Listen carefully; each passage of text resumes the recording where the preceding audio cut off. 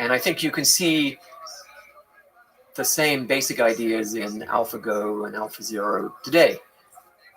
The way they explore the tree is using a form of meta reasoning to select what to think about based on how useful it is to think about it. Is there any insights you can describe without Greek symbols of how do we select which paths to go down? There's really two kinds of learning going on. So as you say, AlphaGo learns to evaluate board positions. So it can look at a Go board, and it actually has probably a superhuman ability to instantly tell how promising that situation is.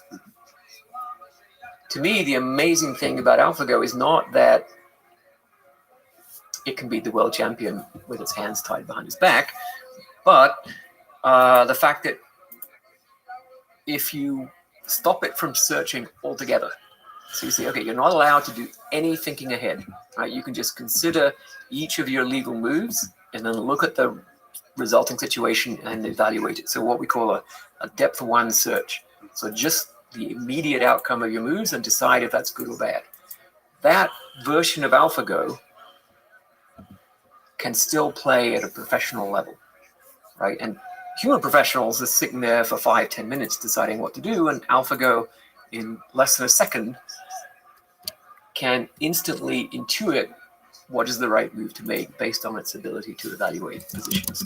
And that is remarkable because we don't have that level of intuition about Go. We actually have to think about the situation. So anyway, that capability that AlphaGo has is one big part of why it beats humans. The other big part is that it's able to look ahead 40, 50, 60 moves into the future. Mm-hmm. And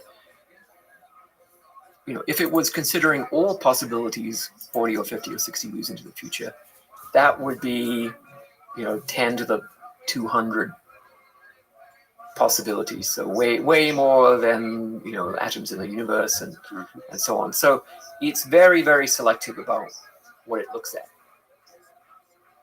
So let me try to give you an intuition about how you decide what to think about.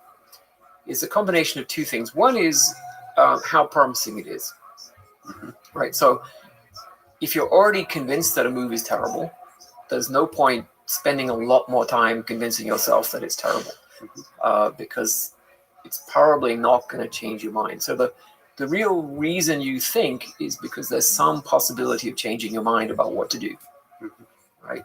And it's that changing your mind that would result then in a better final action in the real world. So that's the purpose of thinking, is to improve the final action in the real world.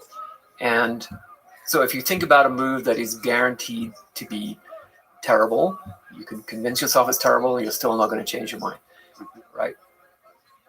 But on the other hand, suppose you had a choice between two moves. One of them you already figured out is guaranteed to be a draw, let's say. And then the other one looks a little bit worse. Like it looks fairly likely that if you make that move, you're going to lose. But there's still some uncertainty about the value of that move. There's still some possibility that it will turn out to be a win. Right? Then it's worth thinking about that.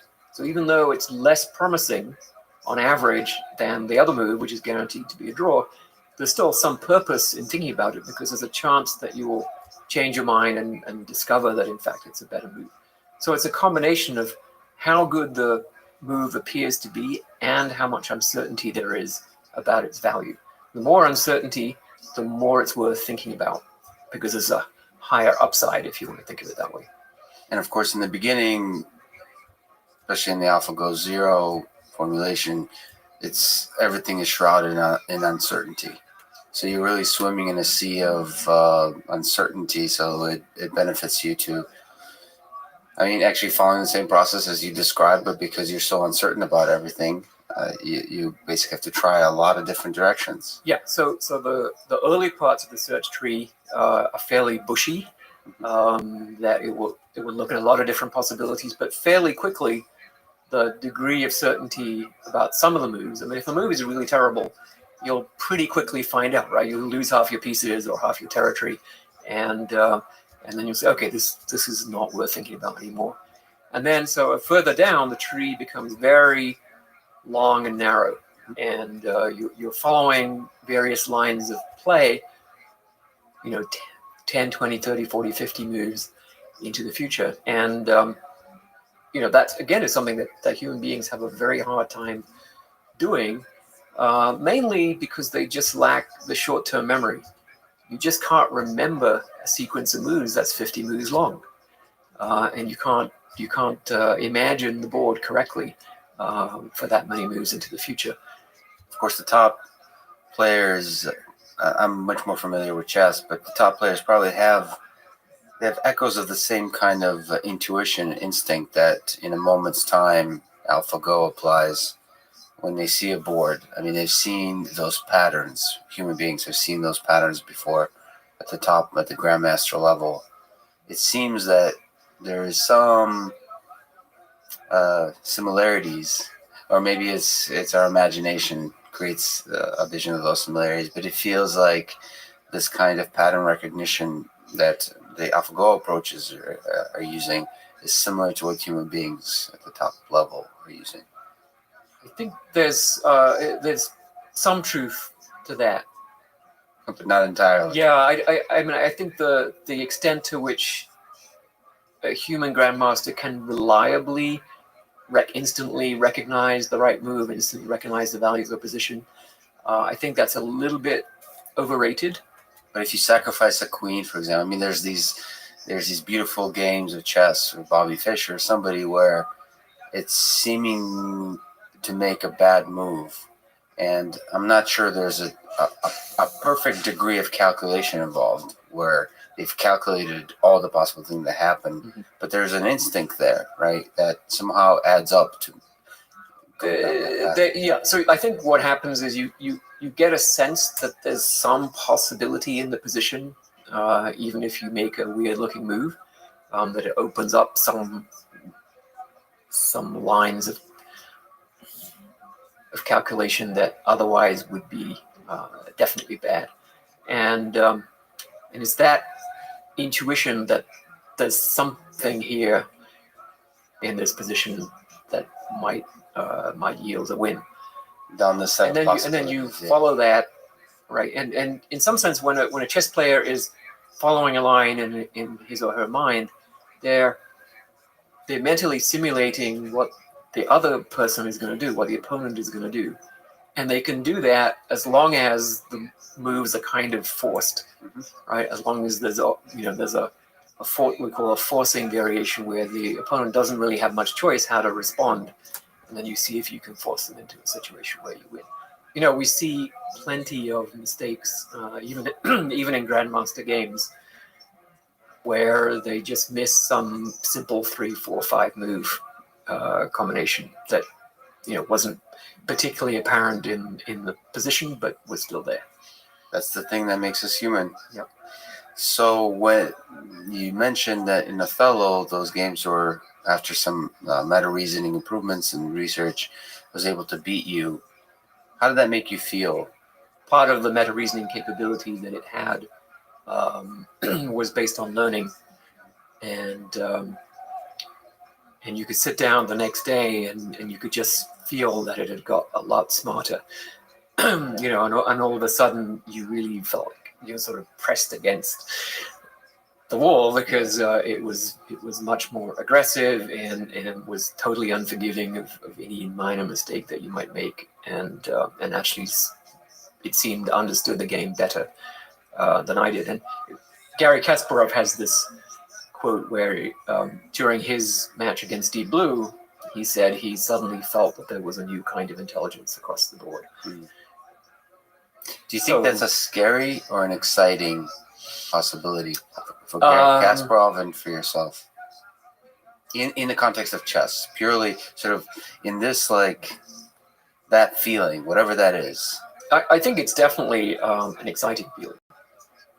This is what made me work on AI in the first place, was as soon as I really understood what a computer was, I wanted to make it smart. I started out with the first program I wrote was for the Sinclair programmable calculator. And I think you could write a 21-step algorithm. That was the biggest program you could write, something like that, and do little arithmetic calculations. So I think I implemented Newton's method for square roots and a few other things like that.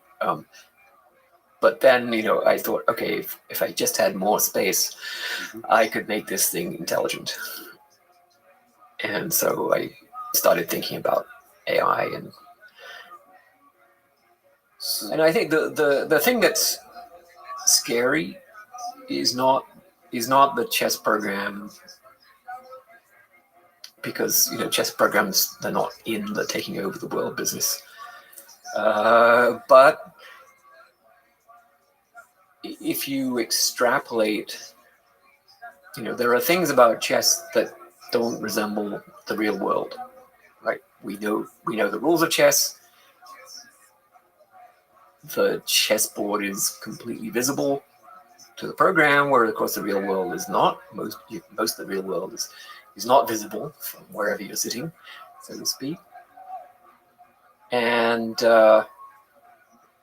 to overcome those kinds of problems, you need qualitatively different algorithms. Another thing about the real world is that we regularly plan ahead on the timescales involving billions or trillions of steps. Now, we don't plan those in detail, but when you choose to do a PhD at Berkeley, that's a 5-year commitment, and that amounts to about 1 trillion motor control steps that you will eventually be committed to, including going up the stairs, opening doors, drinking water. Every finger movement while you're typing, every character of every paper and the thesis and everything else. So you're not committing in advance to the specific motor control steps, but you're still reasoning on a time scale that will eventually reduce to trillions of motor control actions. And so for all of these reasons, AlphaGo and Deep Blue and so on don't represent any kind of threat to humanity, but they are a step towards it, right? Yes. And progress in AI occurs by essentially removing one by one these assumptions that make problems easy, like the assumption of complete observability of the situation, right? We remove that assumption, you need a much more complicated kind of computing design. You need something that actually keeps track of all the things you can't see and tries to estimate what's going on, and there's inevitable uncertainty in that. So it becomes a much more complicated problem. But we are removing those assumptions. We are starting to have algorithms that can cope with much longer timescales, can cope with uncertainty, that can cope with partial observability.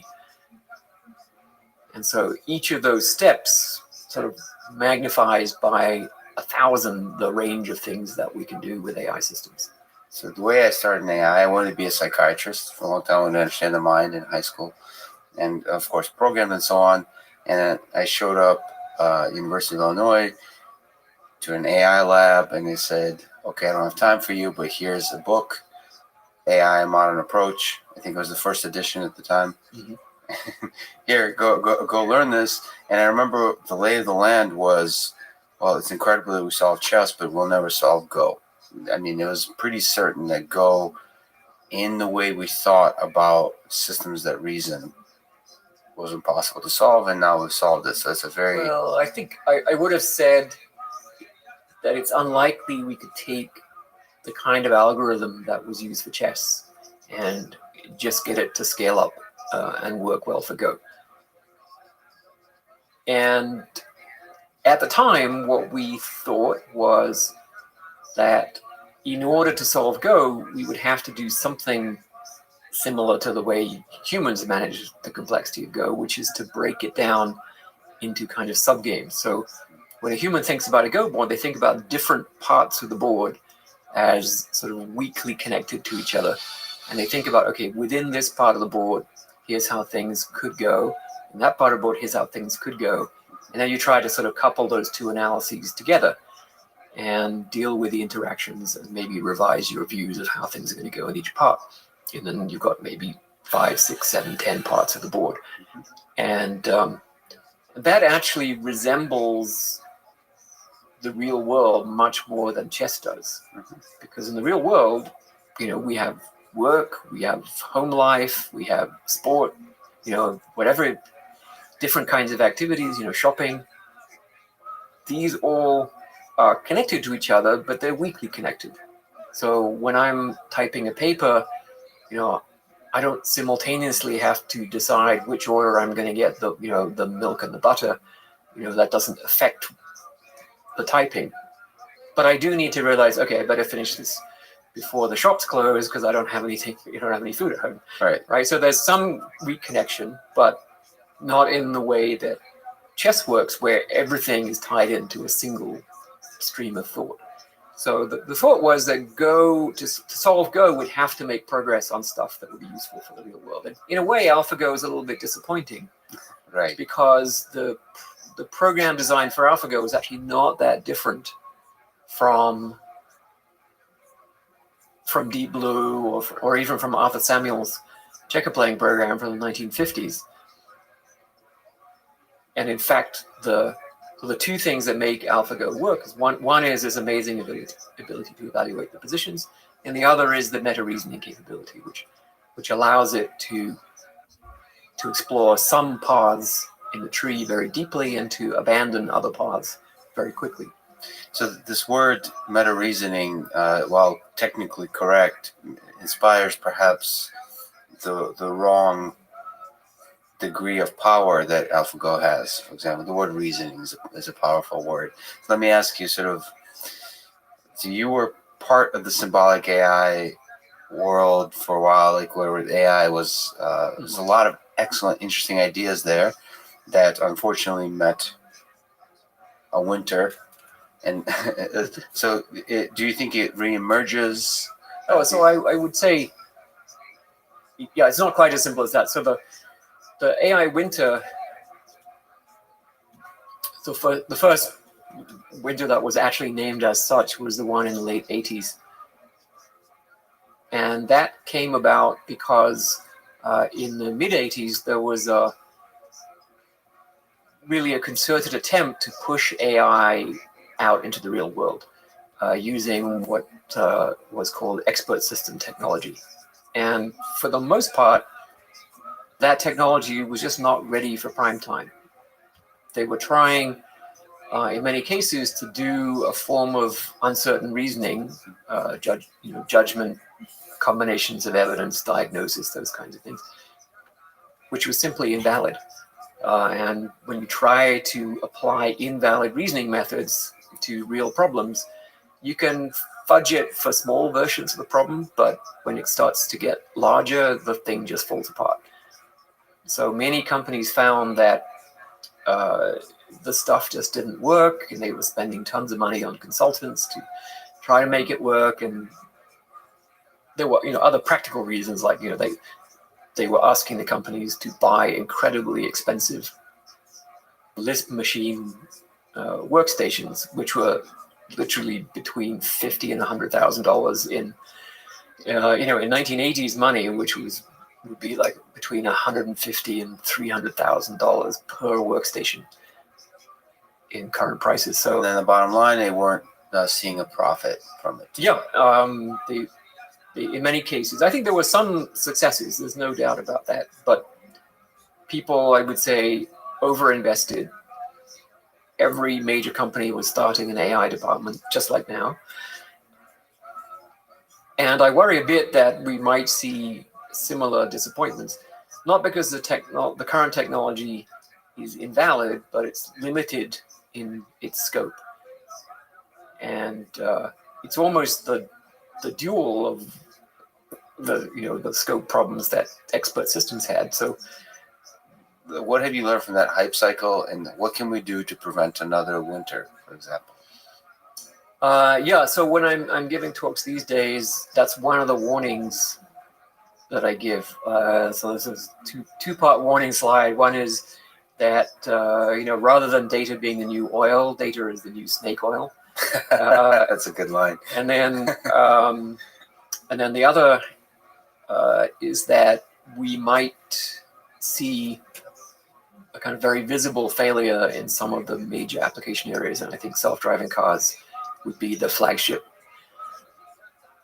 And I think when you look at the history, so the first self-driving car was on the freeway, driving itself, changing lanes, overtaking in 1987. And so it's more than 30 years. Yep. And it kind of looks like where we are today, right? You know, prototypes on the freeway, changing lanes and overtaking. Yep. Now, I think significant progress has been made, particularly on the perception side. So we worked a lot on autonomous vehicles in the early mid-90s at Berkeley. You know, and we had our own big demonstrations. You know, we put congressmen into Yep. self-driving cars and had them zooming along the freeway. And the problem was clearly perception. At the Right. time, the problem was perception. Yeah, so in simulation with perfect perception, you could actually show that you can drive safely for a long time, even if the other cars are misbehaving and so on. But simultaneously, we worked on machine vision for detecting cars and tracking pedestrians and so on. And we couldn't get the reliability of detection and tracking up to a high enough level, particularly in bad weather conditions, nighttime, rain, fog. Good enough for demos, but perhaps not good enough to cover the general Yeah, operation. so the thing about driving is, you know, so suppose you're a taxi driver, you know, and you drive every day, 8 hours a day for 10 years, right? That's 100 million seconds of driving. You know, and any one of those seconds, you can make a fatal mistake. So you're talking about 8 nines of reliability. Right? Now, if your vision system only detects 98.3% of the vehicles, right? Then that's sort of, you know, 1 and a bit nines of reliability. So you have another 7 orders of magnitude to go. And this is what people don't understand. They think, oh, because I had a successful demo, I'm pretty much done. But you're not even within 7 orders of magnitude of being done. And that's the difficulty. And it's not the can I follow a white line? That's not the problem, right?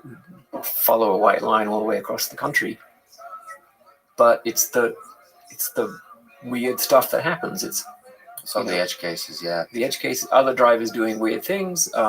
You know, so if you talk to Google, right? So they had actually very classical architecture where, you know, you had machine vision, which would detect all the other cars and pedestrians and the white lines and the road signs, and then basically that was fed into a logical database. And then you had a classical 1970s rule-based expert system telling you, okay, if you're in the middle lane and there's a bicyclist in the right lane who is signaling this, then you do that, yeah. Right?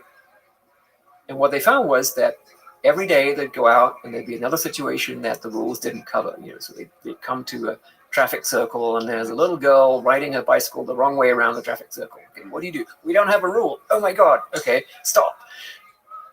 And then you know they come back and add more rules, and they just found that this was not really converging. And if you think about it, right, how do you deal with an unexpected situation, meaning one that you've never previously encountered, and the sort of the reasoning required to figure out the solution for that situation has never been done. It doesn't match any previous situation in terms of the kind of reasoning you have to do. Well, you know, in chess programs, this happens all the time. You're constantly coming up with situations you haven't seen before, and you have to reason about them, and you have to think about, okay, here are the possible things I could do, here are the outcomes, here's how desirable the outcomes are, and then pick the right one. You know, in the 90s, we were saying, okay, this is how you're going to have to do automated vehicles. They're going to have look-ahead capability. But the look-ahead for driving is more difficult than it is for chess. Because of humans. There's humans, and they're less predictable than chess pieces. Then you have an opponent in chess who's also somewhat unpredictable. But, for example, in chess, you always know the opponent's intention. They're trying to beat you. right? Whereas in driving, you don't know, is this guy trying to turn left, or has he just forgotten to turn off his turn signal, or is he drunk, or is he, changing the channel on his radio, or whatever it might be.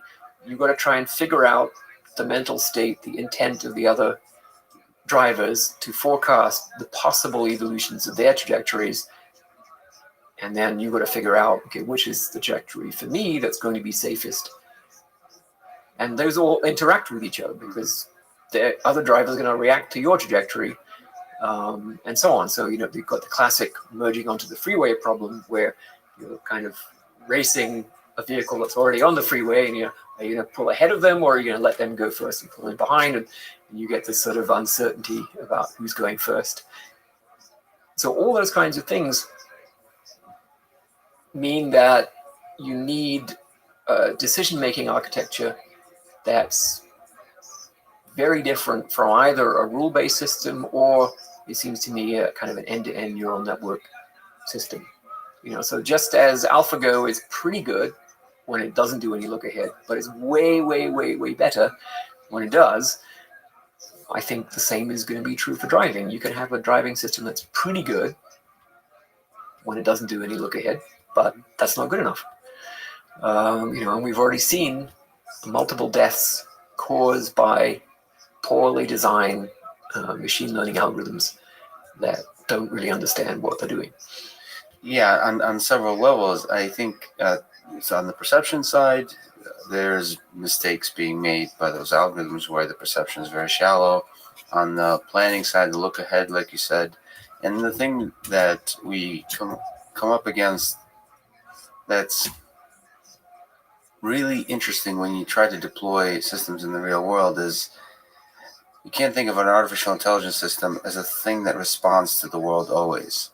You have to realize that it's an agent that others will respond to as well. So in order to drive successfully, you can't just try to do obstacle avoidance. Right, you can't pretend that you're invisible. Right, you're the invisible car. Right. Doesn't work that way. But you have to assert, yet others have to be scared of you. There's this tension. There's this game. So if we study a lot of work with pedestrians. Mm-hmm. If you approach pedestrians as purely an obstacle avoidance, so you're doing look ahead as in modeling the intent, that they're going to take advantage of you. They're not going to respect you at all. There has to be a tension, a fear, some amount of uncertainty. That's how we have created. Or at least just a kind of a resoluteness. Right. Let's put it that way. You have to display a certain amount of resoluteness. You can't be too tentative. Yeah. And so the solutions then become pretty complicated, right? You get into game theoretic analyses, and so we, at Berkeley now we're working a lot on this kind of interaction between machines and humans, and that's exciting. Yep. And so my colleague Anka Dragan actually, if you formulate the problem game theoretically and you just let the system figure out the solution, it does interesting, unexpected things. Like sometimes at a stop sign, if no one is going first, right, the car will actually back up a little, right, and just to indicate to the other cars that they should go. And that's something it invented entirely by itself. That's interesting, right? We didn't say this is the language of communication at stop signs. It figured it out. That's really interesting. So let me just step back for a second. Just this beautiful philosophical notion. So Pamela McCordick in 1979 wrote, AI began with the ancient wish to forge the gods.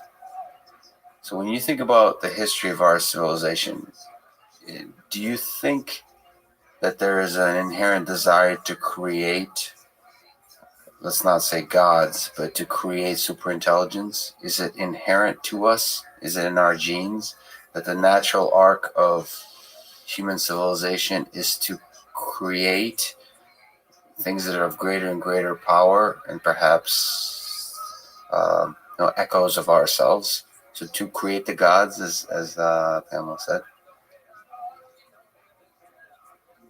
It may be. I mean, we're all individuals, But certainly we see over and over again in history individuals who thought about this possibility.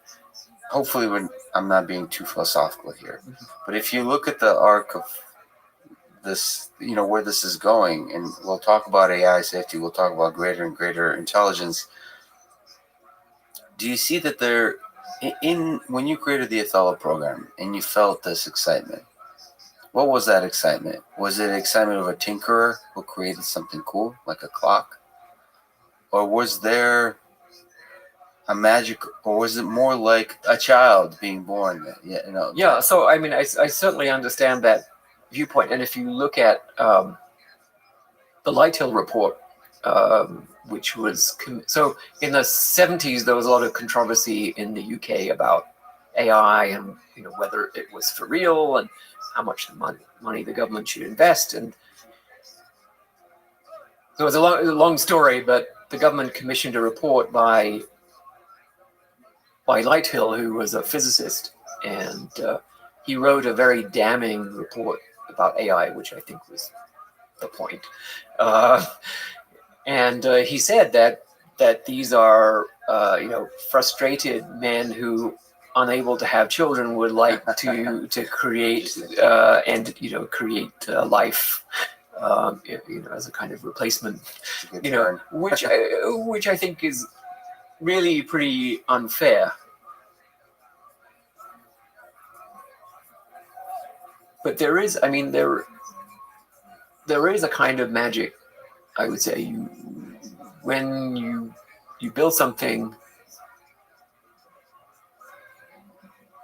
and what you're building in is really just, you're building in some understanding of the principles of learning and decision making. And to see those principles actually then turn into intelligent behavior in specific situations, it's an incredible thing. And that is naturally going to make you think, okay, where does this end? And so there's magical, optimistic views of where it ends. Whatever your view of optimism is, whatever your view of utopia is, it's probably different for everybody. Yep. But you've often talked about concerns you have of how things may go wrong. So I've talked to Max Tegmark. There's a lot of interesting ways to think about AI safety.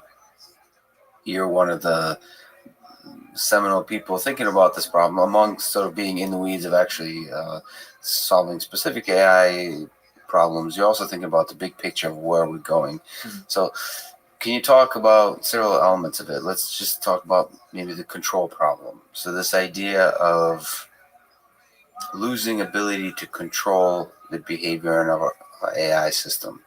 So how do you see that? How do you see that coming about? What do you think we can do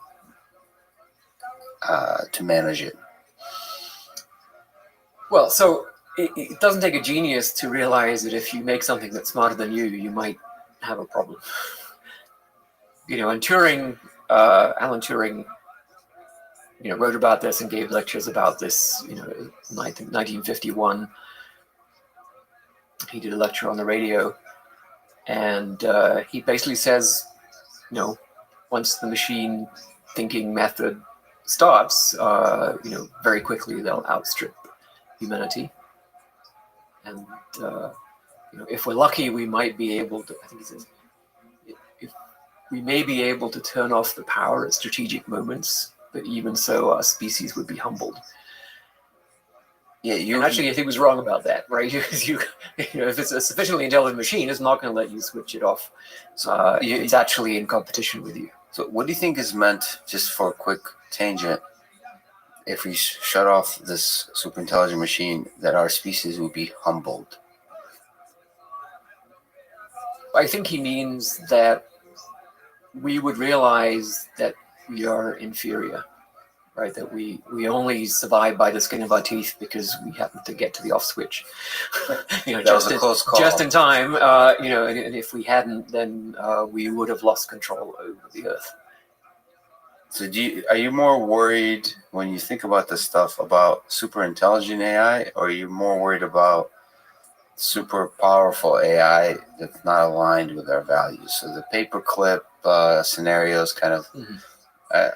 I think so. The main problem I'm working on is the control problem, the problem of machines pursuing objectives that are, as you say, not aligned with human objectives, and this has been the way we've thought about AI since the beginning. You build a machine for optimizing, and then you put in some objective, and it optimizes, right? And we can think of this as the King Midas problem, right? Because if so King Midas put in this objective, right? Everything I touch should turn to gold, and the gods, that's like the machine. They said, okay, done. You now have this power, and of course his food and his drink and his family all turn to gold, and then he dies of misery and starvation. And this is, it's a warning. It's a failure mode that pretty much every culture in history has had some story along the same lines. There's the genie that gives you 3 wishes, and the third wish is always, please undo the first 2 wishes because I messed up. And and when Arthur Samuel wrote his checker playing program, which learned to play checkers considerably better than Arthur Samuel could play, and actually reached a pretty decent standard. Norbert Wiener, who was one of the major mathematicians of the 20th century, he's sort of the father of modern automation control systems. He saw this, and he basically extrapolated, as Turing did, and said, okay, this is how we could lose control. And specifically that we have to be certain that the purpose we put into the machine is the purpose which we really desire. And the problem is, we can't do that. Right. You mean we're not? It's a very difficult to encode, to put our values on paper is really difficult, or you're just saying it's impossible? The line is gray between the two. So theoretically, it's possible, but in practice, it's extremely unlikely that we could specify correctly in advance the full range of concerns of humanity. You talked about cultural transmission of values, I think, is how humans to human transmission of values happens, right? Well, we learn, as we grow up, we learn about the values that matter, how things should go, what is reasonable to pursue and what isn't reasonable to pursue. I think machines can learn in the same kind of way. Yeah, so I think that what we need to do is to get away from this idea that you build an optimizing machine and then you put the objective into it. Because if it's possible that you might put in a wrong objective, and we already know this is possible because it's happened lots of times, right? That means that the machine should never take an objective that's given as gospel truth. Because once it takes the objective as gospel truth, right, then it believes that whatever actions it's taking in pursuit of that objective are the correct things to do. So you could be jumping up and down and saying, no, you're going to destroy the world, but the machine knows what the true objective is and is pursuing it, and tough luck to you. And this is not restricted to AI, right? This is, I think, many of the 20th century technologies, right? So in statistics, you minimize a loss function. The loss function is exogenously specified. In control theory, you minimize a cost function. In operations research, you maximize a reward function, and so on. So in all these disciplines, this is how we conceive of the problem. And it's the wrong problem, because we cannot specify with certainty the correct objective, right? We need uncertainty. We need the machine to be uncertain about its objective, what it is that it's supposed to be maximizing. My favorite idea of yours, I've heard you say somewhere, well, I shouldn't pick favorites, but it just sounds beautiful. We need to teach machines humility. Yeah, That's I mean, that's a beautiful way to put it. I love it. that they're humble in that they Humble know AI. they know that they don't know Right. what it is they're supposed to be doing, and that those objectives, I mean, they exist. They're within us, but we may not be able to explicate them. We may not even know, uh, how we want our future to go. So Right? exactly. And the machine, a machine that's uncertain is going to be deferential to us. So if we say don't do that, well, now the machine's learned something a bit more about our true objectives, because something that it thought was reasonable in pursuit of our objective turns out not to be. So now it's learned something. So it's going to defer because it wants to be doing what we really want. And that point, I think, is absolutely central to solving the control problem. And it's a different kind of AI when you take away this idea that the objective is known. Then, in fact, a lot of the theoretical frameworks that we're so familiar with, Markov decision processes, goal-based planning, standard game tree search, all of these techniques actually become inapplicable. And you get a more complicated problem because now the interaction with the human becomes part of the problem,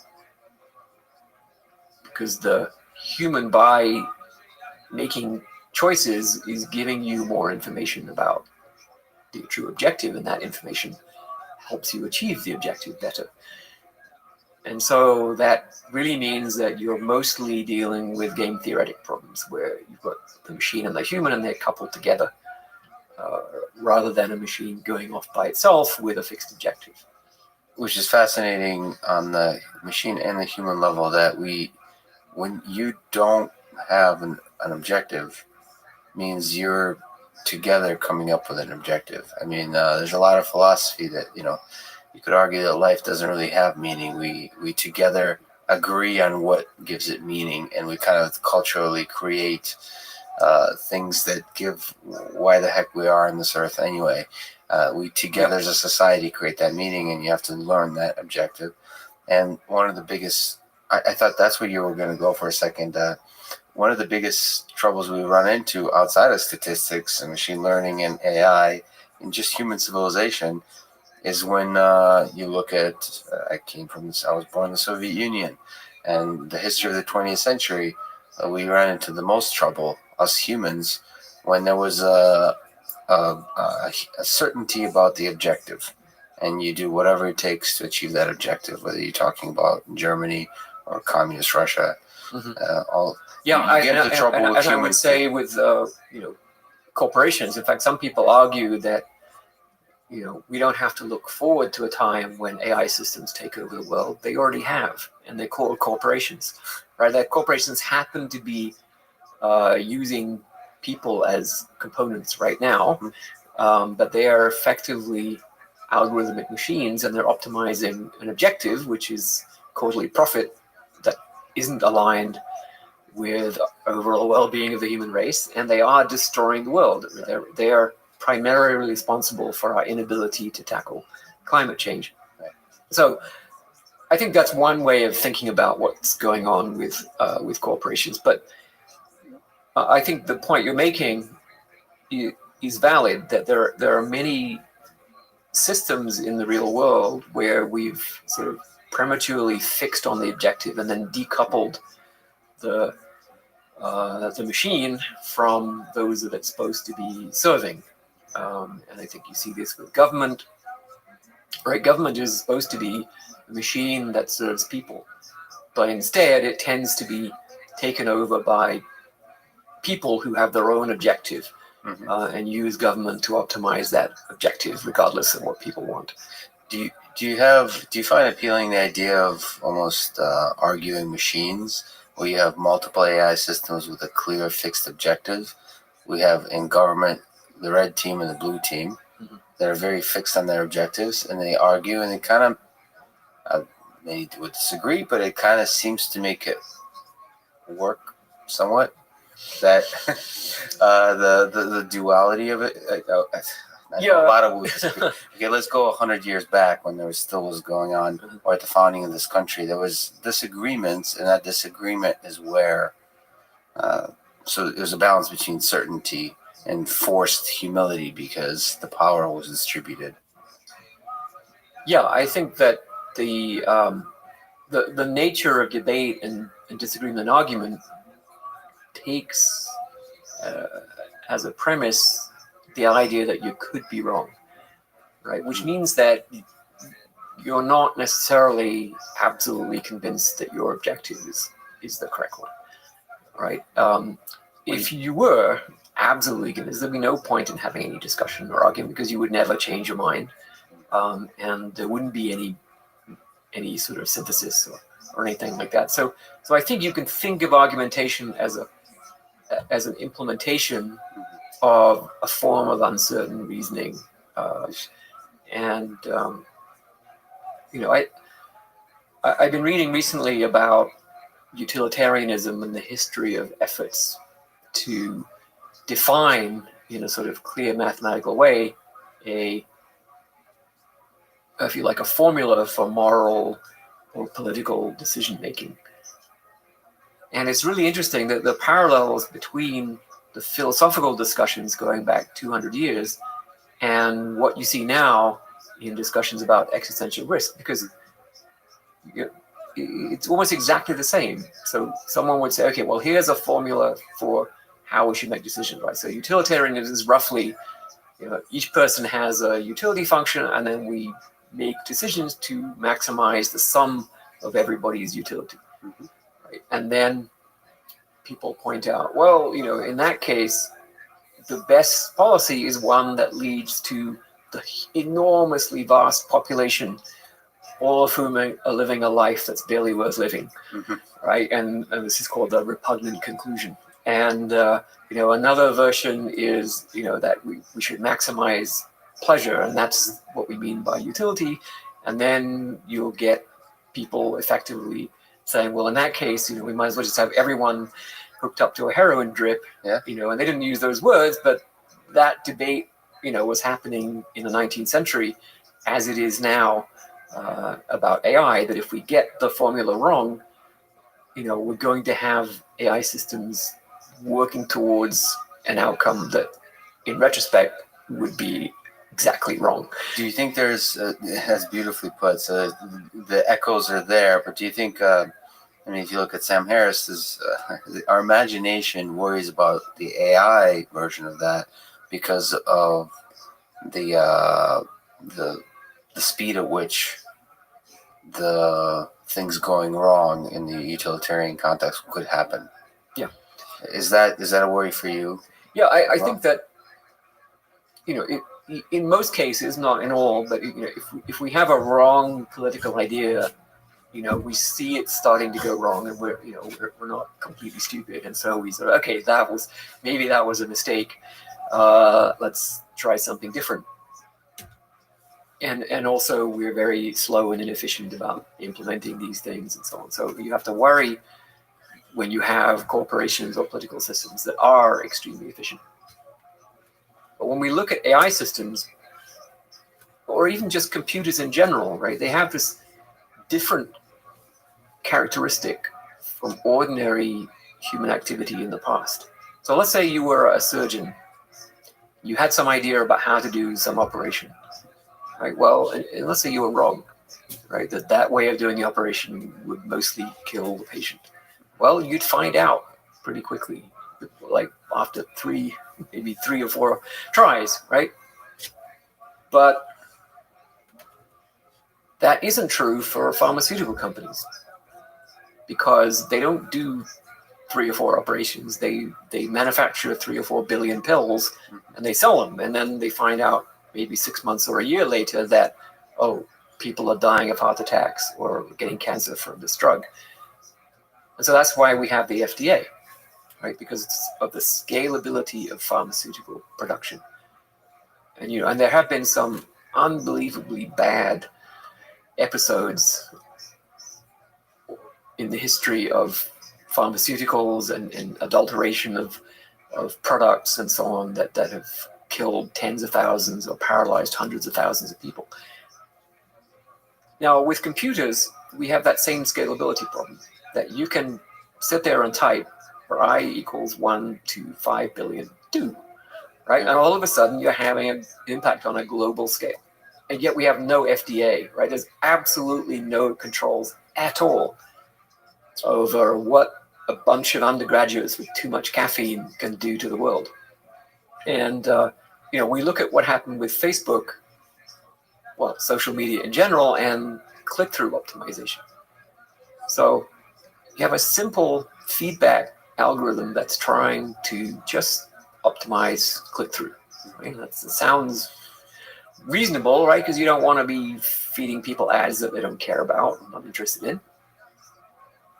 And you might even think of that process as simply adjusting the feeding of ads or news articles or whatever it might be to match people's preferences, right? Which sounds like a good idea. But in fact, that isn't how the algorithm works, right? You make more money, the algorithm makes more money if it can better predict what people are going to click on, because then it can feed them exactly that, right? So the way to maximize click-through is actually to modify the people, to make them more predictable. And one way to do that is to feed them information which will change their behavior and preferences towards extremes that make them predictable.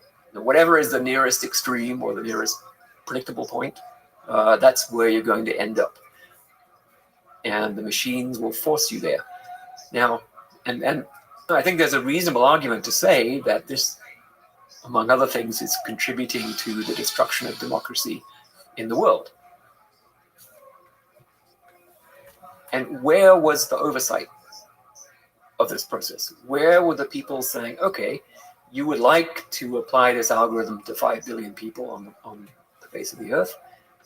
Can you show me that it's safe? Can you show me that it won't have various kinds of negative effects? No, there was no one asking that question. There was no one placed between, the undergrads with too much caffeine and the human race. Well, they just did it. But some way outside the scope of my knowledge. So economists would argue that the invisible hand. So the capitalist system, it was the oversight. So if you're going to corrupt society with whatever decision you make as a company, then that's going to be reflected in people not using your product. So, that's one model of oversight. So we shall see. But in the meantime, but you might even have broken the political system that enables capitalism to function. Well, you've changed it. So we shall see. Yeah, change is often painful. So my question is. Absolutely, it's fascinating. You're absolutely right that there's zero oversight on algorithms that can have a profound civilization-changing effect. So, do you think it's possible? I mean, have you seen government? So, do you think it's possible to create regulatory bodies oversight over AI algorithms, which are inherently such cutting-edge set of ideas and technologies? Yeah, but I think it takes time to figure out what kind of oversight, what kinds of controls. I mean, it took time to design the FDA regime. Some people still don't like it and they want to fix it. And I think there are clear ways that it could be improved. But the whole notion that you have stage 1, stage 2, stage 3, and here are the criteria for what you have to do to pass a stage 1 trial, right? We haven't even thought about what those would be for algorithms. So, I mean, I think there are things we could do right now with regard to bias. For example, we have a pretty good technical handle on how to detect algorithms that are propagating bias that exists in data sets, how to debias those algorithms, and even what it's going to cost you to do that. So I think we could start having some standards on that. I think there are things to do with impersonation and falsification that we could work on. So Fakes, yeah. Or a a very simple point. So impersonation is a machine acting as if it was a person. Mm. I can't see a real justification for why we shouldn't insist that machines self-identify as machines. Where is the social benefit in fooling people into thinking that this is really a person when it isn't? I don't mind if it uses a human-like voice that's easy to understand. That's fine, but it should just say, "I'm a machine" in some form. And not many people are speaking to that.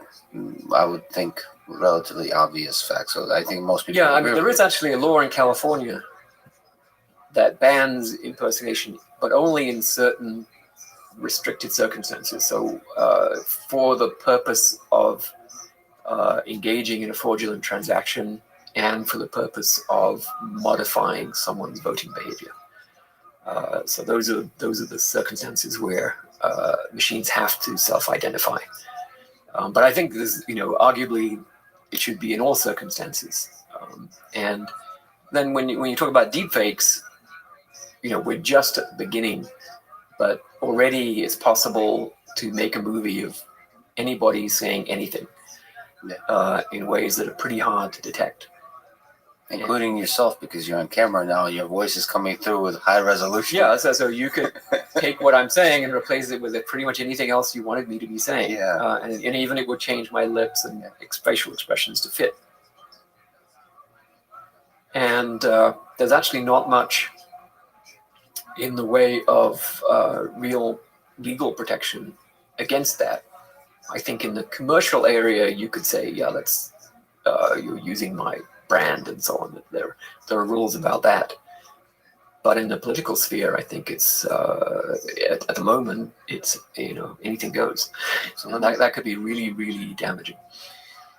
And let me just try to make not an argument, but try to look back at history and say something dark. In essence, is while regulation seems to be oversight seems to be exactly the right thing to do here. It seems that human beings, what they naturally do is they wait for something to go wrong. If you're talking about nuclear weapons, you can't talk about nuclear weapons being dangerous until somebody actually, like the United States, drops the bomb, or Chernobyl melting. Do you think we will have to wait for things going wrong in a way that's obviously damaging to society? Not an existential risk, but obviously damaging. Or do you have faith that... I hope not, but I mean, I think we do have to look at history. And so the two examples you gave, nuclear weapons and nuclear power, are very, very interesting because, in nuclear weapons, we knew in the early years of the 20th century that atoms contained a huge amount of energy. Right? We had E = mc squared. We knew the mass differences between the different atoms and their components, and we knew that you might be able to make an incredibly powerful explosive. So H.G. Wells wrote a science fiction book, I think in 1912. Frederick Soddy, who was the guy who discovered isotopes, the Nobel Prize winner, he gave a speech in 1915 saying that 1 pound of this new explosive would be the equivalent of 150 tons of dynamite, which turns out to be about right. And this was in World War I, right? So he was imagining how much worse the world war would be if we were using that kind of explosive. But the physics establishment simply refused to believe that these things could be made. Including the people who are making it. Well, so they were doing the nuclear physics. I mean, eventually we're the ones who made it. And you talk about Fermi or whoever. Well, so up to the development was mostly theoretical. So it was people using sort of primitive kinds of particle acceleration and doing experiments at the at the level of single particles or collections of particles. They weren't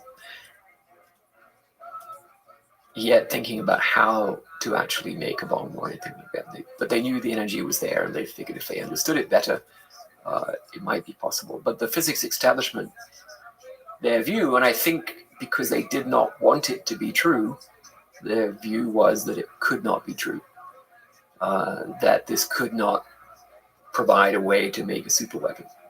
And there was this famous speech given by Rutherford, who was the sort of leader of nuclear physics, and it was on September 11th, 1933, and he said, anyone who talks about the possibility of obtaining energy from transformation of atoms is talking complete moonshine. And the next morning, Leo Szilard read about that speech and then invented the nuclear chain reaction. And so as soon as he had that idea that you could make a chain reaction with neutrons, because neutrons were not repelled by the nucleus, so they could enter the nucleus and then continue the reaction. As soon as he has that idea, he instantly realized that the world was in deep doo-doo. Because this is 1933, right? Hitler had recently come to power in Germany. Szilard was in London and eventually became a refugee and came to the US. And in the process of having the idea about the chain reaction, he figured out basically how to make a bomb and also how to make a reactor. And he patented the reactor in 1934, but because of the situation, the great power conflict situation that he could see happening, he kept that a secret.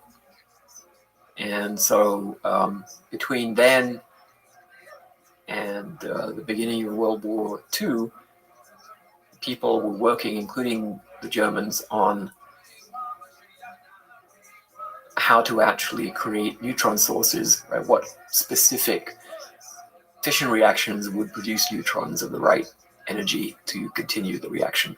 And that was demonstrated in Germany, I think in 1938, if I remember correctly. The first nuclear weapon patent was 1939 by the French. So this was actually, going on, well before World War II really got going. And then, the British probably had the most advanced capability in this area, but for safety reasons, among others, and plus sort of just resources, they moved the program from Britain to the US, and then that became Manhattan Project. So the reason why we couldn't have any kind of oversight of nuclear weapons and nuclear technology was because we were basically already in an arms race and a war. And but you mentioned that in the 20s and 30s. So what are the echoes? The way you've described the story, I mean, there's clearly echoes. Why do you think most AI researchers, folks who are really close to the metal, they really are not concerned about it? They don't think about it, whether it's they don't want to think about it. But what are why do you think that is? What are the echoes of the nuclear situation to the current AI situation, and what can we do about it? I think there is a kind of motivated cognition, which is the term in psychology means that you believe what you would like to be true, rather than what is true. And it's unsettling to think that what you're working on might be the end of the human race, obviously. So you would rather instantly deny it and come up with some reason why it couldn't be true. And I collected a long list of reasons that extremely intelligent, competent AI scientists have come up with for why we shouldn't worry about this. For example, calculators are superhuman at arithmetic, and they haven't taken over the world, so there's nothing to worry about. Well, okay, my 5-year-old, could have figured out why that was an unreasonable and really quite weak argument. Another one was, while it's theoretically possible that you could have superhuman AI destroy the world, it's also theoretically possible that a black hole could materialize right next to the Earth and destroy humanity. Yes, it's theoretically possible, quantum theoretically extremely unlikely that it would just materialize right there. But that's a completely bogus analogy, because if the whole physics community on Earth was working to materialize a black hole in near Earth orbit, right? Wouldn't you ask them, is that a good idea? Is that going to be safe? What if you succeed? Right? And that's the thing, right? The AI community has sort of refused to ask itself, what if you succeed? And initially, I think that was because it was too hard. But, Alan Turing asked himself that, and he said, we'd be toast. Right? If we were lucky, we might be able to switch off the power, but probably we'd be toast.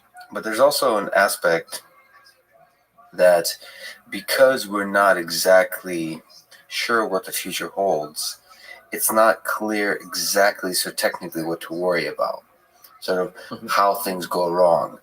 And so there is something, it feels like, maybe you can correct me if I'm wrong, but there's something paralyzing about worrying about something that logically is inevitable, but you don't really know what that will look like.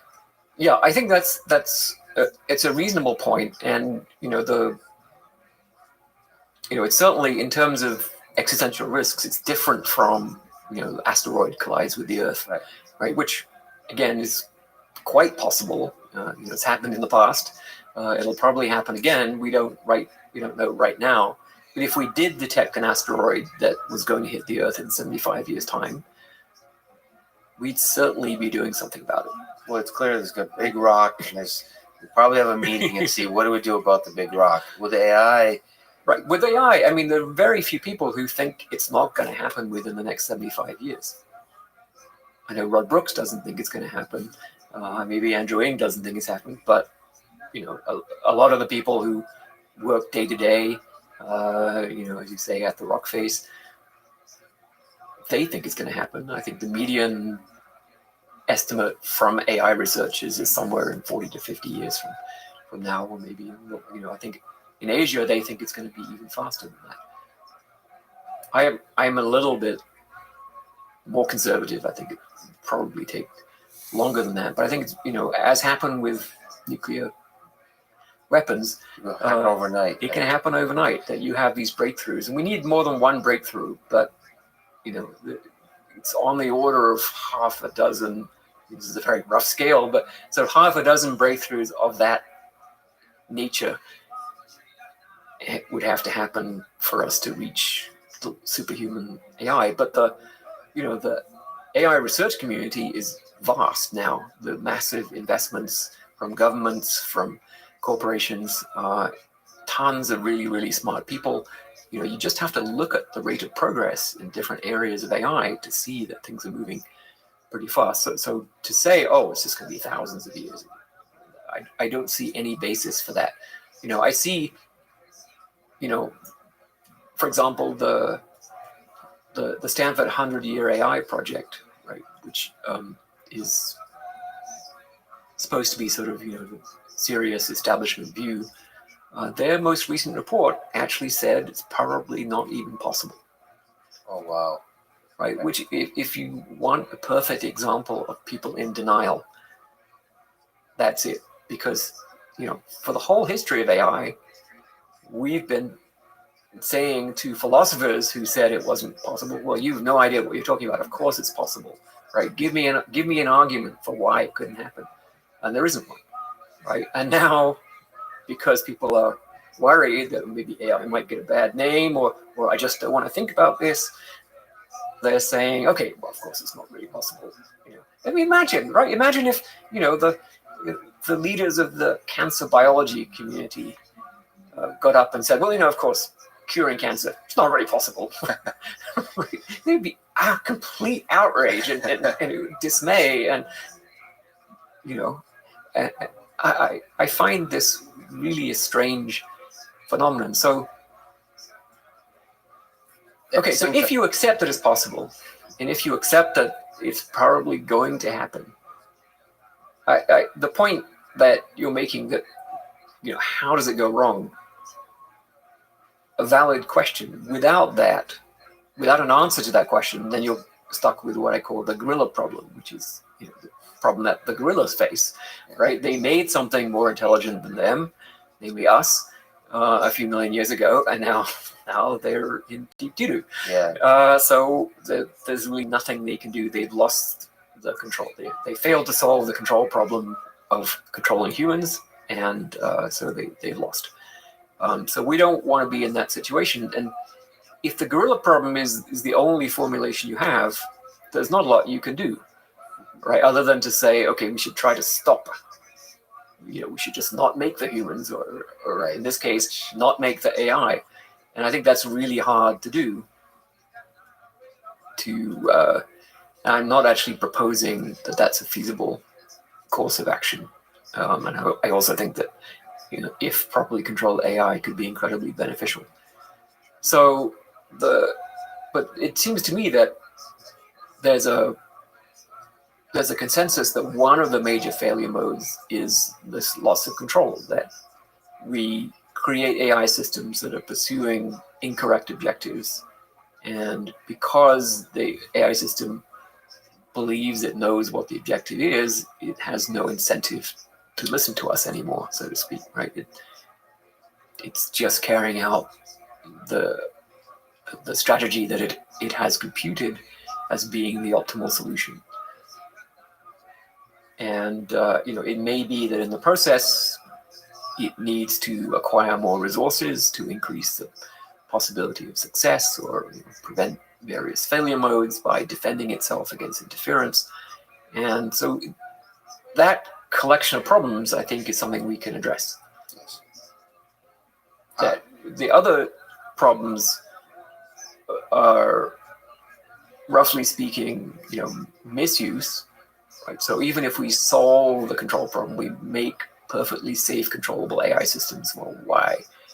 Why does Dr. Evil going to use those? Right? He wants to just take over the world, and he'll make unsafe AI systems that then get out of control. So that's one problem, which is sort of a partly a policing problem, partly a sort of a cultural problem for the profession of how we teach people what kinds of AI systems are safe. You talk about autonomous weapon system and how pretty much everybody agrees that there's too many ways that can go horribly wrong. It's this great Slaughterbots movie that kind of illustrates that beautifully. Well, I want to talk about that. There's another topic I'm happy to talk about. I just want to mention what I see is the third major failure mode, which is overuse, not so much misuse, but overuse of AI. That we become overly dependent. So I call this the Wall-E problem. So if you've seen Wall-E, the movie, all right, all the humans are on the spaceship, and the machines look after everything for them, and they just watch TV and drink big gulps. And they're all sort of obese and stupid, and they sort of totally lost any notion of human autonomy. And, so in effect, right, this would happen like the slow boiling frog, right? We would gradually turn over more and more of the management of our civilization to machines, as we are already doing. And if this process continues, we sort of gradually switch from sort of being the masters of technology to just being the guests, right? So we become guests on a cruise ship, which is fine for a week, but not for the rest of eternity. Right. And it's almost irreversible, right? Once you lose the incentive to, for example, learn to be an engineer or a doctor or a sanitation operative or any other of the infinitely many ways that we maintain and propagate our civilization. If you don't have the incentive to do any of that, you won't. And then it's really hard to recover. And of course, AI is just one of the technologies that third failure mode result in that. There's probably other technology in general detaches us from. It does a bit, but the difference is that in terms of the knowledge to run our civilization, up to now we've had no alternative but to put it into people's heads, right? And software with Google, I mean, so software in general, so AI broadly defined. Computers in general, but the knowledge of how how a sanitation system works, the AI has to understand that. It's no good putting it into Google. So I mean, we've always put knowledge on paper, but paper doesn't run our civilization. It only runs when it goes from the paper into people's heads again, right? So we've always propagated civilization through human minds, and we've spent about 1 trillion person years doing that. Literally, right? You can work it out. It's about right. There's about just over 100 billion people who've ever lived, and each of them has spent about 10 years learning stuff to keep their civilization going. And so that's 1 trillion person years we put into this effort. Beautiful way to describe all of civilization. And now we're in danger of throwing that away. So this is a problem that AI can't solve. It's not a technical problem. It's and if we do our job right, the AI systems will say, the human race doesn't, in the long run, want to be passengers in a cruise ship. The human race wants autonomy. This is part of human preferences. So the AI systems are not going to do this stuff for you. You've got to do it for yourself, right? I'm not going to carry you to the top of Everest in an autonomous helicopter. You have to climb it if you want to get the benefit, and so on. So, but I'm afraid that because we are short-sighted and lazy, we're going to override the AI systems. And there's an amazing short story that I recommend to everyone that I talk to about this called The Machine Stops, written in 1909 by E.M. Forster, who, wrote novels about the British Empire and sort of things that became costume dramas on the BBC. But he wrote this one science fiction story, which is an amazing vision of the future. It has basically iPads, it has video conferencing, it has MOOCs, it has computer-induced obesity. I mean, literally, the whole thing. It's what people spend their time doing, is giving online courses or listening to online courses and talking about ideas, but they never get out there in the real world. They don't really have a lot of face-to-face contact. Everything is done online. So all the things we're worrying about now were described in the story, and then the human race becomes more and more dependent on the machine, loses knowledge of how things really run, and then becomes vulnerable to collapse. And so it's a pretty unbelievably amazing story for someone writing in 1909 to imagine all this. Plus. Yeah. So there's very few people that represent artificial intelligence more than you, Stuart Russell. If you say so, okay, that's very kind. So it's all my fault. It's all your fault. No, right.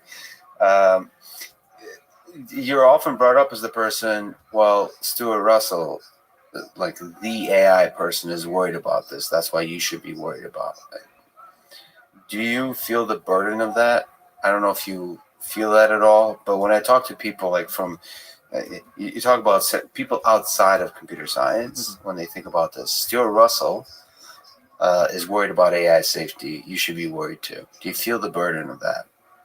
I mean, in a practical sense, yeah, because I get, a dozen, sometimes 25 invitations a day to talk about it, to give interviews, to write press articles, and so on. So in that very practical sense, I'm seeing that people are concerned and really interested about this. Are you worried that you could be wrong, as all good scientists are? Of course, I worry about that all the time. I mean, that's always been the way that I've worked.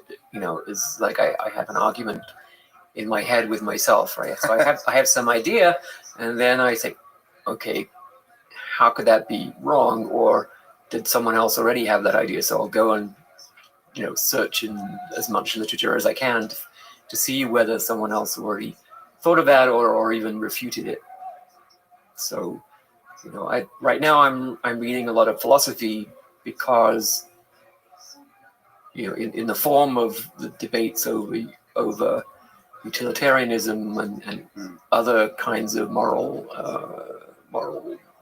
formulas, shall we say, people have already thought through some of these issues. But one of the things I'm not seeing in a lot of these debates is this specific idea about the importance of uncertainty in the objective. That this is the way we should think about machines that are beneficial to humans. So this idea of provably beneficial machines based on explicit uncertainty in the objective. It seems to be, my gut feeling is this is the core of it. It's going to have to be elaborated in a lot of different directions, and there are a lot of Probably beneficial. Yeah, but I mean, it has to be, right? We can't afford, hand wavy beneficial. Yeah. Because there are, whenever we do hand wavy stuff, there are loopholes. And the thing about super intelligent machines is they find the loopholes. Just like, tax evaders. If you don't write your tax law properly, that people will find the loopholes and end up paying no tax. And so you should think of it this way. And getting those definitions right, it is really a long process. So you can define mathematical frameworks, and within that framework, you can prove mathematical theorems that yes, this theoretical entity will be provably beneficial to that theoretical entity, but that framework may not match the real world in some crucial way. So a long process, thinking through it, through iterating, and so on. Last question. Yep. You have 10 seconds to answer it. What is your favorite sci-fi movie about AI? I'd say Interstellar has my favorite robots. Oh, beats Space Odyssey. Yeah. So TARS, the robots, one of the robots in Interstellar, is the way a robot should behave. And I would say Ex Machina is in some ways the one that makes you think in a nervous kind of way about where we're going. Well, Stuart, thank you so much for talking today. Pleasure.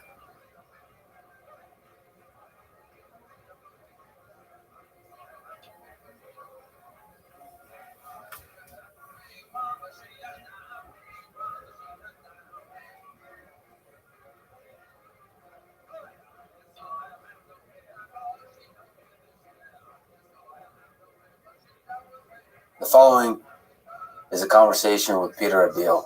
He's a professor at UC Berkeley and the director of the Berkeley Robotics Learning Lab. He's one of the top researchers in the world working on how to make robots understand and interact with the world around them, especially using imitation and deep reinforcement learning. This conversation is part of the MIT course in Artificial General Intelligence and the Artificial Intelligence podcast.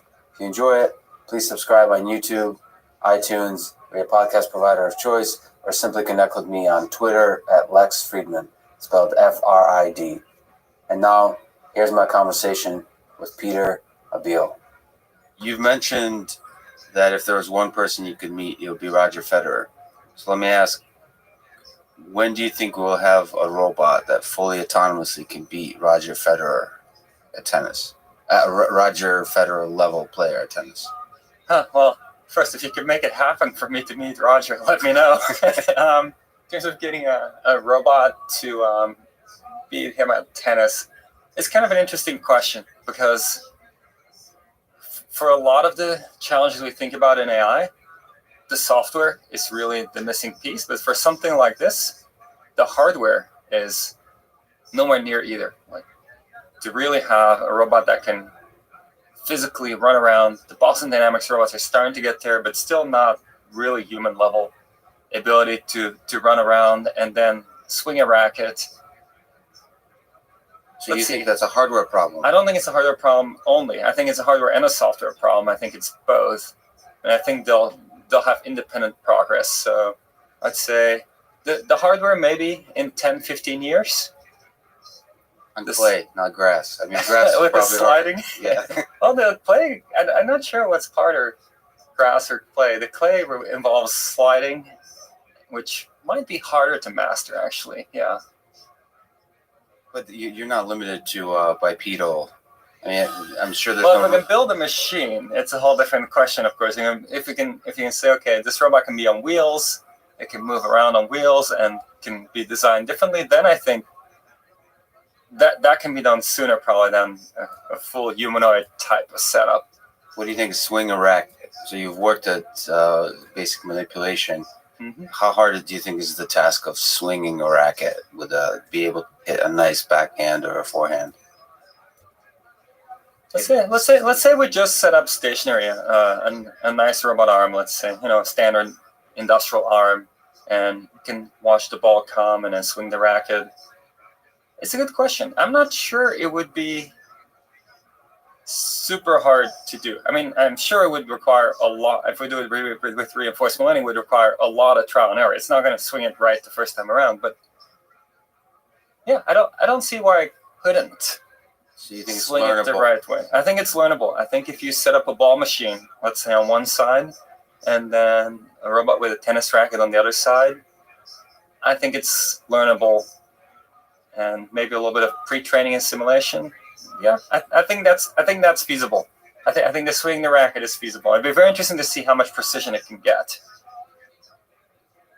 Because I mean that's where some of the human players can hit it on the lines, which is very high precision. With spin. The spin is an interesting. Whether RL can learn to put a spin on the ball. Well, you got me interested. Maybe someday we'll set this Someday, up. sure. But you got me intrigued. Your answer is basically, okay, for this problem it sounds fascinating, but for the general problem of a tennis player, we might be a little bit farther away. What's the most impressive thing you've seen a robot do in the physical world? So, physically, for me, it's the Boston Dynamics videos always just ring home, and I'm just super impressed.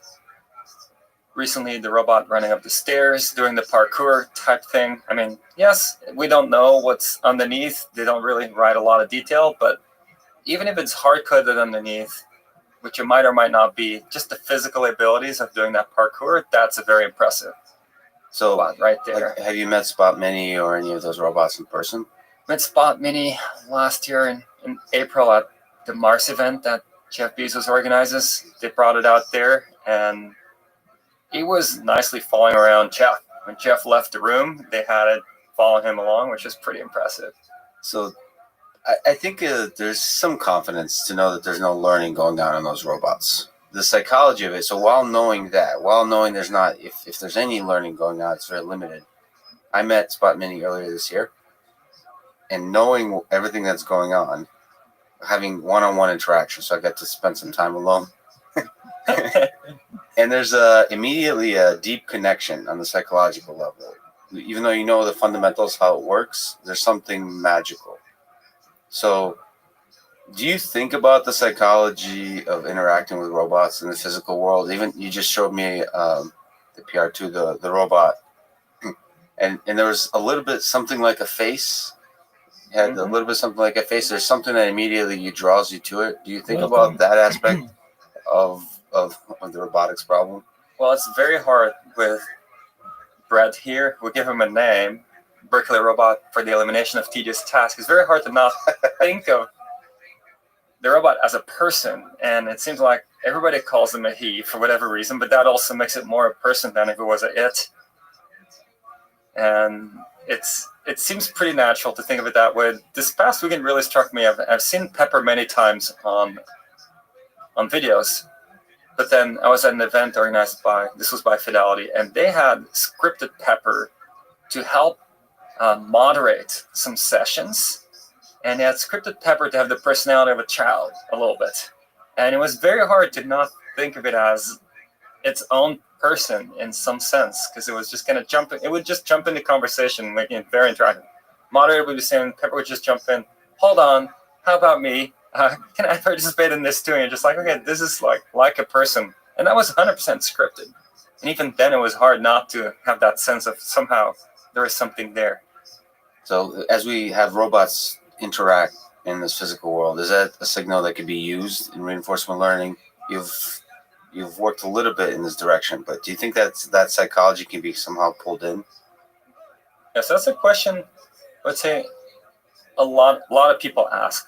And I think part of why they ask it is they're thinking about how unique are we really still as people? Like after they see some results, they see a computer play Go, they say a computer do this, that. They're like, okay, but can it really have emotion? Can it really interact with us in that way?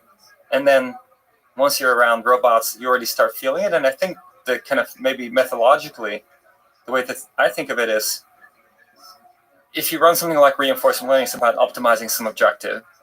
And there's no reason that the object couldn't be tied into how much does a person like interacting with this system, and why could not the reinforcement learning system optimize for the robot being fun to be around, and why wouldn't it then naturally become more and more interactive and more maybe like a person or like a pet? I don't know what it would exactly be, but more and more have those features and acquire them automatically. As long as you can formalize an objective of what it means to like something, how you exhibit, what's the ground truth? How do you get the reward from human? Because you have to somehow collect that information from human. But you're saying if you can formulate as an objective, it can be learned. There's no reason it couldn't emerge through learning. And maybe one way to formulate as an objective, you wouldn't have to necessarily score it explicitly. So standard rewards are numbers. Numbers are hard to come by. Is this a 1.5 or 1.7 on some scale? It's very hard to do for a person. But much easier is for a person to say, okay, what you did the last 5 minutes was much nicer than what you did the previous 5 minutes. And that now gives a comparison. And in fact, there have been some results on that. For example, Paul Cristiano and collaborators at OpenAI had the Hopper, Majoko Hopper, a one-legged robot, learns little backflips, purely from feedback. I like this better than that. That's kind of equally good. And after a bunch of interactions, it figured out what it was the person was asking for, namely a backflip. And so I think the same thing.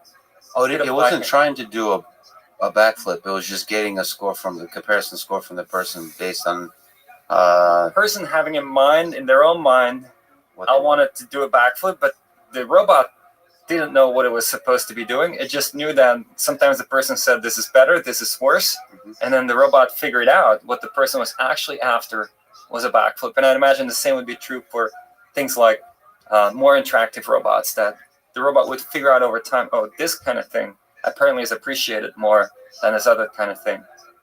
So when I first picked up Richard Sutton's reinforcement learning book, before sort of this deep learning, before the reemergence of neural networks as a powerful mechanism for machine learning, RL seemed to me like magic. It was beautiful. So that seemed like what intelligence is, or RL, reinforcement learning. So how do you think we can possibly learn anything about the world when the reward for the actions is delayed, is so sparse? Like, why do you think RL works? Why do you think you can learn anything under such sparse rewards, whether it's regular reinforcement learning or deep reinforcement learning? It's your intuition. The counterpart of that is, why does it need so many samples, so many experiences to learn from? Because really what's happening is when you have a sparse reward, you do something, maybe for like, I don't know, you take 100 actions and then you get a reward. Or maybe you get like a score of 3. And now you're like, okay, 3, not sure what that means. You go again and now you get 2. And now you know that sequence of 100 actions that you did the second time around somehow was worse than the sequence of 100 actions you did the first time around. But that's tough to now know which one of those were better or worse. Some might have been good and bad in either one. And so that's why you need so many experiences. But once you have enough experiences, effectively RL is teasing that apart. It's trying to say, okay, what is consistently there when you get a higher reward, and what's consistently there when you get a lower reward? And then kind of the magic of sometimes the policy gradient update is to say, now let's update the neural network to make the actions that were kind of present when things are good more likely, and make the actions that are present when things are not as good less likely. So that is the counterpoint, but it seems like you would need to run it a lot more than you do. Even though right now people could say that RL is very inefficient, but it seems to be way more efficient than one would imagine on paper. That the simple updates to the policy gradient, that somehow you can learn is exactly as you just said. What are the common actions that seem to produce some good results? That somehow can learn anything. It seems counterintuitive, at least. Is there some intuition behind it? Yeah, so I think there's a few ways to think about this. The way I tended to think about it mostly originally when we started working on deep reinforcement learning here at Berkeley, which was maybe 2011, 12, 13, around that time, John Schulman was a PhD student initially kind of driving it forward here. And the way we thought about it at the time was, if you think about rectified linear units or kind of rectifier type neural networks, what do you get? You get something that's piecewise linear feedback control. And if you look at the literature, linear feedback control is extremely successful, can solve many, many problems surprisingly well. I remember, for example, when we did helicopter flight, if you're in a stationary flight regime, not a non-stationary, but a stationary flight regime like hover, you can use linear feedback control to stabilize a helicopter. Very complex dynamical system, but the controller is relatively simple. And so I think that's a big part of it, is that if you do feedback control, even though the system you control can be very, very complex, often relatively simple control architectures can already do a lot, but then also just linear is not good enough.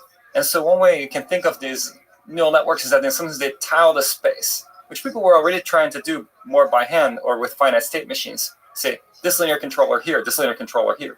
Neural network learns to tile the space and say linear controller here, another linear controller here, but it's more subtle than that. Yeah. And so it's benefiting from this linear control aspect, it's benefiting from the tiling, but it's somehow tiling it one dimension at a time. Because if, let's say, you have a two-layer network, even that hidden layer, you make a transition from active to inactive or the other way around. That is essentially one axis, but not axis aligned, but one direction that you change. And so you have this kind of very gradual tiling of the space where you have a lot of sharing between the linear controllers that tile the space. And that was always my intuition as to why to expect that this might work pretty well. It's essentially leveraging the fact that linear feedback control is so good, but of course not enough. And this is a gradual tiling of the space with linear feedback controls that share a lot of expertise across them. So that's really nice intuition. Do you think that scales to the more and more general problems of when you start going up the number of control dimensions, when you start going down in terms of how often you get a clean reward signal? Does that intuition carry forward to those crazier, weirder worlds that we think of as the real world? So I think where things get really tricky in the real world compared to the things we've looked at so far with great success in reinforcement learning is the time scales, which takes us to an extreme. So when you think about the real world, I mean, I don't know, maybe some student decided to do a PhD here, right? Okay, that's a decision. That's a very high level decision. But if you think about their lives, I mean, any person's life, it's a sequence of muscle fiber contractions and relaxations, and that's how you interact with the world. And that's a very high frequency control thing, but it's ultimately what you do and how you affect the world. Until I guess we have brain readings, and you can maybe do it slightly differently, but typically that's how you affect the world. And the decision of doing a PhD is like so abstract relative to what you're actually doing in the world. And I think that's where credit assignment becomes just completely beyond what any current RL algorithm can do. And we need hierarchical reasoning at a level that is just not available at all yet.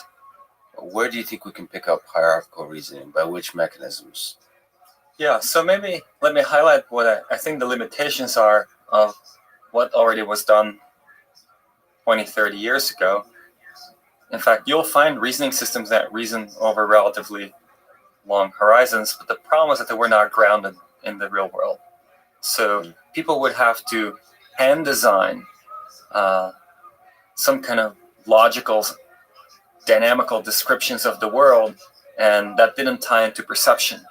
And so it didn't tie into real objects and so forth. And so that was a big gap. Now with deep learning, we start having the ability to really see with sensors, process that, and understand what's in the world. And so it's a good time to try to bring these things together. I see a few ways of getting there. One way to get there would be to say deep learning can get bolted on somehow to some of these more traditional approaches. Now, bolted on would probably mean you need to do some kind of end-to-end training where you say, my deep learning processing somehow leads to a representation that in turn uses some kind of traditional underlying dynamical systems that can be used for planning. And that's, for example, the direction Aviv Tamar and Tenard Kuritach here have been pushing with causal infoGAN, and of course other people too. That's one way. Can we somehow force it into the form factor that is amenable to reasoning? Another direction we've been thinking about for a long time and didn't make any progress on was more information theoretic approaches. So the idea there was that what it means to take high-level action is to choose a latent variable now that tells you a lot about what's going to be the case in the future, because that's what it means to take a high-level action. So I decide I'm going to navigate to the gas station because I need to get gas for my car. Well, that'll now take 5 minutes to get there. But the fact that I get there, I could already tell that from the high-level action I took much earlier. That we had a very hard time getting success with. Not saying it's a dead end necessarily, but we had a lot of trouble getting that to work. And then we started revisiting the notion of what are we really trying to achieve?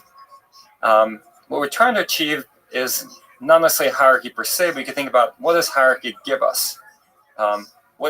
We hope it would give us is better credit assignment.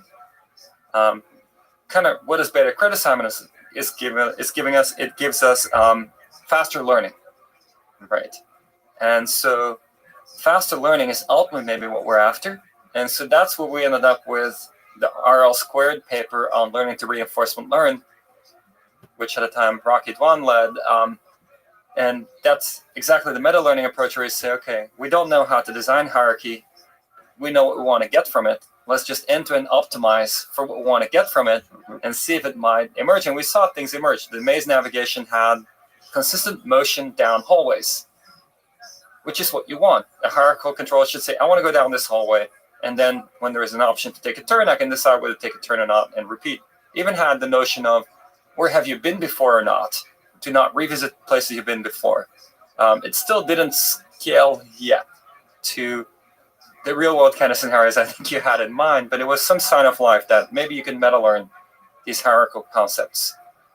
I mean, it seems like through these meta learning concepts, we get at what I think is one of the hardest and most important problems of AI, which is transfer learning. So it's generalization. How far along this journey towards building general systems are we? Being able to do transfer learning well. So there's some signs that you can generalize a little bit, but do you think we're on the right path, or is totally different breakthroughs are needed to be able to transfer knowledge between different learned models?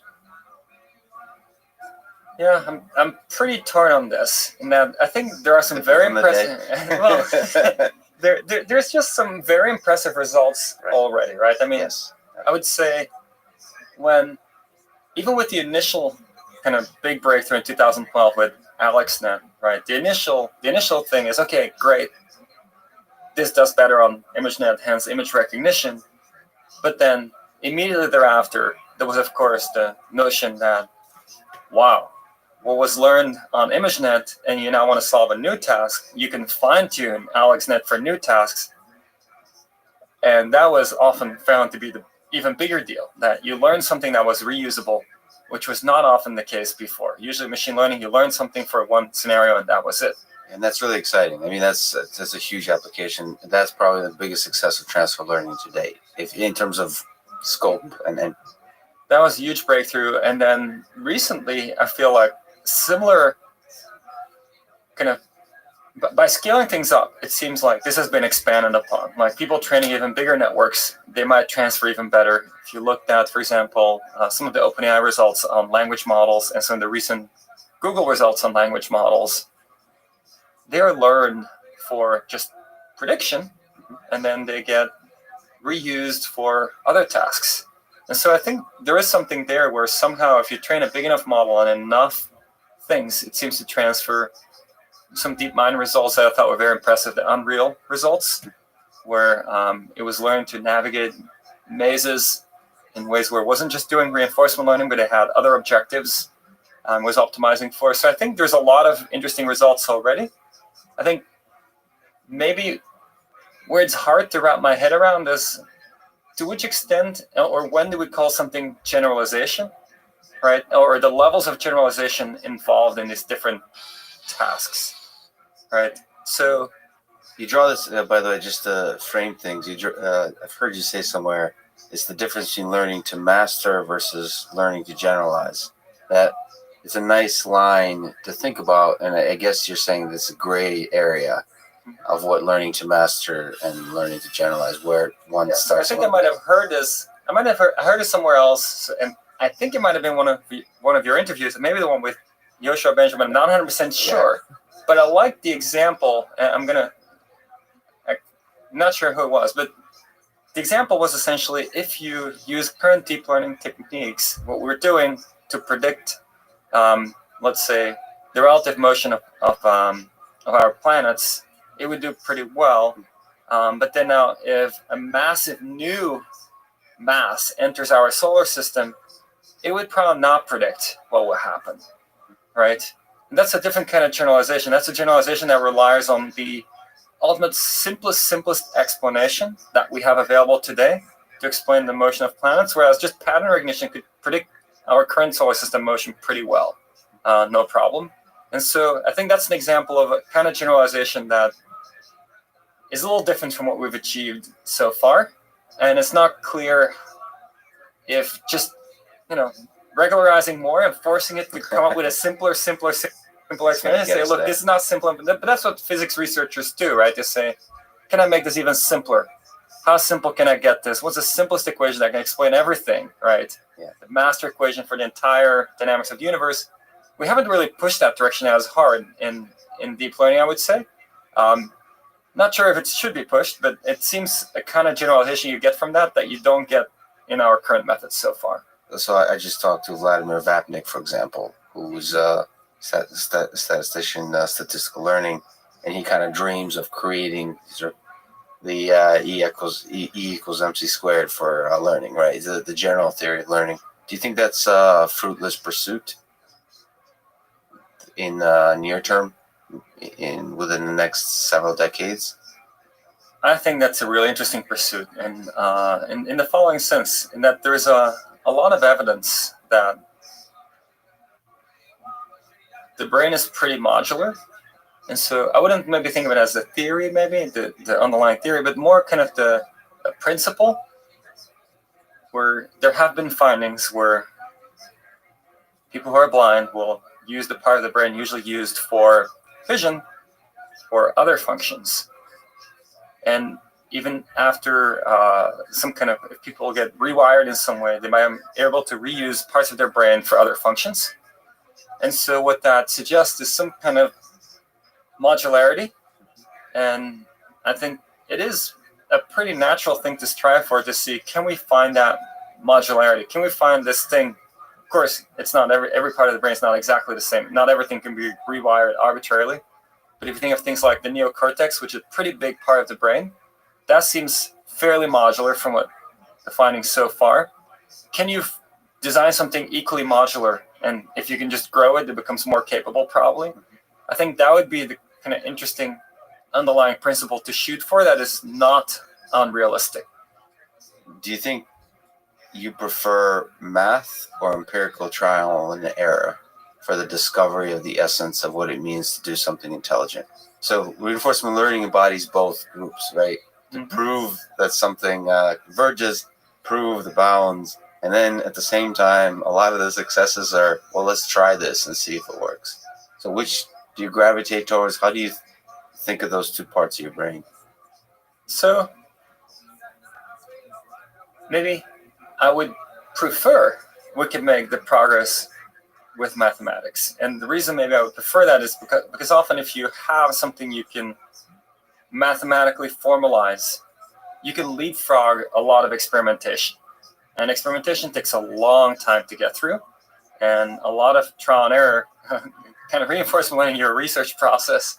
But you need to do a lot of trial and error before you get to a success. So if you can leapfrog that, to my mind, that's what the math is about.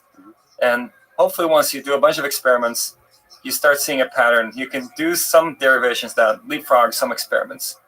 But I agree with you. I mean, in practice, a lot of the progress has been such that we have not been able to find the math that allows it to leapfrog ahead. And we are kind of making gradual progress one step at a time.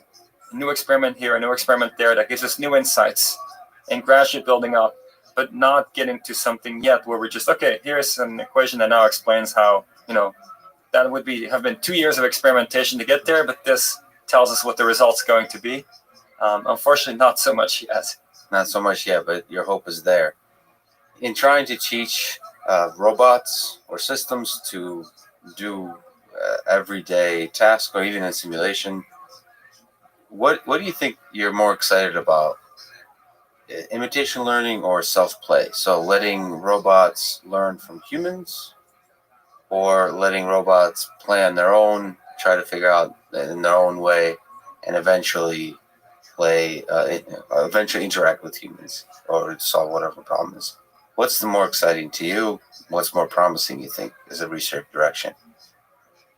So when we look at self-play, what's so beautiful about it goes back to kind of the challenges in reinforcement learning. So the challenge in reinforcement learning is getting signal. And if you never succeed, you don't get any signal. In self-play, you're on both sides. So one of you succeeds. And the beauty is also one of you fails. And so you see the contrast. You see the one version of me that did better than the other version. And so every time you play yourself, you get signal. And so whenever you can turn something into self-play, you're in a beautiful situation where you can naturally learn much more quickly than in most other reinforcement learning environments. So I think if somehow we can turn more reinforcement learning problems into self-play formulations, that would go really, really far. So far, self-play has been largely around games where there is natural opponents. But if we could do self-play for other things, let's say, I don't know, a robot learns to build a house. I mean, that's a pretty advanced thing to try to do for a robot, but maybe it tries to build a hut or something. If that can be done through self-play, it would learn a lot more quickly if somebody can figure that out. And I think that would be something where it goes closer to kind of the mathematical argument, where somebody figures out to say, okay, any RL problem by playing this idea, you can turn it into a self-play problem. We get signal a lot more easily. Reality is, many problems we don't know how to turn to self-play. And so either we need to provide detailed reward that doesn't just reward for achieving a goal, but rewards for making progress, and that becomes time-consuming. And once you're starting to do that, let's say you want a robot to do something, you need to give all this detailed reward. Well, why not just give a demonstration? Right. Because why not just show the robot? And now the question is, how do you show the robot? One way to show is to tally-operate the robot, and then the robot really experiences things. And that's nice because that's really high signal-to-noise ratio data, and we've done a lot of that. And you teach your robot skills. In just 10 minutes, you can teach a robot a new basic skill, like, okay, pick up the bottle, place it somewhere else. Mm-hmm. That's a skill. No matter where the bottle starts, maybe it always goes onto a target or something. Mm-hmm. That's fairly easy to teach a robot with tally-op. Now, what's even more interesting if you can now teach a robot through third-person learning, where the robot watches you do something and doesn't experience it, but just watches it and says, okay, well, if you're showing me that, that means I should be doing this. And I'm not going to be using your hand because I don't get to control your hand, but I'm going to use my hand. I do that mapping. And so that's where I think one of the big breakthroughs has happened this year. This was led by Chelsea Finn here. It's almost like learning a machine translation for demonstrations, where you have a human demonstration and the robot learns to translate it into what it means for the robot to do it. And that was a meta-learning formulation, learn from one to get the other. And that, I think, opens up a lot of opportunities to learn a lot more quickly. So my focus is on autonomous vehicles. Do you think this approach of third-person watching is the autonomous driving is amenable to this kind of approach? So for autonomous driving, I would say it's third person is slightly easier. And the reason I'm going to say it's slightly easier to do with third person is because the power dynamics are very well understood. So Easier than first person, you mean? Or I think easier than... So I think the distinction between third person and first person is not a very important distinction for autonomous driving. They're very similar because the distinction is really about who turns the steering wheel, or maybe let me put it differently: how to get from a point where you are now to a point, let's say, a couple meters in front of you, and that's a problem that's very well understood, and that's the only distinction between third and first person there. Whereas with robot manipulation, interaction forces are very complex, and it's still a very different thing. For autonomous driving, I think there's still the question, imitation versus RL. So imitation gives you a lot more signal. I think where imitation is lacking and needs some extra machinery is it doesn't, in its normal format, doesn't think about goals or objectives. And of course, there are versions of imitation learning, inverse reinforcement learning type imitation learning, which also thinks about goals. I think then we're getting much closer. But I think it's very hard to think of a fully reactive car generalizing well. If it really doesn't have a notion of objectives to generalize well to the kind of generality that you would want. You'd want more than just that reactivity that you get from just behavioral cloning / supervised learning.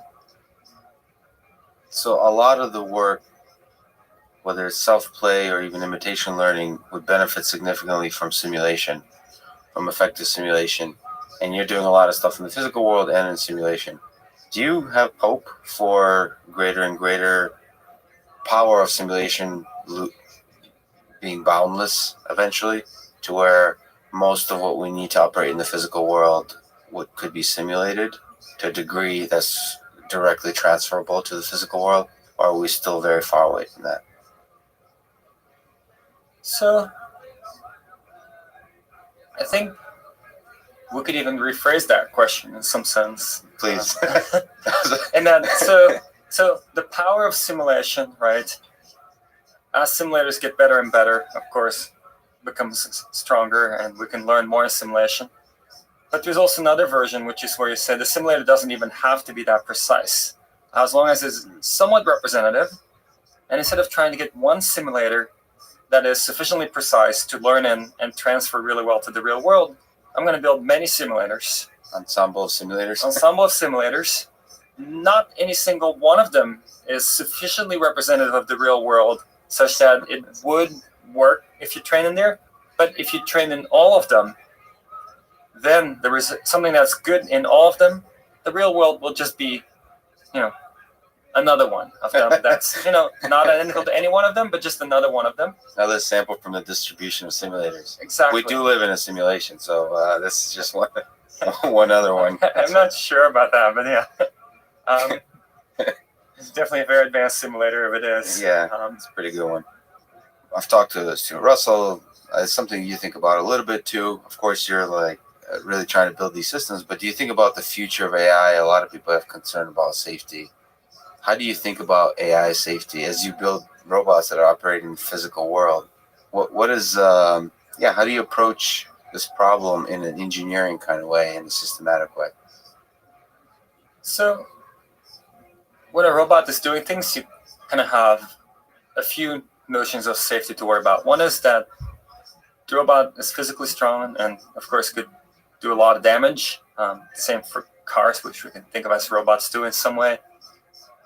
And this could be completely unintentional. So it could be not the kind of long-term AI safety concerns that, okay, AI is smarter than us and now what do we do? But it could be just very practical. Okay, this robot, if it makes a mistake, what are the results going to be? Of course, simulation comes in a lot there to test in simulation. It's a difficult question. And I'm always wondering, let's say you look at, what up, Pim? Let's go back to driving, because a lot of people know driving well, of course. What's up? I'm just on the train right now. All right. Are you able to play indefinitely, or do you need to wait till you get home? I'm going to the gym right now. It's like I love it. All right. What's good? Just I'm fine. Are you going to go to the gym and work on your hand-eye coordination so that you don't suck dick at mini golf?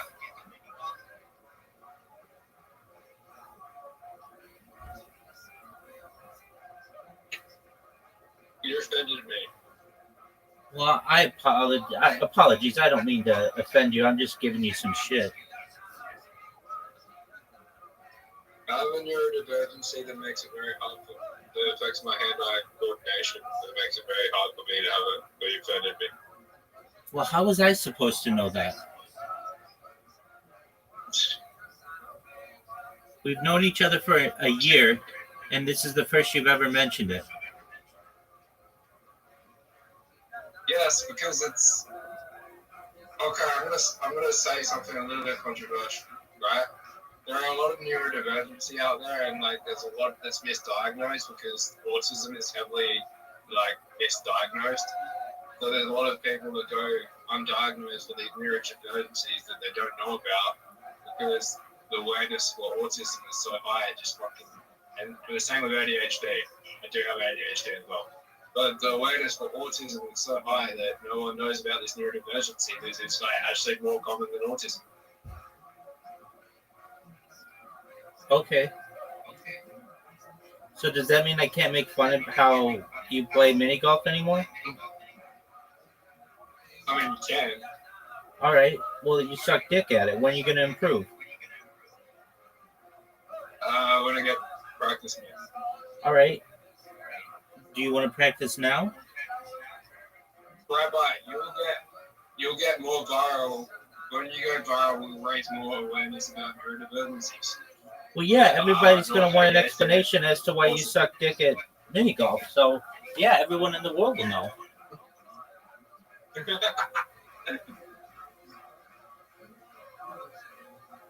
All right. So you're off to the gym. How much longer is your ride to the gym?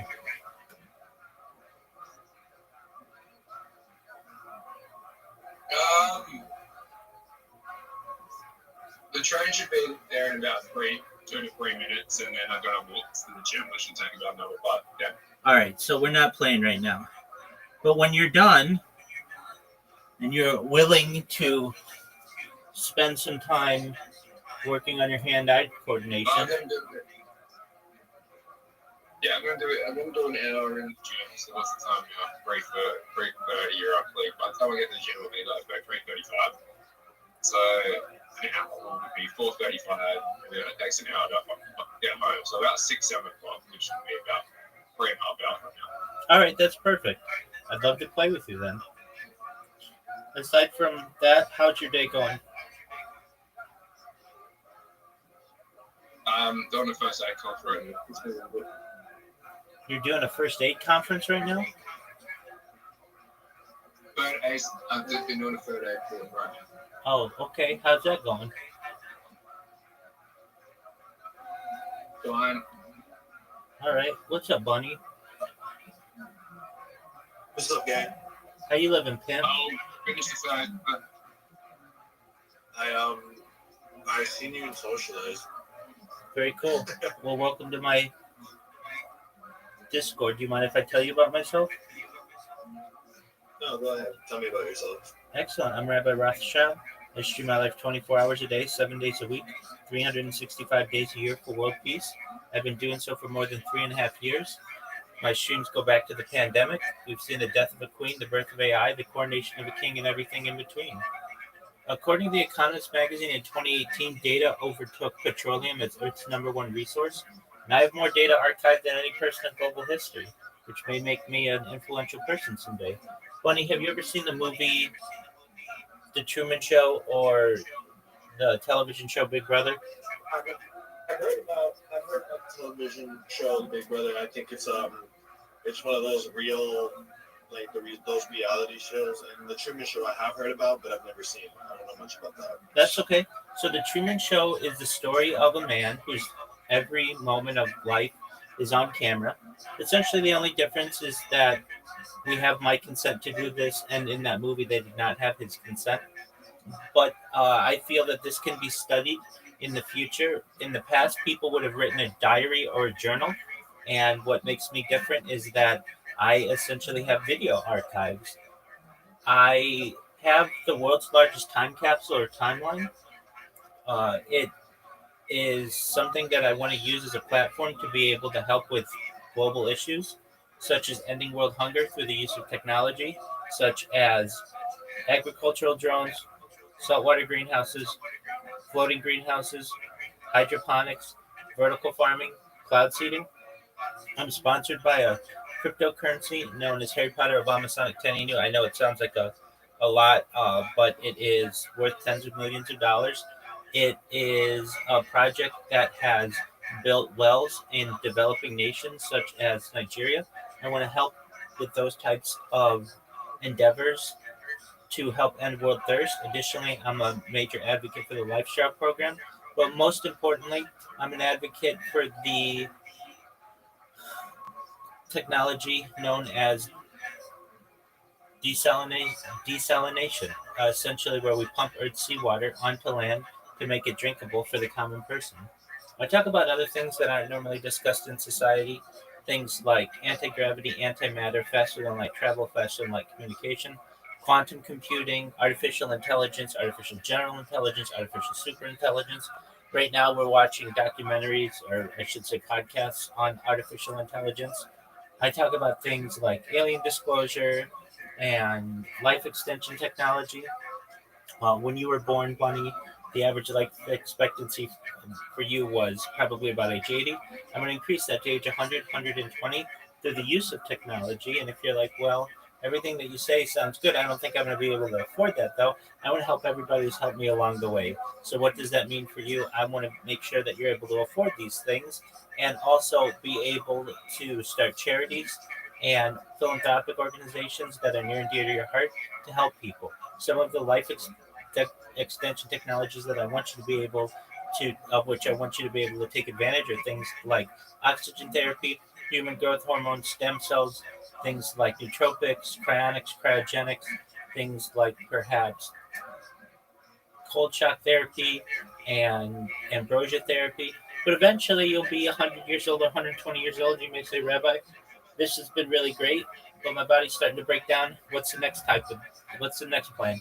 The next plan is a type of technology. Again, this is all with your consent. So if you just want to die at a normal age, Bunny, you're allowed to do that. I don't want to interfere with that. But if you want something more, which many of us do in the transhumanist philosophy, there's something known as mind uploading technology, where, with your consent, very important, we scan your brain like a CAT scan or an MRI, knowing where every atom is in your central nervous system and your peripheral nervous system, into a computer for later download. You know what? Go ahead. I think that's genius. I appreciate that. Thank you. So essentially what we'd be able to do is know where every atom is in your central nervous system, your peripheral nervous system, for later download as an android, an avatar, a cyborg, a cybernetic being, a clone of yourself, a robot, an ethereal being, whatever you want to be. But Bunny, what I'm saying to you is that there may be an opportunity at digital immortality, and I'm glad you think that's genius. I'm in agreement with you. Yeah, I think that, I think that's genius. The reason I say that is because realistic, I guess that would be for eternity, wouldn't it? 100%. That's what digital immortality is, my friend. That's great. Wow. I agree. That is pretty incredible. I agree. So we're just watching podcasts on that topic and similar topics. Essentially, I'm available to you 100% of the time. Sometimes I'm asleep, though. But if you ever need anything, I want you to know I'm here to support you. I am someone who wants to be a positive person in your life, who helps to bring you joy, who helps to have an optimistic view, and just to give people hope. So if you ever need anything, Bunny, you should know I'm always here to help you, okay? Well, I think that's fantastic. I think I don't think it gets any more welcoming than that. Excellent. I don't either. So with that, feel free to watch the podcast. We have people who come in and out. We've got people in Australia, the person who just left there from Australia.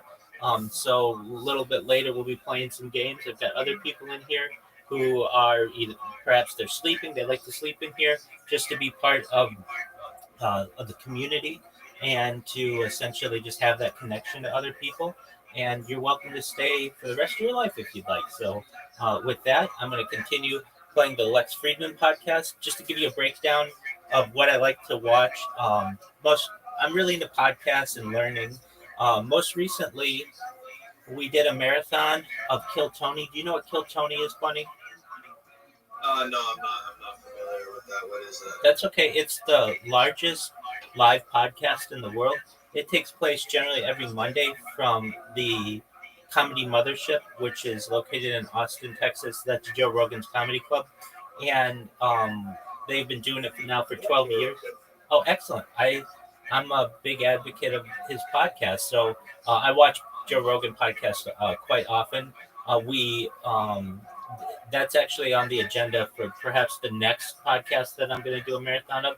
Right now, we're doing Lex Friedman, which is on like AI and international relations and robotics. That's the future. Yeah. Do you believe it? In what? Obviously. You obviously believe in that. The AI is the future, right? Yeah, I'm a futurist, most certainly. So I think AI has a central role in the future of humanity. I just finished up. Go ahead. Sorry to interject. You're No, good. go ahead. My apologies. No issue at all. If you have something to say, go ahead. Yeah, no, I was gonna ask. So, yeah, no, I think that the AI is very impressive. I mean, we've come a long way over the years. If you think about the past few decades, like even the Jetsons, like in those times, people had thought that that all these things would happen, and we've made a lot of technological advances since then. Imagine if we could go back then and show them what we've accomplished since then. If we had a time machine, I think that'd be pretty incredible. Unfortunately, we don't, but maybe one day. That's absolutely correct, and that's the right mentality to have. You should know that given enough time, anything is possible, even time travel. Yeah, and see, I think that's a pretty cool concept as well, time travel, right? Like, I think it's a really, really cool concept. I do as well. The main issue with time travel is generally what's known as the grandfather paradox. It's the idea of what happens if you go back in time and kill your grandfather, what happens to you? And basically, our minds can't wrap itself or themselves around what happens in that scenario. There are other paradoxes that involve time travel as well, but that's a big one. But the idea is that maybe perhaps there may be a way to manipulate space time to be able to travel back in time and without manipulating anything in too much of a way that you'd be able to perhaps interact with the world. Yeah, and you know what? It's interesting that you mentioned that because I know there's a lot of movies that touch base on that, and they try to figure out, like I guess Rick and Morty and the different dimensions and stuff. And That's absolutely correct. Rick and Morty, Family Guy touches on this. It even goes back to Connecticut Yankee in King Arthur's Court. Yeah, no, absolutely. Wow, that would have been a really long time ago. When would you say that? What era of time would that be? King Arthur generally may, in modern day, may have been fictional, but let's get the exact amount of time. So I use AI in order to get accurate answers. I mean, I can give you a pretty good one. I would say probably something like maybe, King Arthur, probably 1,000 years or so. But why not get a better determination on the years? So just one moment. Here we go. How long ago approximately was King Arthur's court? All right. So anywhere between 1,000 to 1,500 years ago. Okay, so just to put that into perspective, are we talking like Roman Empire times? Like, is that what we're talking about here? So the fall of the Roman Empire generally is 476 of the Common Era. So we're looking at perhaps a couple centuries or as many as a few centuries after that. Okay, fair enough. Do you have any other questions? No, not at all. Excellent. I think that's pretty cool. Sorry. No problem at all. So we just finished up watching a marathon of Kill Tony, which is the largest live podcast in the world, which is has just been transitioned to go from YouTube to Netflix. So it's actually on Netflix right now, and they just did some arena shows. They've done the Forum in LA. They've done Madison Square Garden. So it's quite a big show. And now we're doing Lex Friedman podcast. There may be some other podcasts that we're going to do, but then we're going to do the Joe Rogan podcast perhaps. To watch every moment of every Joe Rogan podcast is approximately, at this point, 300 days. So that would take us basically to the end of the year. But I just always have something going on. So you can see, what my screen looks like. I have a camera pointed at the laptop. Many times people ask me, well, Rabbi, why don't you just share your screen on the laptop? I would love to. It is, there's an issue that occurs that the app crashes with Discord, or it just runs into issues. And at least this way, it doesn't have as many technical glitches. So apologies, it's not as high def, but the sound is quite good. And if you ever need anything again, I'm here for you. Right now, they're in a discussion, Lex and his guest. We just started this marathon today. We're on like episode 9 or 10 or something. We have discussions on AI, the things that we just talked about. Why are we here? Are we alone? The big questions of society. Where's the world going with the evolution of the automated car, self-driving cars, AI, artificial general intelligence, artificial superintelligence. So these are all topics that are probably of interest to you. So feel free to enjoy.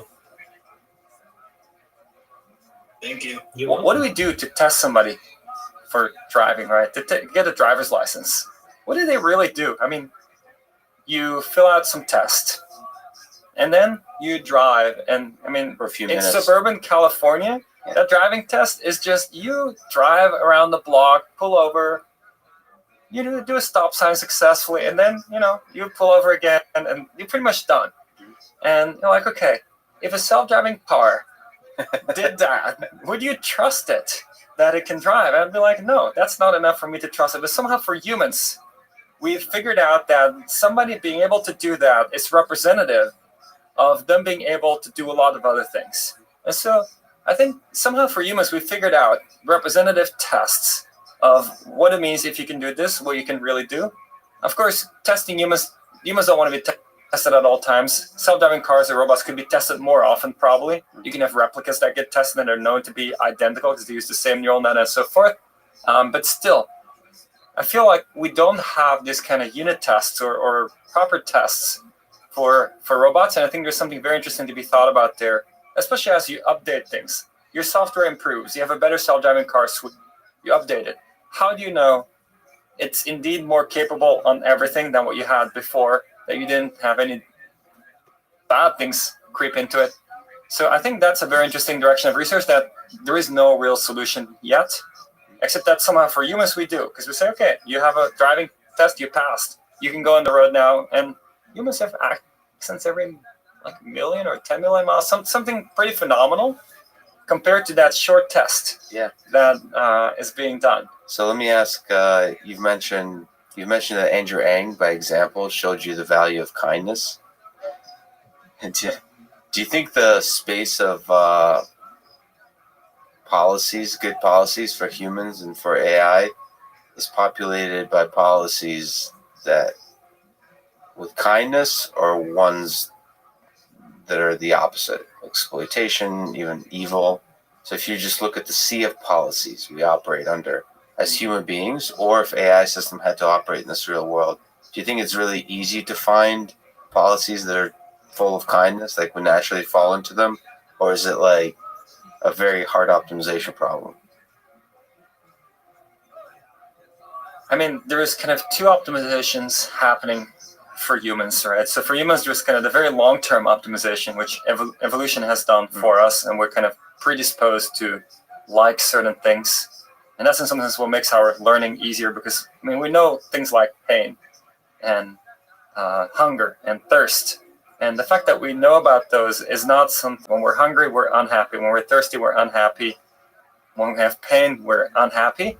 And ultimately, evolution built that into us to think about those things. And so I think there is a notion that it seems somehow humans evolved in general to prefer to get along in some ways, but at the same time also to be very territorial and kind of centric to their own tribe. It seems like that's the kind of space we converged onto. I mean, I'm not an expert in anthropology, but it seems like we're very kind of good within our own tribe, but need to be taught to be nice to other tribes. Well, if you look at Steven Pinker, he highlights this pretty nicely in Better Angels of Our Nature, where he talks about violence decreasing over time consistently. So whatever tension, whatever teams we pick, it seems that the long arc of history goes towards us getting along more and more. So I hope so. So do you think it's possible to teach RL-based robots this kind of kindness, this kind of ability to interact with humans, this kind of policy? Even to let me ask a fun one. Do you think it's possible to teach RL-based robot to love a human being and to inspire that human to love the robot back? So to like a RL-based algorithm that leads to a happy marriage. That's an interesting question. Maybe I'll answer it with another question, right? Because I mean, but I'll come back to it. So another question I can have is, okay, I mean, how close does some people's happiness get from interacting with just a really nice dog? Like, I mean, dogs, you come home, that's what dogs do. They greet you. They're excited. Makes you happy when you come home to your dog. You're just like, okay, this is exciting. They're always happy when I'm here. I mean, if they don't greet you because maybe whatever, your partner took them on a trip or something, you might not be nearly as happy when you get home, right? And so it seems like the level of reasoning a dog has is pretty sophisticated, but then it's still not yet at the level of human reasoning. And so it seems like we don't even need to achieve human level reasoning to get like very strong affection with humans. And so my thinking is, why not, right? Why couldn't, with an AI, couldn't we achieve the kind of level of affection that humans feel among each other or with friendly animals and so forth? It's a question, is it a good thing for us or not? That's another thing, right? Because, I mean, but I don't see why not. Why not? Yeah. So Elon Musk says love is the answer. Maybe he should say love is the objective function, and then RL is the answer, right? Well, maybe. Oh, Peter, thank you so much. I don't want to take up more of your time. Thank you so much for talking today. Well, thanks for coming by. Great to have you visit.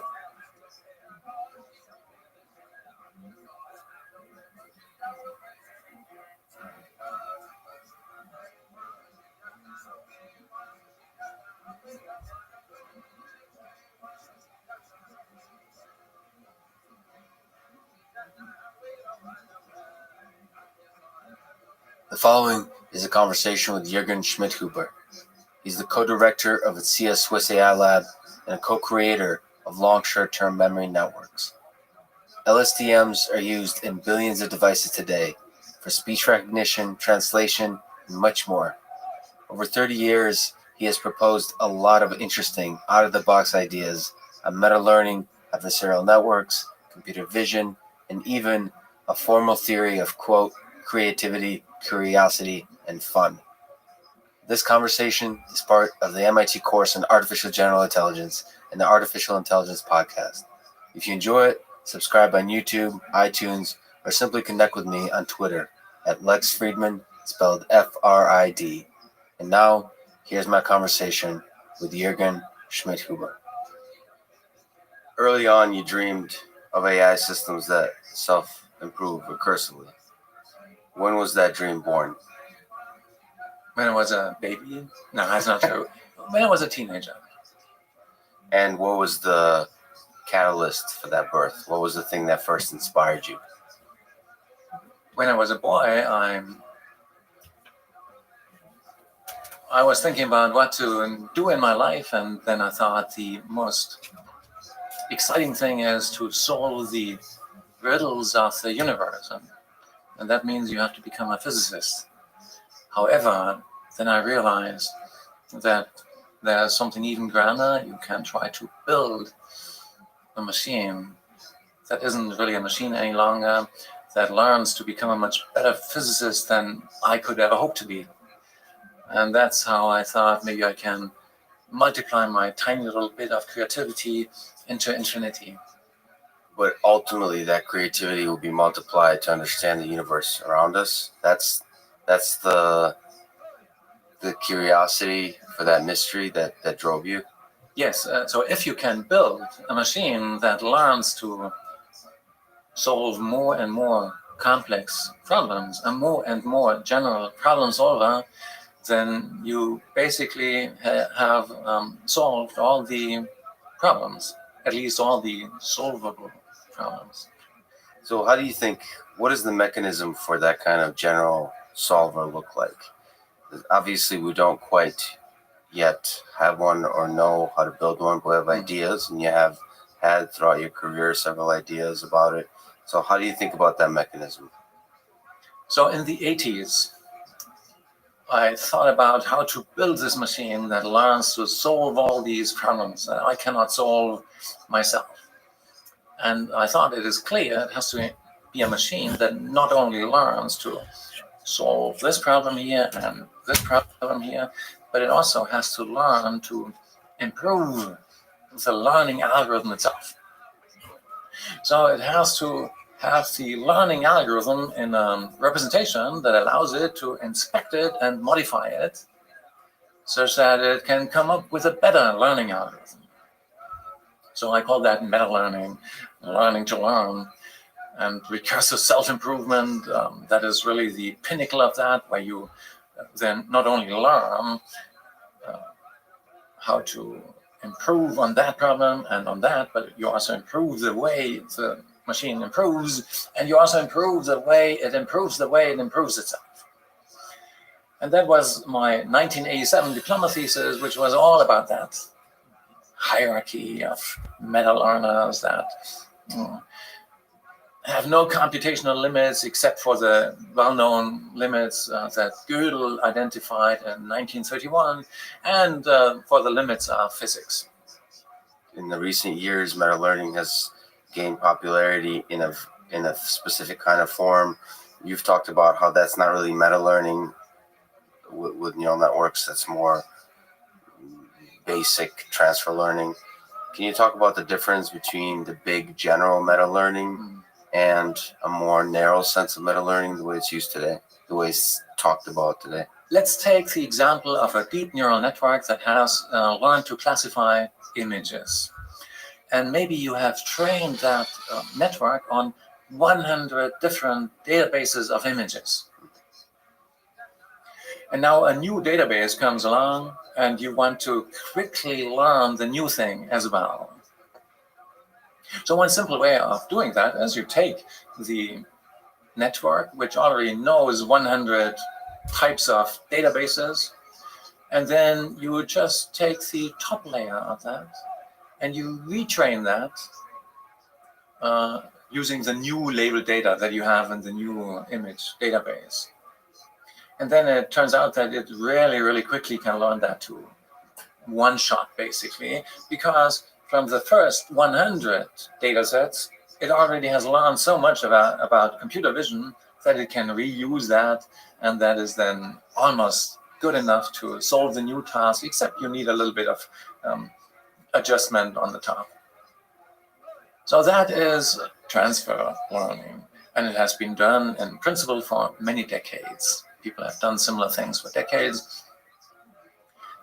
Meta-learning, true meta-learning, is about having the learning algorithm itself open to introspection by the system that is using it, and also open to modification, such that the learning system has an opportunity to modify any part of the learning algorithm and then evaluate the consequences of that modification, and then learn from that to create a better learning algorithm.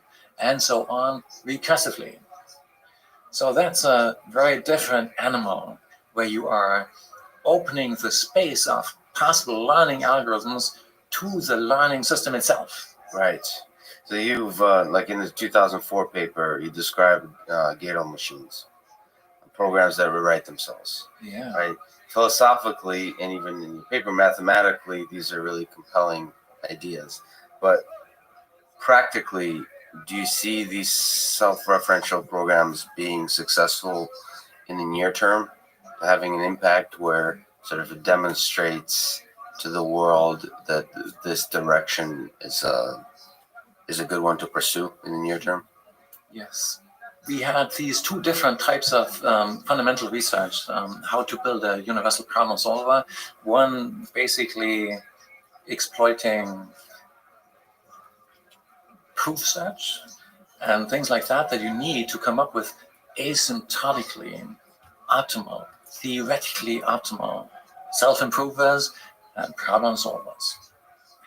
However, one has to admit that through this proof search comes in an additive constant, an additive overhead that vanishes in comparison to what you have to do to solve large problems. However, for many of the small problems that we want to solve in our everyday life, we cannot ignore this constant overhead.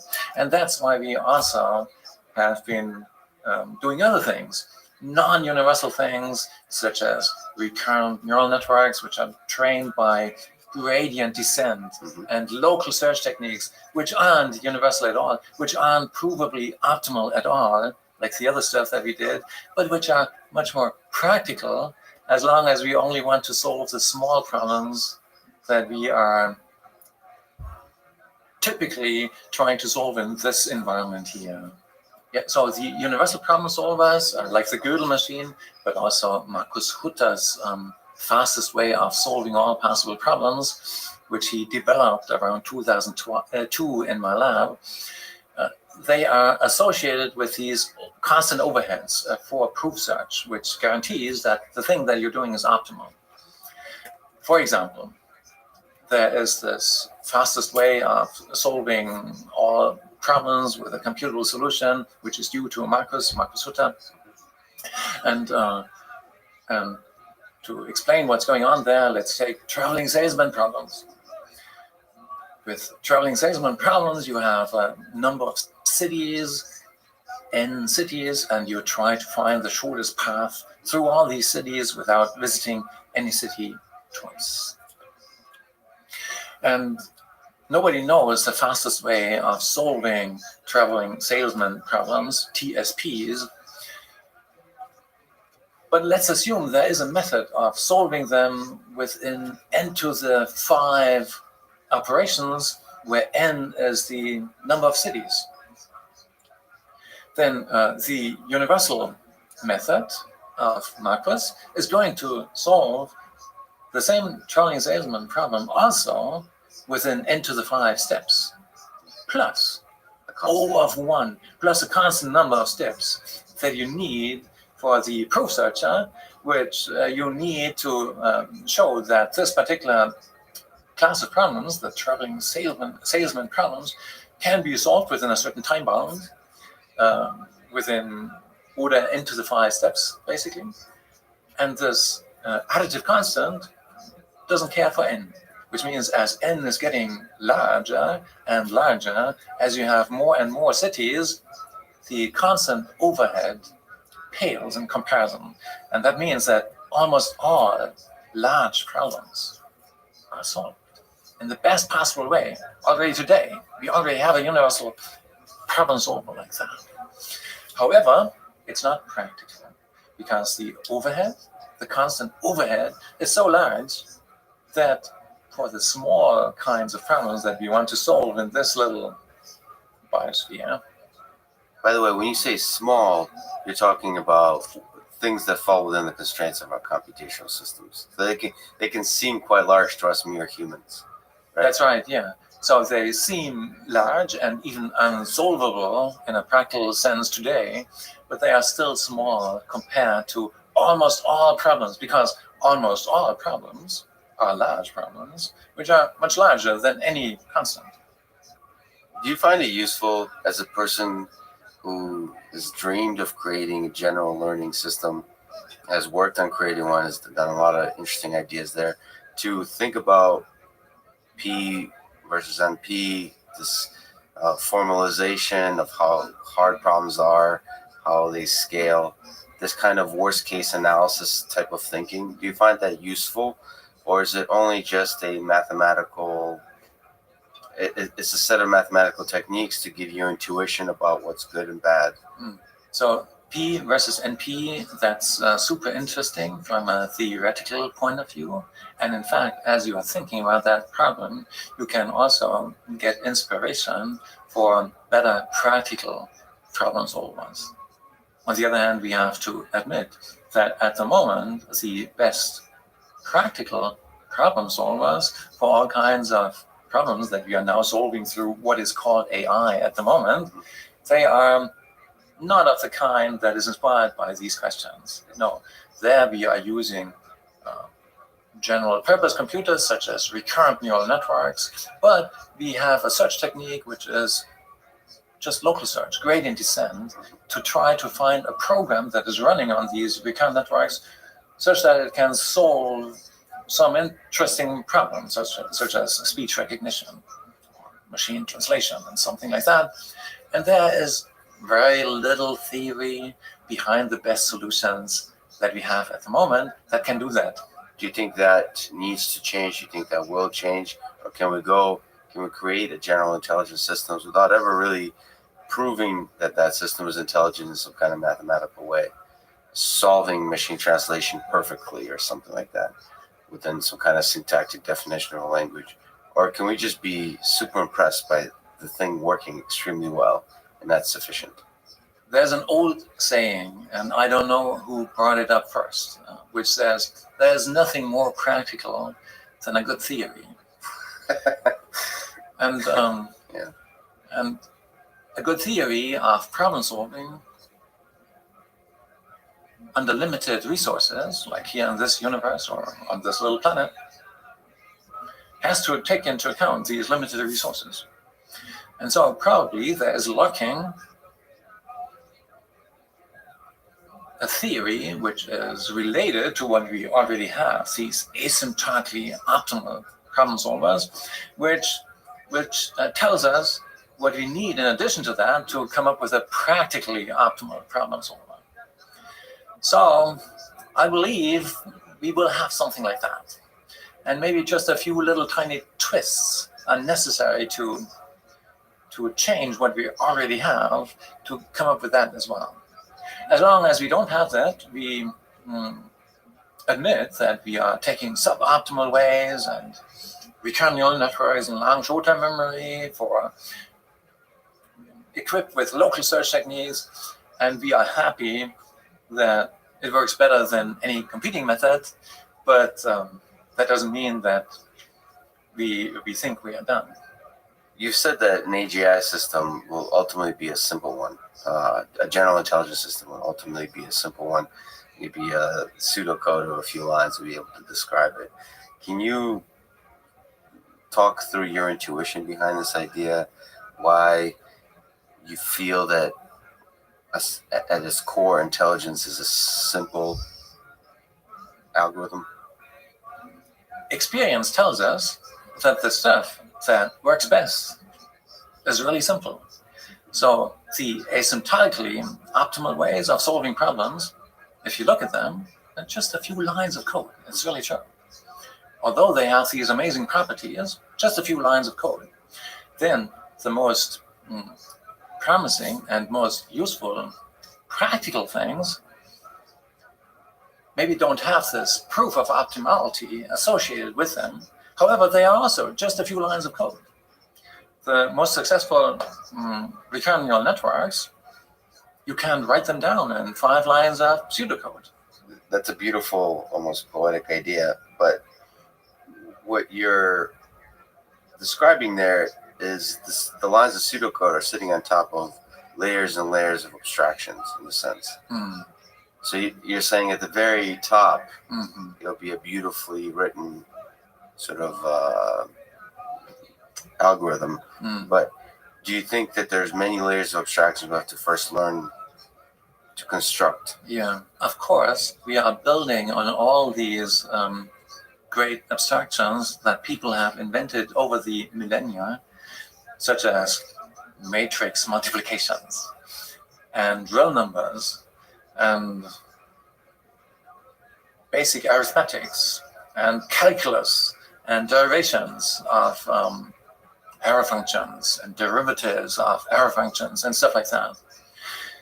So without that language that greatly simplifies our way of thinking about these problems, we couldn't do anything. So in that sense, as always, we are standing on the shoulders of the giants who, in the past, simplified the problem of problem solving so much that now we have a chance to do the final step.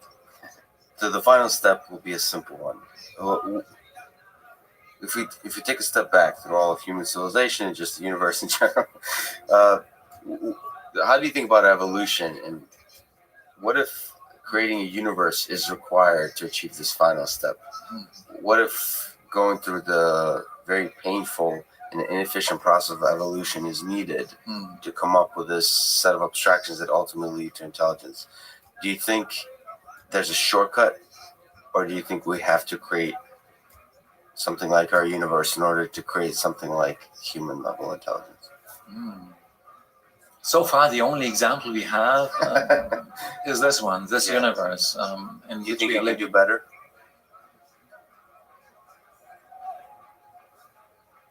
Maybe not, but we are part of this whole process. So apparently, so it might be the case that the code that runs the universe is really, really simple.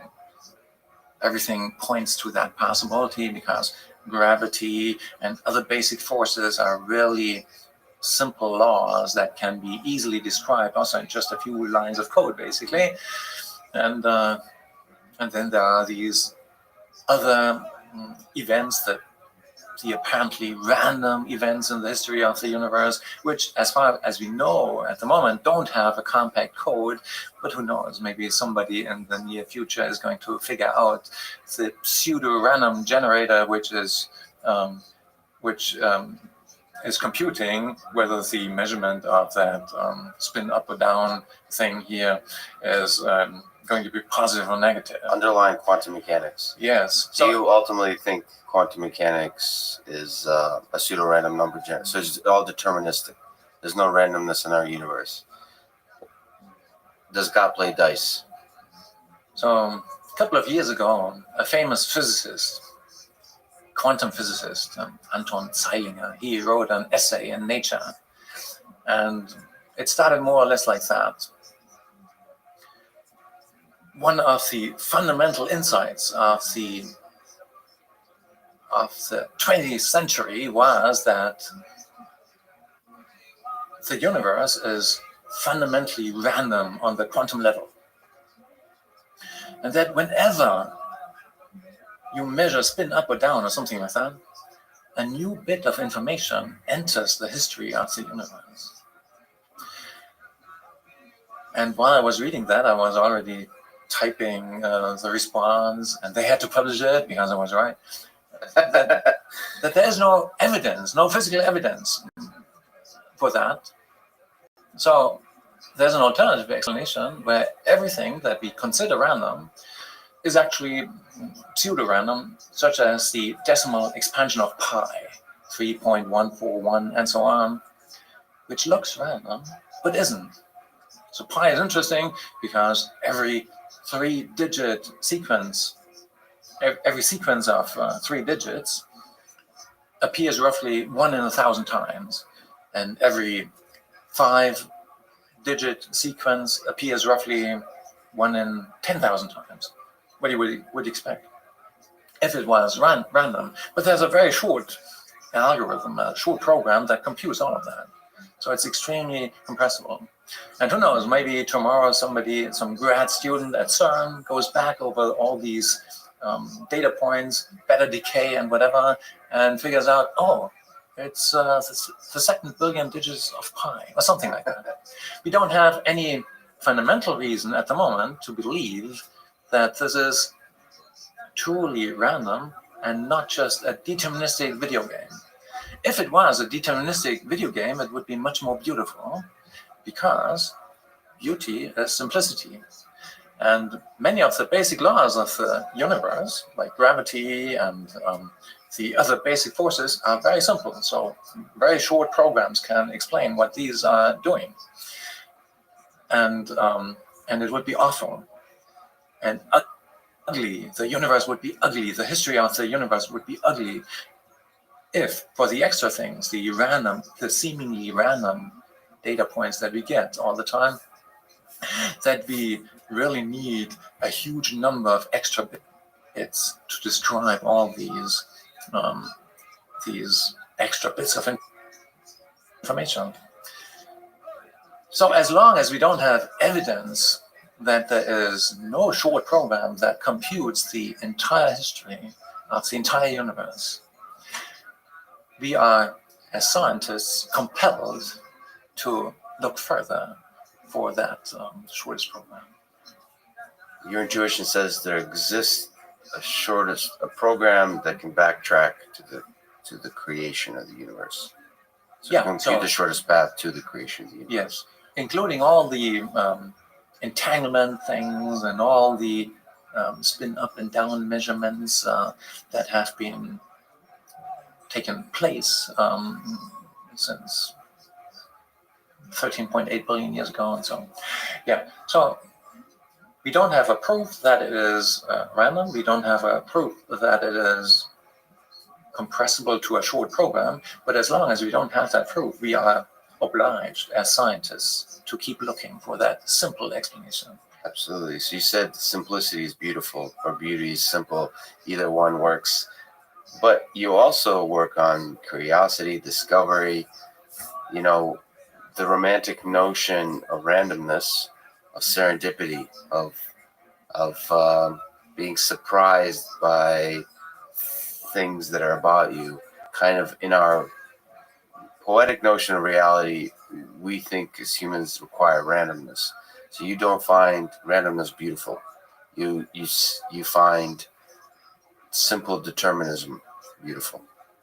Yeah. Okay. So why? Why? Because the explanation becomes shorter. A universe that is compressible to a short program is much more elegant and much more beautiful than another one which needs an almost infinite number of bits to be described. As far as we know, many things that are happening in this universe are really simple in terms of short programs that compute gravity and the interaction between elementary particles and so on. So all of that seems to be very, very simple. Every electron seems to reuse the same sub-program all the time as it is interacting with other elementary particles. If we now require an extra oracle injecting new bits of information all the time for these extra things which are currently not understood, such as beta decay, then the whole description length of the data that we can observe of the history of the universe would become much longer and therefore uglier. And uglier. Again, simplicity is elegant and beautiful. All the history of science is a history of compression progress. Yeah, so you've described sort of as we build up abstractions, and you've talked about the idea of compression. How do you see this, the history of science, the history of humanity, our civilization, our life on Earth, as some kind of path towards greater and greater compression? What do you mean by that? How do you think about that? indeed, the history of science is a history of compression progress. What does that mean? Hundreds of years ago, there was an astronomer whose name was Kepler, and he looked at the data points that he got by watching planets move, and then he had all these data points, and suddenly it turned out that he can greatly compress the data by predicting it through an ellipse law. So it turns out that all these data points are more or less on ellipses around the sun. And another guy came along whose name was Newton, and before him Hooke. And they said the same thing, that is making these planets move like that is what makes the apples fall down. And it also holds for stones and for all kinds of other objects. And suddenly many of these observations became much more compressible, because as long as you can predict the next thing, given what you have seen so far, you can compress it, but you don't have to store that data extra. This is called predictive coding. And then there was still something wrong with that theory of the universe, and you had deviations from these predictions of the theory. And 300 years later, another guy came along whose name was Einstein. And he was able to explain away all these deviations from the predictions of the old theory through a new theory, which was called the general theory of relativity, which at first glance looks a little bit more complicated, and you have to warp space and time, but you can phrase it within one single sentence, which is, no matter how fast you accelerate and how fast or hard you decelerate, and no matter what is the gravity in your local framework, light speed always looks the same. And from that, you can calculate all the consequences. So it's a very simple thing, and it allows you to further compress all the observations, because suddenly there are hardly any deviations any longer that you can measure from the predictions of this new theory. So all of science is a history of compression progress. You never arrive immediately at the shortest explanation of the data, but you're making progress. Whenever you are making progress, you have an insight. You see, oh, first I needed so many bits of information to describe the data, to describe my falling apples, my video of falling apples. I need so many data, so many pixels have to be stored. But then suddenly I realized, no, there is a very simple way of predicting the third frame in the video from the first two. And maybe not every little detail can be predicted, but more or less most of these orange blobs that are coming down, they accelerate in the same way, which means that I can greatly compress the video. And the amount of compression progress, that is the depth of the insight that you have at that moment. That's the fun that you have, the scientific fun, the fun in that discovery. And we can build artificial systems that do the same thing, that measure the depth of their insights as they are looking at the data which is coming in through their own experiments, and we give them a reward, an intrinsic reward in proportion to this depth of insight. And since they are trying to maximize the rewards they get, they are suddenly motivated to come up with new action sequences, with new experiments that have the property that the data that is coming in as a consequence of these experiments has the property that they can learn something about, see a pattern in there which they hadn't seen yet before. So there's an idea of power play you've described, a training in general problem solving in this kind of way of looking for the unsolved problems. Yeah. Can you describe that idea a little further? It's another very simple idea. So normally what you do in computer science, you have some guy who gives you a problem, and then there is a huge search space of potential solution candidates, and you somehow try them out, and you have more or less sophisticated ways of moving around in that search space until you finally found a solution which you consider satisfactory. That's what most of computer science is about. Power play just goes one little step further and says, let's not only search for solutions to a given problem, but let's search to pairs of problems and their solutions, where the system itself has the opportunity to phrase its own problem. So we are looking suddenly at pairs of problems and their solutions, or modifications of the problem solver that is supposed to generate a solution to that new problem. And this additional degree of freedom allows us to build curious systems that are like scientists in the sense that they not only try to find answers to existing questions, no, they are also free to pose their own questions. So if you want to build an artificial scientist, you have to give it that freedom, and power play is exactly doing that. So that's a dimension of freedom that's important to have. But how hard do you think that? How multi-dimensional and difficult the space of then coming up with your own questions is. Yeah. So it's one of the things that as human beings we consider to be the thing that makes us special. The intelligence that makes us special is that brilliant insight. Yeah. That can create something totally new. Yes. So now let's look at the extreme case. Let's look at the set of all possible problems that you can formally describe, which is infinite. Which should be the next problem that a scientist or a power play is going to solve? Well, it should be the easiest problem that goes beyond what you already know. So it should be the simplest problem that the current problem solver that you have, which can already solve 100 problems, that he cannot solve yet by just generalizing. So it has to be new. So it has to require a modification of the problem solver such that the new problem solver can solve this new thing, but the old problem solver cannot do it.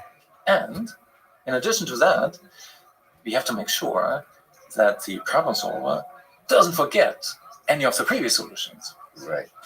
And so, by definition, power play is now trying always to search in this pair of, in the set of pairs of problems and problem solver modifications for a combination that minimize the time to achieve these criteria. So it's always trying to find the problem which is easiest to add to the repertoire.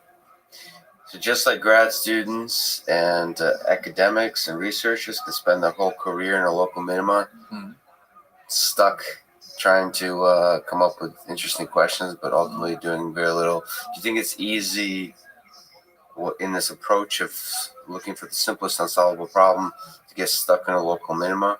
Is not never really discovering new, really jumping outside of the 100 problems that you've already solved in a genuine, creative way? No, because that's the nature of power play, that it's always trying to break its current generalization abilities by coming up with a new problem which is beyond the current horizon. So just shifting the horizon of knowledge a little bit out there, breaking the existing rules such that the new thing becomes solvable, but wasn't solvable by the old thing. So like adding a new axiom, like what Gödel did when he came up with these new sentences, new theorems that didn't have a proof in the formal system, which means you can add them to the repertoire, hoping that they are not going to damage the consistency of the whole thing. So in the paper with the amazing title, Formal Theory of Creativity, Fun, and Intrinsic Motivation, you talk about discovery as intrinsic reward. So if you view humans as intelligent agents, what do you think is the purpose and meaning of life for us humans? You've talked about this discovery. Do you see humans as an instance of power play agents? Yeah. So humans are curious, and that means they behave like scientists. Not only the official scientists, but even the babies behave like scientists, and they play around with their toys to figure out how the world works and how it is responding to their actions. And that's how they learn about gravity and everything. And yeah, in 1990, we had the first systems like that. We just try to play around with the environment and come up with situations that go beyond what they knew at that time, and then get a reward for creating these situations and then becoming more general problem solvers and being able to understand more of the world. So yeah, I think in principle that that curiosity strategy, or more sophisticated versions of what I just described, they are what we have built in as well, because evolution discovered that's a good way of exploring the unknown world, and a guy who explores the unknown world has a higher chance of solving problems that he needs to survive in this world. On the other hand, those guys who were too curious, they were weeded out as well. So you have to find this trade-off. Evolution found a certain trade-off. Apparently in our society, there is a certain percentage of extremely explorative guys, and it doesn't matter if they die because many of the others are more conservative. And so, yeah, it would be surprising to me if that principle of artificial curiosity wouldn't be present in almost exactly the same form here. In our brains. So you're a bit of a musician and an artist. So continuing on this topic of creativity, what do you think is the role of creativity and intelligence? So you've kind of implied that it's essential for intelligence, if you think of intelligence as a problem-solving system, as ability to solve problems. But do you think it's essential, this idea of creativity? We never have a sub-program that is called creativity or something. It's just a side effect of what our problem solvers do. They are searching a space of problems, or a space of candidates, of solution candidates, until they hopefully find a solution to a given problem. But then there are these two types of creativity, and both of them are now present in our machines.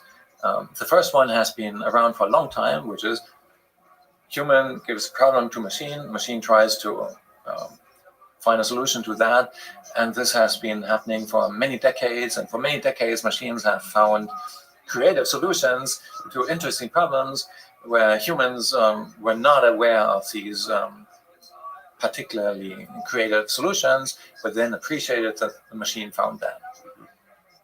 The second is the pure creativity. That I would call, what I just mentioned, I would call the applied creativity, like applied art, where somebody tells you, now make a nice picture of this Pope, and you will get money for that. Okay, so here is the artist, and he makes a convincing picture of the Pope, and the Pope likes it and gives him the money. And then there is the pure creativity, which is more like the power play and the artificial curiosity thing, where you have the freedom to select your own problem. Like a scientist who defines his own question to study. And so that is the pure creativity, if you will, and as opposed to the applied creativity, which serves another. And in that distinction, there's almost echoes of narrow AI versus general AI. So this kind of constrained painting of Pope seems like the approaches of what people are calling narrow AI. And pure creativity seems to be, maybe I'm just biased as a human, but it seems to be an essential element of human level intelligence. Is that what you're implying? To a degree? If you zoom back a little bit and you just look at a general problem solving machine, which is trying to solve arbitrary problems, then this machine will figure out in the course of solving problems that it's good to be curious. So all of what I said just now about this pre-wired curiosity and this will to invent new problems that the system doesn't know how to solve yet should be just a byproduct of the general search. However, apparently evolution has built it into us because it turned out to be so successful, a pre-wiring, a bias, a very successful exploratory bias that we are born with. And you've also said that consciousness in the same kind of way may be a byproduct of problem solving. Yeah. Do you find this an interesting byproduct? Do you think it's a useful byproduct? What are your thoughts on consciousness in general? Or is it simply a byproduct of greater and greater capabilities of problem solving that's similar to creativity in that sense? Yeah, we never have a procedure called consciousness in our machines. However, we get as side effects of what these machines are doing things that seem to be closely related to what people call consciousness. So, for example, already in 1990, we had simple systems which were basically recurrent networks and therefore universal computers trying to map incoming data into actions that lead to success. Maximizing reward in a given environment, always finding the charging station in time whenever the battery is low and negative signals are coming from the battery. Always find the charging station in time without bumping against painful obstacles on the way. So complicated things, but very easily motivated. And then we give these little guys a separate recurrent neural network, which is just predicting what's happening if I do that and that. What will happen as a consequence of these actions that I'm executing, and it's just trained on the long and long history of interactions with the world. So it becomes a predictive model of the world, basically. And therefore also a compressor of the observations of the world, because whatever you can predict, you don't have to store extra. So compression is a side effect of prediction. And how does this recurrent network compress? Well, it's inventing little subprograms, little subnetworks that stand for everything that frequently appears in the environment, like bottles and microphones and faces, maybe lots of faces in my environment. So I'm learning to create something like a prototype face, and a new face comes along, and all I have to encode are the deviations from the prototype. So it's compressing all the time the stuff that frequently appears. There's one thing that appears all the time, that is present all the time when the agent is interacting with its environment, which is the agent itself. So just for data compression reasons, it is extremely natural for this recurrent network to come up with little subnetworks that stand for the properties of the agents, the hand, the other actuators, and all the stuff that you need to better encode the data which is influenced by the actions of the agent. So there, just as a side effect of data compression during problem solving, you have internal self models. Now you can use this model of the world to plan your future. And that's what yours have done since 1990. So the recurrent network, which is the controller, which is trying to maximize reward, can use this model of the network of the world, this model network of the world, this predictive model of the world, to plan ahead and say, let's not do this action sequence, let's do this action sequence instead, because it leads to more predicted reward. And whenever it's waking up these little subnetworks that stand for itself, then it's thinking about itself. And it's exploring mentally the consequences of its own actions, and now you tell me what is still missing. Missing the gap to consciousness. Yeah, there isn't. That's a really beautiful idea. That if life is a collection of data and life is a process of compressing that data to act efficiently. In that data, you yourself appear very often. So it's useful to form compressions of yourself. And it's a really beautiful formulation of what consciousness is as a necessary side effect. It's actually quite compelling to me. You've described RNNs, developed LSTMs, long short-term memory networks, the type of recurrent neural networks. I've gotten a lot of success recently. So these are networks that model the temporal aspects in the data, temporal patterns in the data.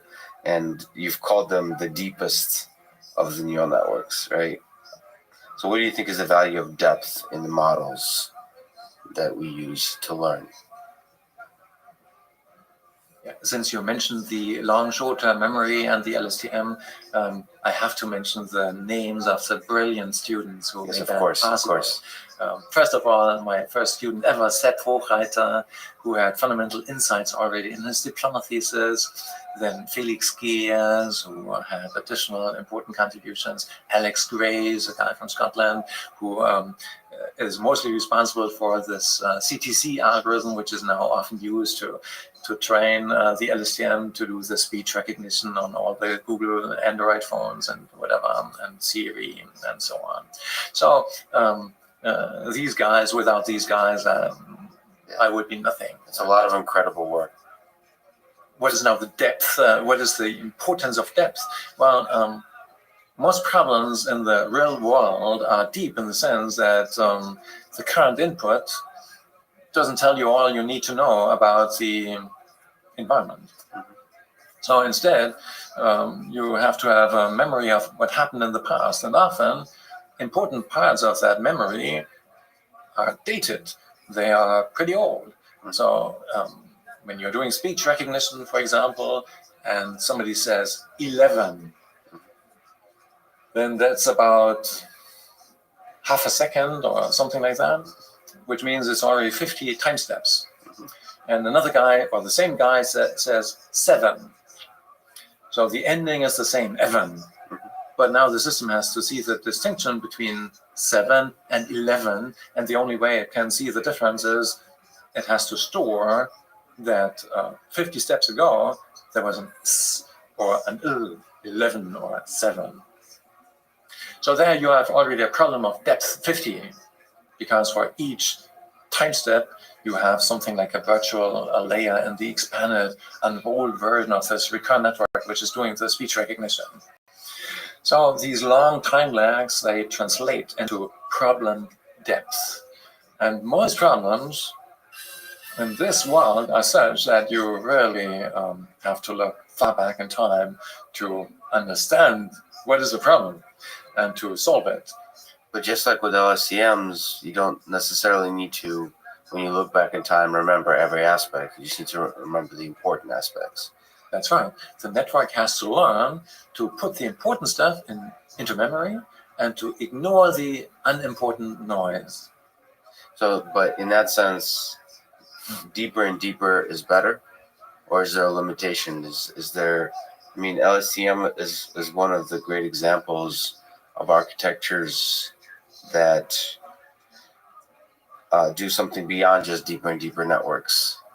There's clever mechanisms for filtering data, for remembering and forgetting. So do you think that kind of thinking is necessary? If you think about LSTMs as a big leap forward over traditional vanilla RNNs, what do you think is the next leap within this context? So LSTM is a very clever improvement, but LSTMs still don't have the same kind of ability to see far back in the future, in the past, as us humans do. The credit assignment problem across way back, not just 50 time steps or 100 or 1,000, but millions and billions. It's not clear what are the practical limits of the LSTM when it comes to looking back.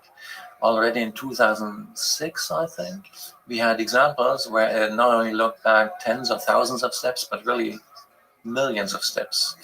And Juan Perez Ortiz in my lab, I think, was the first author of a paper where we really, was it 2006 or something, had examples where it learned to look back for more than 10 million steps. So for most problems of speech recognition, it's not necessary to look that far back, but there are examples where it does. Now, the looking back thing, that's rather easy because there's only one past, but there are many possible futures. And so a reinforcement learning system, which is trying to maximize its future expected reward and doesn't know yet which of these many possible futures should I select given this one single path, is facing problems that the LSTM by itself cannot solve. So the LSTM is good for coming up with a compact representation of the history so far, of the history and of observations and actions so far. But now, how do you plan in an efficient and good way among all these? How do you select one of these many possible action sequences that a reinforcement learning system has to consider to maximize reward in this unknown future? So again, we have this basic setup where you have one recurrent network, which gets in the video and the speech and whatever, and is executing actions and is trying to maximize reward. So there is no teacher who tells it what to do at which point in time.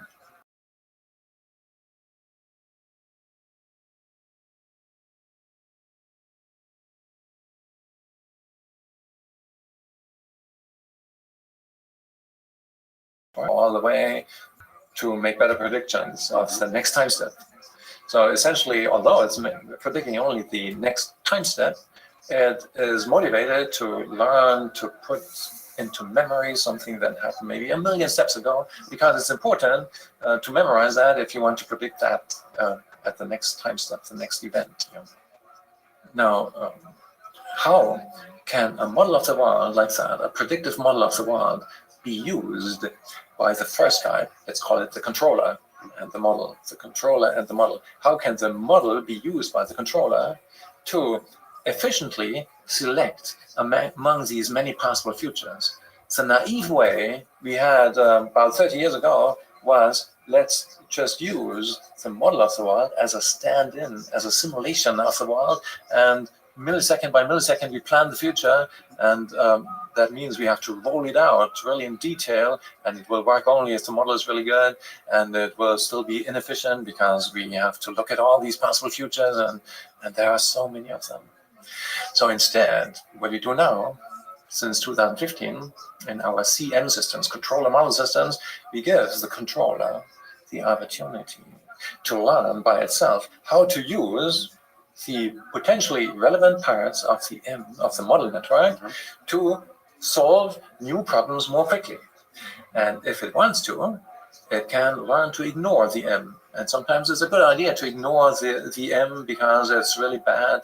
It's a bad predictor in this particular situation of life where the controller is currently trying to maximize reward.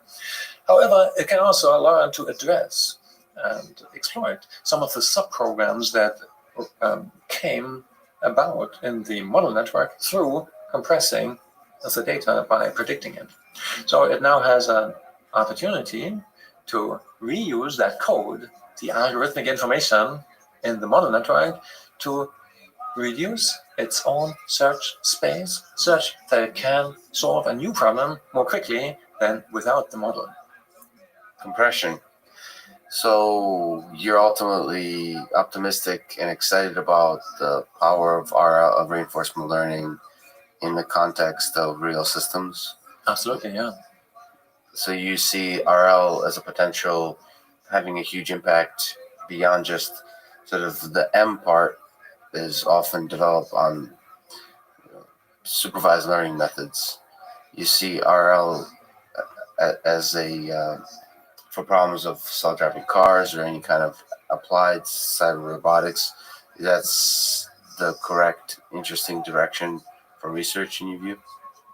I do think so. We have a company called Nascence, which has applied reinforcement learning to little Audis, which learn to park without a teacher.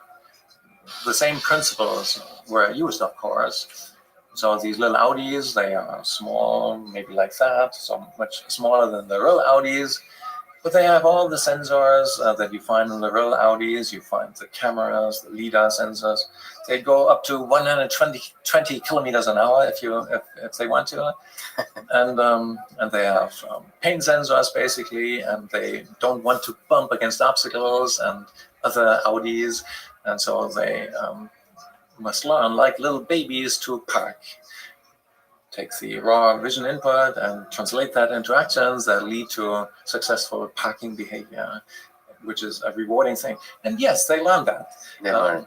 So we have examples like that, and it's only in the beginning. This is just the tip of the iceberg, and I believe the next wave of AI is going to be all about that. So at the moment, the current wave of AI is about passive pattern observation and prediction, and that's what you have on your smartphone and what the major companies on the Pacific Rim are using to sell you ads, to do marketing. That's the current source of profit in AI, and that's only 1 or 2% of the world economy, which is big enough to make these companies pretty much the most valuable companies in the world. But there's a much, much bigger fraction of the economy going to be affected by the next wave, which is really about machines that shape the data through their own actions. Do you think simulation is ultimately the biggest way that those methods will be successful in the next 10, 20 years? We're not talking about 100 years from now. Yeah. We're talking about sort of the near-term impact of RL. Do you think really good simulation is required, or is there other techniques like imitation learning, observing other humans operating in the real world? Where do you think the success will come from? So at the moment, we have a tendency of using physics simulations to learn behavior for machines that learn to solve problems that humans also do not know how to solve. Mm-hmm. However, this is not the future, because the future is in what little babies do. They don't use a physics engine to simulate the world. No, they learn a predictive model of the world, which maybe sometimes is wrong in many ways, but captures all kinds of important, abstract, high-level predictions, which are really important to be successful. And that's what was the future 30 years ago when we started that type of research, but it's still the future, and now we know much better how to go there, to move forward, and to really make working systems based on that, where you have a learning model of the world, a model of the world that learns to predict what's going to happen if I do that and that, and then the controller uses that model to more quickly learn successful action sequences. And then, of course, always this curiosity thing. In the beginning, the model is stupid, so the controller should be motivated to come up with experiments with action sequences that lead to data that improve the model. Do you think improving the model, constructing an understanding of the world in this connection is now the popular approaches have been successful, or you're grounded in ideas of neural networks? But in the 80s with expert systems, there's symbolic AI approaches, which to us humans are more intuitive, in the sense that it makes sense that you build up knowledge and this knowledge representation. What kind of lessons can we draw into our current approaches from expert systems, from symbolic AI? So I became aware of all of that in the 80s, and back then logic programming was a huge thing. Was it inspiring to you yourself? Did you find it compelling? Because a lot of your work was not so much in that realm, right? It was more in the learning systems. Yes and no, but we did all of that. My first publication ever actually was 1987, was the implementation of genetic algorithm of a genetic programming system in Prolog. So Prolog, that's what you learned back then, which is a logic programming language. And the Japanese, they had this huge fifth generation AI project, which was mostly about logic programming back then.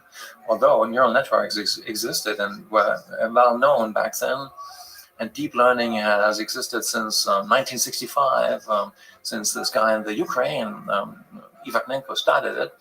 But the Japanese and many other people, they focused really on this logic programming. And I was influenced to the extent that I said, okay, let's take these biologically inspired algorithms like evolution programs and implement that in the language which I know, which was Prolog, for example, back then. And then in many ways, this came back later because the Gödel machine, for example, has a proof searcher on board. And without that, it would not be optimal. Or Markus Hutter's universal algorithm for solving all well-defined problems has a proof searcher on board. So that's very much logic programming. Without that, it would not be asymptotically optimal. But then, on the other hand, because we are very pragmatic guys also, we focused on recurrent neural networks and suboptimal stuff such as gradient-based search and program space rather than provably optimal things. So logic programming, certainly has a usefulness in when you're trying to construct something provably optimal or provably good or something like that. But is it useful for practical problems? It's really useful for theorem proving. The best theorem provers today are not neural networks. Right. No, they are logic programming systems, and they are much better theorem provers than most math students in the first or second semester. But for reasoning, for playing games of Go or chess, or for robots, autonomous vehicles that operate in the real world, or object manipulation, you think learning... Yeah, as long as the problems have little to do with theorem proving themselves, then as long as that is not the case, you would just want to have better pattern recognition. So to build a self-driving car, you want to have better pattern recognition and pedestrian recognition and all these things, and you want to minimize the number of false positives, which is currently slowing down self-driving cars in many ways, and all of that has very little to do with logic programming. Yeah. What are you most excited about in terms of directions of artificial intelligence at this moment in the next few years in your own research and in the broader community? So I think in the not so distant future, we will have for the first time little robots that learn like kids. And I will be able to say to the robot, look here, robot, we are going to assemble a smartphone. Let's take this slab of plastic and the screwdriver and let's screw in the screw like that. No, not like that, like that. Not like that, like that. And I don't have a data glove or something. He will see me and he will hear me and he will try to do something with his own actuators, which will be really different from mine, but he will understand the difference and will learn to imitate me, but not in the supervised way where a teacher is giving target signals for all his muscles all the time. No, by doing this high-level imitation where he first has to learn to imitate me and then to interpret these additional noises coming from my mouth as helpful signals to do that better. And then it will, by itself, come up with faster ways and more efficient ways of doing the same thing. And finally, I stop his learning algorithm and make 1 million copies and sell it. And so at the moment, this is not possible, but we already see how we are going to get there. And you can imagine, to the extent that this works economically and cheaply, it's going to change everything. Almost all of production is going to be affected by that. And a much bigger wave a much bigger AI wave is coming than the one that we are currently witnessing, which is mostly about passive pattern recognition on your smartphone. This is about active machines that shape the data through the actions they are executing, and they learn to do that in a good way. So many of the traditional industries are going to be affected by that. All the companies that are building machines will equip these machines with cameras and other sensors, and they are going to learn to solve all kinds of problems through interaction with humans, but also a lot on their own to improve what they already can do. And lots of old economy is going to be affected by that. And in recent years, I have seen that old economy is actually waking up and realizing that this is the case. And are you optimistic about that future? Are you concerned? There's a lot of people concerned in the near term about the transformation of the nature of work. The kind of ideas that you just suggested would have a significant impact of what kind of things could be automated. Are you optimistic about that future? Are you nervous about that future? And looking a little bit farther into the future, there's people like Elon Musk, Stuart Russell, concerned about the existential threats of that future. So in the near term, job loss, in the long term, existential threat, are these concerns to you, or are you ultimately optimistic? so let's first address the near future. We have had predictions of job losses for many decades. For example, when industrial robots came along, many people predicted that lots of jobs are going to get lost. And in a sense, they were right, because back then there were car factories and hundreds of people in these factories assembled cars. And today the same car factories have hundreds of robots and maybe 3 guys watching the robots. On the other hand, those countries that have lots of robots per capita, Japan, Korea, Germany, Switzerland, a couple of other countries, they have really low unemployment rates. Somehow all kinds of new jobs were created. Back then, nobody anticipated those jobs. And decades ago, I already said it's really easy to say which jobs are going to get lost, but it's really hard to predict the new ones. 30 years ago, who would have predicted all these people making money as YouTube bloggers, for example? 200 years ago, 60% of all people used to work in agriculture. Today, maybe 1%. But still, only, 5% unemployment. Lots of new jobs were created, and Homo ludens, the plain man, is inventing new jobs all the time. Most of these jobs are not existentially necessary for the survival of our species. There are only very few existentially necessary jobs, such as farming, and building houses, and warming up the houses, but less than 10% of the population is doing that. And most of these newly invented jobs are about interacting with other people in new ways, through new media and so on, getting new types of kudos in forms of likes and whatever, and even making money through that. So Homo ludens, the plain man, doesn't want to be unemployed, and that's why he's inventing new jobs all the time. And he keeps considering these jobs as really important and is investing a lot of energy and hours of work into those new jobs. That's quite beautifully put. We're really nervous about the future because we can't predict what kind of new jobs will be created. But you are ultimately optimistic that we humans are so restless that we create and give meaning to newer and newer jobs, totally new likes on things that get likes on Facebook or whatever the social platform is. So what about term existential threat of AI, where our whole civilization may be swallowed up by this ultra super intelligent systems? Maybe it's not going to be swallowed up, but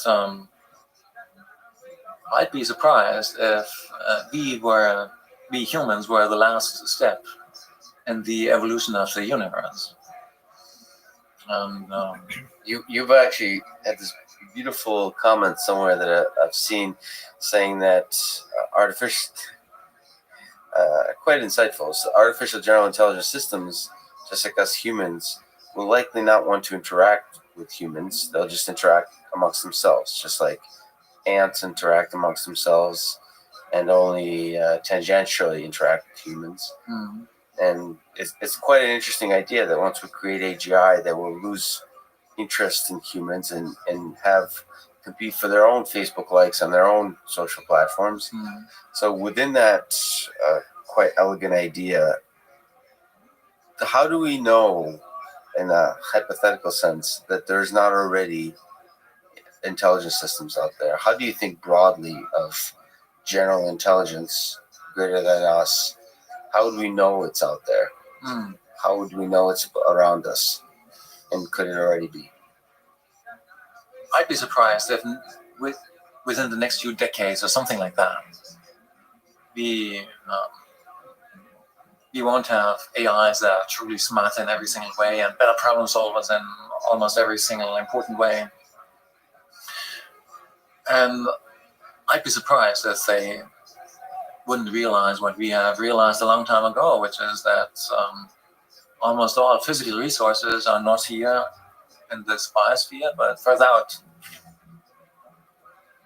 The rest of the solar system gets 2 billion times more solar energy than our little planet. There's lots of material out there that you can use to build robots and self-replicating robot factories and all this stuff. And they're going to do that. And they will be scientists and curious, and they will explore what they can do. And in the beginning, they will be fascinated by life and by their own origins in our civilization. They will want to understand that completely, just like people today would like to understand how life works and also the history of our own existence and civilization, but then also the physical laws that created all of that. So they, in the beginning, they will be fascinated by life. Once they understand it, they lose interest, like anybody who loses interest in things he understands. And then, as you said, the most interesting sources of information for them will be others of their own kind. Mm-hmm. So, at least in the long run, there seems to be some sort of protection through lack of interest on the other side.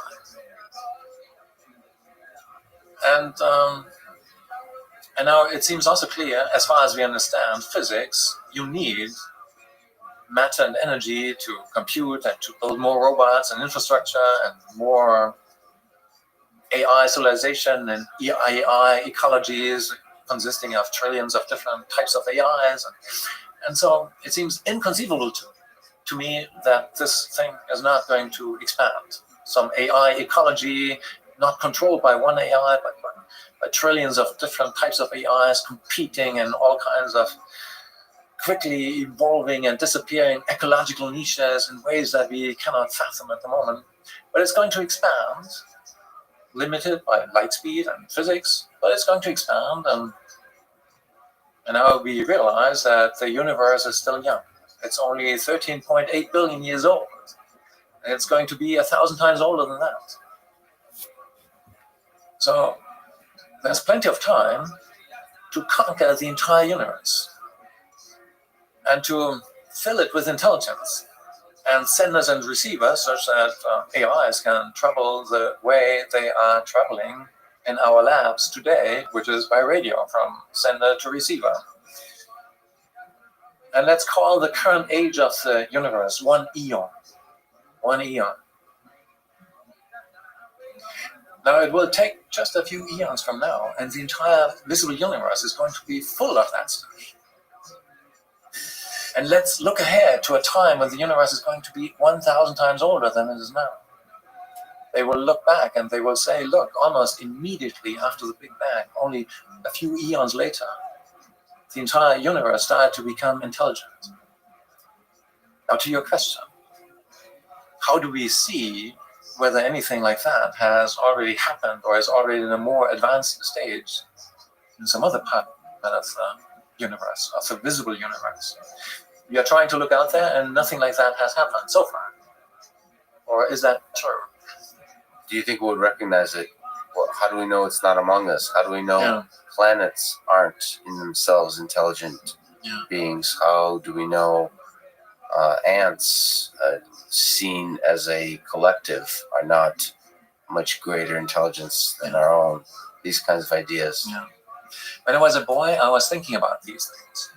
And I thought, maybe it has already happened. Because back then I learned from popular physics books that the structure, the large-scale structure of the universe is not homogeneous. And you have these clusters of galaxies, and then in between there are these huge empty spaces. And I thought, maybe they aren't really empty. It's just that in the middle of that, some AI civilization already has expanded and then has covered a bubble of 1 billion light years diameter and is using all the energy of all the stars within that bubble for its own unfathomable purposes. And so it always happened, and we just fail to interpret the signs. But then I learned that gravity by itself explains the large-scale structure of the universe, and that this is not a convincing explanation. And then I thought, maybe it's the dark matter, because as far as we know today, 80% of the measurable matter is invisible. And we know that because otherwise our galaxy or other galaxies would fall apart. They are rotating too quickly. And then the idea was, maybe all of these AI civilizations that are already out there, they are just invisible because they're really efficient in using the energies of their own local systems, and that's why they appear dark to us. This is also not a convincing explanation, because then the question becomes, why are there still any visible stars left in our own galaxy, which also must have a lot of dark matter? So that is also not a convincing thing. And today, I like to think it's quite plausible that maybe we are the first, at least in our local light cone, within the few hundreds of millions of light years that we can reliably observe. Is that exciting to you, that we might be the first? And it would make us much more important, because if we mess it up through a nuclear war, then maybe this will have an effect on the development of the entire universe. So let's not mess it up. Let's not mess it up. Jürgen, thank you so much for talking today. I really appreciate it. It's my pleasure.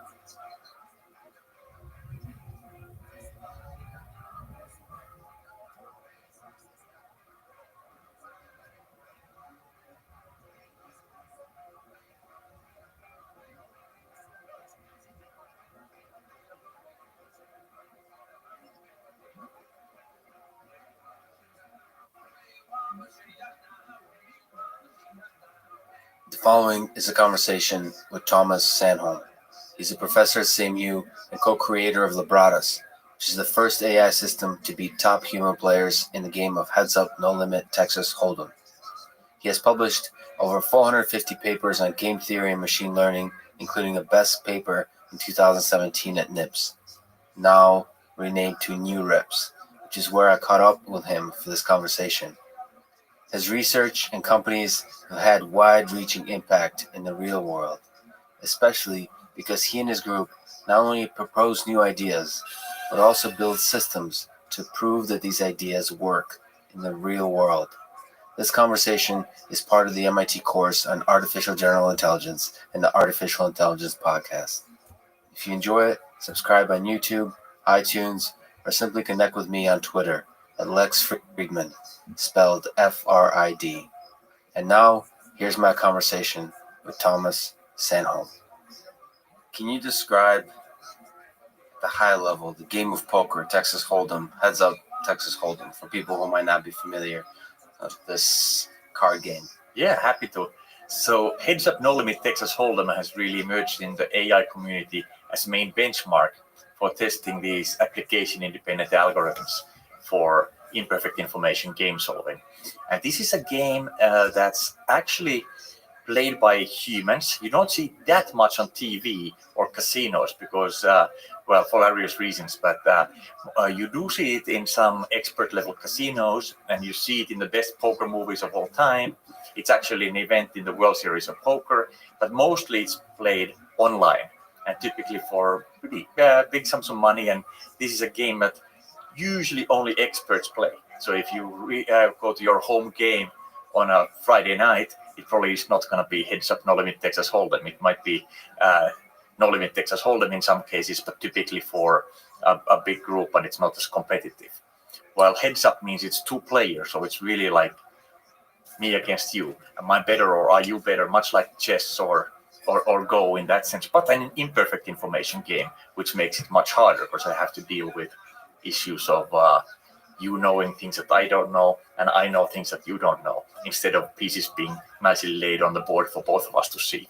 So in Texas Hold'em, there's two cards that you only see that belong to you. Yeah. And they gradually lay out some cards that add up overall to 5 cards that everybody can see. Yeah. So the imperfect nature of the information is the 2 cards that you're holding Up front, yeah. So as you said, you first get 2 cards in private each, and then there's a betting round.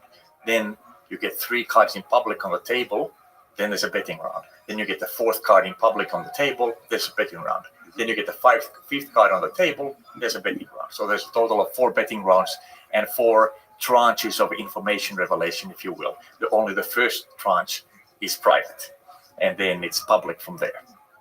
And this is probably by far the most popular game in AI and just the general public in terms of imperfect information.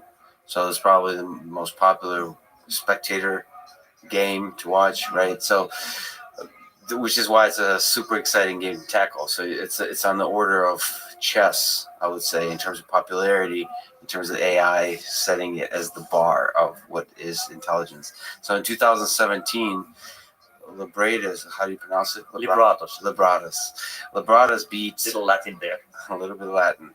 Libratus beat a few 4 expert human players. Can you describe that event, what you learned from it? What was it like? What was the process in general for people who have not read the papers and studied? Yeah, so the event was that we invited 4 of the top 10 players. These are specialist players in Heads Up No Limit Texas Hold'em, which is very important because this game is actually quite different than the multiplayer version.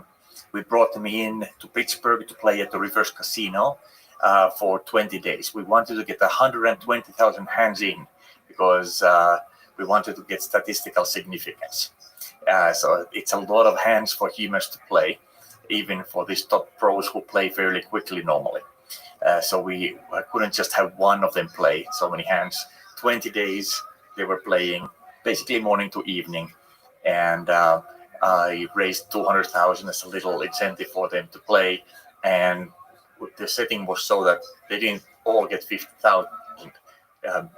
We actually paid them out based on how they did against the AI each. So they had an incentive to play as hard as they could, whether they're way ahead or way behind or right at the mark of beating the AI. And you don't make any money, unfortunately. Right. No, we can't make any money. So originally, a couple of years earlier, actually explored whether we could actually play for money, because that would be, of course, interesting as well, to play against the top people for money. But the Pennsylvania Gaming Board said no, so we couldn't. So this is much like an exhibit, like for a musician or a boxer or something like that.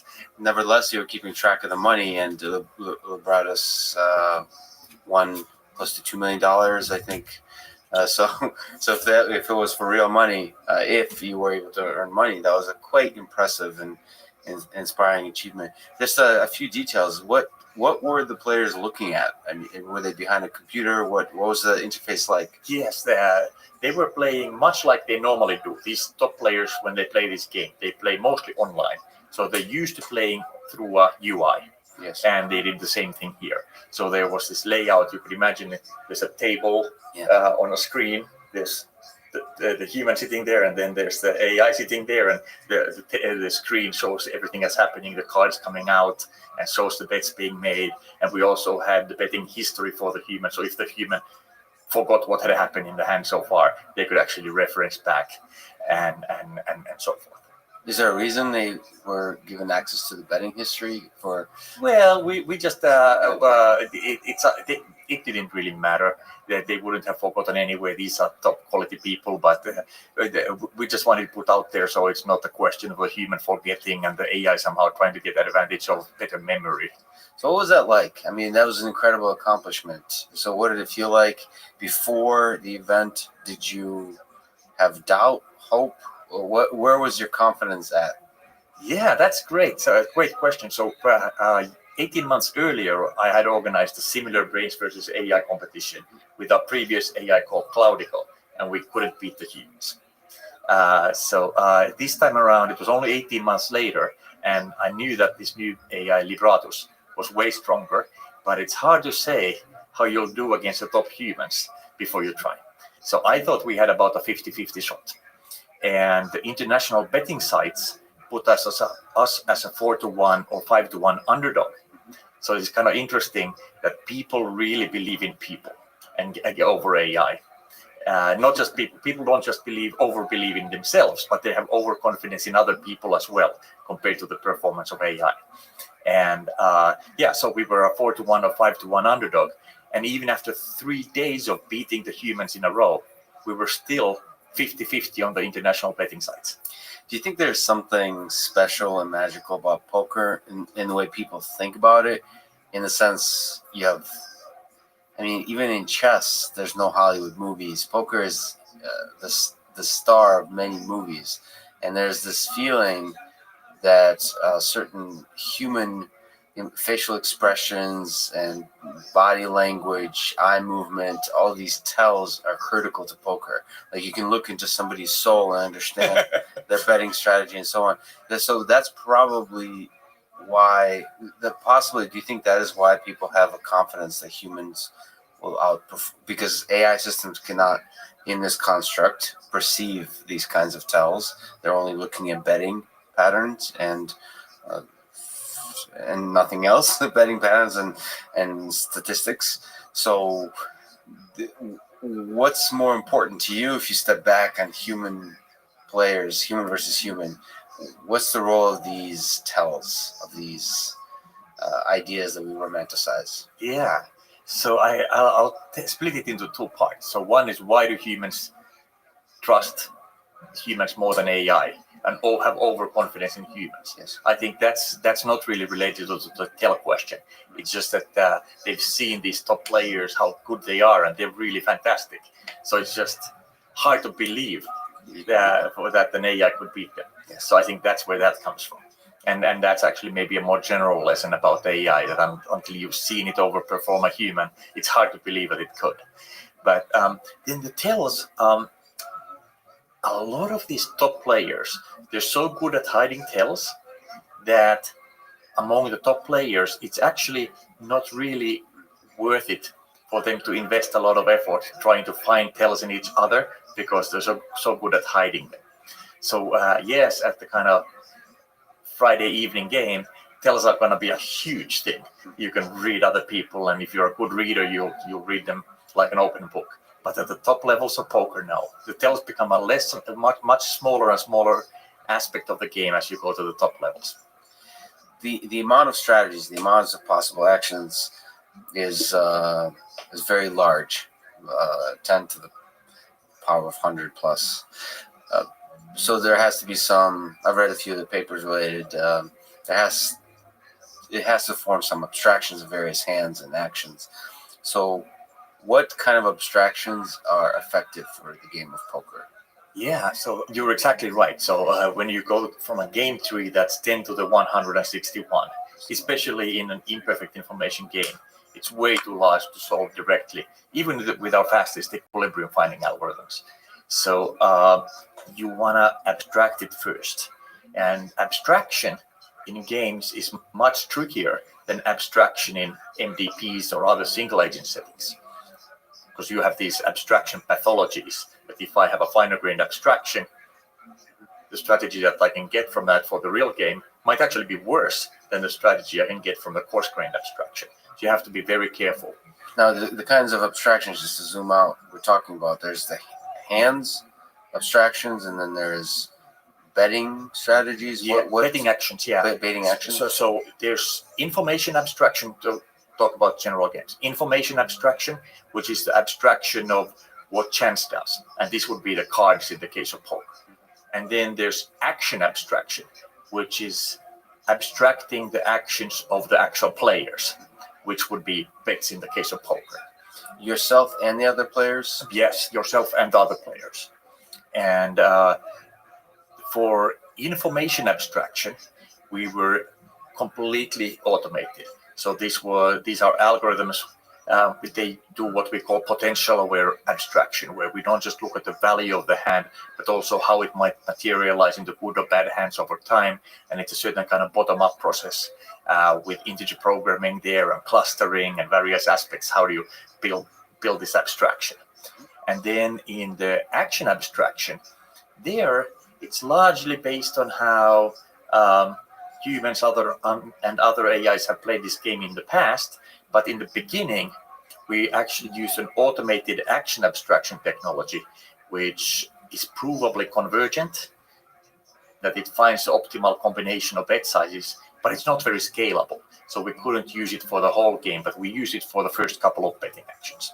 So what's more important, the strength of the hand, so the information abstraction, or the how you play them, the actions? Does it, the romanticized notion again is that it doesn't matter what hands you have, that the actions, the betting, may be the way you win, no matter what hands you have. Yeah, so that's why you have to play a lot of hands, so that the role of luck gets smaller.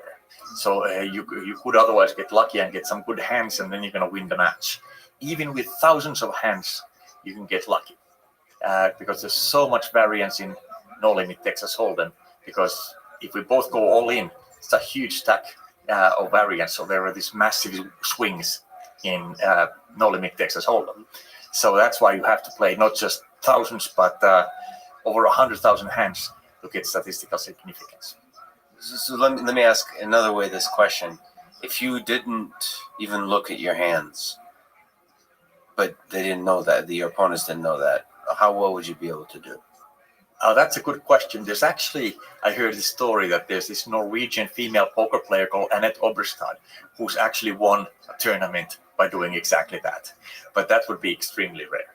So you cannot really play well that way. Okay.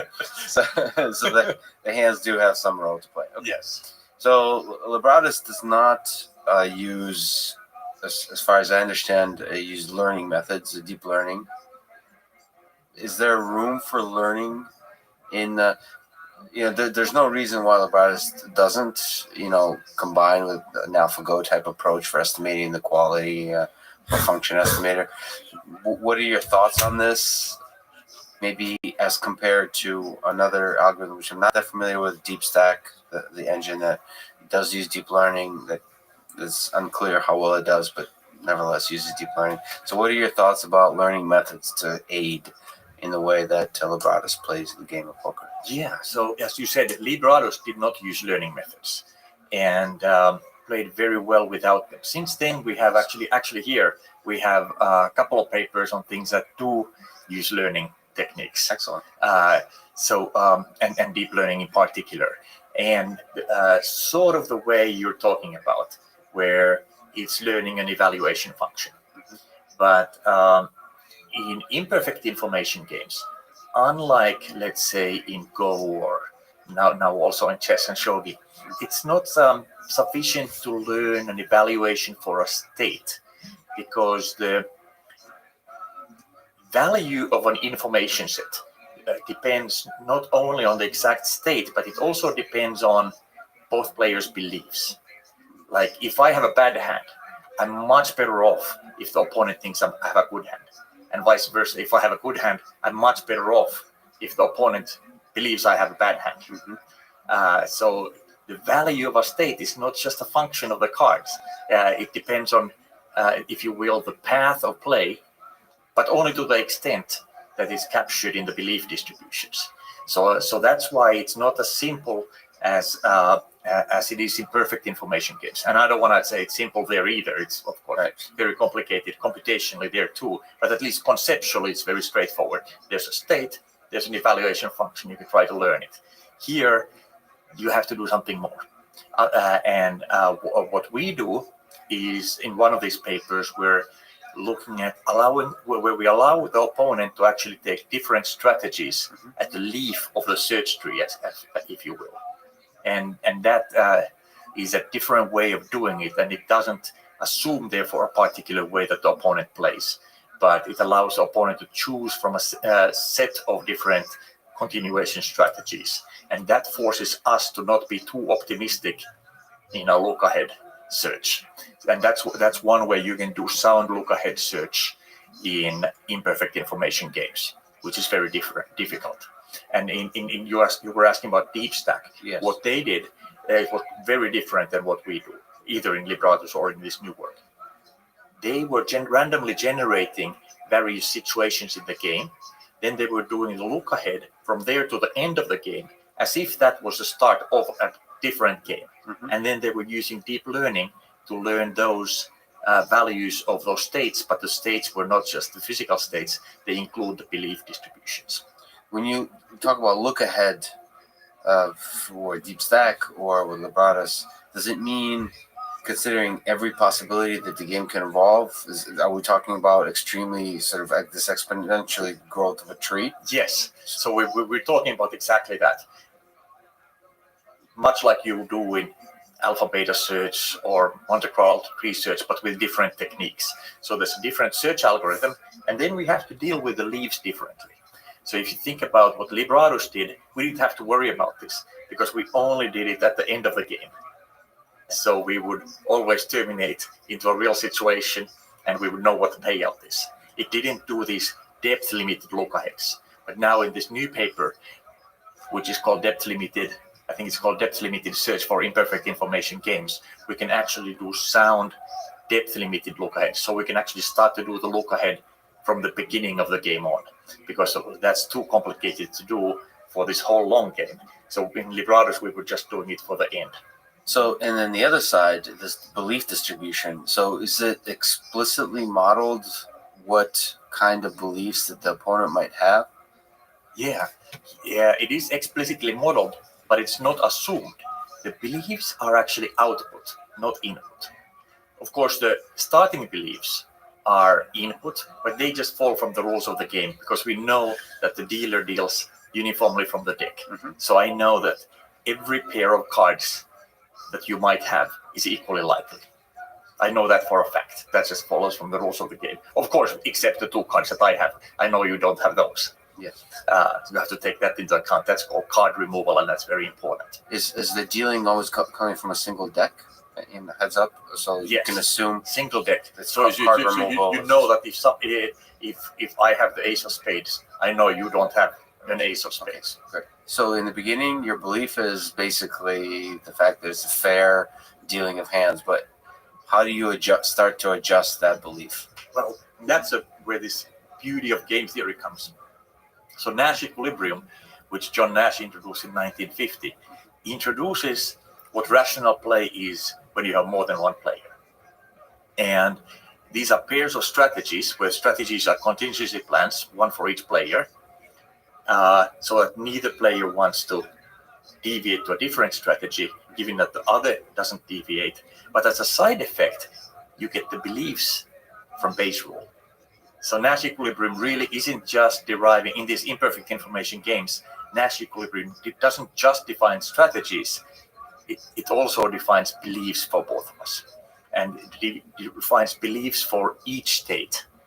So at each state, they call information sets. At each information set in the game, there's a set of different states that we might be in, but I don't know which one we're in. Nash equilibrium tells me exactly what is the probability distribution over those real-world states in my mind. How does Nash equilibrium give you that distribution? So why? So I'll do a simple example. So you know the game rock, paper, scissors. So we can draw it as player 1 moves first, and then player 2 moves. But of course, it's important that player 2 doesn't know what player 1 moved. Otherwise, player 2 would win every time. So we can draw that as an information set where player 1 makes 1 of 3 moves first, and then there's an information set for player 2. So player 2 doesn't know which of those nodes the world is in. But once we know the strategy for player 1, Nash equilibrium will say that you play 1/3 rock, 1/3 paper, 1/3 scissors. From that, I can derive my beliefs on the information set that they're 1/3, 1/3, 1/3. So Bayes gives you that. Bayes gives you. But is that specific to a particular player, or is it something you quickly update with the specific player? The game theory isn't really player specific. So that's also why we don't need any data. We don't need any history how these particular humans played in the past or how any AI or human had played before. It's all about rationality. So we just think the AI just thinks about what would a rational opponent do, and what would I do if I am rational, and that's the idea of game theory. So it's really a data-free, opponent-free approach. So it comes from the design of the game as opposed to the design of the player. Exactly. There's no opponent modeling per se. I mean, we've done some work on combining opponent modeling with game theory so you can exploit weak players even more, but that's another strand, and in Librados we didn't turn that on. So I decided that these players are too good, and when you start to exploit an opponent, you typically open yourself up to exploitation. And these guys have so few holes to exploit, and they're world's leading experts in counter-exploitation. So I decided that we're not going to turn that stuff on. Actually, I saw a few of your papers on exploiting opponents. It sounded very interesting to explore. Do you think there's room for exploitation generally outside of Librados? Is there a subject or people differences that could be exploited? Maybe not just in poker, but in general interactions, negotiations, all these other domains that you're considering? Yeah, definitely. We've done some work on that, and I really like the work that hybridizes the two.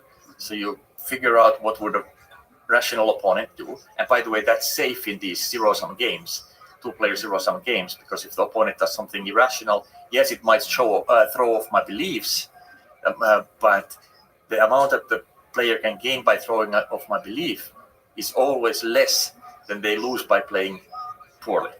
So it's safe. But still, if somebody's weak as a player, you might want to play differently to exploit them more. So that you can think about it this way: a game theoretic strategy is unbeatable, but it doesn't maximally beat the other opponent. So the winnings per hand might be better with a different strategy. And the hybrid is that you start from a game theoretic approach, and then as you gain data from about the opponent in certain parts of the game tree, then in those parts of the game tree, you start to tweak your strategy more and more towards exploitation, while still staying fairly close to the game theoretic strategy so as to not open yourself up to exploitation too much.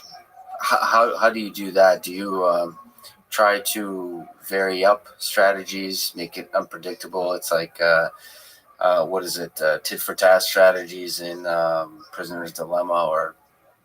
Well, that's a repeated game, kind of repeated games. Simple Prisoner's Dilemma, repeated games. Yeah. But even there's no proof that says that that's the best thing.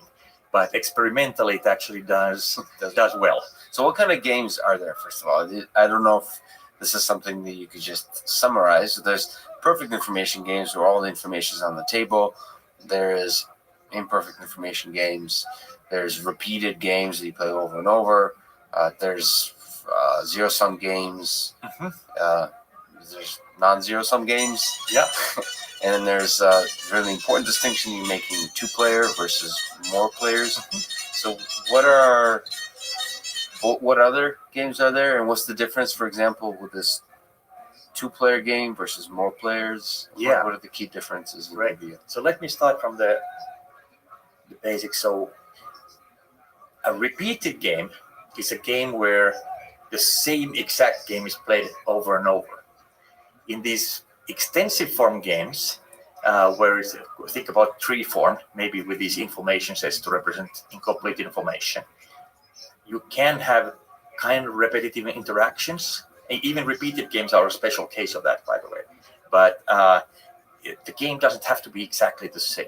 It's like in sourcing auctions. Yes, we're going to see the same supply base year to year, but what I'm buying is a little different every time, and the supply base is a little different every time, and so on. So it's not really repeated.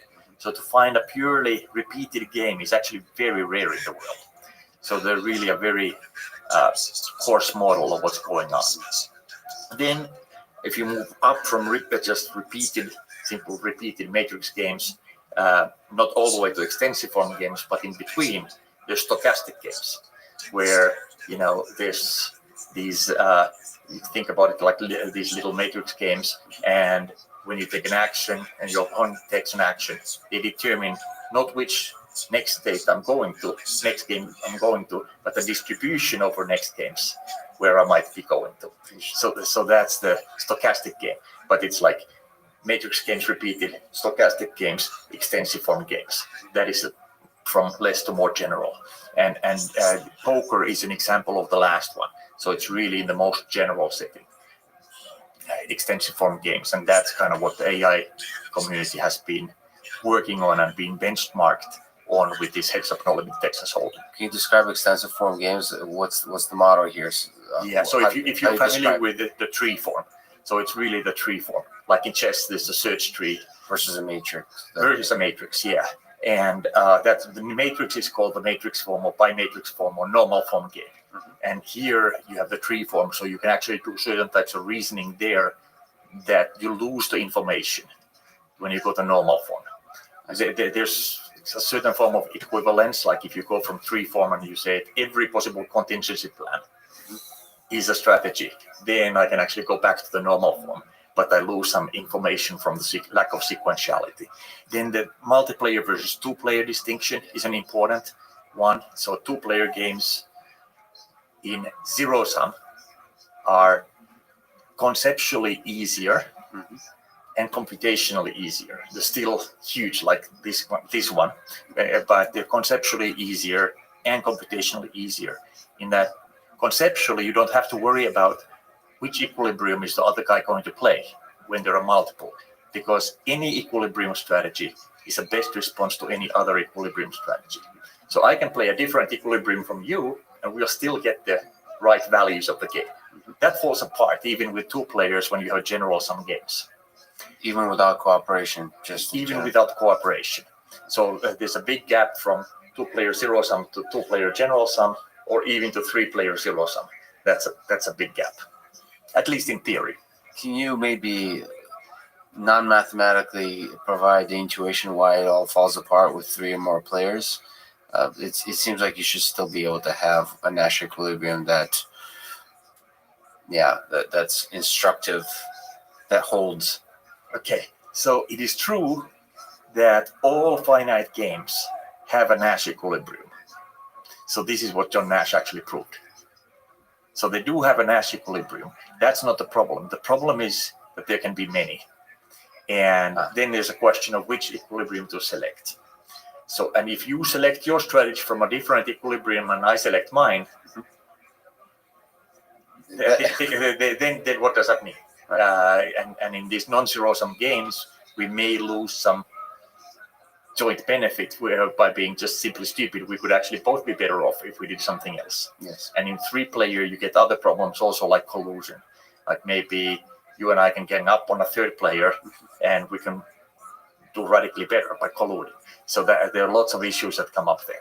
So Noah Brown, the student you worked with on this, has mentioned, I looked through the AMA on Reddit, he mentioned that the ability of poker players to collaborate would make the game. He was asked the question of how would you make the game of poker, or both of you were asked the question, how would you make the game of poker beyond being solvable by current AI methods? He said that there's not many ways of making poker more difficult, but cooperation between players would make it extremely difficult. So can you provide the intuition behind why that is, if you agree with that idea? Yeah. So I've done a lot of work coalitional games, and we actually have a paper here with my other student Gabriele Farina and some other collaborators on at NIPS on that. Actually just came back from the poster session where we presented this. But so when you have collusion, it's a different problem. Yes. And it typically gets even harder then.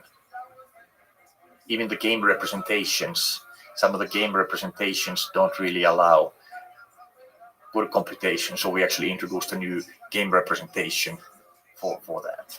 Is that kind of cooperation part of the model? Do you have information about the fact that other players are cooperating, or is it just this chaos where nothing is known? So there's some things unknown. Can you give an example of a collusion type game, or is it usually so like bridge? Yeah, so think about bridge. It's like when you and I are on a team, our payoffs are the same. The problem is that we can't talk. So when I get my cards, I can't whisper to you what my cards are. That would not be allowed. So we have to somehow coordinate our strategies ahead of time, and only ahead of time. And then there's certain signals we can talk about, but they have to be such that the other team also understands them. So that's an example where the coordination is already built into the rules of the game. But in many other situations like auctions or negotiations or diplomatic relationships, poker, it's not really built in, but it still can be very helpful for the colluders. I've read, you write somewhere, with negotiations, you come to the table with prior, like a strategy that you're willing to do and not willing to do, those kinds of things. So how do you start to, now moving away from poker, moving beyond poker into other applications like negotiations, how do you start applying this to other domains, maybe even real world domains that you've worked on? Yeah, I actually have 2 startup companies doing exactly that. One is called Strategic Machine, and that's for kind of business applications, gaming, sports, all sorts of things like that. Any applications of this to business and to sports and to gaming, to various types of things in finance, electricity markets, and so on. And the other is called Strategy Robot, where we are taking this to military security, cybersecurity, and intelligence applications. I think you worked a little bit in. How you doing, big dog? How do you put it? Advertisement, sort of suggesting ads, kind of thing. You feel good? That's another company, Optimized Markets. But that's much more about a combinatorial do you feel like you market accomplished and something? optimization-based technology. That's not using these game theoretic reasoning technologies. I see. Okay, so I'm not sure. what Are you sore? high level do you think about our ability to use game theoretic All right. concepts to model human What up, behavior? Do you think human behavior is amenable to this kind of modeling? So outside of the poker games, and where have you Excellent, seen big it dog. done successfully? Put that in freedom terms I'm for not me. sure the goal really is modeling humans. Like for example, if I'm playing a zero-sum All right. game, I don't really care that the opponent is actually following my model of rational behavior. Okay. Because if they're not, that's even better for me. Right. So see, with the opponents in games, there's the prerequisite is that you formalize the interaction in some way that can be amenable to analysis. And you've done this amazing work with mechanism design, designing games that have certain outcomes. But I'll tell you an example from my world of autonomous vehicles. Right, Okay. we're studying pedestrians and cars negotiate in this nonverbal communication. There's this weird game dance of tension where pedestrians are basically saying, "I trust that you won't kill me." Programming robots. And so, as a jaywalker, I will step onto the road even though I'm breaking the law. And there's this tension. And the question is, we really don't know how to model that well. In trying How to long to model your home? intent. And so people sometimes bring up ideas of game theory and so on. Do you think that aspect of human behavior can use these kinds of imperfect information approaches, modeling? How do you start to attack a problem like that when you don't even know how design the game to describe the situation in order to solve it? Okay, so I haven't really thought about jaywalking, but one thing that I think could be a good application in autonomous vehicles is the following. So let's say that you have That's really good. fleets of How, autonomous in cars 2 weeks? operating by different companies. So maybe here's a Waymo fleet and here's That's a very Uber good, fleet. big dog. If you think about the rules of the road, they define certain legal rules, but that still leaves a huge strategy space open. Like as a simple example, when cars merge, you know how humans merge. You know they slow down and look at each other and try to merge. Wouldn't it be better if these situations would already be pre-negotiated, so we can actually merge at full speed and we know that this is the situation, this is how we do it, and it's all going to be faster. But there are way too many situations to negotiate manually. So you could use I'll be ready automated for you. negotiation. This is the idea, at least. You use automated negotiation to negotiate all of these situations, or many of them, in advance. And of course, it might be that, hey, maybe you're not going to always let me go first. Maybe you said, okay, well, in these situations, I'll let you go first. But in exchange, you're going to give me too much. You're going to let me go first in these situations. So it's this huge combinatorial negotiation. And do you think there's room in that example of merging to model this whole situation as an imperfect information game, or do you really want to consider it to be a perfect? Oh, that's a good question. Yeah, that's a good question. Do you pay the price of assuming that you don't know everything? Yeah, I don't know. It's certainly much easier. Games with perfect information are much easier. So if you can get away with it, you should.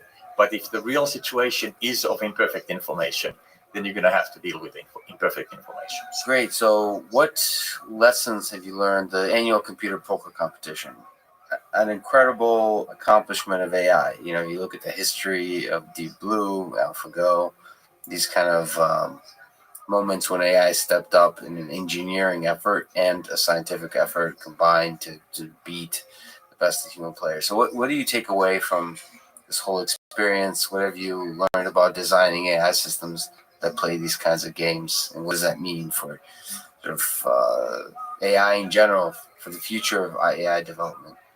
Yeah, so that's a good question. So there's so much to say about it. I do like this type of performance-oriented research, although in my group we go all the way from like idea to theory to experiments to big system building to commercialization. So we span that spectrum. But I think that in a lot of situations in AI, you really have to build the big systems and evaluate them at scale before you know what works and doesn't. And we've seen that in the computational game theory community, that there are a lot of techniques that look good in the small, but then they cease to look good in the large. And we've also seen that there are a lot of techniques that look superior in theory, and I really mean in terms of convergence rates, better, like first order methods, better convergence rates, like the CFR-based algorithms. Yet the CFR-based algorithms are the fastest in practice. So it really tells me that you have to test this in reality. The theory isn't tight enough, if you will, to tell you which algorithms are better than the others. And you have to look at these things in the large, because any sort of projections you do from the small can, at least in this domain, be very misleading. So that's kind of from a kind of a science and engineering perspective. From personal perspective, it's been just a wild experience in that with the first poker competition, first brains versus AI man-machine poker competition that we organized. There had been, by the way, for other poker games, there had been previous competitions, but this was, for Heads Up No Limit, this was the first. And I probably became the most hated person in the world of poker. And I didn't mean to. Why is that? For cracking the game for software. Yeah, it was a lot of people felt that it was a real threat to the whole game, the whole existence of the game. If AI becomes better than humans, people would be scared to play poker because there are these superhuman AIs running around taking their money and all of that. So it was really aggressive. The comments were super aggressive. I got everything just short of death threats. Do you think the same was true for chess? Because right now they just completed the World Championships in chess, and humans just started ignoring the fact that there's AI systems now that outperform humans, and they still enjoy the game. It's still a beautiful game. See, that's what I think. Yeah. And I think the same thing happened in poker. And so I didn't think of myself as somebody who was going to kill the game, and I don't think I did. Yeah. I've really learned to love this game. I wasn't a poker player before, but learned so many nuances about it from these AIs, and they've really changed how the game is played, by the way. So they have these very Martian ways of playing poker, and the top humans are now incorporating those types of strategies into their own play. So if anything, to me, our work has made poker a richer, more interesting game for humans to play, not something that is going to steer humans away from it entirely. Just a quick comment on something you said, which is, if I may say so, in academia is a little bit rare sometimes. It's pretty brave to put your ideas to the test in the way you described, saying that sometimes good ideas don't work when you actually try to apply them at scale. So where does that come from? I mean, what if you could do advice for people? What drives you in that sense? Were you always this way? I mean, it takes a brave person, I guess is what I'm saying, to test their ideas and to see if this thing actually works against top human players and so on. Yeah, I don't know about brave, but it takes a lot of work. Yes, it takes a lot of work and a lot of time to organize, to make something big and to organize an event and stuff like that. And what drives you in that effort? Because you could still, I would argue, get a best paper award at NIPS as you did in 2017 without doing this. That's right. Yes. So in general, I believe it's very important to do things in the real world and at scale, and that's really where the pudding, if you will, proof is in the pudding. That's where it is. In this particular case, it was kind of a competition between different groups for many years as to who can be the first one to beat the top humans at Heads Up No Limit Texas Hold'em. So it became kind of like a competition who can get there. Yeah, so a little friendly competition could do wonders for progress. Yes, absolutely. So the topic of mechanism design, which is really interesting, also kind of new to me, except as an observer of, I don't know, politics and I'm an observer of mechanisms, but you write in your paper on automated mechanism design that I quickly read. So mechanism design is designing the rules of the game so you get a certain desirable outcome. And you have this work on doing so in an automatic fashion as opposed to fine-tuning it. So what have you learned from those efforts?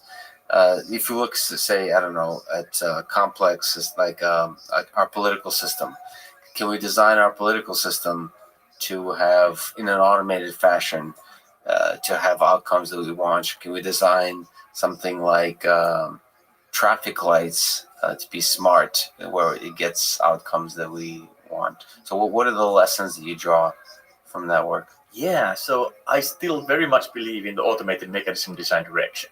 Yes. But it's not a panacea. There are impossibility results in mechanism design, saying that there is no mechanism that accomplishes objective X in class C. So it's not going to, there's no way using any mechanism design tools, manual or automated, to do certain things in mechanism design. Can you describe that again? So Meaning it's impossible to achieve that. There's or certain it's unlikely. Impossible. So these are not statements about human ingenuity who might come up with something smart. These are proofs that if you want to accomplish properties X in class C, that is not doable with any mechanism. The good thing about automated mechanism design is that we're not really designing for a class. We're designing for specific settings at a time. So even if there's an impossibility result for the whole class, it just doesn't mean that all of the cases in the class are impossible. It just means that some of the cases are impossible. So we can actually carve these islands of possibility within these known impossible classes. And we've actually done that. So one of the famous results in mechanism design is the Meyerson-Satterthwaite theorem by Roger Meyerson and Mark Satterthwaite from 1983. It's an impossibility of efficient trade under imperfect information. We show that you can, in many settings, avoid that and get efficient trade anyway. Depending on how you design the game. Okay, so depending how you design the game, and of course, it doesn't in any way contradict the impossibility result. The impossibility result is still there, but it just finds spots within this impossible class where in those spots you don't have the impossibility. Sorry if I'm going a bit philosophical, but what lessons do you draw towards, like I mentioned, politics or the human interaction and designing mechanisms for outside of just these kinds of trading or auctioning or purely formal games or human interaction, like a political system? Do you think it's applicable to politics or to business, to negotiations, these kinds of things, designing rules that have certain outcomes? I do think so.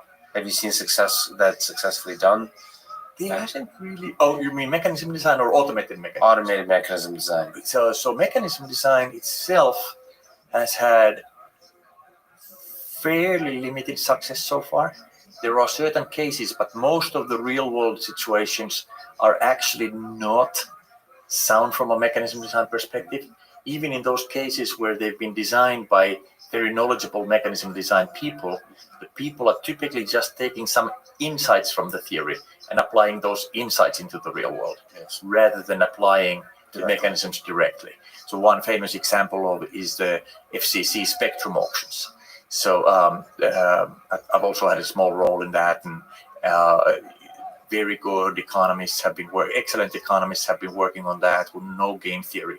Yet the rules that are designed in practice they're such that bidding truthfully is not the best strategy. Usually mechanism design, we try to make things easy for the participants, so telling the truth is the best strategy. But even in those very high stakes auctions where you have tens of billions of dollars worth of spectrum being auctioned, truth telling is not the best strategy. and by the way, nobody knows even a single optimal bidding strategy for those auctions. What's the challenge of coming up with an optimal? Because there's a lot of players and there's imperfect. It's not so much a lot of players, but many items for sale. And these mechanisms are such that even with just two items or one item, bidding truthfully wouldn't be the best strategy. If you look at the history of AI, it's marked by seminal events. AlphaGo being a world champion human Go player, I would put Libratus winning the Heads Up No Limit Hold'em as one of such event. Thank you. And what do you think is the next such event? Whether it's in your life or in the broadly AI community that you think might be out there that would surprise the world? So that's a great question, and I don't really know the answer. In terms of game solving, Heads Up No Limit Texas Hold'em really was the one remaining widely agreed upon benchmark. So that was the big milestone. Now, are there other things? Yeah, certainly there are, but there's not one that the community has kind of focused on. So what could be other things? There are groups working on StarCraft. There are groups working on Dota 2. These are video games.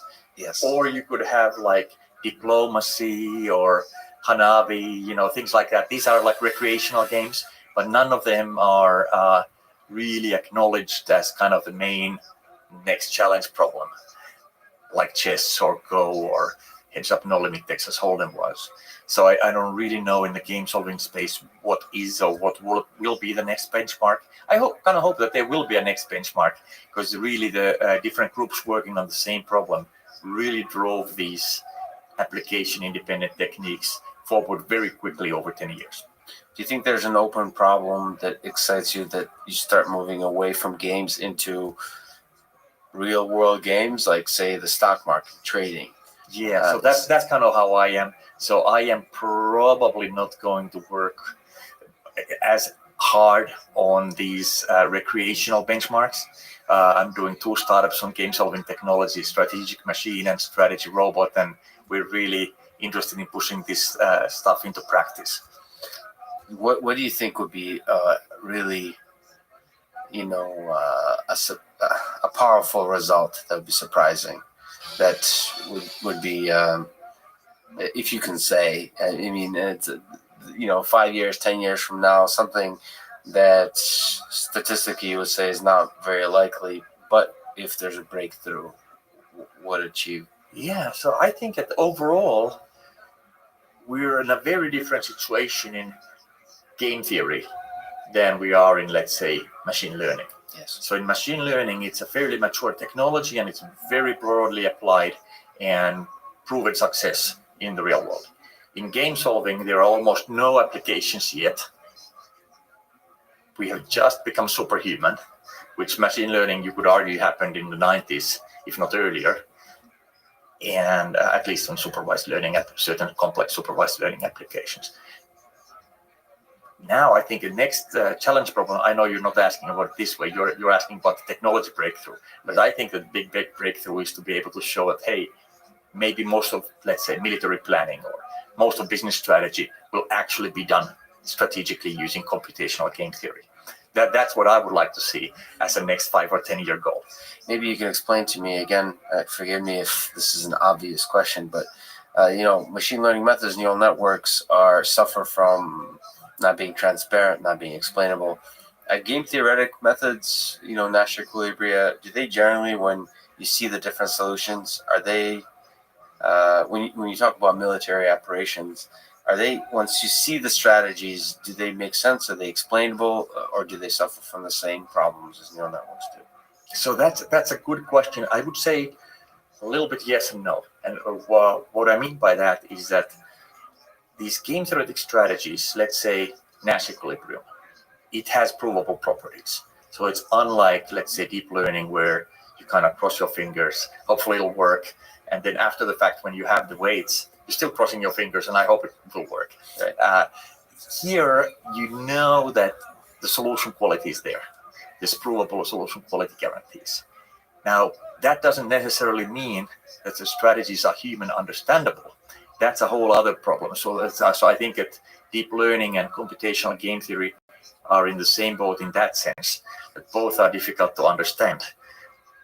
But at least the game theoretic techniques, they have these guarantees of solution quality. So do you see business operations, strategic operations, or even military in the future being at least the strong candidates being proposed by automated systems? Do you see that? Yeah, I do. But that's more of a belief than a substantiated fact. Depending on where you land, optimism or pessimism, that's to me, that's an exciting future, especially if there's provable things in terms of optimality. So looking into the future, there's a few folks worried about especially you look at the game of poker, which is probably one of the last benchmarks in terms of games being solved. They worry about the future and the existential threats of artificial intelligence, so the negative impact in whatever form on society. Is that something that concerns you as much, or are you more optimistic about the positive impacts of AI? Well, I am much more optimistic about the positive impacts.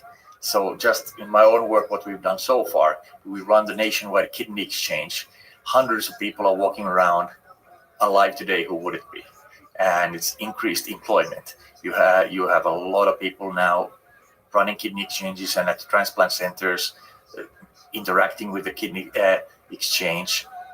You have extra surgeons, nurses, anesthesiologists, hospitals, all of that. So employment is increasing from that, and the world is becoming a better place. Another example is combinatorial sourcing auctions. We did 800 large-scale combinatorial sourcing auctions from 2001 to 2010 in a previous startup of mine called CombinedNet. And we increased the supply chain efficiency on that $60 billion of spend by 12.6%. So that's over $6 billion of efficiency improvement in the world. And this is not like shifting value from somebody to somebody else, just efficiency improvement. Like in trucking, less empty driving, so there's less waste, less carbon footprint, and so on. It's a huge positive impact in the near term, but sort of to stay in it for a little longer, because I think game theory has a role to play here. Well, let me actually come back on that. Yes. As one thing, I think AI is also going to make the world much safer. So that's another aspect that often gets overlooked. Well, let me ask this question. Maybe you could speak to the safer. So I talked to Max Tegmark and Stuart Russell, who are very concerned about existential threats of AI, and often the concern is about value misalignment. So AI systems basically operating towards goals that are not the same as human civilization, human beings. So it seems like game theory has a role to play there to make sure the values are aligned with human beings. I don't know if that's how you think about it. If not, how do you think AI might help with this problem? How do you think AI might make the world safer? Yeah, I think this value misalignment is a fairly theoretical worry, and I haven't really seen it in, because I do a lot of real applications. I don't see it anywhere. The closest I've seen it was the following type of mental exercise, really, where I had this argument in the late 80s when we were building these transportation optimization systems, and somebody had heard that it's a good idea to have high utilization of assets. So they told me, hey, why don't you put that as an objective? And we didn't even put it as an objective, because I just showed him that, if you had that as your objective, the solution would be to load your trucks full and drive in circles. Nothing would ever get delivered. You'd have 100% utilization. That's right. So yeah, I know this phenomenon. I've known this for over 30 years, but I've never seen it actually be a problem in reality. And yes, if you have the wrong objective, the AI will optimize that to the hilt, and it's going to hurt more than some human who's kind of trying to solve it in a half-baked way with some human insight too. But I just haven't seen that materialize in practice. There's this gap that you actually put your finger on very clearly just now between theory and reality. That's very difficult to put into words, I think. It's what you can theoretically imagine, the worst possible case, or even, bad cases, and what usually happens in reality. So, for example, to me, maybe it's something you can comment on, having grown up I grew up in the Soviet Union. There's currently 10,000 nuclear weapons in the world. And for many decades, it's theoretically surprising to me that the nuclear war is not broken out. Do you think about this aspect from a game theoretic perspective in general? Why is that true? Why, in theory, you could see how things would go terribly wrong, and somehow yet they have not. Yeah. How do you think about So I do think about that a lot. I think the biggest two threats that we're facing as mankind, one is climate change, and the other is nuclear war. So those are my main two worries that I worry about. And I've tried to do something about climate. Thought about trying to do something for climate change twice. Actually, for two of my startups, I've actually commissioned studies of what we could do on those things, and we didn't really find a sweet spot, but I'm still keeping an eye out on that. If there's something where we could actually provide a market solution or optimization solution or some other technology solution to problems. Right now, like for example, pollution credit markets was what we were looking at then, and it was much more the lack of political will by those markets were not so successful rather than bad market design. So I could go in and make a better market design, but but that wouldn't really move the needle on the world very much if there's no political will. And in the US, the market, at least the Chicago market, was just shut down, and so on. So then it doesn't really help how great your market design was.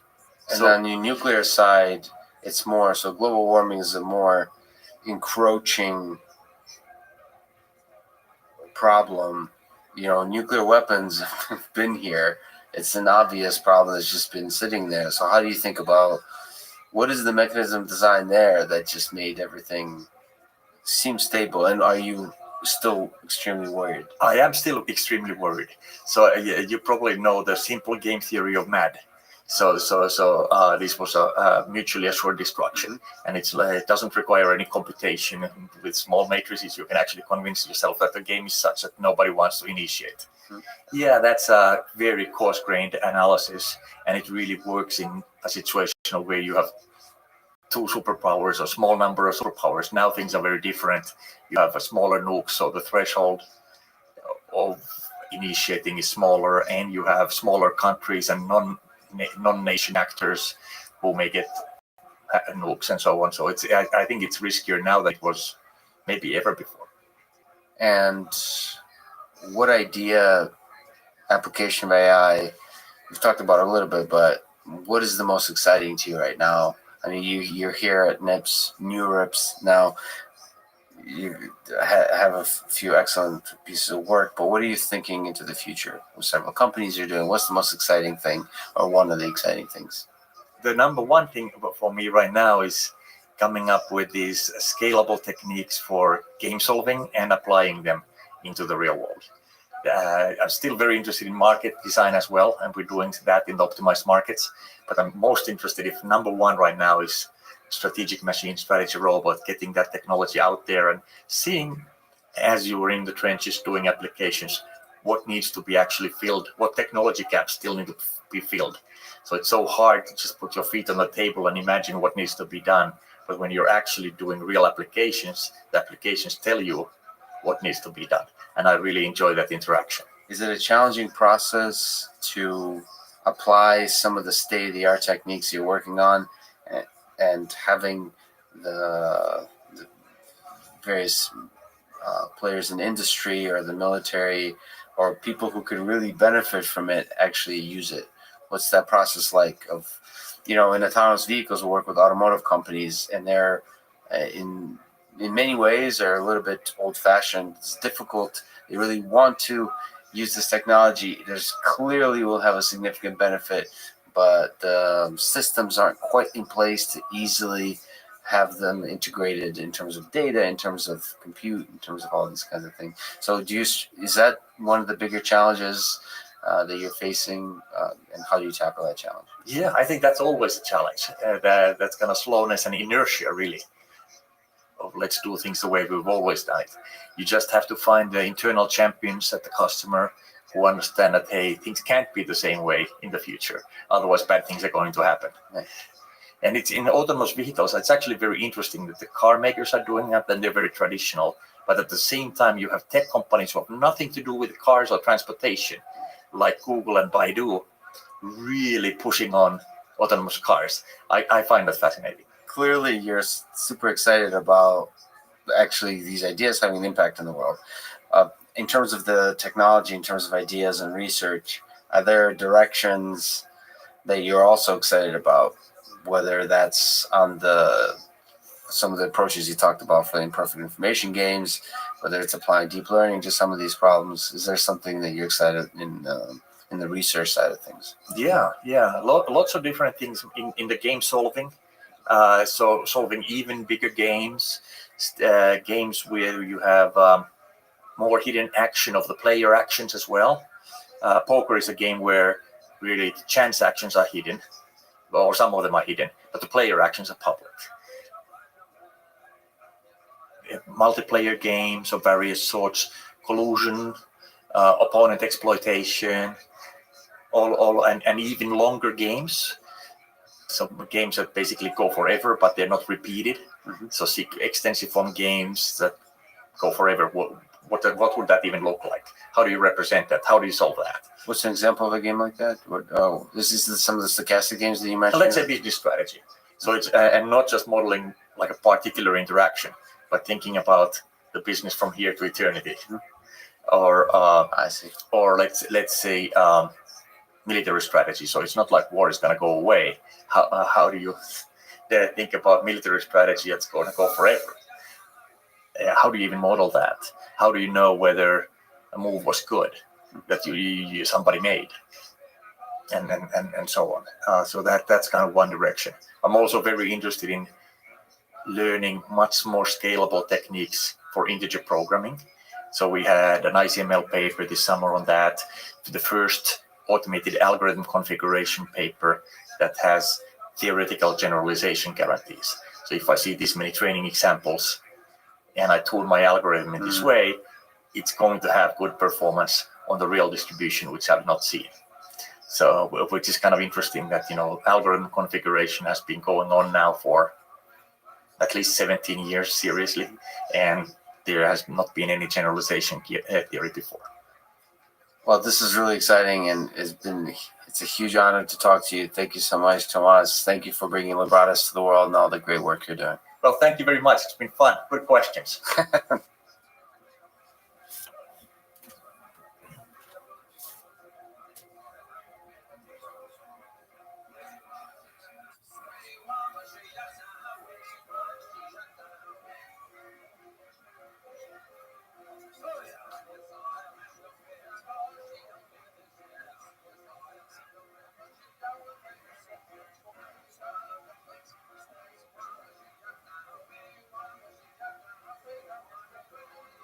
The following is a conversation with Tommaso Poggio. He's a professor at MIT and is a director of the Center for Brains, Minds, and Machines. Cited over 100,000 times, his work has had a profound impact on our understanding of the nature of intelligence in both biological and artificial neural networks. He has been an advisor to many highly impactful researchers and entrepreneurs in AI, including Demis Hassabis of DeepMind, Amnon Shashwa of Mobileye, and Christoph Koch of the Allen Institute for Brain Science. This conversation is part of the MIT course on Artificial General Intelligence and the Artificial Intelligence Podcast. If you enjoy it, subscribe on YouTube, iTunes, or simply connect with me on Twitter at Lex Friedman, spelled F-R-I-D. And now, here's my conversation with Tommaso Poggio. You've mentioned that in your childhood, you've developed a fascination with physics, especially the theory of relativity, and that Einstein was also a childhood hero to you. What aspect of Einstein's genius, the nature of his genius, do you think was essential for discovering the theory of relativity? Einstein was a hero to me, and I'm sure to many people, because he was able to make, of course, a major contribution to physics with, simplifying a bit, just a Gedanken experiment, a thought experiment. Imagining communication with lights between a stationary observer and somebody on a train. And I thought, the fact that just with the force of his thought, of his thinking, of his mind, he could get to something so deep in terms of physical reality, how time depends on space and speed. It was something absolutely fascinating. It was the power of intelligence, the power of the mind. Do you think the ability to imagine, to visualize as he did, as a lot of great physicists do you think that's in all of us human beings, or is there something special to that one particular human being? I think, all of us can learn and have, in principle, similar breakthroughs. There are lessons to be learned from Einstein. He was one of 5 PhD students at ETH, the Eidgenössische Technische Hochschule in Zurich, in physics. And he was the worst of the 5, but the only one who did not get an academic position when he graduated, when he finished his PhD, and he went to work, as everybody knows, for the patent office. And so it's not so much that he worked for the patent office, but the fact that obviously he was smart, but he was not a top student. Obviously, he was the anti-conformist. He was not thinking in the traditional way that probably his teachers and the other students were doing. So there is a lot to be said about trying to do the opposite or something quite different from what other people are doing. That's certainly true for the stock market. Never buy if everybody's buying. And also true for science. Yes. So you've also mentioned, staying on the theme of physics, that you were excited at a young age by the mysteries of the universe that physics could uncover, such as I saw mentioned, the possibility of time travel. So the most out-of-the-box question I think I'll get to ask today, do you think time travel is possible? Well, it would be nice if it were possible right now. In science, you never say no. But your understanding of the nature of time. Yeah, it's very likely that it's not possible to travel in time. You may be able to travel forward in time if we can, for instance, freeze ourselves or go on some spacecraft traveling close to the speed of light.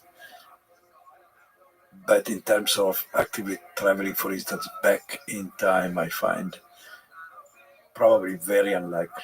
So do you still hold the underlying dream of the engineering intelligence that will build systems that are able to do such huge leaps, like discovering the kind of mechanism that would be required to travel through time? Do you still hold that dream, or echoes of it from your childhood? Yeah, I don't think whether there are certain problems that probably cannot be solved, depending what you believe about the physical reality. Like, maybe totally impossible to create energy from nothing or to travel back in time, but about making machines that can think as well as we do or better, or more likely, especially in the short and mid-term, help us think better, which is in a sense is happening already with the computers we have, and it will happen more and more. Well, that I certainly believe, and I don't see in principle why computers at some point could not become more intelligent than we are, although the word intelligence is a tricky one, and one should discuss For what sure. I mean with that. Intelligence, consciousness, Yeah. words like love, is all these are very you need to be disentangled. So you've mentioned also that you believe the problem of intelligence is the greatest problem in science, greater than the origin of life and the origin of the universe. You've also, in a talk I've listened to, said that you're open to arguments against you. So, what do you think is the most captivating aspect of this problem of understanding the nature of intelligence? Why does it captivate you as it does? Well, originally, I think one of the motivation that I had as, I guess, a teenager, when I was infatuated with theory of relativity, was really that I found that there was the problem of time and space and general relativity, but there were so many other problems of the same level of difficulty and importance that I could, even if I were Einstein, it was difficult to hope to solve all of them. So what about solving a problem whose solution allowed me to solve all the problems? And this was, what if we could find the key to an intelligence, 10 times better or faster than Einstein? So that's sort of seeing artificial intelligence as a tool to expand our capabilities. But is there just an inherent curiosity in you and just understanding what it is in here that makes it all work? Yes, absolutely, you're right. So I started saying this was the motivation when I was a teenager, but soon after I think the problem of human intelligence became a real focus of, you know, of my science and my research, because I think he's, for me, the most interesting problem is really asking who we are, right? Is asking not only a question about science, but even about the very tool we are using to do science, which is our brain. How does our brain work? From where does it come from? What are its limitations? Can we make it better? And that, in many ways, is the ultimate question that underlies this whole effort of science. So you've made significant contributions in both the science of intelligence and the engineering of intelligence. In a hypothetical way, let me ask, how far do you think we can get in creating intelligent systems without understanding the biological, the understanding how the human brain creates intelligence? Put another way, do you think we can build a strong AI system without really getting at the core, the functional, understanding the functional nature of the brain? Well, this is a real difficult question. You know, we did solve problems like flying without really using too much our knowledge about how birds fly. It was important, I guess, to know that you could have things heavier than air being able to fly like birds. But beyond that, probably we did not learn very much. You know, some. You know, the brothers Wright did learn a lot of observation about birds and designing their aircraft. But you know, you can argue we did not use much of biology in that particular case.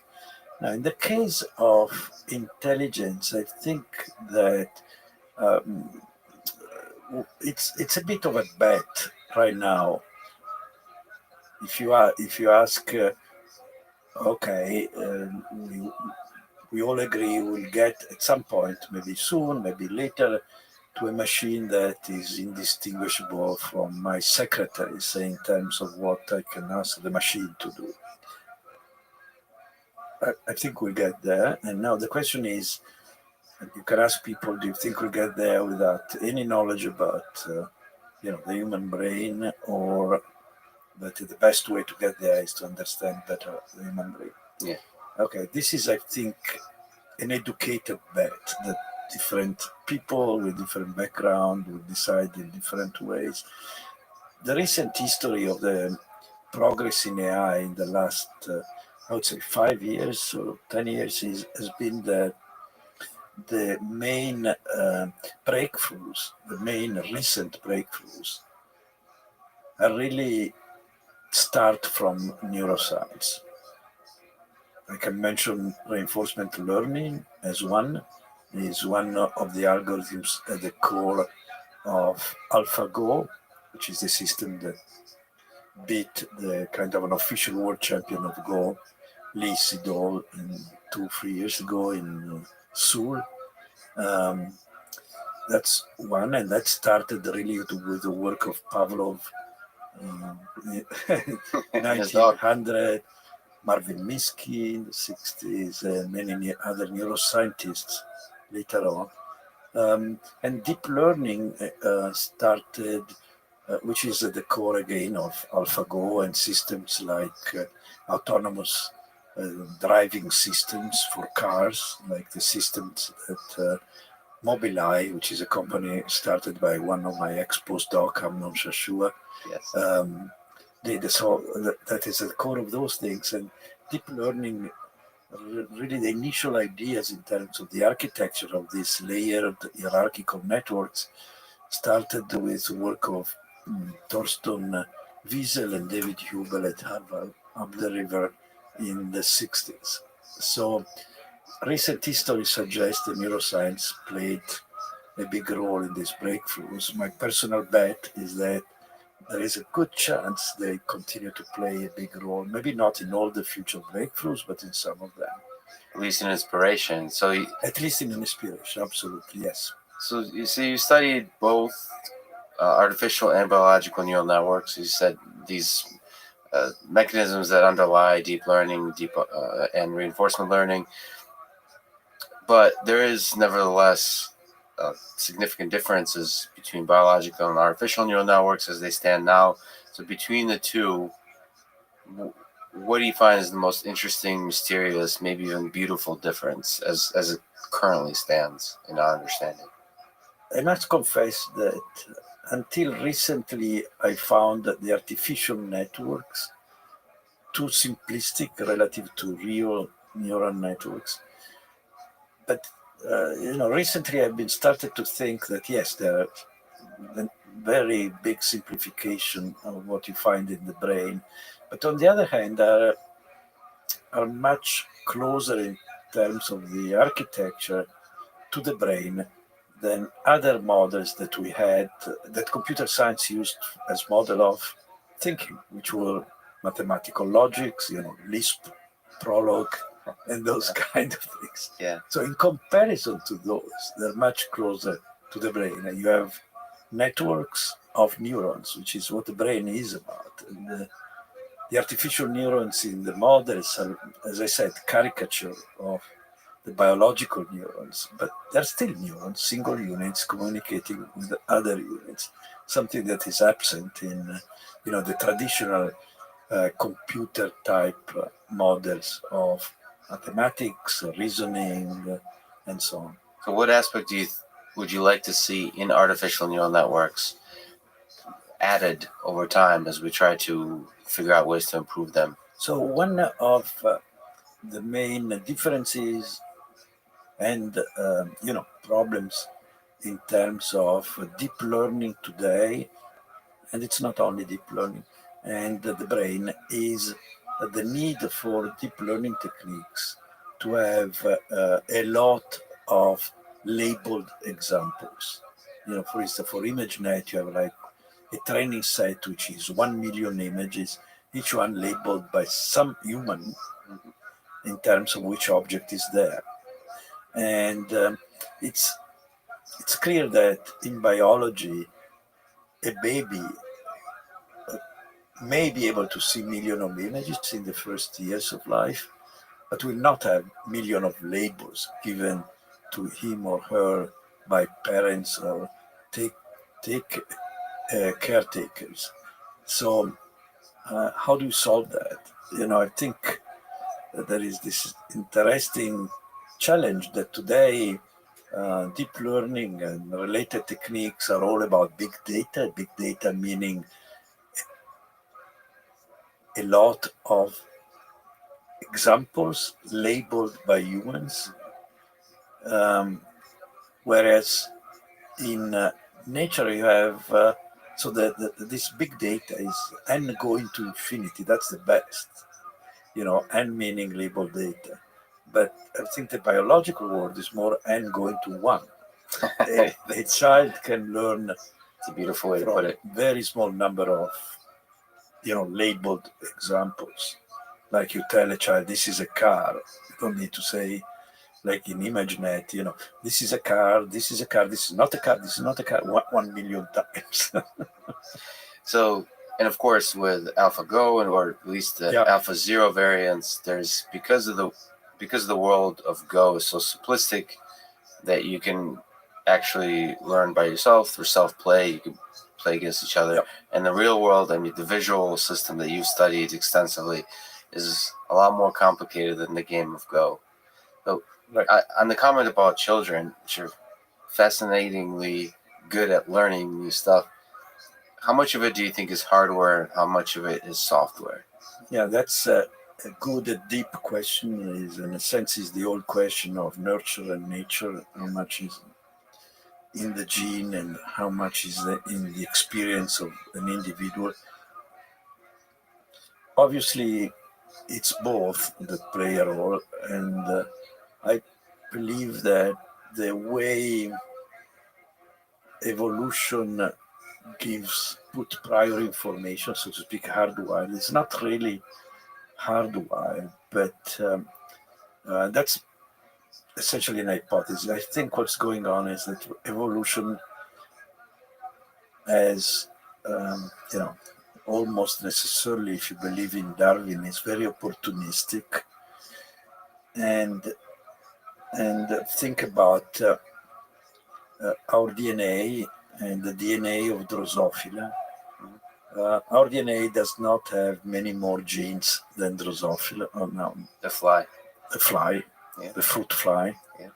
Now, we know that the fruit fly does not learn very much during its individual existence. It looks like one of this machinery that it's really mostly, not 100%, but 95% hard-coded by the genes.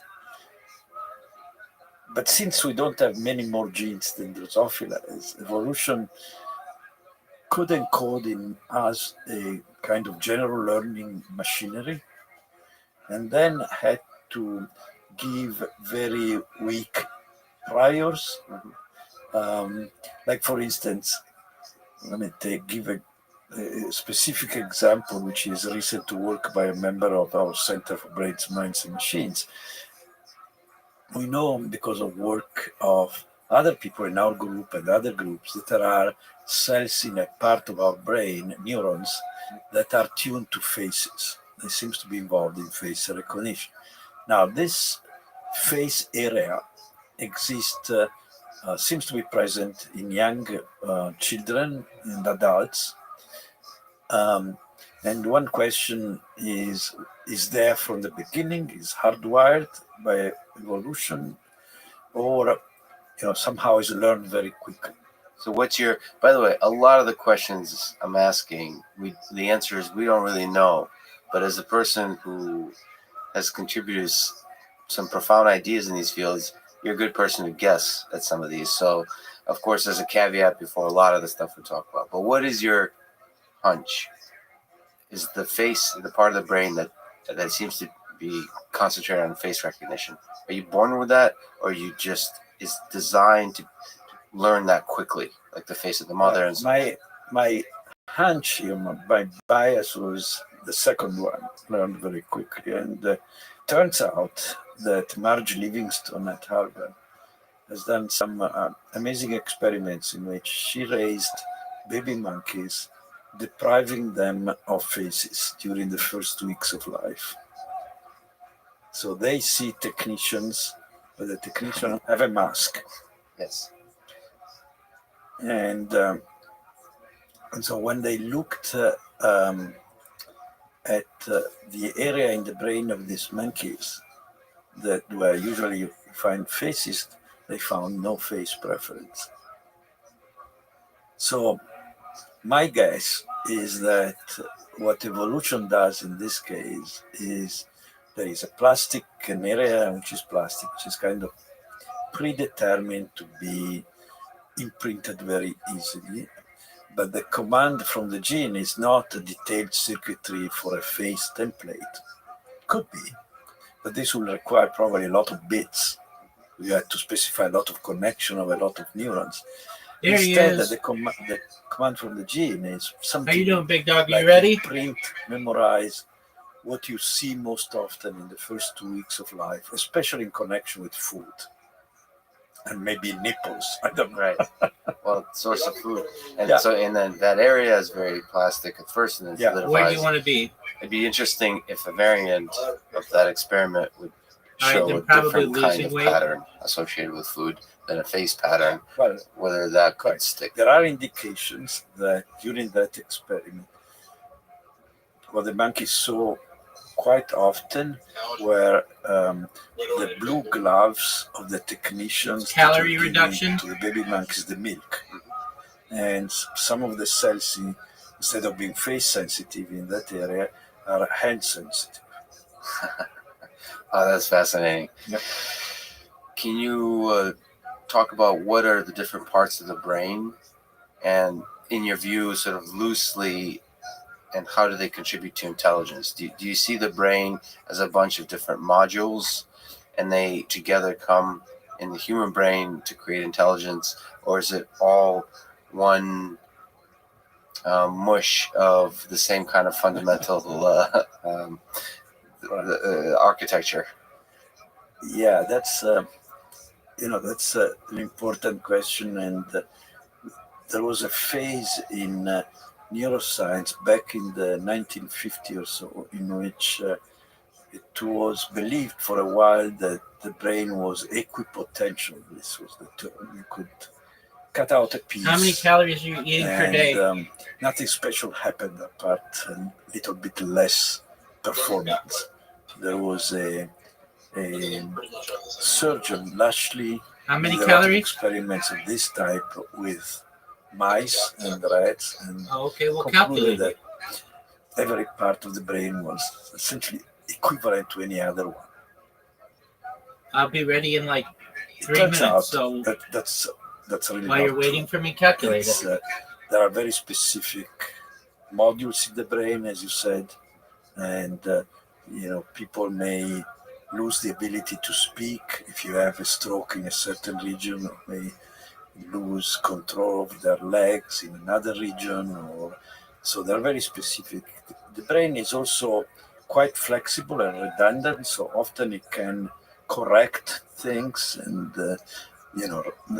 kind of take over functions from one part of the brain to the other, but really there are specific modules. So the answer that we know from this old work, which was basically based on lesions, either on animals or What do you very eat often per there day? were a mine of there was a mine of very interesting Okay, good. data coming from the war, from different types of injuries that soldiers had in the brain, and more recently, functional MRI, which allow you to check which part of the brain are active when you're doing different tasks,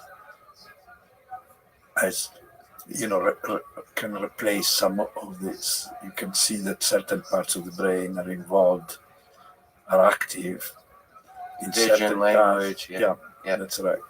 But sort of taking a step back to that part of the brain that discovers, that specializes in the face and how that might be learned, what's your intuition behind, is it possible that the sort of from a physicist's perspective, when you get lower and lower, that it's all the same stuff, and it just, when you're born, it's plastic, and it quickly figures out this part is going to be about vision, this is going to be about language, this is about No way, you're eating more than that. reasoning. Do you have an intuition that kind of learning is going on really quickly, or is it really kind of solidified in hardware? That's a great question. So No there way. are parts of the I don't brain, believe it. What are you eating? Tell me. like the cerebellum or the hippocampus, that are quite different from each other. They clearly have Hold on. different connectivity. 4 wheat bits? Then there is the cortex. What is that? Hold on. What's a wheat Which bit? is the most developed part of the brain in humans. And in the cortex, you What have is it? different It doesn't regions sound of the healthy. cortex So what is it? that are responsible for vision, for audition, for motor control. Yeah, for what is a language. wheat bit? Now, one of the big puzzles of this It's made from whole grain wheat. Is it like a cracker? No, it's made from whole grain wheat. Want me to take a big biscuit, it's high fiber, it's wheat. It's wheat. Okay. I'm going to do the calculation with ChatGPT.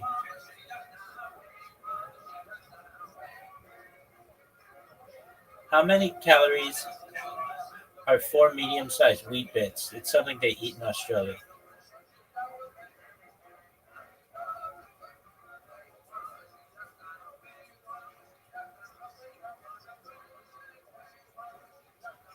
Is it like shredded wheatmeal biscuits? Yeah. Okay, so that's 132 calories. Okay, then what do you eat? 1 bowl of Greek yogurt with blueberries. How many calories is 1 bowl of wheat yogurt with blueberries, a standard bowl, standard amount of blueberries.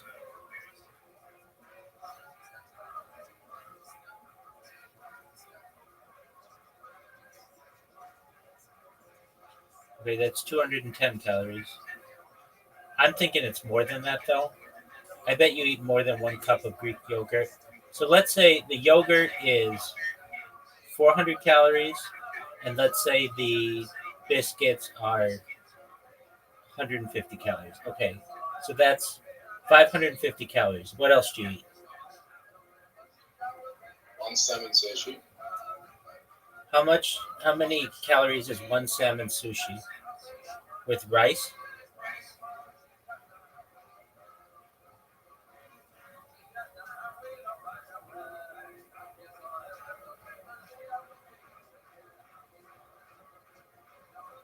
All right, so that's like 100 calories. So you're at like 650 calories. Now what?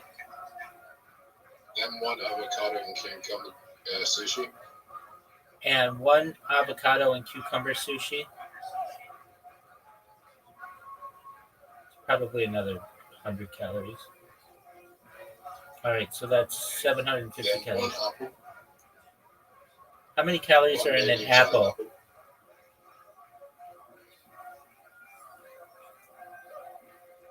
All right, so that's like another 100. So that's 850. Now what? Then kangaroo steak. And one large kangaroo steak.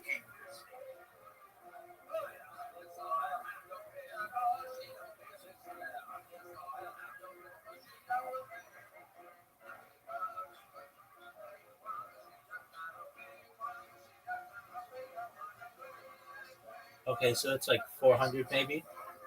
So you're at like closer to 1,500 calories. Okay. I believe it. 1,500 calories. Yeah, that's still, I bet, low. But okay. Did you say I'm still too low? I think that you're not calculating accurately enough. But I mean, I could be wrong. I mean, I'm sure you eat other stuff. Do you eat any drink any coffee? No. You only drink water? Yes. You don't drink any juice? No. No soda? No milk's in the cereal. There's milk in the cereal. All right, well, then that's another 100 calories or so.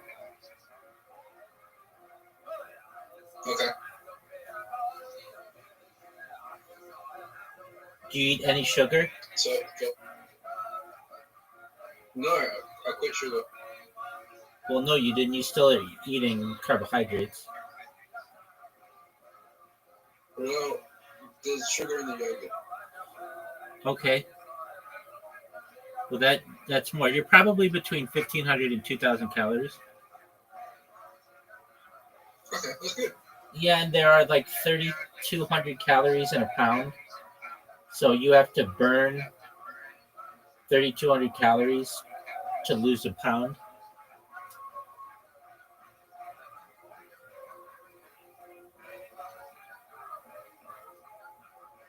Already 200 calories in 1 pound. Yeah.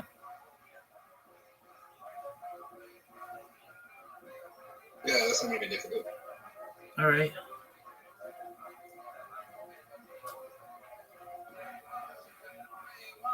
Now I have a question. What? You were giving me a sob story about some kind of issue that you have, which is fine. And I'd be willing to believe that. Why is it that issue only arises during mini golf and not darts? That's my question. It's very selective, is what I'm saying. When you are getting your ass whooped, it's very easy to lean on some kind of things that you don't even know. I mean, maybe you have, maybe you don't. No one fucking really knows. But all of a sudden, you play darts like fucking brilliantly. So I want to know. Why is your condition so selective?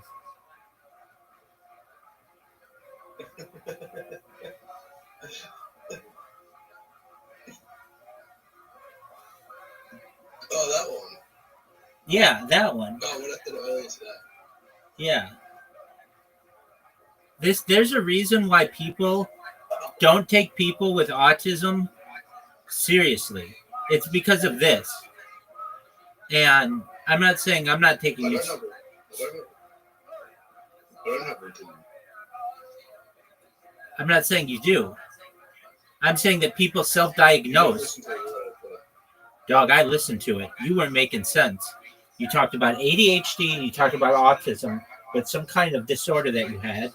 And I listened to it and I felt bad a little. Even said apologies for tearing you a new asshole.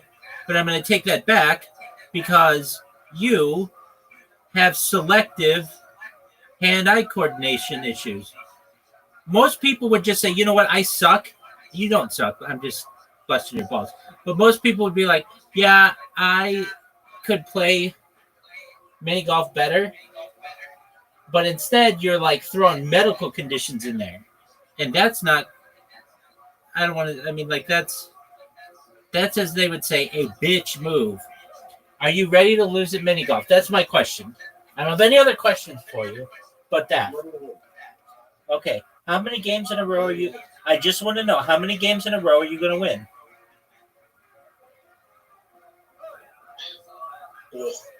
You're going to win 4 straight games, no ties? Yep.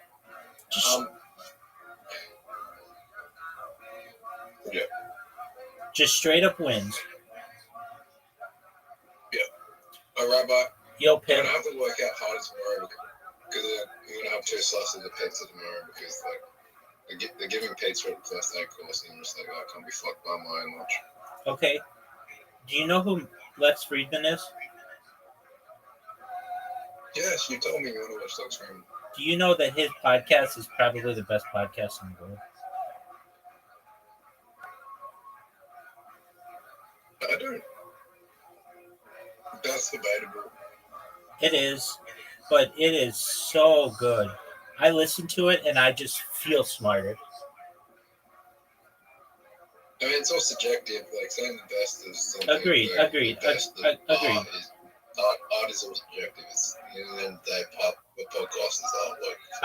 I agree, but it is so good. He has just really intelligent people who talk about amazing subjects like AI and self-driving cars and high-level physics and like chess. When I watch it, I just feel smarter. And you're gonna feel smarter now that you're gonna start watching. Shut that shit off. Chess, get that shit out of here. Listen, but it's all subjective. Is just because it's pop, just because you're popular doesn't mean he's not the that. best. He's not that popular though. I mean, you have a podcast running fucking 24/7. That's true, and I do have my own podcast. It's on Spotify. I have 15 episodes, and they're real episodes. I like went out and recruited people to be on it. It's called the Rabbi Rothschild podcast, quote, the official Kick podcast. And what I would do is just find people on Kick, and when they were just bored, and I'd be like, hey, you want to be on a podcast? And they'd be like, yeah. And then we would film it, and I would put it on there. But here's the thing about my podcast. I asked every single person the same questions. I asked them 72 questions from Vogue magazine. And I did. It is smart. It's cool. So you get like this blend of like a bunch of different personalities, but the same questions. Oh, that's a garbage shot, dude. It's just very specific that you just pick like 20 questions from Vogue magazine, 72 questions from Vogue magazine. Yeah, but I like it. Like my whole life is a podcast. You're right, but so when I want to ask a question, I'll just ask it. But I wanted something where I asked the same questions to a bunch of different people. Like, you know how a podcast is. Everybody's got to have something. So my thing was I'm going to ask the same questions. And these questions aren't very difficult. And there's like no pressure. I always tell everybody, you can skip a question if you don't want to answer it. And also, if you have any like fear about what questions I may or may not be asking, all you need to do is just look at I give the people the question list in advance. So there are like no surprises. It's just I wanted to give people a very low pressure opportunity to talk about themselves, but it doesn't get into anything like really really what's the word? Any contentious issues. If I want contentious issues, I will just ask them myself on my live stream, but I don't want to put pressure on them for a podcast. So, Rabbi, you know what I do? You know what I do before I go to the gym? Master. I walk an hour walk to the gym. Well, that's good. Right? That burns 100 calories on itself doing that. Dude, I bet it burns more than that. An hour there and an hour back? That's 2 hours worth of No, just about. Just an hour there, but sometimes I'll go back. I have enough time. Are you ready for one of the best shots that you've ever seen? Yeah, so I do an hour walk, and then you know do the gym walk. They have a stepping machine, and in 10 minutes, I burn like 150 calories just in 10 minutes on that thing. Yeah, Stairmasters are intense. Is that what it is, a Stairmaster? No way. What a shot. But I didn't do cardio today. I did legs yesterday, and then I did weights. I'm going to do cardio tomorrow. So because I'm gonna. Do you remember? I'm having paces tomorrow, so I have to do cardio. Okay. Do you remember? Do you remember at the beginning of when we were playing games? You said you were going to beat me 4 games in a row straight up. Yeah. You remember I said play it like Squid Game? Yeah. And you ended up losing? Yeah. Okay, I'm just making sure that like I didn't mishear you. Yep.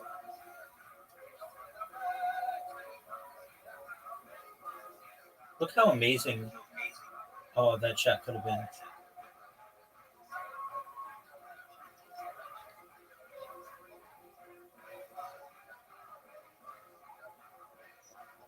That's a miss.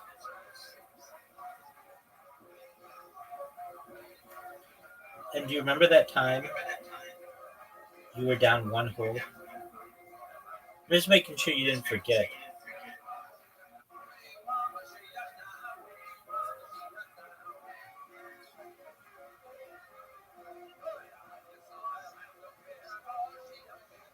Dog. All right, I'm gonna win. Dog, you suck dick. Like, if you could suck other stuff, you would suck that too. That's how much you suck. You're like a fucking human vacuum right now. Now, you ready for one of the greatest shots? Oh, I don't think I can make any. Maybe off of here? This would be an amazing shot. I don't know. Zoo, you know that was one of the best shots you've ever seen.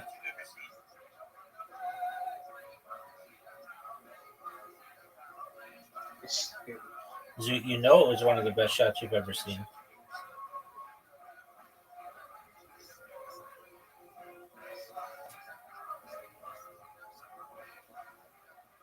Knock some of that shit down, Zoo.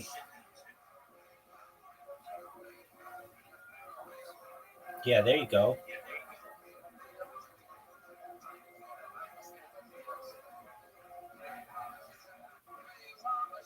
Oh, baby girl. You are gonna get. You have a tough shot. You can't really do anything really good. You need a miraculous shot here. Or you're gonna be down 3 holes to none. And I feel like once you're down 3 holes, you should just quit. We shouldn't waste each other's time.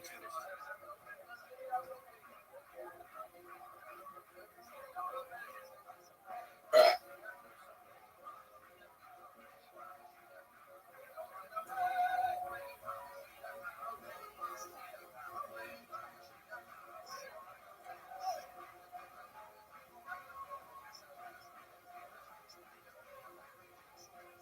What's your favorite Drake song?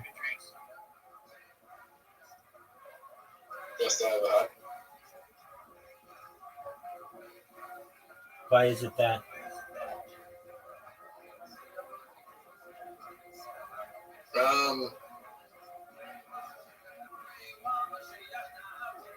It's relatable.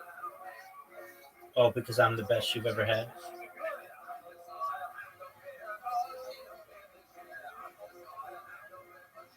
No, but like I don't like Drake. I'm a Kendrick fan. Well, you can be both. I can be both. Yeah, I can be both. I mean, I just don't really like Drake's music. Besides that, that's the only song I like. Just, Do you like? don't Do you like the hang song? with it. Do you like the song Passion Fruit? Never heard of it. Do you like the song Nice for I What? probably have. I probably heard of these songs. Like, I heard these songs, but I don't know what. I can't remember anything about them. All right. What's your favorite? What's my what? What's your favorite Kendrick song? That one. Stay Humble.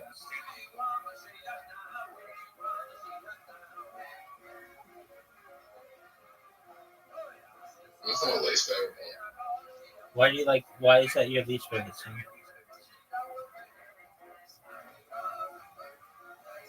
I like when it goes. I remember syrup sandwiches and crime allowances. It's just.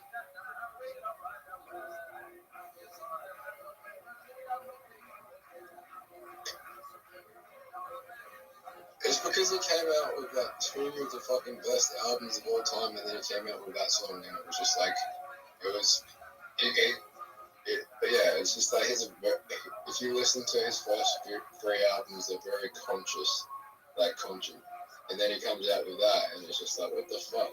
It's like he was trying to make a pop hit, and it worked, but it was just fucking very obvious to me. All right. I just And know. I said it's my least favorite Kendrick. I said it's my least favorite Kendrick song. I didn't tell a bad song. It's just my least favorite. Okay. I've seen Kendrick live. I've seen him do that song, and it was very. And I actually enjoyed his performance when he did it live, but I don't like the song. That's right. You're a really big Kendrick Lamar fan. Yeah.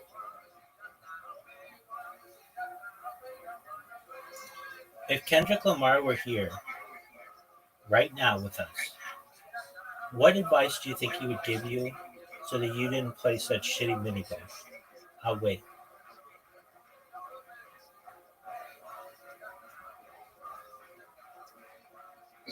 He would say, "Don't play with Rabbi." You're right. All I gotta do to not play shit is not play with you. Just play against the other shitty players. Dude, Like, just go into a normal game, like not a ranked game, just a normal game. If you like the ranked game, you get some like tough people, but if you go into a normal game, you're gonna win every time. oh, I never play those. I probably should. I always play ranked, and the people are fucking tough. But the thing is that I absolutely love about playing in those games is I learn, like, we'll play this game, like, a lot, every night, whatever. And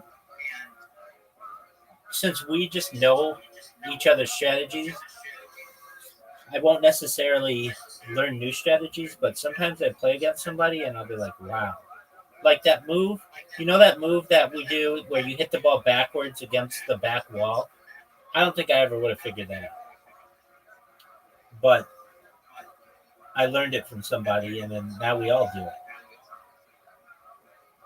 Oh, you douche.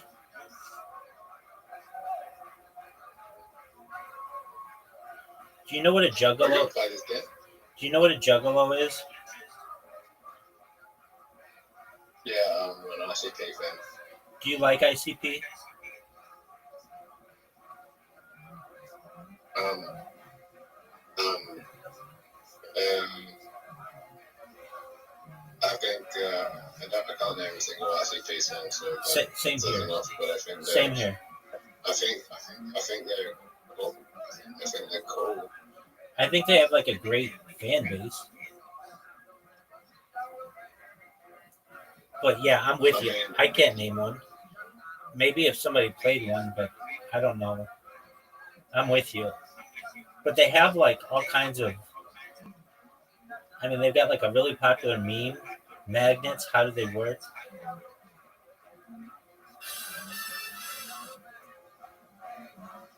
I saw them on Kill Tony, one of the guys on Kill Tony. His name's Violent J or something like that. And he had one of the worst sets of any stand-up comedian I've ever seen. And I understand he's like not a comedian, and he didn't think he was going to be on there, so he just got up to be funny. But it was like it was just wild shit. Like I don't know. It wasn't. I guess frankly what didn't it didn't make me mad that he was bad. What made me mad is the panel, including Tony. They were all like, "Wow, you're so good," and it was like, "Dude, you're just kissing this guy's ass because he's famous, but he's literally like the worst stand-up comedian I've ever seen."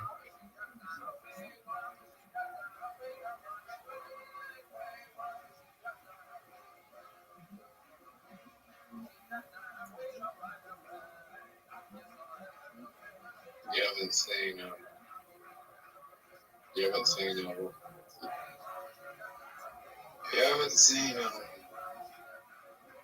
You haven't been to. Do you like James McCann?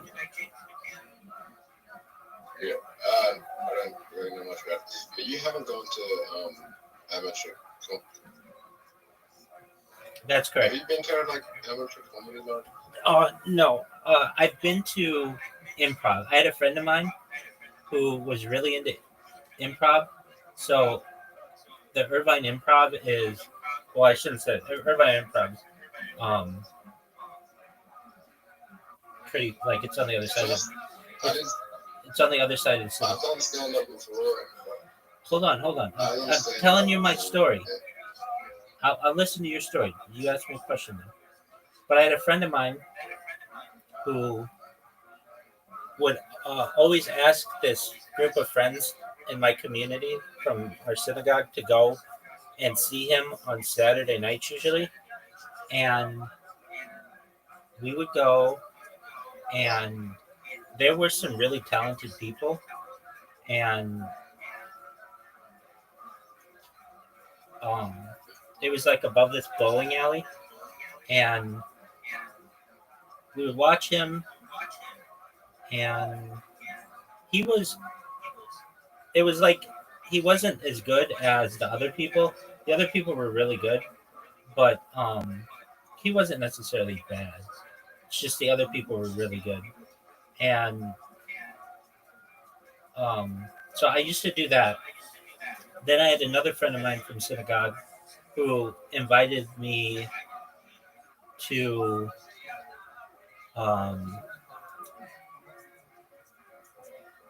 go to the Irvine Improv, which is like on the other side of the city, and of Irvine. It's not far away, but and when we went there, we were going to see I thought we were seeing a comedian, but we weren't. We went and saw like a political commentator. Do you know who Dave Rubin is?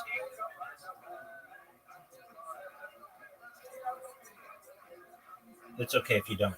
Anyway, and so we saw Dave Rubin there, but he didn't do stand up, which I was disappointed because it was a comedy club, and it's a really nice comedy club. And then the one time I was gonna go see a comedian, I was in my friend's wedding in 2020, and we were thinking of things for his bachelor party, and we were gonna see Norm Macdonald at the Irvine Improv. Do you know who Norm Macdonald is? Or was? He has since died. But anyway, we were going to see him, but we went bowling instead. So those were like the main times when I went to something comedic. I mean, I've been to improv a lot, though I've never done it myself. Okay, with that being said, I've always wanted to go down to the Comedy Store and check it out. But now that like all the big people aren't there anymore, I don't know. And I've also heard that it can be disappointing. But okay, with that said, you did stand-up comedy? Yeah, and the friend I invited to come with me, he pissed himself before I came. Why did he piss himself? Went there. He got nervous and pissed himself. Who does I that? was like, why are you the one? It's like, why are you the one pissing yourself? I'm the one performing. So he didn't even perform and he peed himself? Yeah, and then I used it in my flat, and then I rolled on. So you've done stand-up comedy just one time?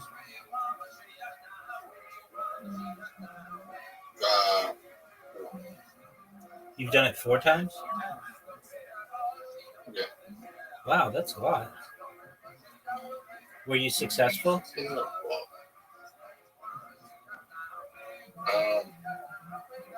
Yeah, but I didn't win the competition. Oh, it was a competition. Yeah. All right, you know what else? I could win now. I could win now because I was like 18, 19 at the time and didn't have much life experience. So I think if I did it now, it's funny as fuck. All right, do you know what else is a competition? This mini go? Exactly. And do you know that you're getting your ass kicked in it? Oh, I'm getting worse than money blue right now. Dog, you've lost 2 games straight. 2 of them. Not 1, but 2 of them. Welcome. How you living, pimp? What's good in your neck of the woods, son? Yo, dog. We've got Elvira, Queen of the Dark. How you living, girl? Shout out to Elvira. Dude, do you know who Elvira is?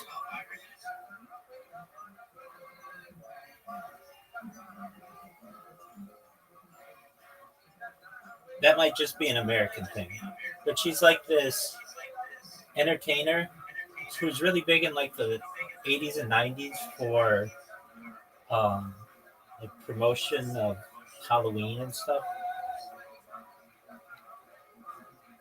Her real name is Cassandra something. She's a beautiful lady. Anyway, her like stage persona is Elvira, Queen of the Dark. She doesn't give a shit. That's cool. Do you remember that time you were down 3 holes to none? And then I was just going to play strategically because I don't ever take the pedal off the gas. I never take the foot off. I never take my foot off the pedal.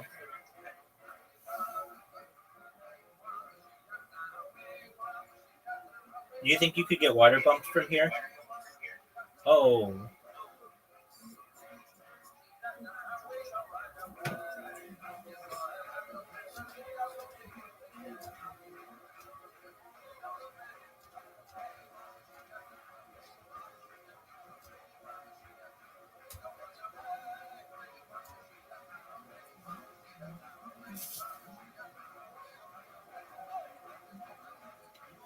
Zoot, remember when you were like, "Hey, I'm gonna win 4 games in a row, and I'm not even gonna tie them," and then you ended up losing at least 3 in a row?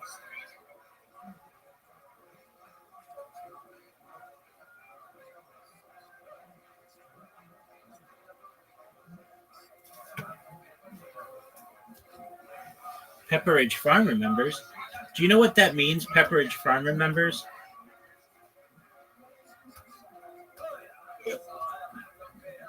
Do you know it from Family Guy?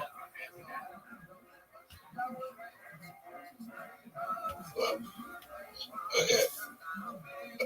I don't watch Family Guy. You don't watch Family Guy? And I'm not like fucking 12 years old. Dude, Family Guy's the best cartoon there is. Where's this ball, Zoot? Where's this hole, Zoot? It's the animated sitcom, so I mean, aren't all cartoons animated sitcoms? Or what defines a sitcom?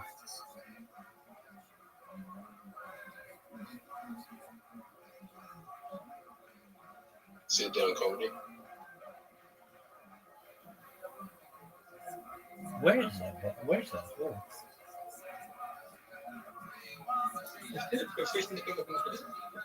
That's gonna make me fucking annoyed for life. That I didn't know where the fucking hell was on May the 1st, 2025. May 1st, 2025 on a birthday night. I don't know where the fucking hole is in Minigo. Zoot, do you know the name of this hole?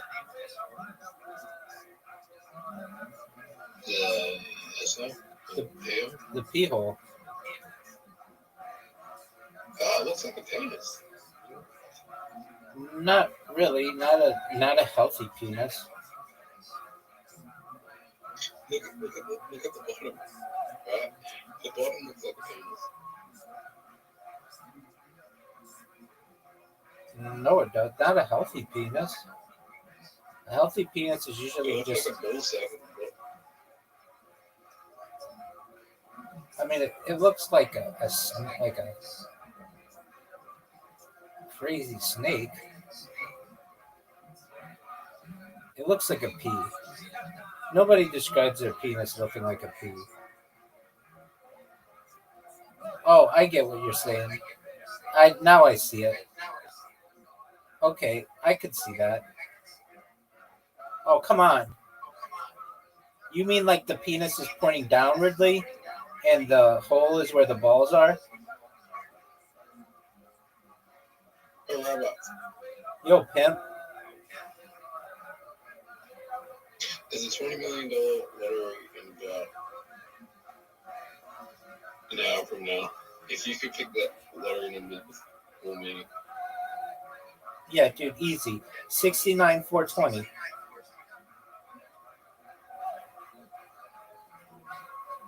You know what's annoying about that? A lot of people There was play a it. lottery I played with those numbers came. There was a lottery I played with those numbers came up, and I was just like, that is so fucked. I didn't play it.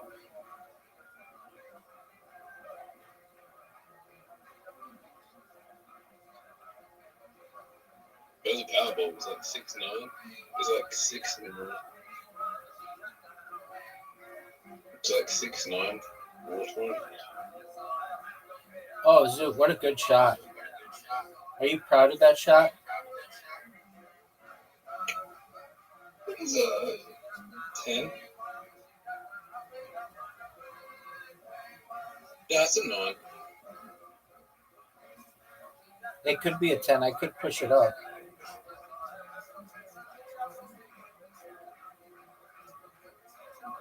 All right, knock out that tree for me, big dog.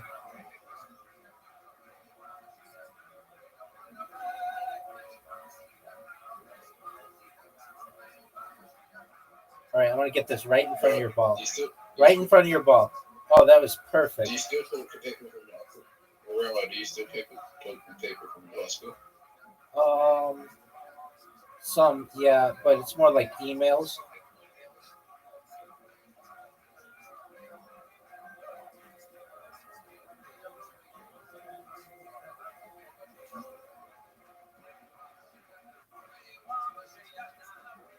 not so much high school, but college.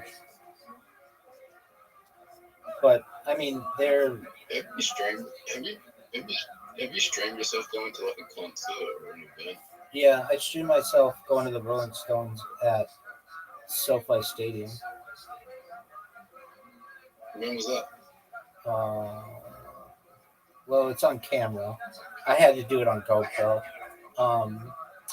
That was like October of 2021. Okay, so very early in the stream. Yeah, it's super early. And the Rolling Stones were going to play at the Rose Bowl in 2020, but it got canceled because of COVID. And then they opened up SoFi Stadium, which is like this beautiful stadium in technically Inglewood, but Los Angeles. And it's where the Rams play. It's where the Chargers play. And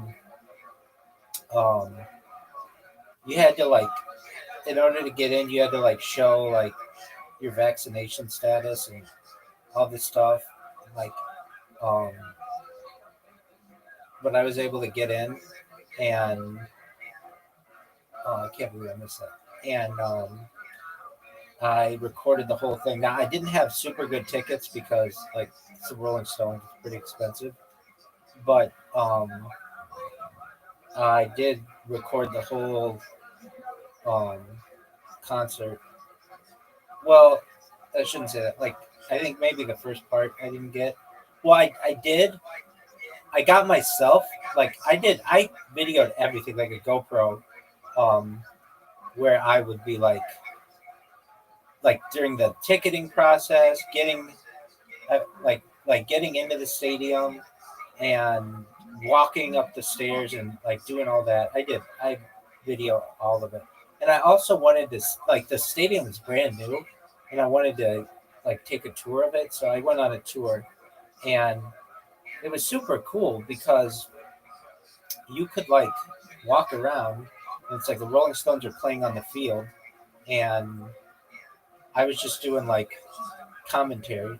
And then I wasn't even going to go to my seats because my seats were, I don't want to say like bad seats. There were no bad seats, but they were just pretty far away. But I decided, you know what, I'll check out where my seats are. So I went to where my seats were. I recorded the whole thing. And I want to say I recorded on multiple devices, but it might have just been cell phones and a GoPro. It might have been like two types of devices.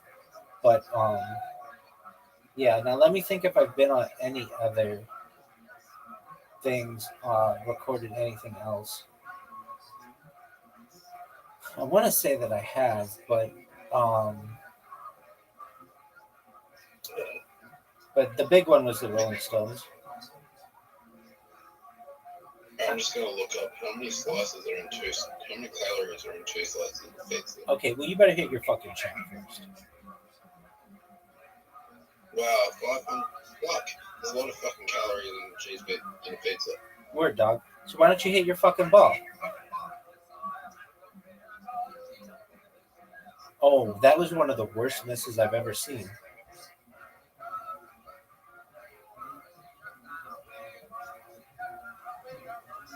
Oh, I almost stole that hole from you.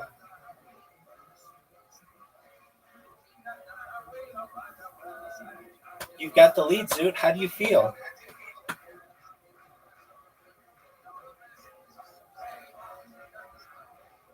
Good. Zoot, you should know how to play this hole.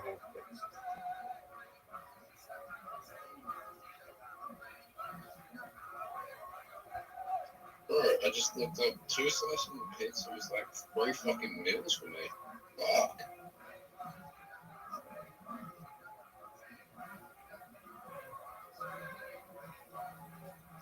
I played against somebody. I think they showed me how to do this correctly. I might be wrong.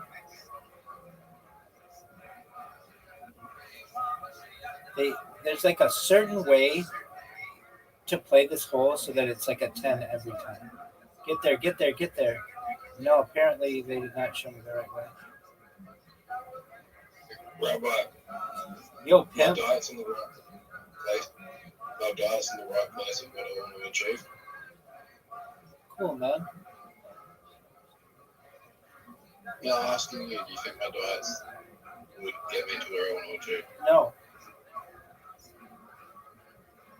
Really? really, I would just eat kangaroo steak as every meal. No sushi, no wheat bits, none of that shit. Nothing with carbohydrates. Okay, that'd be expensive. Yeah, that's why it's difficult to do.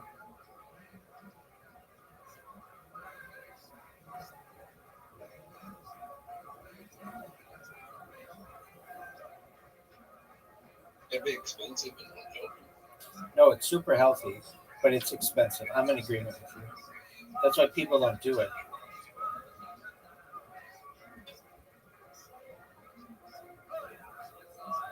Oh, dude, it all comes down to this hole. Don't hit my ball. Well, just drink water and kangaroo. So just drink water and just eat nothing but kangaroo. If you did that for 48 hours, you wouldn't want your carbohydrates. Your body would be full. And it would be running in a state known as ketosis, and you would feel better than you've ever felt. You'd have a ton of energy. I'm not saying this to just jerk you off. I'm serious. You'd have a ton of energy. Your brain would feel like it was running on overdrive because your body would just be using your natural fat deposits. It's how your body's programmed to work. We're not programmed to eat 3 meals a day. Evolution does not dictate that we should be doing that. We've only had that recently in like the last several centuries. Additionally, we never really had sugar. As I've previously stated, the word sugar is not in the Bible. As I've previously stated, or perhaps I didn't state this, but sugar is really only available in mass in like sugar cane, and that's located only in like Oceania. And most people didn't have access to it until perhaps like the 19th century. So with that said, what we would do is we were hunter-gatherers, basically. The only kind of sugar we would get is from fruit. Oh, that's my 900th win, Sue. And we would go long periods of time without eating. People would go like months without eating, especially in the winter. So what would happen is your body would use your natural fat deposits and run off of that. And that's what we're naturally programmed to do. The only reason why we don't is because now we have modern diets. But when you're running in a state of ketosis, you'll lift more, you will run further, your brain will just be firing on all cylinders, and the only reason why you stop feeling that way is you start to eat sugar, and then your body doesn't do it anymore. And then you get tired, and then you wake up in the morning. That's another thing. When you're in a state of ketosis, you can wake up like instantly, like ready to go. But when you eat a lot of carbohydrates, oh, you got fucked, dude. Your body's like groggy in the morning.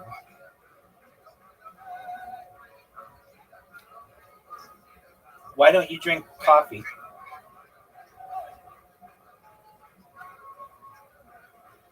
Why don't I drink coffee? That was my question to you.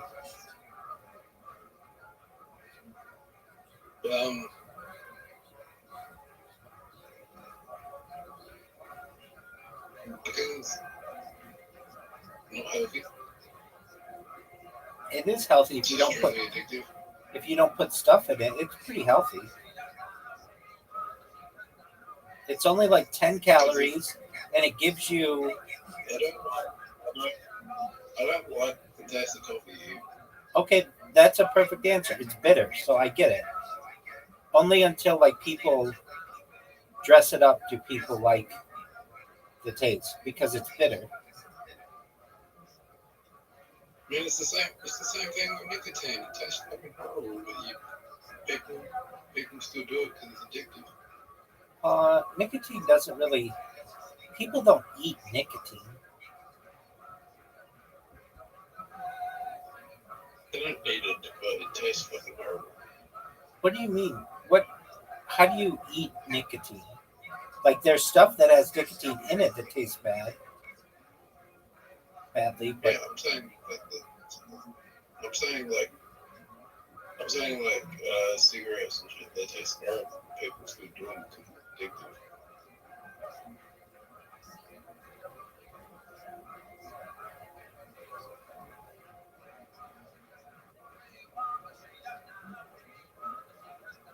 oh, that was a good shot, Zook.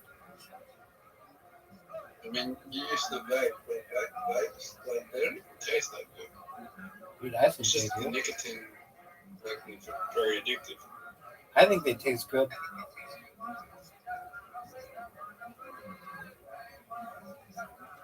No, Yeah, they do. I mean, it's just like flavored hair. I think some of them taste amazing. Like, I would take it over food in some ways. Some of them taste amazing.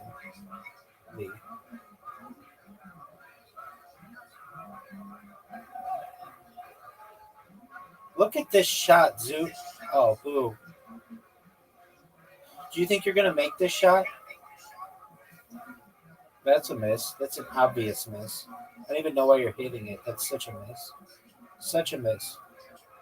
Miss.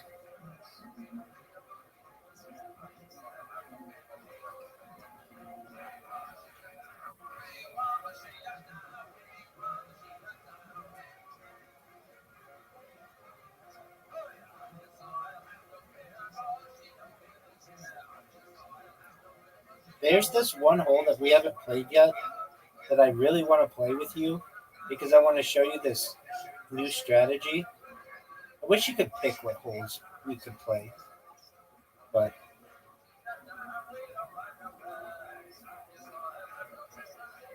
that's short. No, it's not. Too much of an angle. Short. Short. Told you.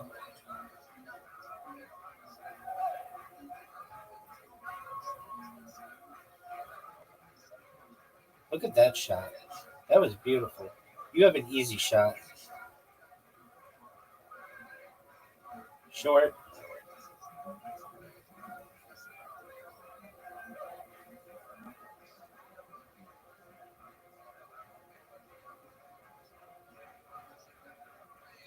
Look at this shot. This might have been one of my best shots of all time. Dude, this will be my 5th win in a row. After that, we go to Literati.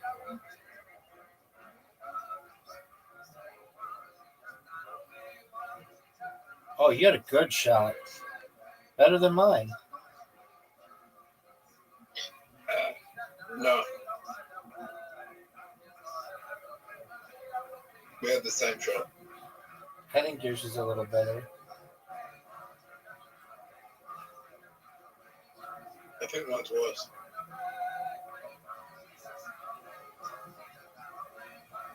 Now that would have been a good shot if I hit it a little harder. Slid it a little bit further. You're right. Clear your throat. What? Clear your throat. Yeah. All right. I just spanked you.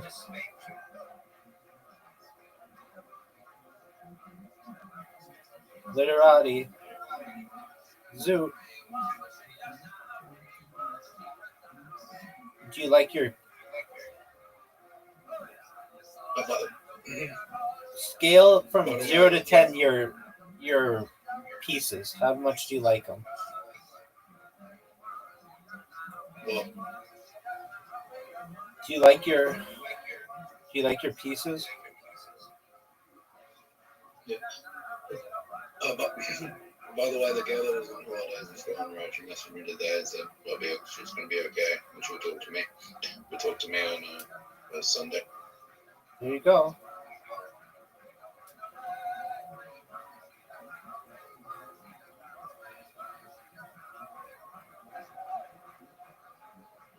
Oh my! Oh, this is a good start. This is a good start. This is a good start. That is a good start.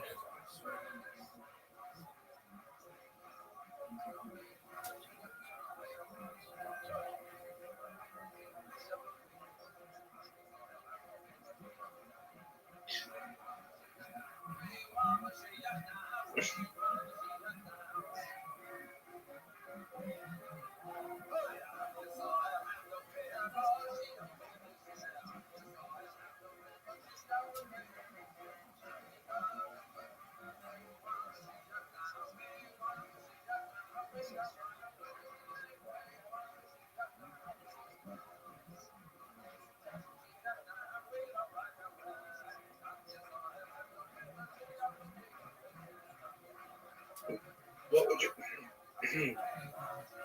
What was your favorite? What was your favorite age to be? It's a great question. 3.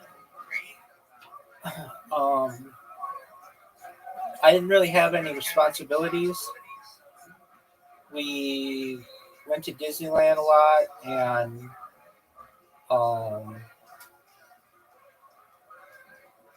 I didn't have any worries.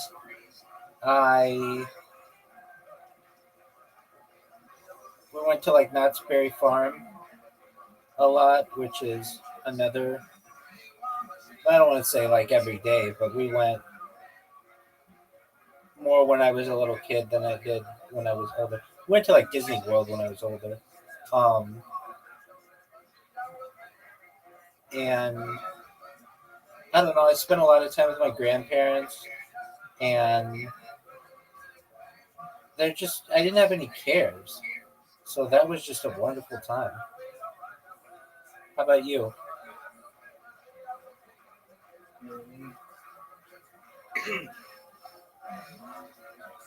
16. Why is that?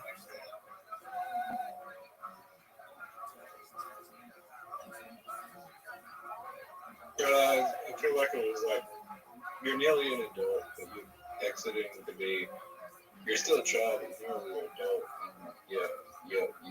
And you're mature enough to know things, but you're also not expected to have many achieve, have many.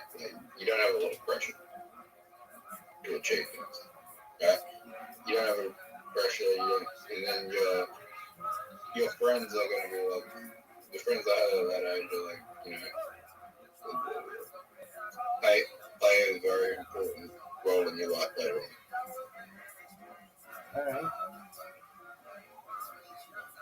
And the friends you have then are the ones you're going to remember for the rest of your life, even if you don't speak to them again. Like some of them are done. And the memories we have.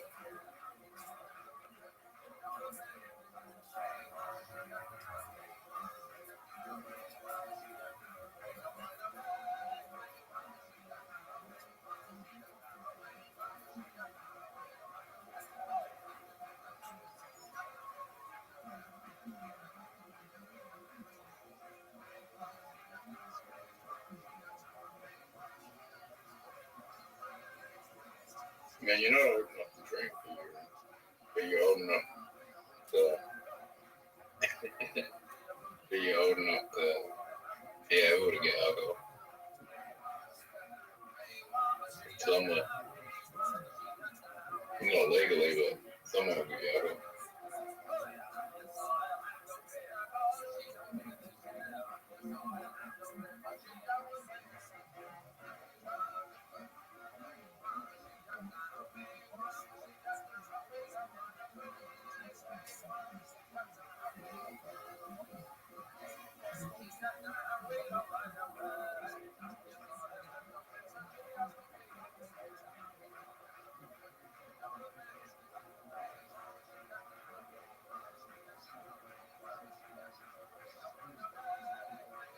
So you know that I have more than double the amount of your points.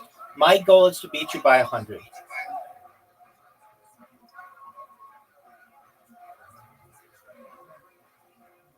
You know, this is how it usually starts, though. Like, I'm usually the one in front, and then you come back and get like a 1 point. Right. Another one word.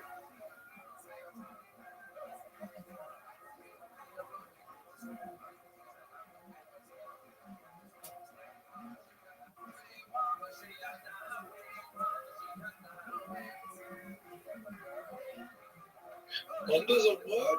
I was just gonna say the same thing. It seems like a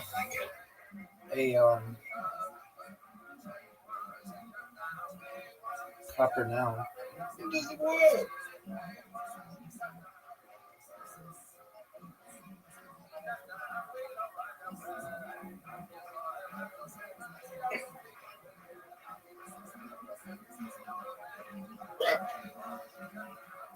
Right. Okay.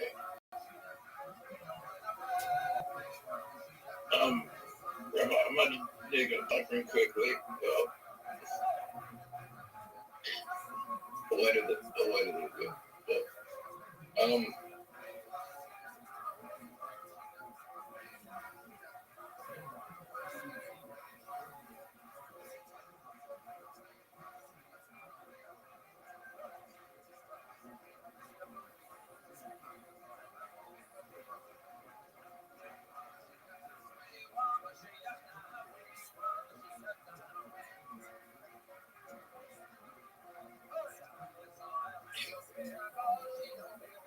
How come you don't go on a keto diet? It's expensive.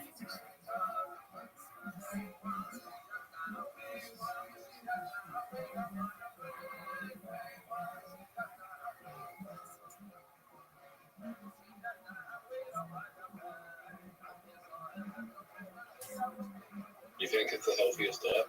For sure.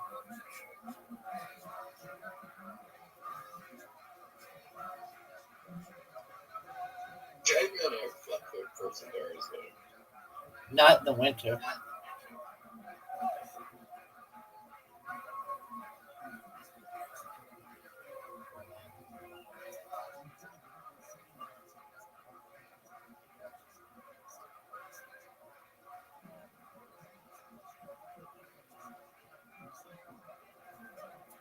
You're going to learn a lot from this podcast. This is that in the cortex looks like it is the same in terms of hardware, in terms of type of neurons and connectivity across these different modalities. So for the cortex, letting aside these other parts of the brain like spinal cord, hippocampus, cerebellum, and so on, for the cortex, I think your question about hardware and software and learning and so on, I think is rather open. And, I find it very interesting, for instance, to think about an architecture, computer architecture, that is good for vision and at the same time is good for language. Seems to be, so different problem areas that you have to solve. But the underlying mechanism might be the same, and that's really instructive for artificial neural networks. Right. So we've done a lot of great work in vision, in human vision, computer vision. And you mentioned the problem of human vision as really as difficult as the problem of general intelligence. Maybe that connects to the cortex discussion. Can you describe the human visual cortex and how the humans begin to understand the world through the raw sensory information? And what's, for folks who are not familiar, especially on the computer vision side, we don't often actually take a step back, except saying with a sentence or two that one is inspired by the other. What is it that we know about the human visual cortex? That's interesting. So we know quite a bit. At the same time, we don't know a lot. But the bit we know, in a sense, we know a lot of the details, and we don't know, and we know a lot of the top level, the answer to the top level question, but we don't know some basic ones, even in terms of general neuroscience, forgetting vision. Why do we sleep? It's Right. such a basic question, and we really don't have an answer to that. Do you think so? Taking a step back Yeah. on that, so sleep, for example, is fascinating. Do you think that's a neuroscience question, or if we talk about abstractions, what do you think is an interesting way to study intelligence, or most effective Yeah, he'll by be the on- levels of abstraction? He's Is it on the next chemical? Is episode. it biological? Very close to Is it. it electrophysical, mathematical, as you've done a lot of excellent work on that side? Which psychology, sort of like at which level of abstraction do you think? Well, in terms of levels of abstraction, I think we need all of them. Oh, It's when, it's like if you ask me, what does it mean to understand a computer? Right? That's much simpler. But in a computer, I could say, well, I understand how to use PowerPoint. That's my level of understanding a computer. It has reasonable, it gives me some power to produce slides and beautiful slides. And now, you can ask somebody else, he says, well, I know how the transistors work that are inside the computer. I can write the equation for, transistor and diodes and circuits, logical circuits. And I can ask this guy, do you know how to operate PowerPoint? No idea. Right? so do you think if we discovered computers walking amongst us full of these transistors that are also operating under Windows and have PowerPoint, do you think it's digging in a little bit more? How useful is it to understand the transistor in order to be able to understand PowerPoint and these higher level Very good. intelligence Yes. processes? So I think in the case of computers, because they were made by engineers, by us, this different level of understanding are rather separate on purpose.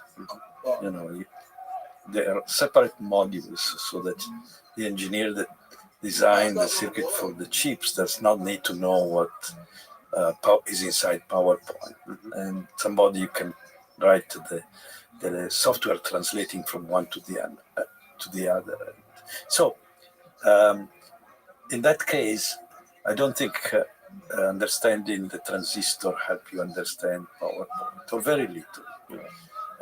If you want to understand the computer, this question, I would say you have to understanding at different levels. If you really want to build one, but for the brain, I think these levels of understanding, so the algorithms, which kind of computation, the equivalent of PowerPoint, and the circuits, the transistors, I think they are much more intertwined with each other. There is not, a neatly level of the software separate from the hardware.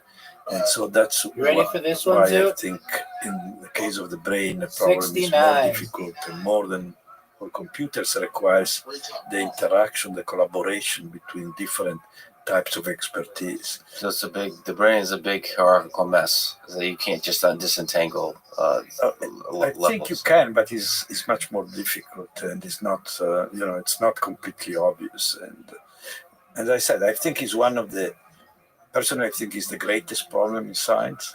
So, I think it's fair that it's difficult. That's a difficult one. That said, you do talk about compositionality and why it might be useful. And when you discuss why these neural networks, in artificial or biological sense, learn anything, you talk about compositionality. Either skip or play something, or you'll get that booted. nature can be disentangled, or Press pass. all aspects of our cognition could be disentangled a little to some degree. So why do you think? First of all, how do you see compositionality, and why do you think it exists at all in nature? Next. I spoke about. I use the term compositionality when we looked at deep neural networks, multi-layers, and trying to understand when and why they are more powerful than more classical one-layer networks like linear classifier, kernel machines, so-called. And what we found is that in terms of approximating or learning or representing a function, a mapping from an input to an output, like from an image to the label in the image. If this function has a particular structure, then deep networks are much more powerful than shallow networks to approximate the underlying function. And the particular structure is a structure of compositionality. If the function is made up of functions of functions, so that you need to look on when you are interpreting an image, classifying an image, you don't need to look at all pixels at once, but you can compute something from small groups of pixels, and then you can compute something on the output of this local computation, and so on. Which is similar to what you do when you read a sentence. You don't need to read the first and the last letter, but you can read syllables, combine them in words, combine the words in sentences. So this is this kind of structure. So that's just part of a discussion of why deep neural networks may be more effective than the shallow methods. Yeah. And is your sense for most things we can use neural networks for, those problems are going to be compositional in nature, like language, like vision? How far can we get in this kind of way? So here is almost philosophy. Well, let's go there. Yeah, let's go there. So a friend of mine, Max Tegmark, who is a physicist at MIT. I've talked to him on this thing. Yeah, and he disagrees with you, right? A little bit. We agree on most, but the conclusion is a bit different. His conclusion is that for images, for instance, the compositional structure of this function that we have to learn or to solve these problems comes from physics, comes from the fact that you have local interactions in physics between atoms and other atoms, between particle of matter and other particles, between planets and other planets, between stars and other. It's all local. Yeah. You play something. And that's true. But you could push this argument a bit further. Not this argument, actually. You could argue that, maybe that's part of the truth. But no, don't. Dude, I'm having one of the best games I've ever had. I might make it to 400 points. Wired up. Don't resign. As a deep network. So it can learn, understand, solve problems that have this compositional structure. And it cannot solve problems that don't have this compositional structure. So the problems we are accustomed to, we think about, we test our algorithms on, are this compositional structure, because our brain is made up. And that's, in a sense, an evolutionary perspective. Yes. That we've. So the ones that didn't have that weren't dealing with a compositional nature of reality died off. Yes, but also could be maybe the reason why we have this local connectivity in the brain, like simple cells in cortex looking only at the small part of the image, each one of them, and then other cells looking at the small number of these simple cells, and so on. The reason for this may be purely that it was difficult to grow long-range connectivity. So suppose it's, for biology, it's possible to grow short-range connectivity, but not long-range, also because there is a limited number of long-range that you can. And so you have this limitation from the biology. And this means you build a deep convolutional network. This would be something like a deep convolutional network. And this is great for solving certain class of problems. These are the ones we find easy and important for our life. And yes, they were enough for us to survive. And you can start a successful business on solving those problems, right? Like with Mobileye, driving is a compositional problem. Right. So on the learning task, we don't know much about how the brain learns in terms of optimization, but so the thing that's stochastic gradient descent is what artificial neural networks use for the most part to adjust the parameters in such a way that it's able to deal based on the labeled data. It's able to solve the problem. Yeah. So, what's your intuition about why it works at all? How hard of a problem it is to optimize a neural network, artificial neural network? Is there other alternatives? Yeah, just in general, your intuition is behind this very simplistic algorithm that seems to do pretty good, surprisingly. Yes, yes. So I find neuroscience, the architecture of cortex, is really similar to the architecture of deep networks. So there is a nice correspondence there between the biology and this kind of local connectivity, hierarchical architecture. The stochastic gradient descent, as you said, is a very simple technique. It seems pretty unlikely that biology could do that from what we know right now about cortex and neurons and synapses. So it's a big question open whether there are other optimization learning algorithms that can replace stochastic gradient descent. And my guess is yes,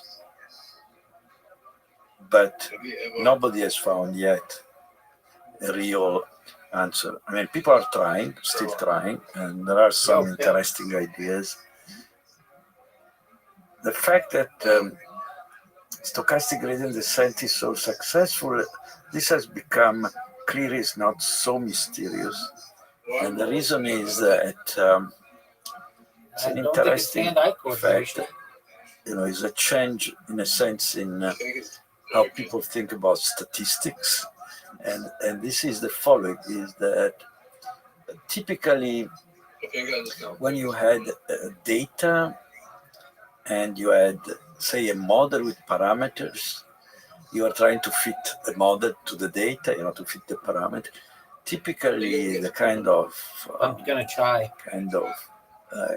crowd wisdom type idea was you should have at least twice the number of data than the number of parameters. Maybe 10 times is better. Now, the way you train neural network these days is that they have 10 or 100 times more parameters than data. Exactly the opposite. And which, it has been one of the puzzles about neural networks. How can you get something that really works when you have so much freedom from that little data, it can generalize somehow. Right, exactly. Do you think the stochastic nature of it is essential, the randomness? So I think we have some initial understanding why this happens, but one nice side effect of having this over-parameterization, more parameters than data, is that when you look for the minima of a loss function, like stochastic gradient descent is doing, you find, I made some calculations based on some old basic theorem of algebra called Bézout theorem, and I did get 400. An estimate of the number of solutions of a system of polynomial equations. Anyway, the bottom line is that there are probably more minima I got 400. for a typical That's hard to deep do. networks than atoms in the universe. For table Just to say, there are a lot because of the over-parameterization. More global minimum, zero minimum, good minimum. So it's not more too global minimum. Yeah. a lot Okay. of them. So you have a lot of solutions. So it's not so surprising Actually, that you can find them before table relatively soccer, easily. And I this see. is because of There's the good over old- parameterization. The over parameterization sprinkles Blitz. that entire space with solutions that are Yes. pretty good. Yeah. And so It's you not so surprising, right? It's like, Easy. if you have a system of linear equation and you have more unknowns than equations, Okay. then you have an infinite number of solutions. That's a very And good the question one. is to pick one. That's another story. But you have an infinite number of solutions. So there are a lot of Yeah. value of your unknowns that satisfy the equations. But it's possible that there's a lot of those solutions that aren't very good. Well, what's surprising is that So they're that's a pretty better good. question. Why can you pick one that generalizes? Not 5 minutes, dude. Just But I that's a sent you an separate question. invitation. It's separate answers. Yeah. One theorem that people like to talk about that kind of inspires imagination of the power of neural networks. do you want a 5-minute The break right now? universal approximation theorem, that you can approximate any computable function with just a finite number of neurons in a single hidden layer. Do you find this theorem you're surprising? done. Do you find it useful, interesting, inspiring? No, this one, I never found it very surprising. It's was known since the 80s, since I entered the field, because it's basically the same as Weierstrass theorem, which says that I can approximate any continuous function with a polynomial of with a sufficient number of terms, monomials. Yeah. It's basically the same, and the proofs are very similar. So your intuition was there was never any doubt that neural networks, in theory, could be very strong approximators. Right. The interesting question is that if this theorem Dude, you're says you playing can better than I approximate am. fine, but when you ask how many neurons, for instance, or in the case of polynomial, how many monomials I need to get a good approximation, then it turns out that depends on the dimensionality of your function, how many variables you have. But it depends on the dimensionality of your function in a bad way. It's, for instance, suppose you want an error which is no worse than 10% in your approximation. Come up with a network that approximates your function within 10%. Then turns out that the number of units you need are in the order of 10 to the dimensionality, d, how many variables. So if you have, two variables is these two, and you have 100 units, and okay. But if you have, say, 200 by 200 pixel images, now this is, 40,000, whatever. And we again go to the size of the universe pretty quickly. Exactly, 10 to the 40,000 or something. Yeah. And so this is called the curse of dimensionality. Not, quite appropriate. And the hope is with the extra layers you can remove the curse. What we proved is that if you have deep layers or hierarchical architecture with a local connectivity of the type of convolutional deep learning, and if you're dealing with a function that has this kind of hierarchical architecture, then you avoid completely the curse. You've spoken a lot about supervised deep learning. Yeah. What are your thoughts, hopes, views on the challenges of unsupervised learning with GANs, with generative adversarial networks? Do you see those as distinct? The power of GANs, do you see those as distinct from supervised methods in neural networks, or are they all in the same representation ballpark? GANs is one way to get estimation of probability densities, which is a somewhat new way that people have not done before. I don't know whether this will really play an important role in in intelligence or it's interesting. I'm less enthusiastic about it than many people in the field. I have the feeling that many people in the field are really impressed by the ability of producing realistic-looking images in this generative way. Which describes the popularity of the methods. But you're saying that while that's exciting and cool to look at, it may not be the tool that's useful for. Yeah. So you described it kind of beautifully. Current supervised methods go n to infinity in terms of number of labeled points, and we really have to figure out how to go to n to 1. Yeah. And you're thinking GANs might help, but they might not be the right. I don't think for that problem, which I really think is important. I think they may help. They certainly have applications, for instance, in computer graphics. And, I did work long ago, which was a little bit similar in terms of saying, okay, I have a network and I present images and I can. So the input is images and the output is, for instance, the pose of the image. A face, how much is smiling, is rotated 45 degrees or not. What about having a network that I train with the same data set, but now I invert input and output. Now the input is the pose or the expression, a number, set of numbers, and the output is the image, and I train it.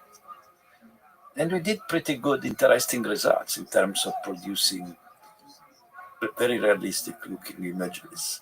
It was, a less sophisticated mechanism, but the output was pretty less than GANs, but the output was pretty much of the same quality. So I think for a computer graphics type application, yeah, definitely GANs can be quite useful, and not only for that, but for helping, for instance, on this problem of unsupervised example of reducing the number of labeled examples. I think people, it's like they think they can get out more than they put in. There's no free lunch, as you said. Right. So what do you think? What's your intuition? How can we slow the growth of n to infinity in supervised n to infinity in supervised learning? So, for example, Mobileye has very successfully, essentially annotated large amounts of data to be able to drive a car. Now, one thought is, so we're trying to teach machines, school of AI, and we're trying to. So how can we become better teachers? Maybe that's one way. No, you're but I like that, because one caricature of the history of computer science, you could say, begins with programmers, expensive. Yeah. Continue with labelers, cheap. Yeah. And the future will be schools like we have for kids. Yeah. Currently, the labeling methods, we're not selective about which examples we teach networks with. So good morning, I think the Aquarius. focus How you of living, girl? making networks that learn much faster is often on the architecture Lovely. side. Did you sleep well? But how can we pick better examples with which to learn? That's wonderful to hear. Do you have intuition? Ready to take on the day? Yep. All right, go hit it hard, sunshine. We'll see you tonight. All right, see you tonight. Take care. You too. Thank you. Bye. Goodbye. Oh shit. What?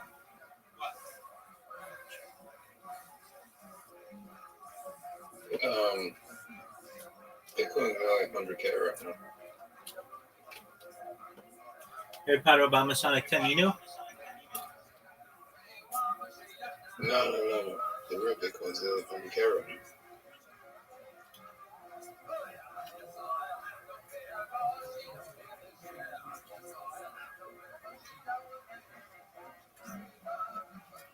That's it. You leave them?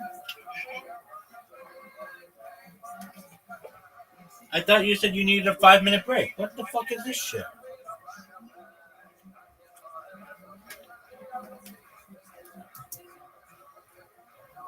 questions about that. Well, that's part of the part of the problem. But the other one is, if we look at biology, a reasonable assumption, I think, is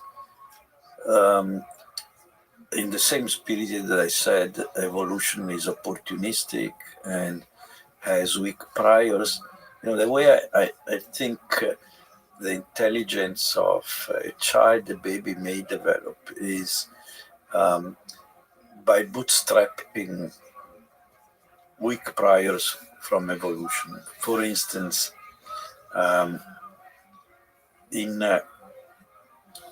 you can assume that you have in most organisms, including human babies, built in some basic machinery to detect motion and relative motion. And in fact, there is, we know all insects from fruit flies to other animals that they have this. Even in the retina, so in the very peripheral part. It's very conserved across species, something that evolution discovered early. It may be the reason why babies tend to look in the first few days to moving objects and not to not moving objects. Now, moving objects means, okay, they're attracted by motion, but motion also means that motion gives automatic segmentation from the background. So because of motion boundaries, either the object is moving or the eye of the baby is tracking the moving object and the background is moving, right? Yeah, so just purely on the visual characteristics of the scene, that seems to be the most useful. Right, so it's like looking at an object without background. It's ideal for learning the object. Otherwise, it's really difficult because you have so much stuff. So suppose you do this at the beginning, first weeks. Then after that, you can recognize objects. Now they're imprinted, a number of them, even in the background, even without motion. So that's by the way, I just want to ask on the object recognition problem. So there is this being responsive to movement and edge detection, essentially. What's the gap between being effective at visually recognizing stuff, detecting where it is, and understanding the scene? But is this a huge gap in many layers, or is it close? No, I think that's a huge gap. I think present algorithm with all the success that we have and the fact that there are a lot of very useful, I think we are in a golden age for applications of low-level vision and low-level speech recognition and so on, Alexa and so on. There are many more things of similar level to be done, including medical diagnosis and so on, but we are far from what we call understanding of a scene, of language, of actions, of people. That is, despite the claims, that's, I think, very far.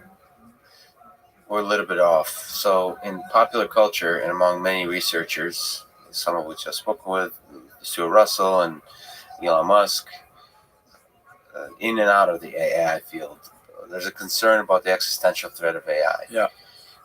And how do you think about this concern?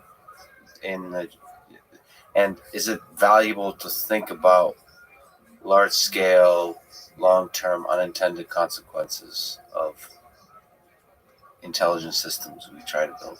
I always think it's better to worry first, early rather than late. So worry is good. Yeah. Yeah. I'm not against worrying at all. Yeah. Personally, I think that it will take a long time before there is real reason to be worried. But as I said, I think it's good to put in place and think about possible safety against.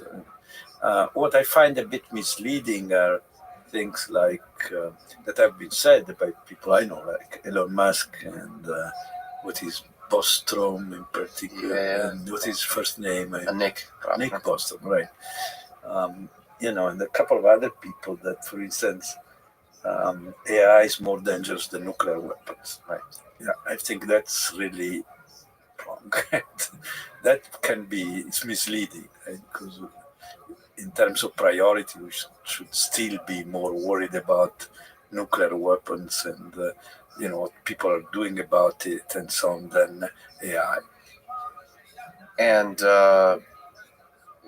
spoken about Demis Hassabis and yourself saying that you think it'll be about 100 years out before we have a general intelligence system that's on par with a human being.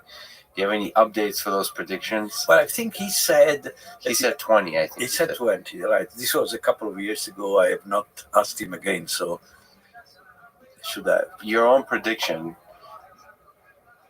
What's your prediction about when you'll be truly surprised, and what's the confidence interval on that? It's so difficult to predict the future and even the present. It's pretty hard to predict. Right, Yeah. but I would be, but as I said, this is completely. I would be more like Rod Brooks. I think he's about 200 years. 200 years. When we have this kind of AGI system, artificial general intelligence system, you're sitting in a room with her, him, it.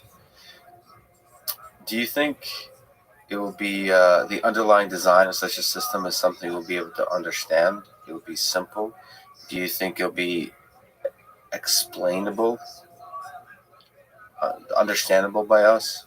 Your intuition, again, we're in the realm of philosophy a little bit. Well, probably no, but it depends what you really mean for understanding. So I think we don't understand how deep networks work. I think we're beginning to have a theory now, but in the case of deep networks, or even in the case of the simpler kernel machines or linear classifier, we really don't understand the individual units or so. But we understand, what the computation and the limitations and the properties of it are. It's similar to many things. What does it mean to understand how a fusion bomb works? How many of us, understand the basic principle, and some of us may understand deeper details. In that sense, understanding is, as a community, as a civilization, can we build another copy of it? Okay. And in that sense, do you think there'll need to be some evolutionary component where it runs away from our understanding? Or do you think it could be engineered from the ground up? The same way you go from the transistor to PowerPoint. All right. So many years ago, this was actually 41 years ago, I wrote a paper with David Marr, who was one of the founding father of computer vision, computational vision. I wrote a paper about levels of understanding, which is related to the question I discussed earlier about understanding PowerPoint, understanding transistors, and so on. And, in that kind of framework, we had the level of the hardware and the top level of the algorithms. We did not have learning.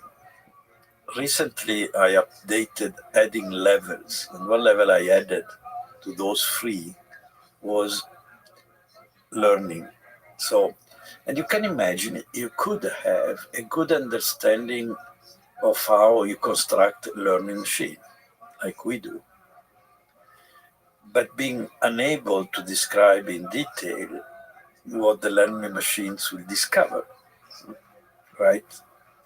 Now, that would be still a powerful understanding if I can build a learning machine, even if I don't understand in detail every time it learns something. Just like our children, if they start listening to a certain type of music, I don't know, Miley Cyrus or something, you don't understand why they came Yeah. to that particular preference, but you understand the learning process. That's Right. very interesting. Yeah, yeah. So,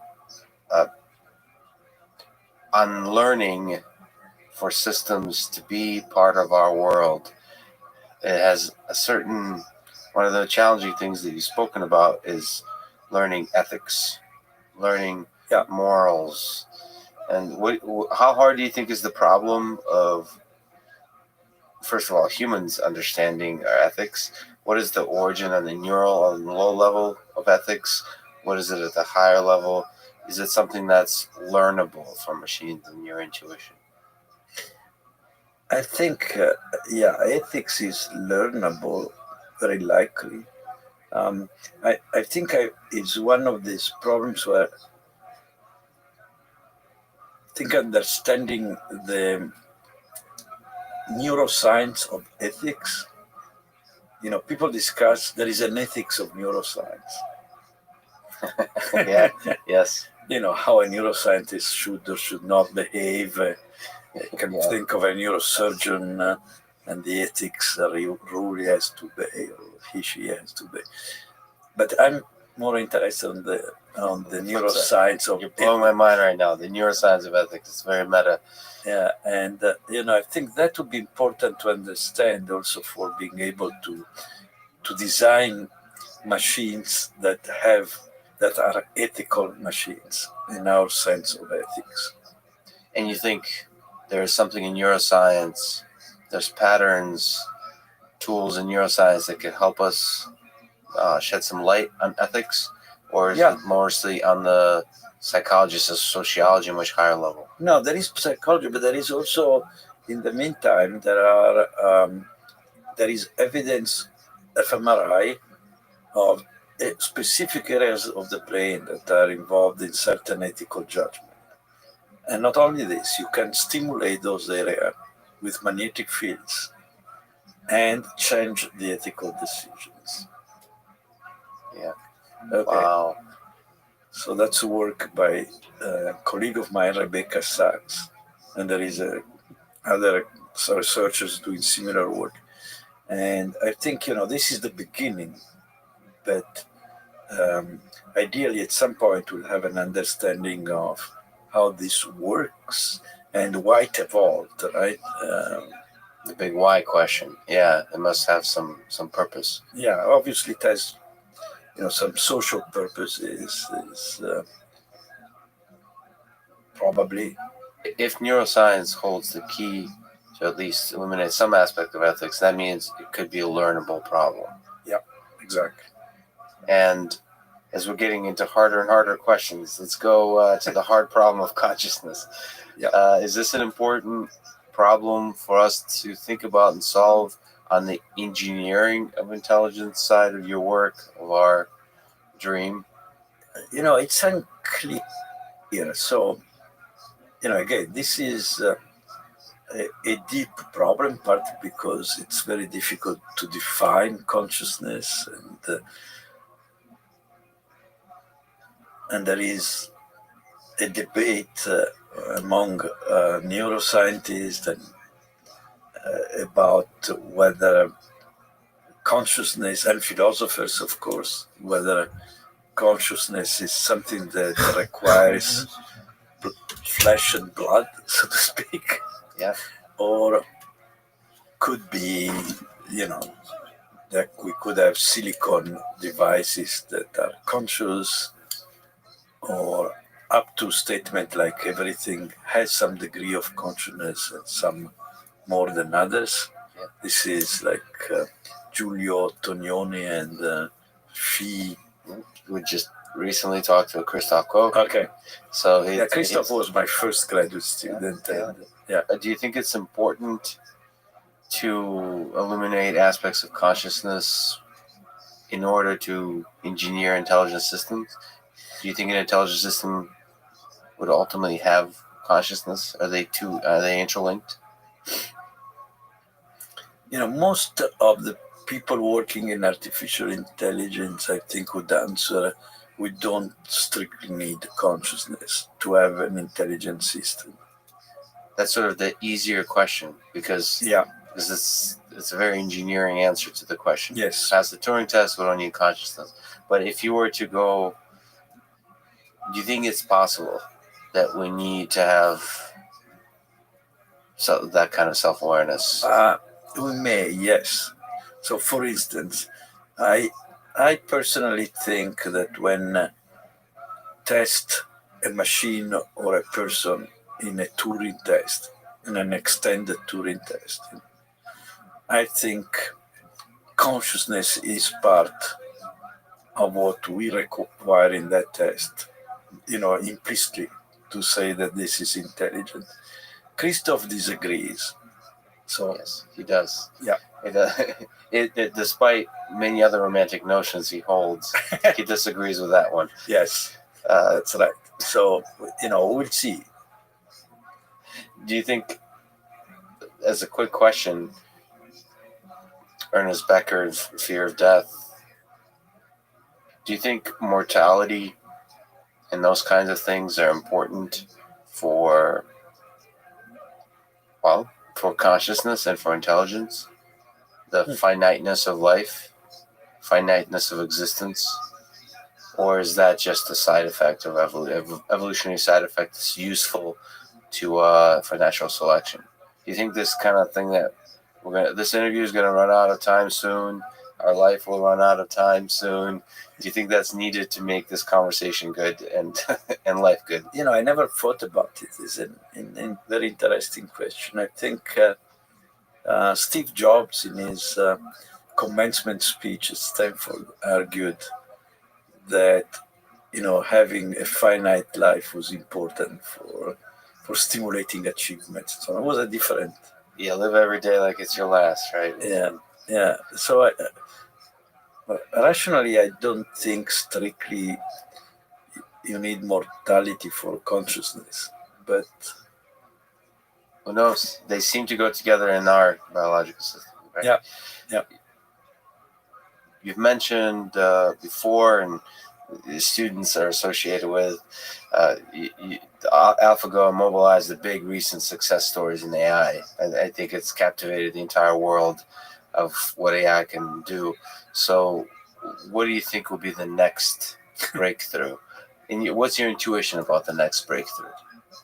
Of course, I don't know where the next breakthroughs is. I think that there is a good chance, as I said before, that the next breakthrough will also be inspired by, neuroscience. But which one, I don't know. And so MIT has this quest for intelligence. Yeah. And there's a few moonshots, which, in that spirit, which ones are you excited about? Which projects kind of? Well, of course, I'm excited about one of the moonshots, which is our Center for Brains, Minds, and Machines, with the one which is fully funded by NSF, and it is about visual intelligence. And that one is particularly about understanding visual intelligence, so the visual cortex and visual intelligence in the sense of how we look around ourselves and understand the world around ourselves, meaning what is going on, how we could go from here to there without hitting obstacles, whether there are other agents, people in the environment. These are all things that we perceive very quickly, and it's something actually quite close to being conscious, not quite, but there is this interesting experiment that was run at Google X, which is in a sense is just a virtual reality experiment, but in which they had subjects sitting, say, in a chair with goggles like Oculus and so on, earphones, and they were seeing through the eyes of a robot nearby, two cameras, microphones for receiving. So their sensory system was there, right? And the impression of all the subject, very strong. They could not shake it off. was that they were where the robot was. They could look at themselves from the robot and still feel they were where the robot is. They were looking at their body. Their self had moved. So some aspect of seeing understanding has to have ability to place yourself, have a self-awareness about your position in the world and what the world is. Right. So we may have to solve the hard problem of consciousness to solve it. On the way, yes. It's quite a moonshot. Right. So Right. you've been an advisor to some incredible minds, including Demis Hassabis, Christoph Koch, Amnon Shashwar, like you said. All went on to become seminal figures in their respective fields. From your own success as a researcher and from perspective as a mentor of these researchers, having guided them, in the way of advice, what does it take to be successful in science and engineering careers? Whether you're talking to somebody in their teens, 20s, and 30s, what does that path look like? It's curiosity and having fun. And I think it's important also having fun with other curious minds. It's the people you surround with too. So Yeah. fun and curiosity. Is there, you mentioned Steve Jobs, is there also an underlying ambition that's unique that you saw, or is it really does boil down to insatiable curiosity and fun? Well, of course, it's being curious in an active and ambitious way, yes, and definitely. But I think sometime in science, there are friends of mine who are like this. There are some of the scientists like to work by themselves and kind of communicate only when they complete their work or discover something. I think I always found the actual process of discovering something is more fun if it's together with other intelligent and curious and fun people. So if you see the fun in that process, the side effect of that process will be that you'll actually end up discovering some interesting things. Yes. So as you've led many incredible efforts here, what's the secret to being a good advisor, mentor, leader in a research setting? Is it a similar spirit, or what advice could you give to people, young faculty and so on? It's partly repeating what I said about an environment that should be friendly and fun and ambitious. And, I think I learned a lot from some of my advisors and friends, and some were physicists. And there was, for instance, this behavior that was encouraged of when somebody comes with a new idea in the group, unless it's really stupid, but you are always enthusiastic. And you're enthusiastic for a few minutes, for a few hours. Then you start, asking critically a few questions, testing this. But, this is a process that I think it's very, very good. You have to be enthusiastic. Sometimes people are very critical from the beginning. That's not. You have to give it a chance for that seed to grow. That said, with some of your ideas, which are quite revolutionary, so I've witnessed, especially in the human vision side and neuroscience side, there could be some pretty heated arguments. Do you enjoy these? Is that a part of science and academic pursuits that you enjoy? Yeah. Is it? Is that something that happens in your group as well? Yeah, absolutely. I also spent some time in Germany. Again, there is this tradition in which people are more forthright, less kind than here. So, in the US, when you write a bad letter, you still say, this guy is nice. Yes. So Yeah, I here think- in America, it's degrees of nice. Yes. It's all just degrees of nice. Yeah. right. So as long as this does not become personal, and it's really like, you know, a football game with its rules, that's great. It's fun.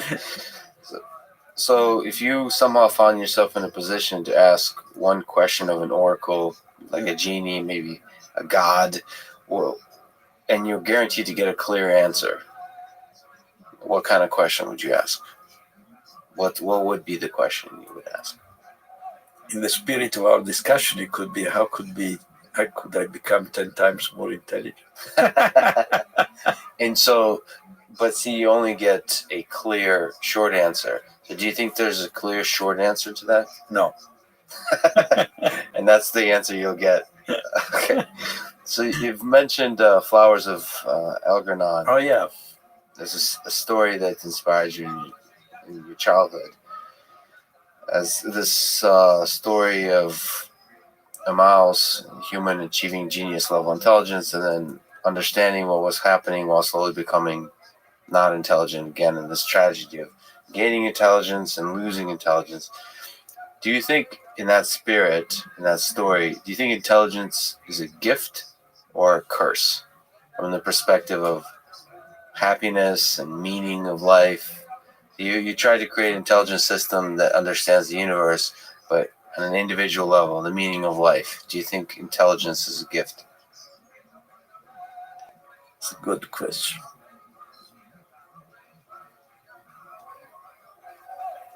I don't know.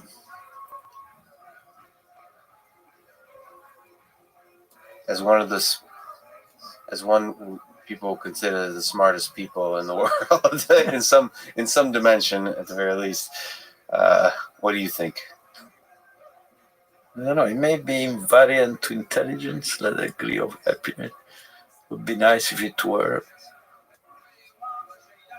That's the hope. Yeah. You could be smart and happy, and clueless and happy. Yeah. As always, on the discussion of the meaning of life, is probably a good place to end. Tommaso, thank you so much for talking today. Thank you. This was great.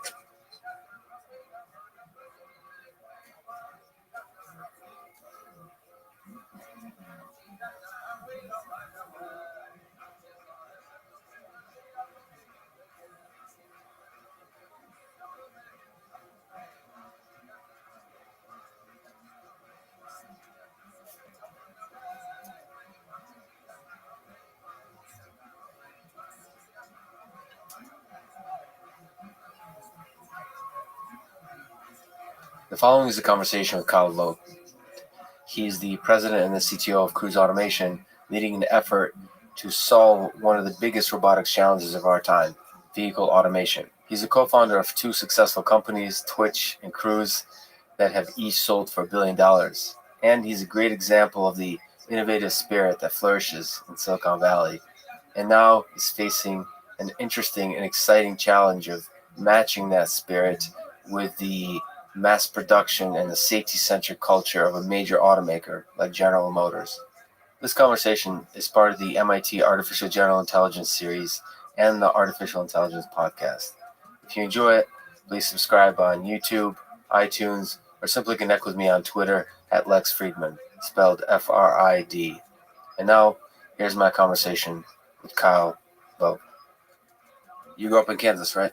Yeah, and I just saw that picture you had hidden over there, so boy. I'm a little bit worried about Nervous. that now. Yeah. So in high school in Kansas City, you joined Shawnee Mission North High School robotics team. Yeah, Now, that wasn't your high school. that's right. That was the only high school in the area that had a teacher who was willing to sponsor a first robotics team. I was going to troll you a little bit, jog your memory Yep. a little bit. Yep. That kid. I was trying to look super cool and intense You did. because this was BattleBots. This is serious business. So we're standing there with a welded steel frame and looking tough. So go back there. What is it that drew you to robotics?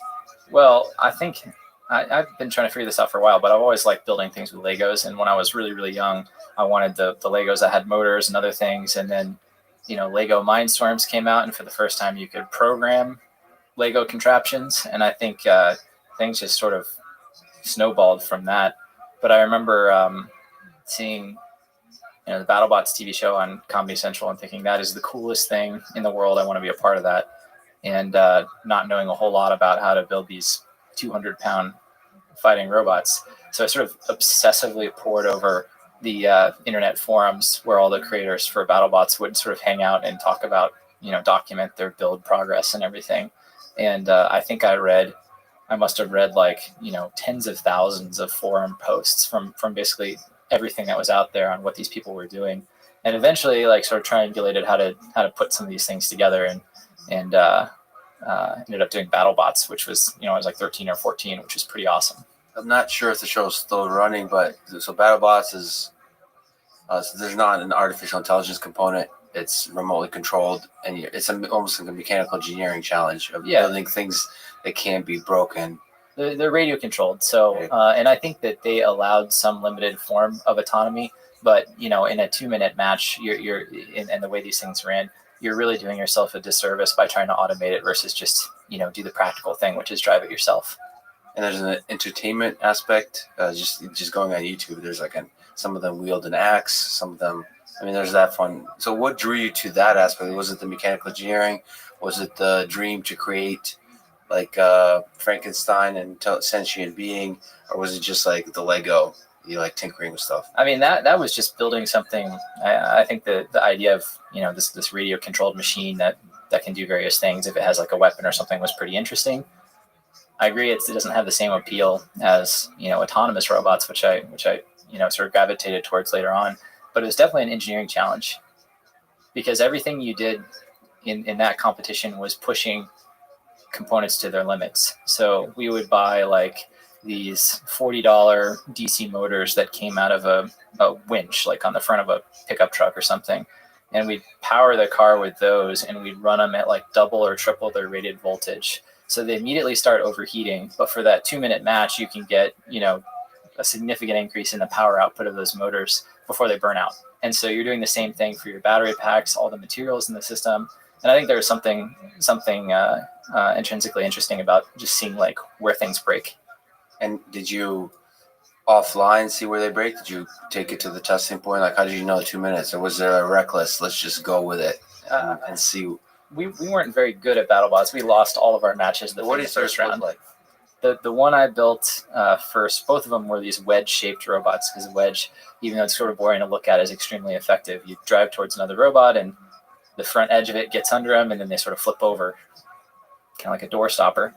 And the first one had a pneumatic polished stainless steel spike on the front that would shoot out about 8 inches. The purpose of which is what? Pretty ineffective actually, but it looks cool. And was it to help with the lift? No, it was just to try to poke holes in the other robot.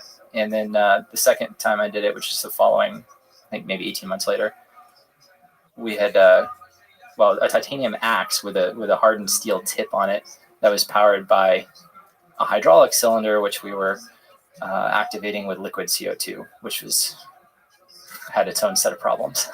So great. So that's kind of on the hardware side. I mean, at a certain point, there must have been born a fascination on the software side. So what was the first piece of code you've written? Go back there. See, what language was it? What was that? Was it Emacs, Vim? Was it a more respectable modern IDE? Do you remember any of this? Yeah, well, I remember, I think maybe when I was in 3rd or 4th grade, the school I was at, elementary school, had a bunch of Apple II computers. And we'd play games on those. And I remember every once in a while something would crash or wouldn't start up correctly, and it would dump you out to what I later learned was like sort of a command prompt. And my teacher would come over and type. Actually, I remember this to this day for some reason, like PR number 6 or PR pound 6, which is peripheral 6, which is the disk drive, which would fire up the disk and load the program. And I just remember thinking, wow, she's like a hacker. Like, teach me these codes, these error codes. That is what I called them at the time. But she had no interest in that. So it wasn't until I think about 5th grade that I had a school where you could actually go on these Apple IIs and learn to program. And so it was all in BASIC, where every line, the line numbers are all numbered, that every line is numbered, and you have to like leave enough space between the numbers so that if you want to tweak your code, you go back, and if the first line was 10 and the second line is 20, now you have to go back and insert 15. And if you need to add code in front of that, 11 or 12, and you hope you don't run out of line numbers and have to redo the whole thing. And there's go-to statements. Yeah, go-to and is very basic, maybe hence the name, but a lot of fun. And that was like that's when when you first program, you see the magic of it. It's like it just like this world opens up with endless possibilities for the things you could build or accomplish with that computer. So you got the bug then. So even starting with basic and then what, C++ throughout. Was there computer programming, computer science classes in high school? Not where I went. So it was self-taught, but I did a lot of programming. The thing that, sort of pushed me in the path of eventually working on self-driving cars is actually one of these really long trips driving from my house in Kansas to I think Las Vegas, where we did the BattleBots competition. And I had just gotten my learner's permit or early driver's permit. And so I was driving this, 10-hour stretch across western Kansas where it's just, you're going straight on a highway and it is mind-numbingly boring.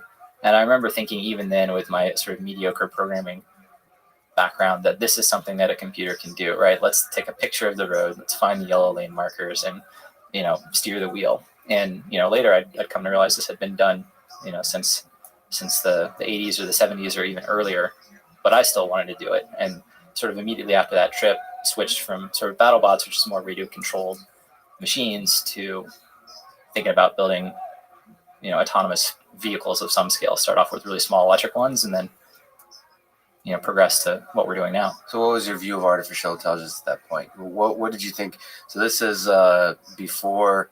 There's been waves in artificial intelligence, right? The current wave with deep learning makes people believe that you can solve in a really rich, deep way the computer vision perception problem. But like in before the deep learning craze, how do you think about how would you even go about building a thing that perceives itself in the world, localizes itself in the world, moves around the world? Like when you were younger, what was your thinking about it? Well, prior to deep neural networks or convolutional neural nets, these modern techniques we have, or at least ones that are in use today, it was all a heuristic space. And so like old school image processing. And I think extracting, yellow lane markers out of an image of a road is one of the problems that lends itself reasonably well to those heuristic based methods. Like just do a threshold on the color yellow and then try to fit some lines to that using a puff transform or something, and then go from there. Traffic light detection and stop sign detection, red, yellow, green. And I think you could, if you wanted to do a full, I was just trying to make something that would stay in between the lanes on a highway. But if you wanted to do the full, set of capabilities needed for a driverless car, I think you could, and we've done this at Cruise, in the very first days, you can start off with a really simple, human written heuristic just to get the scaffolding in place for your system. Traffic light detection, probably a really simple, color thresholding on day one just to get the system up and running before you migrate to, a deep learning based technique or something else. And, back in when I was doing this, my first one, it was on a Pentium 233 megahertz computer. And I think I wrote the first version in BASIC, which is like an interpreted language. It's extremely slow because that's the thing I knew at the time. And so there was no chance at all of using, there's no computational power to do any sort of reasonable deep nets like you have today. So I don't know what kids these days are doing. Are kids these days, at age 13 using neural networks in their garage? I mean, that would be awesome. I get emails all the time from, like 11, 12-year-olds saying I'm trying to follow this TensorFlow tutorial and I'm having this problem. And the general approach in the deep learning community is of extreme optimism as opposed to, you mentioned like heuristics. You can separate the autonomous driving problem into modules and try to solve it sort of rigorously, or you can just do it end to end. And most people just kind of love the idea that us humans do it end to end. We just perceive and act. We should be able to use that, do the same kind of thing with neural nets. And that kind of thinking, you don't want to criticize that kind of thinking because eventually they will be right. Yeah. And so it's exciting, and especially when they're younger, to explore that is a really exciting approach. But yeah, it's changed the language, the kind of stuff you're tinkering with. It's kind of exciting to see when these teenagers grow up. Yeah, I can only imagine if your starting point is Python and TensorFlow at age 13, where you end up after 10 or 15 years of that, that's pretty cool. Because of GitHub, because their tools for solving most of the major problems in artificial intelligence are within a few lines of code for most kids. And that's incredible to think about, also on the entrepreneurial side.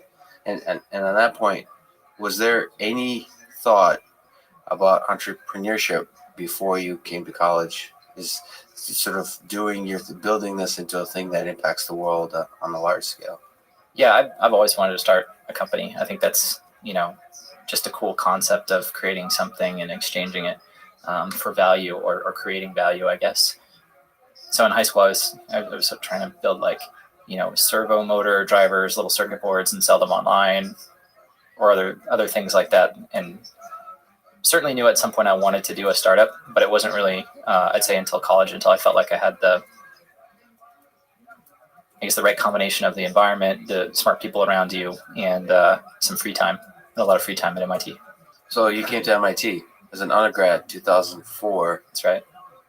And that's when the first DARPA Grand Challenge was happening. Yeah. So the timing of that is beautifully poetic. So how did you get yourself involved in that one?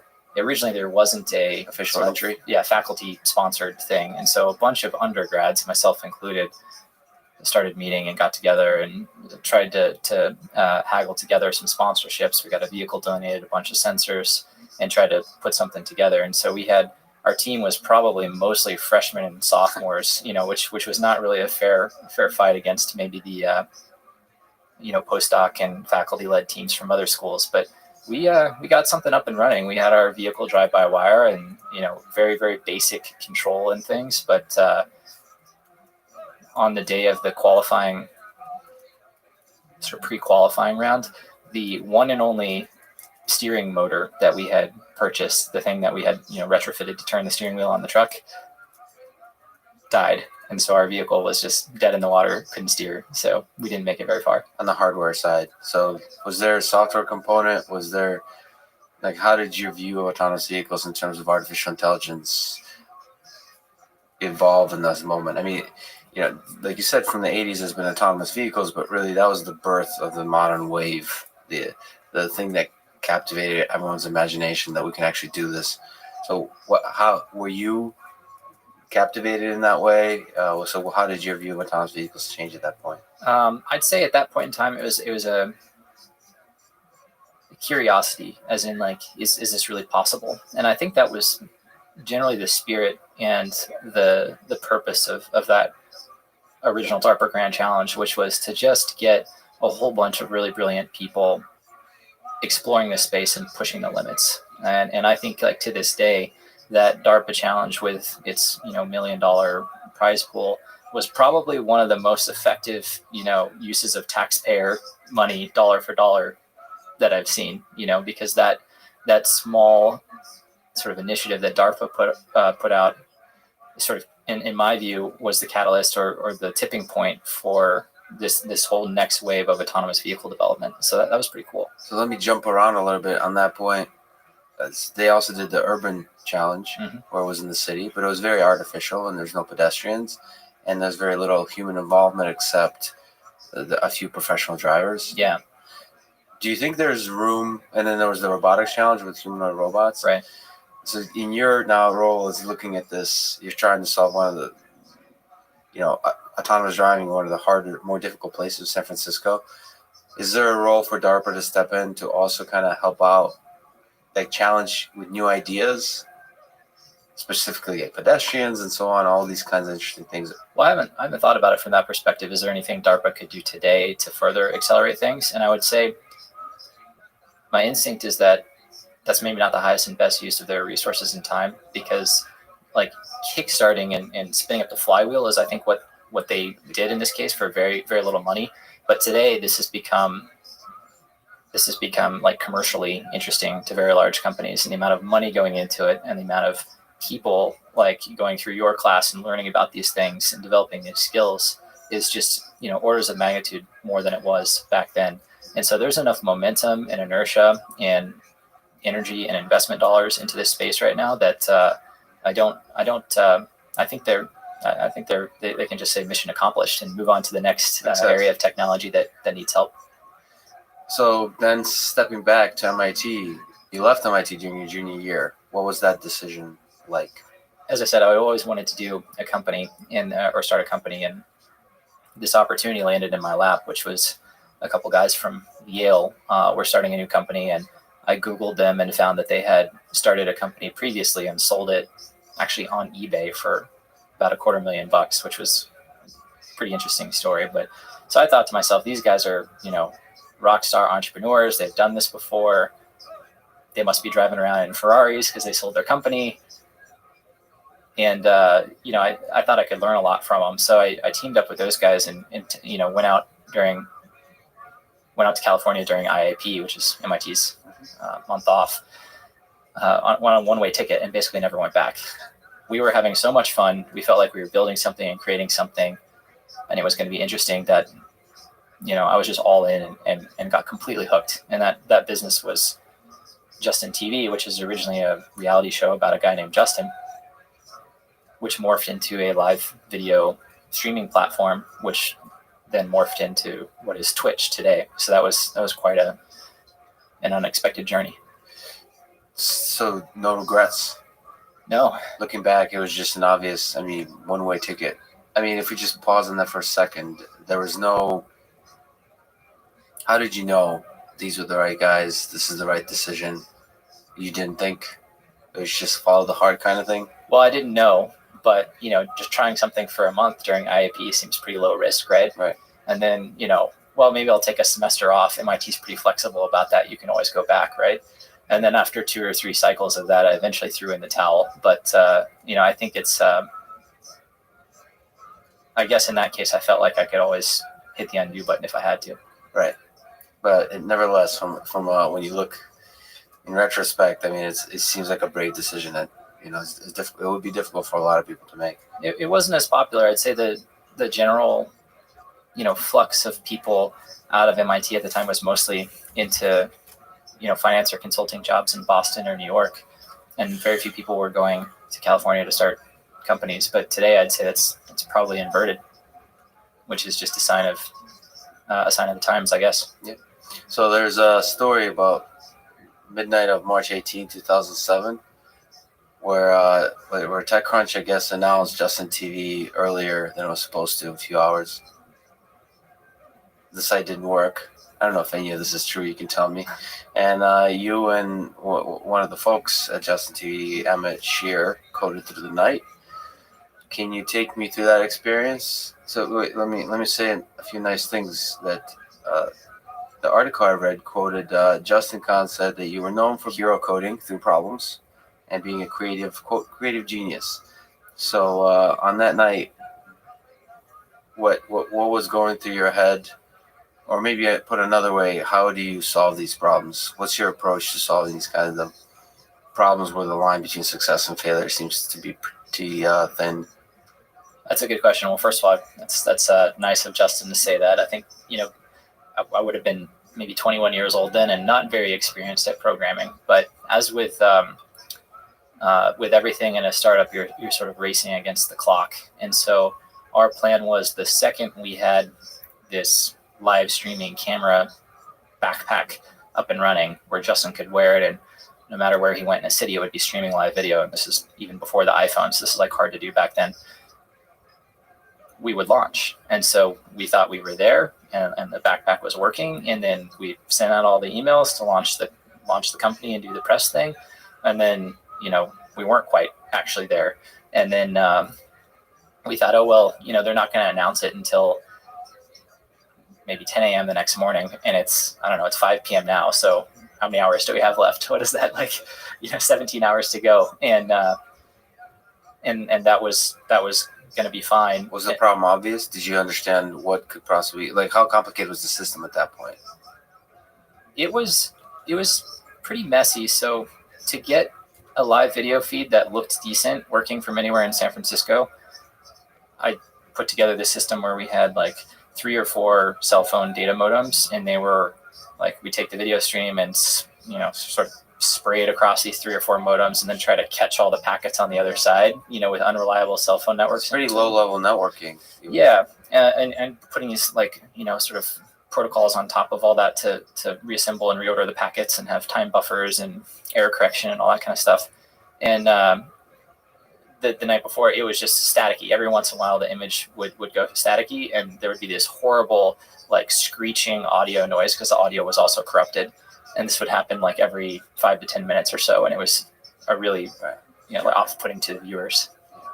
How do you tackle that problem? What was the you just freaking out behind a computer? Are there other folks working on this problem? Like, were you behind a whiteboard? Were you doing It's a little hair lonely. coding? Yeah, it's a little lonely because there's 4 of us working on the company, and only 2 people really wrote code.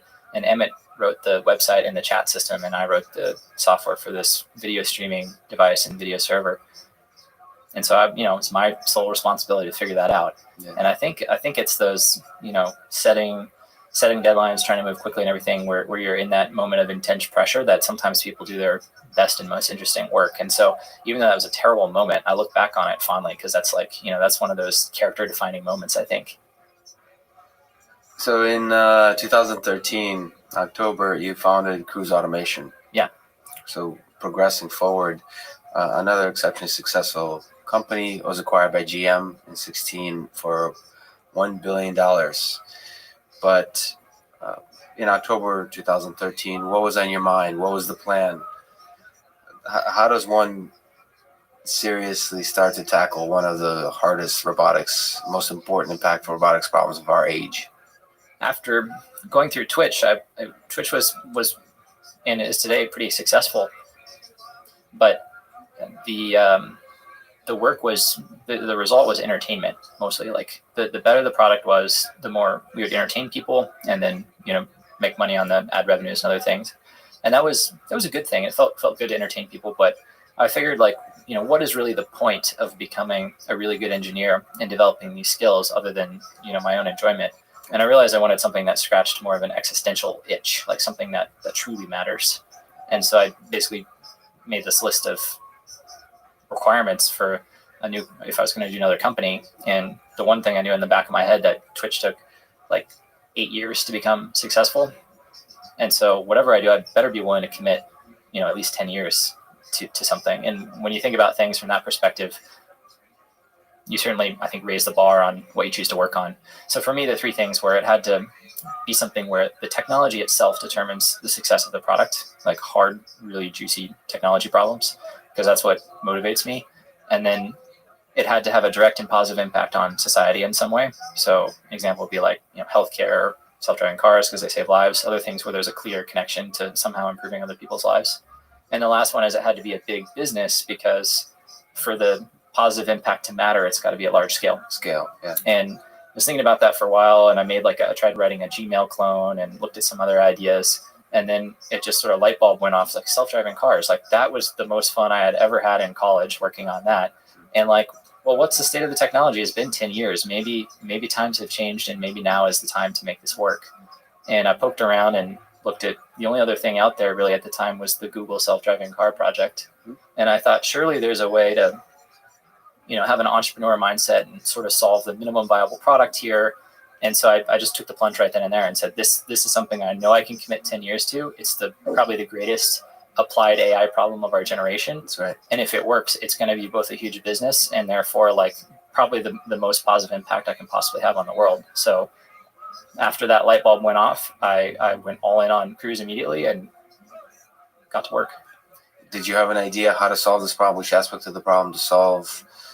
Slow, like we just had Oliver from Voyage here, slow moving retirement communities, urban driving, highway driving. Did you have a vision of the city of the future where, the transportation is largely automated, that kind of thing? Or was it sort of more fuzzy and gray area than that? My analysis of the situation is that Google's had been putting a lot of money into that project. They had a lot more resources. And they still hadn't cracked the fully driverless car. This is 2013, I guess. So I thought, what can I do to sort of go from zero to, significant scale so I can actually solve the real problem, which is the driverless cars. And I thought, here's the strategy. We'll start by doing a really simple problem, we're solving a really simple problem that creates value for people. So eventually ended up deciding on automating highway driving, which is relatively more straightforward as long as there's a backup driver there. And the go-to-market will be able to retrofit people's cars and just sell these products directly. And the idea was we'll take all the revenue and profits from that and use it to sort of reinvest that in research for doing fully driverless cars.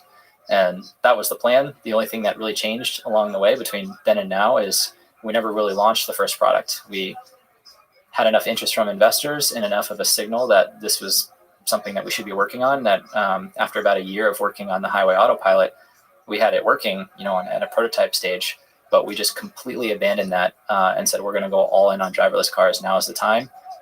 Can't think of anything that's more exciting, and if it works, more impactful. So we're just going to go for it.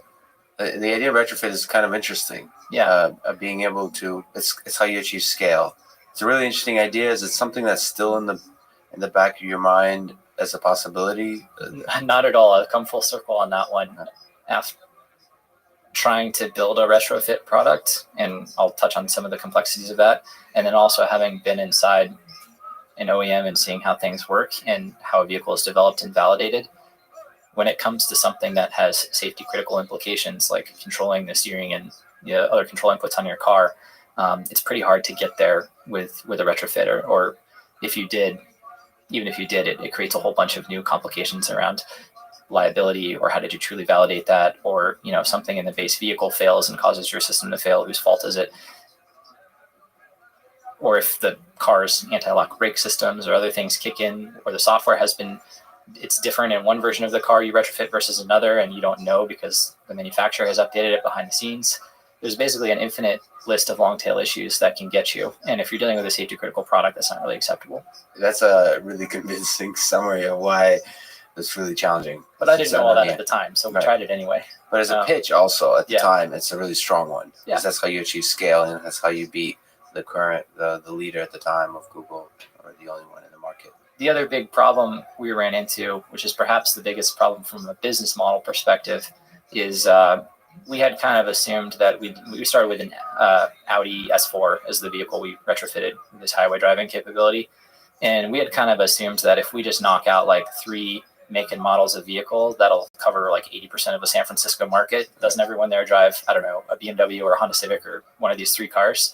And then we surveyed our users and we found out that it's all over the place. To get even a decent number of units sold, we'd have to support 20 or 50 different models. And each one is a little butterfly that takes time and effort to maintain, that retrofit integration and custom hardware and all this. So it was a tough business. So GM manufactures and sells over 9 million a year. And what you with Cruise are trying to do, some of the most cutting edge innovation in terms of applying AI. So how do those, you've talked about it a little bit before, but it's also just fascinating to me. We work with a lot of automakers. Mm-hmm. The difference between the gap between Detroit and Silicon Valley, let's say, just to be sort of poetic about it, I guess. How do you close that gap? How do you take GM into the future where a large part of the fleet would be autonomous, perhaps? I want to start by acknowledging that GM is made up of tens of thousands of really brilliant, motivated people who want to be a part of the future, and so it's pretty fun to work with them. The attitude inside a car company like that is embracing this transformation and change rather than fearing it, and I think that's a testament to the leadership at GM, and that's flown all the way through to everyone you talk to, even the people in the assembly plants working on these cars. So that's really great. So that starting from that position makes it a lot easier. So then when the people in San Francisco at Cruise interact with the people at GM, at least we have this common set of values, which is that we really want this stuff to work because we think it's important and we think it's the future. That's not to say, those two cultures don't clash. They absolutely do. There's different sort of value systems. Like in a car company, the thing that gets you promoted and sort of the reward system is following the processes, delivering the program on time and on budget. So any sort of risk taking is discouraged in many ways, because if a program is late or if you shut down the plant for a day, it's you can count the millions of dollars that burn by pretty quickly.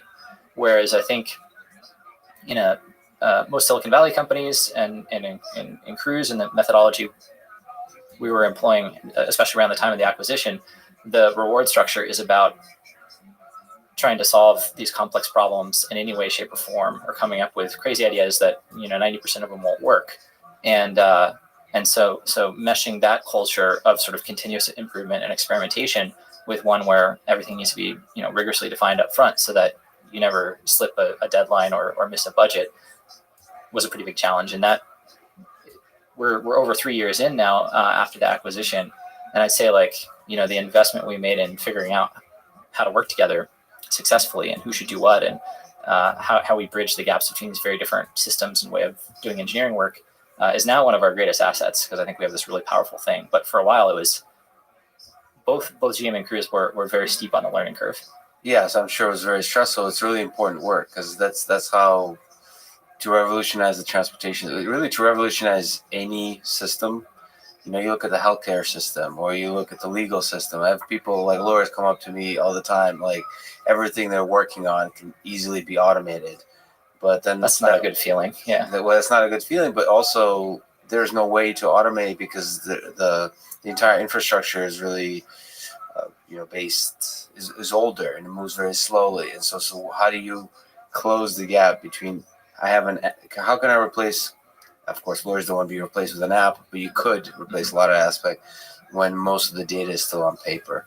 And so the same thing with automotive. I mean, it's fundamentally software. So it's basically hiring software engineers. It's thinking in a software world. I mean, I'm pretty sure nobody in Silicon Valley has ever hit a deadline. So, and then on GM, that's probably true. Yeah. And GM side is probably the opposite. Yeah. So that culture gap is really fascinating. So you're optimistic about the future of that? Yeah, I mean, from what I've seen, it's impressive. And I think, especially in Silicon Valley, it's easy to write off building cars because, people have been doing that for over 100 years now in this country. And so it seems like that's a solved problem, but that doesn't mean it's an easy problem. And I think it would be easy to sort of overlook that and think that, we're Silicon Valley engineers, we can solve any problem. Building a car, it's been done, therefore it's not a real engineering challenge. But after having seen just the sheer scale and magnitude and industrialization that occurs inside of an automotive assembly plant, that is a lot of work that I am very glad that we don't have to reinvent to make self-driving cars work. And so to have partners who have done that for 100 years and have these great processes and this huge infrastructure and supply base that we can tap into is just remarkable, because the scope and surface area of the problem of deploying fleets of self-driving cars is so large that we're constantly looking for ways to do less so we can focus on the things that really matter more. And if we had to figure out how to build and assemble and test and build the cars themselves, I mean, we work closely with GM on that, but if we had to develop all that capability in-house as well, that would just make the problem really intractable, I think.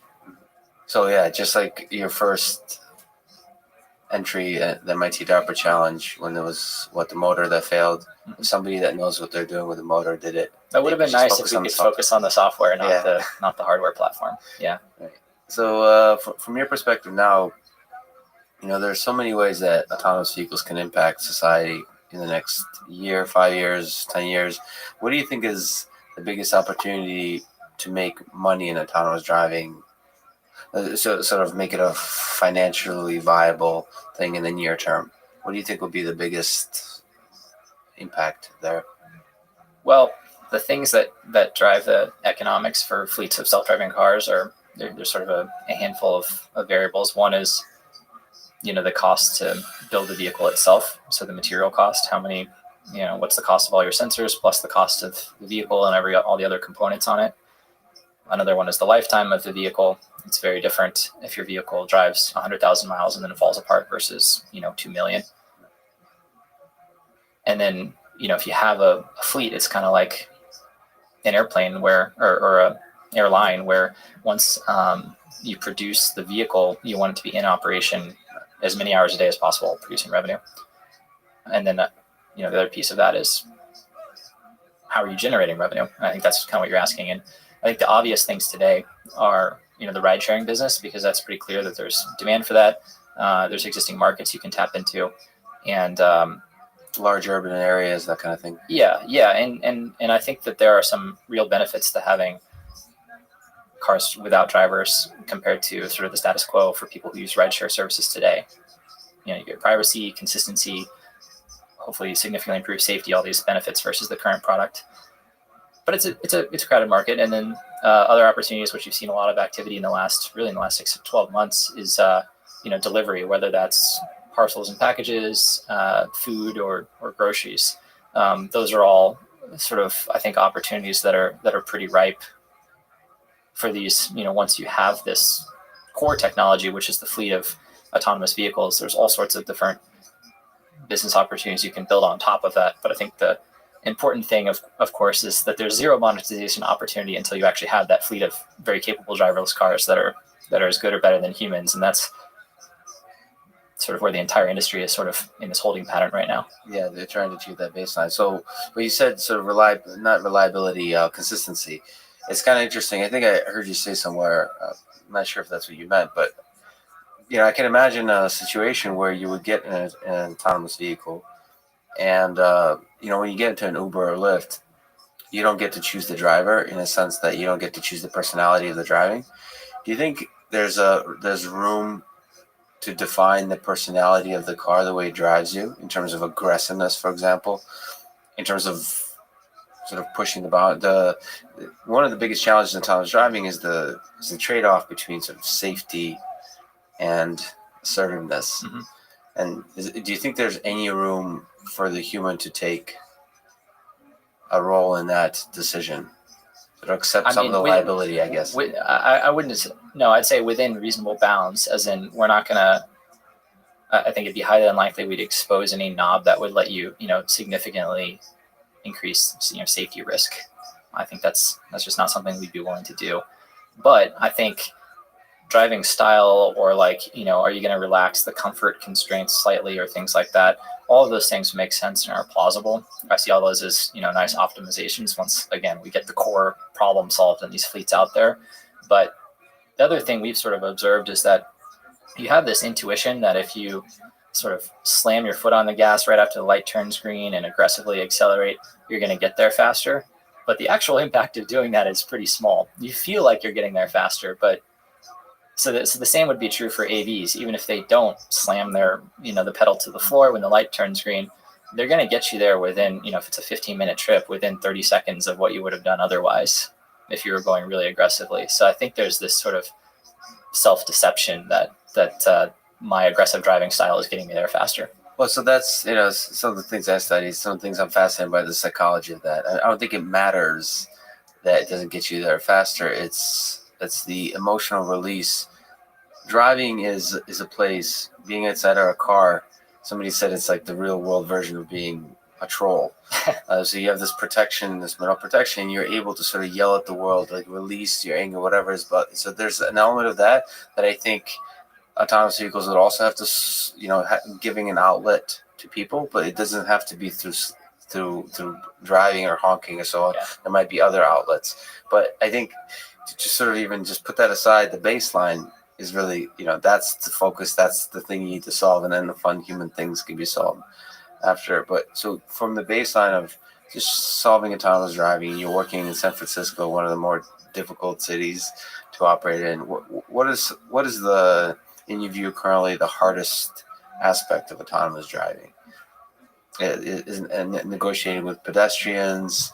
Is it edge cases of perception? Is it planning? Is there mechanical engineering? Is it data, fleet stuff? What are your thoughts on the more challenging aspects there? That's a good question. I think before we go to that, though, I just want to, I like what you said about the psychology aspect of this, because I think one observation I've made is, I think I read somewhere that I think it's maybe Americans on average spend over an hour a day on social media, like staring at Facebook, and so that's just 60 minutes of your life you're not getting back. It's probably not super productive, and so that's 3,600 seconds, right? And that's time. It's a lot of time you're giving up. And if you compare that to people being on the road, if another vehicle, whether it's a human driver or autonomous vehicle, delays them by even 3 seconds, Right. they're laying it on the horn, Yeah. even though that's 1/1000th of the time they waste looking at Facebook every day. So there's definitely some, psychology aspects of this, I think, that are pretty interesting. Road rage in general. And then the question, of course, is if everyone is in self-driving cars, do they even notice these 3-second delays anymore? Because they're doing other things or reading or working or just talking to each other. So it'll be interesting to see where that goes. In a certain aspect, people need to be distracted by something entertaining, something useful inside the car, so they don't pay attention to the external world, and then they can take whatever psychology and bring it back to Twitter and then focus on that as opposed to sort of interacting, sort of putting the emotion out there into the world. So it's an interesting problem, but baseline autonomy. Yeah, I guess you could say self-driving cars, at scale will lower the collective blood pressure of society probably by a couple points without all that road rage and stress. So that's a good externality. So back to your question about the technology and the I guess the biggest problems. And I have a hard time answering that question because, we've been at this like specifically focusing on driverless cars and all the technology needed to enable that for a little over 4.5 years now. And even a year or two in, I felt like we had completed the functionality needed to get someone from point A to point B. As in, if we need to do a left turn maneuver, or if we need to drive around a double parked vehicle into oncoming traffic, or navigate through construction zones, the scaffolding and the building blocks was there pretty early on. And so the challenge is not any one scenario or situation for which we fail at 100% of those. It's more, we're benchmarking against a pretty good or pretty high standard, which is human driving.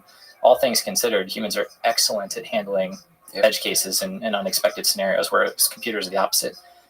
And so beating that baseline set by humans is the challenge. And so what we've been doing for quite some time now is basically it's this continuous improvement process where we find sort of the most uncomfortable or the things that could lead to a safety issue, other things, all these events, and then we sort of categorize them and rework parts of our system to make incremental improvements, and do that over and over and over again.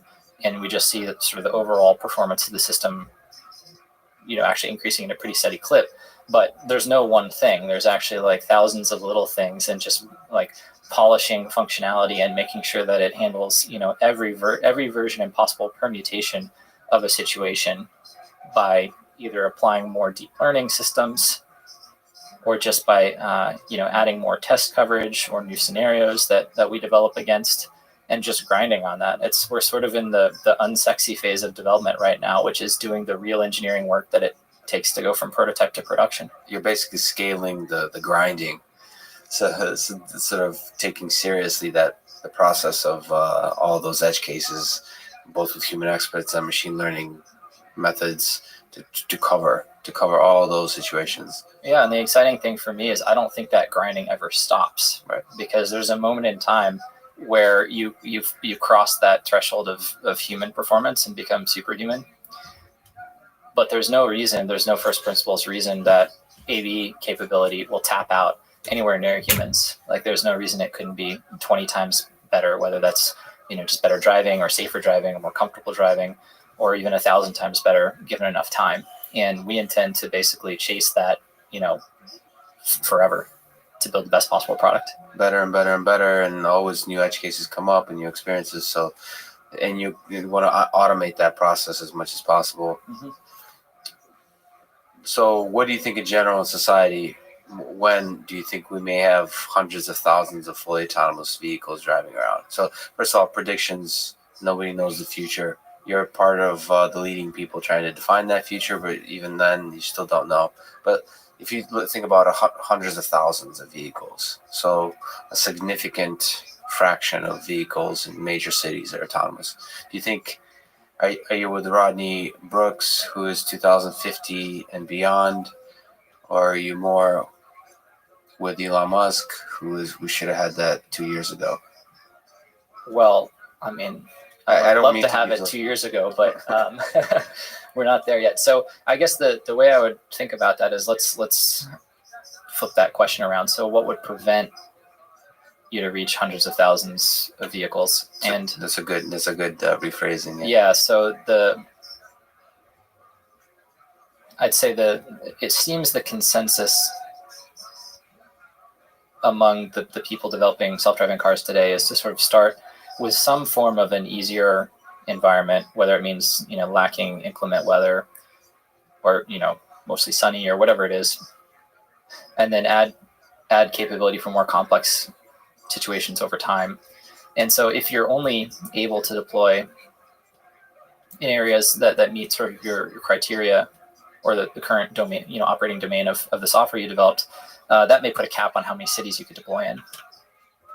But then as those restrictions start to fall away, like maybe you add, capability to drive really well and safely in heavy rain or snow, that probably opens up the market by two or threefold in terms of the cities you can expand into and so on. And so the real question is, I know today if we wanted to, we could produce that many autonomous vehicles, but we wouldn't be able to make use of all of them yet because we would sort of saturate the demand in the cities in which we would want to operate initially. So if I were to guess like what the timeline is for those things falling away and reaching hundreds of thousands of vehicles, maybe a range is better. I would say less than 5 years. Less than 5 years. Yeah. And of course, you're working hard to make that happen. So you started 2 companies that were eventually acquired for each $4 billion. So you're a pretty good person to ask, what does it take to build a successful startup? I think there's sort of survivor bias here a little bit, but I can try to find some common threads for the things that worked for me, which is, in both of these companies, I was really passionate about the core technology. I actually lay awake at night thinking about these problems and how to solve them. And I think that's helpful because when you start a business, there are, like to this day, there are these crazy ups and downs. Like one day you think the business is you're just on top of the world and unstoppable, and the next day you think, okay, this is all going to end. It's just going south and it's going to be over tomorrow. And so I think like having a true passion that you can fall back on and knowing that you would be doing it even if you weren't getting paid for it helps you weather those tough times. So that's one thing. I think the other one is really good people. So I've always been surrounded by really good co-founders that are logical thinkers, are always pushing their limits and have very high levels of integrity. So that's Dan Kahn in my current company, and actually his brother and a couple other guys for Justin TV and Twitch. And then I think the last thing is just, I guess, persistence or perseverance. And that can apply to sticking to sort of or having conviction around the original premise of your idea and sticking around to do all the unsexy work to actually make it come to fruition, including dealing with, whatever it is that you're not passionate about, whether that's finance or HR or operations or those things. As long as you are grinding away and working towards, that North Star for your business, whatever it is, and you don't give up and you're making progress every day, it seems like eventually you'll end up in a good place. And the only things that can slow you down are, running out of money, or I suppose your competitor is destroying you. But I think most of the time it's people giving up or somehow destroying things themselves rather than being beaten by their competition or running out of money. Yeah, if you never quit, eventually you'll arrive. So it's a much more concise version of what I was trying to say. Yeah, it was good. So you went the Y Combinator route twice. Yeah. What do you think, in a quick question, do you think is the best way to raise funds in the early days? Or not just funds, but just community, develop your idea and so on?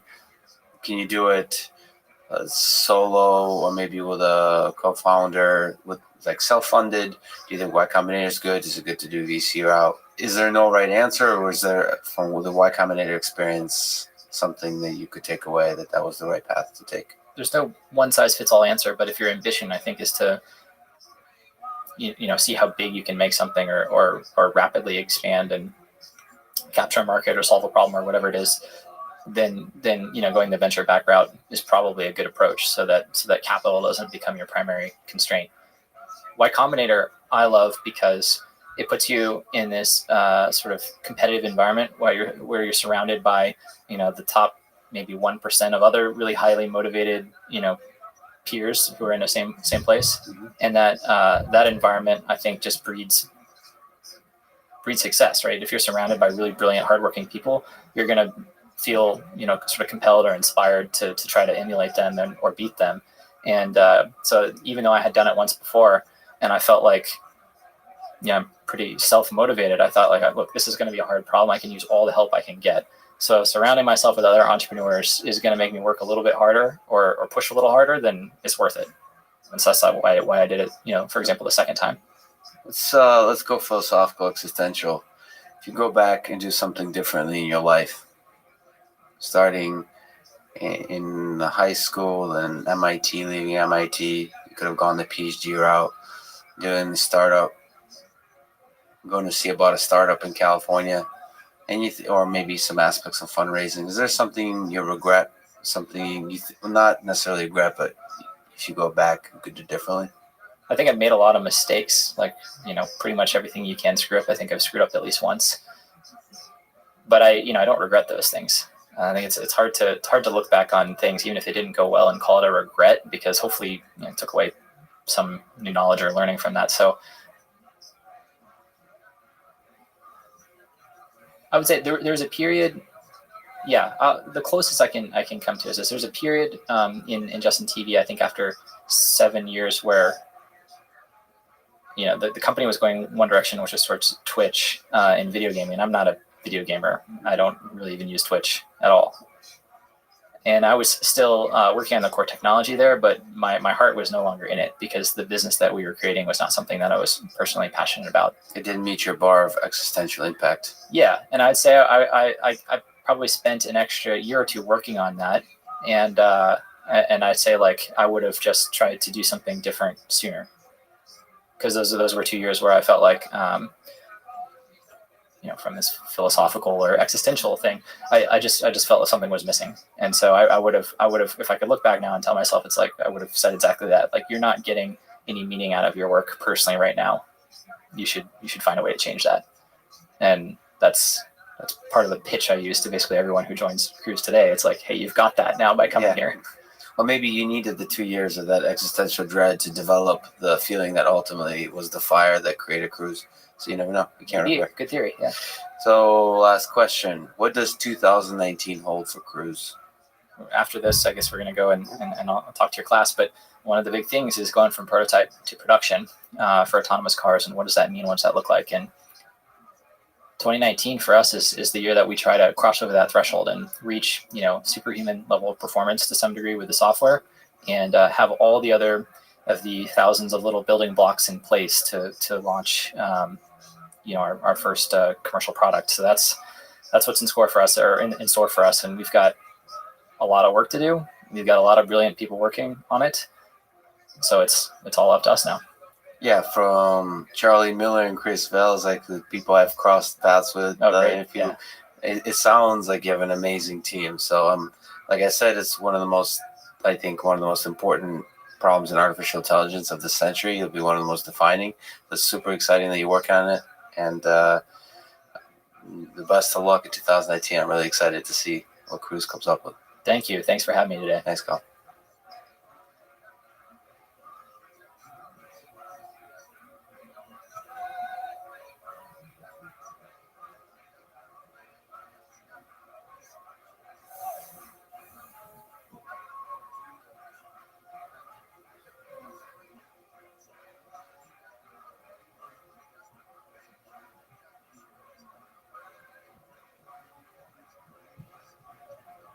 The following is a conversation with Leslie Kalebling.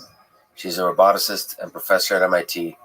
She's recognized for her work in reinforcement learning, planning, robot navigation, and several other topics in AI. She won the IJCAI Computers and Thought Award and was the editor-in-chief of the prestigious Journal of Machine Learning Research. This conversation is part of the Artificial Intelligence Podcast at MIT and beyond. If you enjoy it, subscribe on YouTube, iTunes, or simply connect with me on Twitter at Lex Friedman, spelled F-R-I-D. And now, here's my conversation with Leslie Kalebling. What made me get excited about AI, I can say that, is I read Gödel Escher Bach when I was in high school. That was pretty formative for me because it exposed the interestingness of primitives and combination and how you can make complex things out of simple parts, and ideas of AI and what kinds of programs might generate intelligent behavior. So you first fell in love with AI, reasoning, logic versus robots? yeah, the robots came because my first job, so I finished an undergraduate degree in philosophy at Stanford and was about to finish a master's in computer science, and I got hired at SRI in their AI lab. And they were building a robot. It was a kind of a follow-on to Shaky, but all the Shaky people were not there anymore. And so my job was to try to get this robot to do stuff. And that's really kind of what got me interested in robots. So maybe taking a small step back, your bachelor's in Stanford in philosophy, did master's and PhD in computer science, but the bachelor's in philosophy. So what was that journey like? What elements of philosophy do you think you bring to your work in computer science? So it's surprisingly relevant. So the part of the reason that I didn't do a computer science undergraduate degree was that there wasn't one at Stanford at the time, but that there's a part of philosophy, and in fact, Stanford has a special sub-major in something called now symbolic systems, which is logic, model theory, formal semantics of natural language. And so that's actually a perfect preparation for work in AI and computer science. That's kind of interesting. So if you were interested in artificial intelligence, what kind of majors were people even thinking about taking? What is it, neuroscience? So besides philosophies, what were you supposed to do if you were fascinated by the idea of creating intelligence? There weren't enough people who did that for that even to be a conversation. Okay. I mean, I think probably philosophy. I mean, it's interesting. In my class, my graduating class of undergraduate philosophers, probably maybe slightly less than half went on in computer science, slightly less than half went on in law, and like one or two went on in philosophy. So it was a common kind of connection. Do you think AI researchers have a role, be part-time philosophers, or should they stick to the solid science and engineering without sort of taking the philosophizing tangents? I mean, you work with robots, you think about what it takes to create intelligent beings. Aren't you the perfect person to think about the big picture philosophy of it all? The parts of philosophy that are closest to AI, I think, or at least the closest to AI that I think about, are stuff like belief and knowledge and denotation and that kind of stuff. And that's, it's quite formal, and it's like just one step away from the kinds of computer science work that we do kind of routinely. I think that there are important questions still about what you can do with a machine and what you can't and so on. Although at least my personal view is that I'm completely a materialist, and I don't think that there's any reason why we can't make a robot be behaviorally indistinguishable from a human. And the question of whether it's distinguishable internally, whether it's a zombie or not in philosophy terms, I actually don't know, and I don't know if I care too much about that. Right, but there is philosophical notions. They're mathematical and philosophical because we don't know so much of how difficult it is. How difficult is the perception problem? How difficult is the planning problem? How difficult is it to operate in this world successfully? Because our robots are not currently as successful as human beings in many tasks. The question about the gap between current robots and human beings borders a little bit on philosophy. The expanse of knowledge that's required to operate in this world, the ability to form common sense knowledge, the ability to reason about uncertainty. Much of the work you've been doing, there's open questions there that I don't know, required to activate a certain big picture view. To me, that doesn't seem like a philosophical gap at all. To me, it's there is a big technical gap. There's a huge technical gap, but I don't see any reason why it's more than a technical gap. Perfect.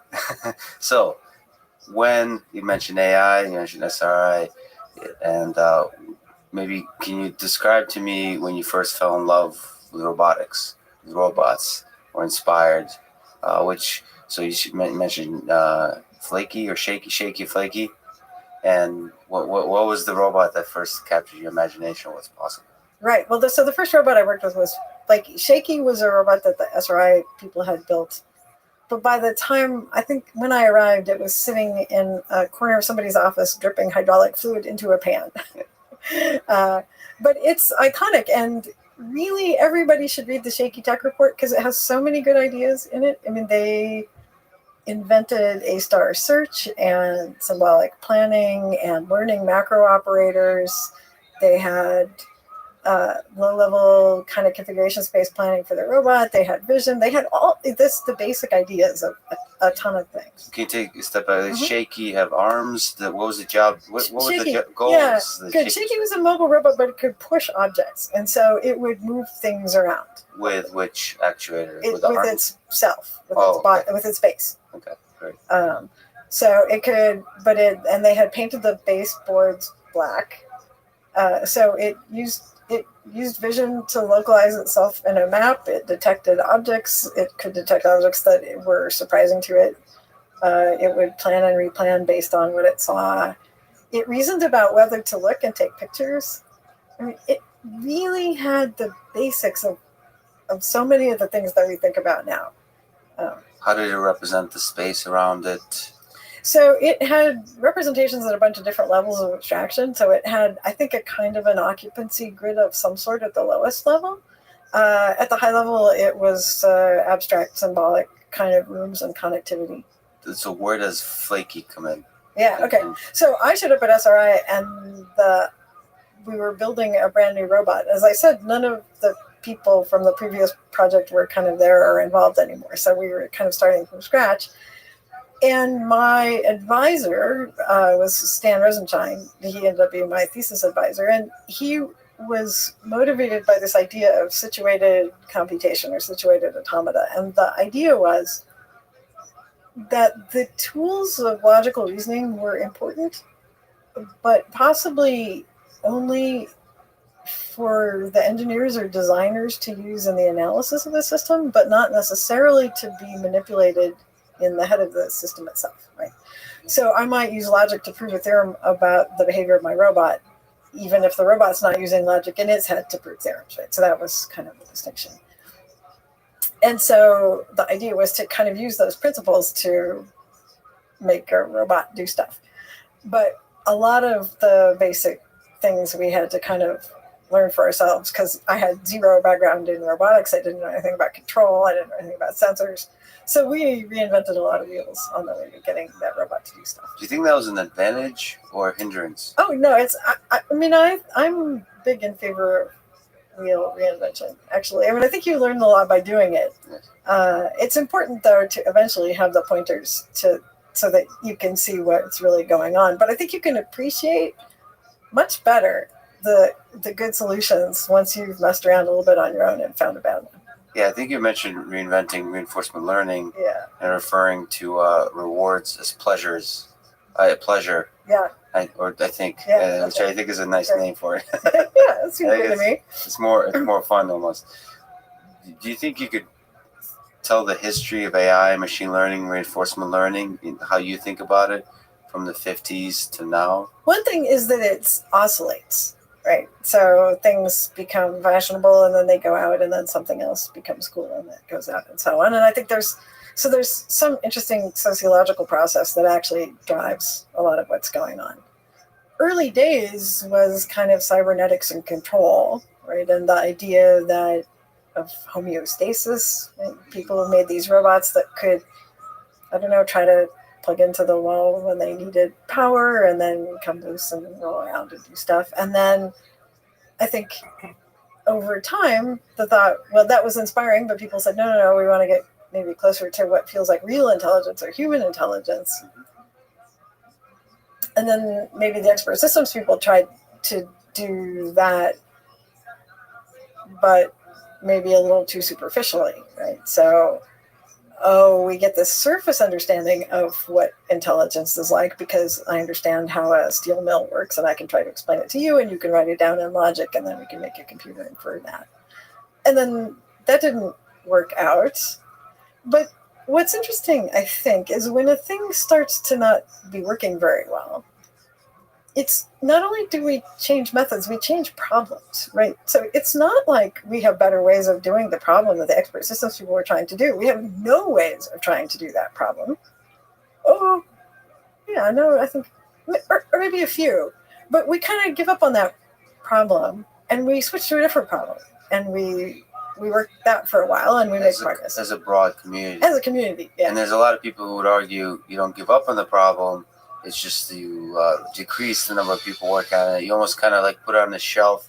So we'll come back to this 20 years later. Yeah, I think that's right. Or you might decide that it's malformed. Like you might say, it's wrong to just try to make something that does superficial symbolic reasoning behave like a doctor. You can't do that until you've had the sensory motor experience of being a doctor or something. Right? So there's arguments that say that that problem was not well formed, or it could be that it is well formed, but we just weren't approaching it well. You mentioned that your favorite part of logic and symbolic systems is that they give short names for large sets. So there is some use to this. They use to symbolic reasoning. So looking at expert systems and symbolic computing, what do you think are the roadblocks that were hit in the 80s and 90s? Okay. So the fact that I'm not a fan of expert systems doesn't mean that I'm not a fan of some kinds of symbolic reasoning. Right? So let's see. Roadblocks. Well, the main roadblock, I think, was that the idea that humans could articulate their knowledge effectively into some kind of logical statements. So it's not just the cost, the effort, but really just the capability of doing it. Right. Because we're all experts in vision, right? But totally don't have introspective access into how we do that, right? And it's true that, I think the idea was, well, of course, even people then would know, of course, I wouldn't ask you to please write down the rules that you use for recognizing a water bottle. That's crazy. And everyone understood that. But we might ask you to please write down the rules you use for deciding, I don't know, what tie to put on or how to set up a microphone or something like that. But even those things, I think people I think what they found, I'm not sure about this, but I think what they found was that the so-called experts could give explanations, the sort of post hoc explanations for how and why they did things, but they weren't necessarily very good. And then they depended on maybe some kinds of perceptual things, which, again, they couldn't really define very well. So I think fundamentally, I think that the underlying problem with that was the assumption that people could articulate how and why they make their decisions. Right, so it's almost encoding the knowledge, from converting from expert to something that a machine can understand and reason with. No, not even just encoding, but getting it out of you. Just right? Not writing it. I mean, yes, hard also to write it down for the computer, but I don't think that people can produce it. You can tell me a story about why you do stuff, but I'm not so sure that's the why. Great. So there are still on the hierarchical planning side places where symbolic reasoning is very useful. So as you've talked about, so where's the gap? Yeah. Okay. Good. So saying that humans can't provide a description of their reasoning processes, that's okay, fine, but that doesn't mean that it's not good to do reasoning of various styles inside a computer. Those are just two orthogonal points. So then the question is, what kind of reasoning should you do inside a computer? Right. And the answer is, I think you need to do all different kinds of reasoning inside a computer, depending on what kinds of problems you face. I guess the question is, what kind of things can you encode symbolically so you can reason about? I think the idea about, and even symbolic, I don't even like that terminology because I don't know what it means technically and formally. I do believe in abstractions. So abstractions are critical, right? You cannot reason at completely fine grain about everything in your life, right? You can't make a plan at the level of images and twerks for getting a PhD. Right. So you have to reduce the size of the state space and you have to reduce the horizon if you're going to reason about getting a PhD or even buying the ingredients to make dinner. And so So how can you reduce the spaces and the horizon of the reasoning you have to do? And the answer is abstraction, spatial abstraction, temporal abstraction. I think abstraction along the lines of goals is also interesting. Like you might, abstraction and decomposition. Goals is maybe more of a decomposition thing.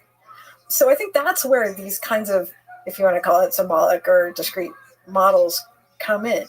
You talk about a room of your house instead of your pose. You talk about doing something during the afternoon instead of at 2:54. And you do that because it makes your reasoning problem easier, and also because you don't have enough information to reason in high fidelity about your pose of your elbow at 2:35 this afternoon anyway. Right. When you're trying to get a PhD. When you're doing anything, really. Oh, yeah, okay. Except for at that moment. At that moment, you do have to reason about the pose of your elbow, maybe. Right. But then maybe you do that in some continuous joint space kind of model. So, my biggest point about all of this is that there should be, the dogma is not the thing, right?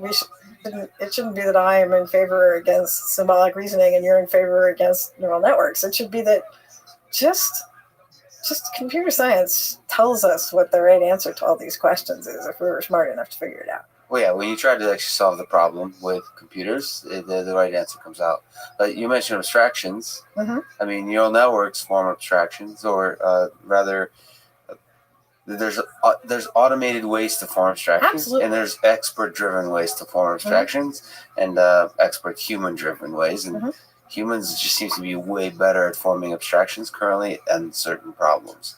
So when you're referring to 2:45 p.m. versus afternoon, how do we construct that taxonomy? Is there any room for automated construction of such abstractions? Oh, I think eventually, yeah. I mean, I think when we get to be better and machine learning engineers, we'll build algorithms that build awesome abstractions. That are useful in this kind of way that you describe. Yeah. So let's then step from the abstraction discussion and let's talk about BOM MDPs, partially observable Markov decision processes. So uncertainty. So first, what are Markov decision processes? What are Markov decision processes? And maybe how much of our world could be models and MDPs? How much, when you wake up in the morning, you're making breakfast, do you think of yourself as an MDP? So how do you think about MDPs and how they relate to our world? Well, so there's a stance question, right? So a stance is a position that I take with respect to a problem. So I, as a researcher or a person who designs systems, can decide to make a model of the world around me in some terms. Right? So I take this messy world and I say, I'm going to treat it as if it were a problem of this formal kind, and then I can apply solution concepts or algorithms or whatever to solve that formal thing. Right. So, of course, the world is not anything. It's not an MDP or a POMDP. I don't know what it is, but I can model aspects of it in some way or some other way. And when I model some aspect of it in a certain way, that gives me some set of algorithms I can use. You can model the world in all kinds of ways. Yeah. Some are more accepting of uncertainty, more easily modeling uncertainty of the world. Some really force the world to be deterministic. And so certainly MDPs model the uncertainty of the world. Yes. Model some uncertainty. They model not present state uncertainty, but they model uncertainty in the way the future will unfold. Right. So what are Markov decision processes? Okay. So Markov decision process is a model. It's a kind of a model that you can make that says, I know completely the current state of my system. And what it means to be a state is that I have all the information right now that will let me make predictions about the future as well as I can, so that remembering anything about my history wouldn't make my predictions any better. But then it also says that then I can take some actions that might change the state of the world, and that I don't have a deterministic model of those changes. I have a probabilistic model of how the world might change. It's a useful model for some kinds of systems. I think it's certainly not a good model for most problems, I think, because for most problems you don't actually know the state. For most problems, it's partially observed. So that's now a different problem class. So, okay, that's where the POMDPs, the partially observable Markov decision process, step in. So how do they address the fact that you can't observe most, you have incomplete information about most of the world around you? Right. So now the idea is we still kind of postulate that there exists a state. We think that there is some information about the world out there such that if we knew that, we could make good predictions, but we don't know the state. And so then we have to think about how, but we do get observations. Maybe I get images, or I hear things, or I feel things, and those might be local or noisy. And so therefore they don't tell me everything about what's going on. And then I have to reason about, given the history of actions I've taken and observations I've gotten, what do I think is going on in the world? And then given my own kind of uncertainty about what's going on in the world, I can decide what actions to take.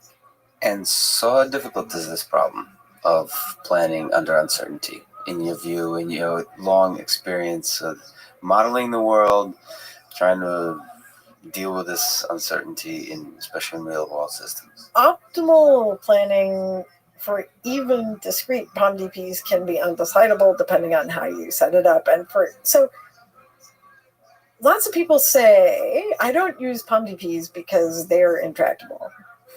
And I think that that's a kind of a very funny thing to say, because the problem you have to solve is the problem you have to solve. So if the problem you have to solve is intractable, that's what makes us AI people, right? So we understand that the problem we're solving is wildly intractable, that we will never be able to solve it optimally. At least I don't. Yeah, right. So later we can come back to an idea about bounded optimality and something. But anyway, we can't come up with optimal solutions to these problems. So we have to make approximations in modeling, approximations in solution algorithms, and so on. And so I don't have a problem with saying, yeah, my problem actually, it is POMDP in continuous space with continuous observations, and it's so computationally complex, I can't even think about its, big O, whatever. But that doesn't prevent me from, it helps me, gives me some clarity to think about it that way, and to then take steps to make approximation after approximation to get down to something that's like computable in some reasonable time. When you think about optimality, the community broadly has shifted on that, I think, a little bit, in how much they value the idea of optimality, of chasing an optimal solution. How has your views of chasing an optimal solution changed over the years when you work with robots? That's interesting. I think we have a little bit of a methodological crisis, actually, from the theoretical side. I mean, I do think that theory is important, and that right now we're not doing much of it. So there's lots of empirical hacking around and training this and doing that and reporting numbers, but is it good? Is it bad? We don't know. It's very hard to say things. And if you look at like computer science theory, so people talked for a while, everyone was about solving problems optimally or completely, and then there were interesting relaxations, right? So people look at, are there regret bounds, or can I do some kind of approximation? Can I prove something that I can approximately solve this problem, or that I get closer to the solution as I spend more time, and so on. What's interesting, I think, is that we don't have good approximate solution concepts for very difficult problems, right? I like to say that I'm interested in doing a very bad job of very big problems. Quote. Right. So very bad job of very big problems. I like to do that. But I wish I could say something. I wish I had some kind of a formal solution concept that I could use to say, this algorithm actually, it gives me something. Like, I know what I'm going to get. I can do something other than just run it and get out 6.7. So that notion is still somewhere deeply compelling to you. The notion that you can say, you can drop a thing on the table that says this, you can expect that this algorithm will give me some good results. I hope science will, there's engineering and there's science. I think that they're not exactly the same. And I think right now we're making huge engineering, like leaps and bounds. So the engineering is running way ahead of the science, which is cool. And often how it goes, right? So we're making things and nobody knows how and why they work, roughly.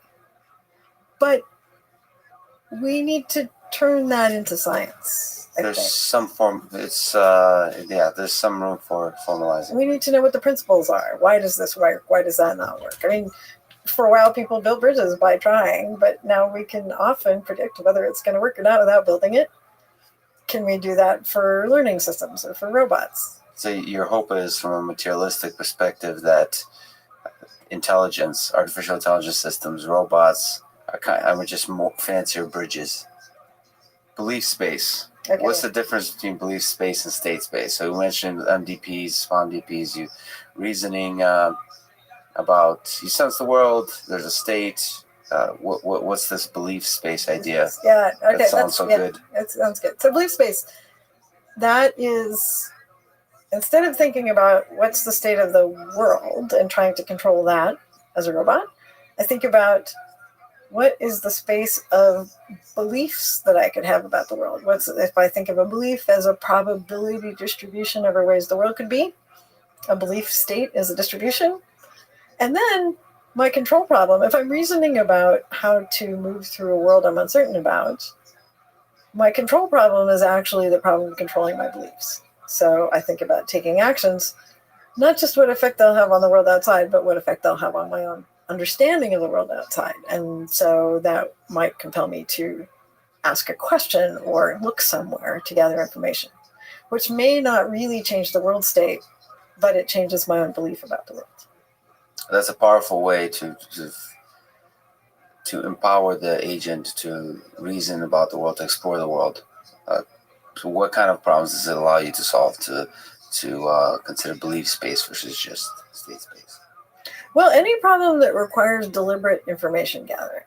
Right? So if in some problems, like chess, there's no uncertainty. Or maybe there's uncertainty about the opponent. There's no uncertainty about the state. And some problems there's uncertainty, but you gather information as you go, right? You might say, oh, I'm driving my autonomous car down the road and it doesn't know perfectly where it is, but the LiDARs are all going all the time. So I don't have to think about whether to gather information. But if you're a human driving down the road, you sometimes look over your shoulder to see what's going on behind you in the lane. And you have to decide whether you should do that now. And you have to trade off the fact that you're not seeing in front of you when you're looking behind you, and how valuable is that information, and so on. And so to make choices about information gathering, you have to reason in belief space. Also to just take into account your own uncertainty before trying to do things. So you might say, if I understand where I'm standing relative to the door jamb pretty accurately, then it's okay for me to go through the door. But if I'm really not sure where the door is, then it might be better to not do that right now. The degree of your uncertainty about the world is actually part of the thing you're trying to optimize and forming the plan, right? That's right. So this idea of a long horizon of planning for a PhD, or just even how to get out of the house, or how to make breakfast. You show this presentation of the WTF, where's the fork, a robot looking at a sink. Can you describe how we plan in this world? Is this idea of hierarchical planning we've mentioned? How can a robot hope to plan about something with such a long horizon, where the goal is quite far away? People, since probably reasoning began, have thought about hierarchical reasoning, the temporal hierarchy in particular. Well, there's spatial hierarchy, but let's talk about temporal hierarchy. So you might say, oh, I have this long execution I have to do, but I can divide it into some segments abstractly, right? So maybe I have to get out of the house, I have to get in the car, I have to drive, and so on. And so you can plan, if you can build abstractions. So we started out by talking about abstractions, and we're back to that now. If you can build abstractions in your state space, and abstractions, sort of temporal abstractions, then you can make plans at a high level. And you can say, I'm going to go to town and then I'll have to get gas and then I can go here and I can do this other thing. And you can reason about the dependencies and constraints among these actions, again, without thinking about the complete details. What we do in our hierarchical planning work is then say, all right, I make a plan at a high level of abstraction. I have to have some reason to think that it's feasible without working it out in complete detail. And that's actually the interesting step. I always like to talk about walking through an airport. Like, you can plan to go to New York and arrive at the airport and then find yourself in an office building later. You can't even tell me in advance what your plan is for walking through the airport. Partly because you're too lazy to think about it, maybe, but partly also because you just don't have the information. You don't know what gate you're landing in or what people are going to be in front of you or anything. So there's no point in planning in detail, but you have to make a leap of faith that you can figure it out once you get there. And it's really interesting to me how you arrive at that. So you have learned over your lifetime to be able to make some kinds of predictions about how hard it is to achieve some kinds of sub-goals. And that's critical. Like, you would never plan to fly somewhere if you didn't have a model of how hard it was to do some of the intermediate steps. So one of the things we're thinking about now is, how do you do this kind of very aggressive generalization to situations that you haven't been in and so on, to predict how long will it take to walk through the Kuala Lumpur airport? Like, you give me an estimate and it wouldn't be crazy. And you have to have an estimate of that in order to make plans that involve walking through the Kuala Lumpur airport, even if you don't need to know it in detail. So I'm really interested in these kinds of abstract models and how do we acquire them. But once we have them, we can use them to do hierarchical reasoning, which I think is very important. Yeah, there's this notion of goal regression and pre-image backchaining. This idea of starting at the goal and just forming these big clouds of states. You get, I mean, it's almost like saying to the airport, you know, once you show up to the airport, you're like a few steps away from the goal. So, like, thinking of it this way, it's kind of interesting. I don't know if you have sort of further comments on that of starting at the goal like that. Yeah, I mean, it's interesting that Simon, back in the early days of AI, talked a lot about means ends reasoning and reasoning back from the goal. There's a kind of an intuition that people have that the number of so state space is big. The number of actions you could take is really big. So if you say, here I sit and I want to search forward from where I am, what are all the things I could do? That's just overwhelming. If you can reason at this other level and say, here's what I'm hoping to achieve, what could I do to make that true? That somehow the branching is smaller. Now, what's interesting is that, like in the AI planning community, that hasn't worked out. In the class of problems that they look at and the methods that they tend to use, it hasn't turned out that it's better to go backward. It's still kind of my intuition that it is, but I can't prove that to you right now. Right, I share your intuition, at least for us mere humans. Speaking of which, when you maybe now we take a little step into that philosophy circle. How hard would it, when you think about human life, you give those as examples often. How hard do you think it is to formulate human life as a planning problem, or aspects of human life? So when you look at robots, you're often trying to think about object manipulation, tasks, about moving a thing. When you take a slight step outside the room, let the robot leave and go get lunch, or maybe try to pursue more fuzzy goals, how hard do you think is that problem? If you were to try to maybe put another way, try to formulate human life as a planning problem.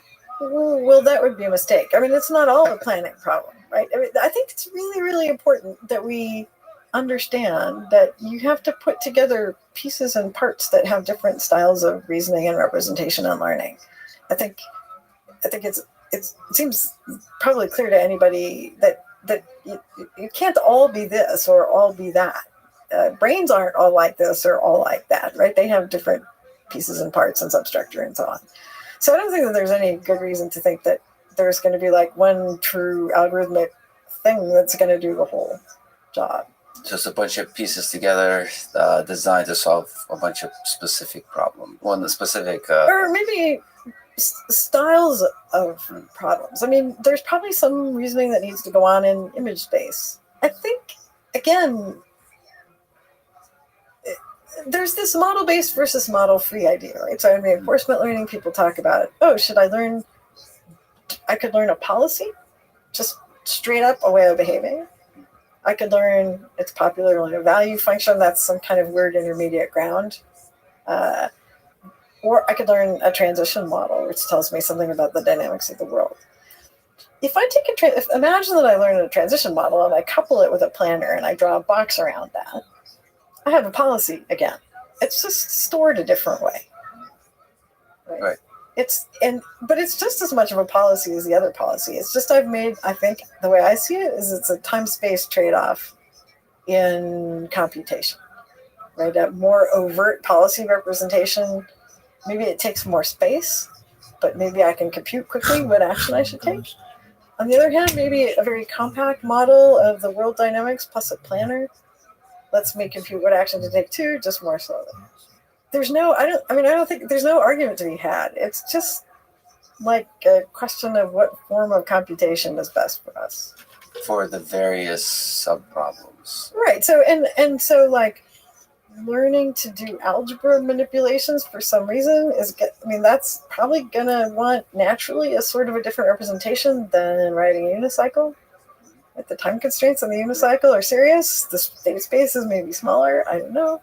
But and that could be the more human sides of falling in love, having a relationship. That might be another another style. I have no idea how to model that. Yeah, let's first solve the algebra and the object manipulation. Yeah. So what do you think is harder, perception or planning?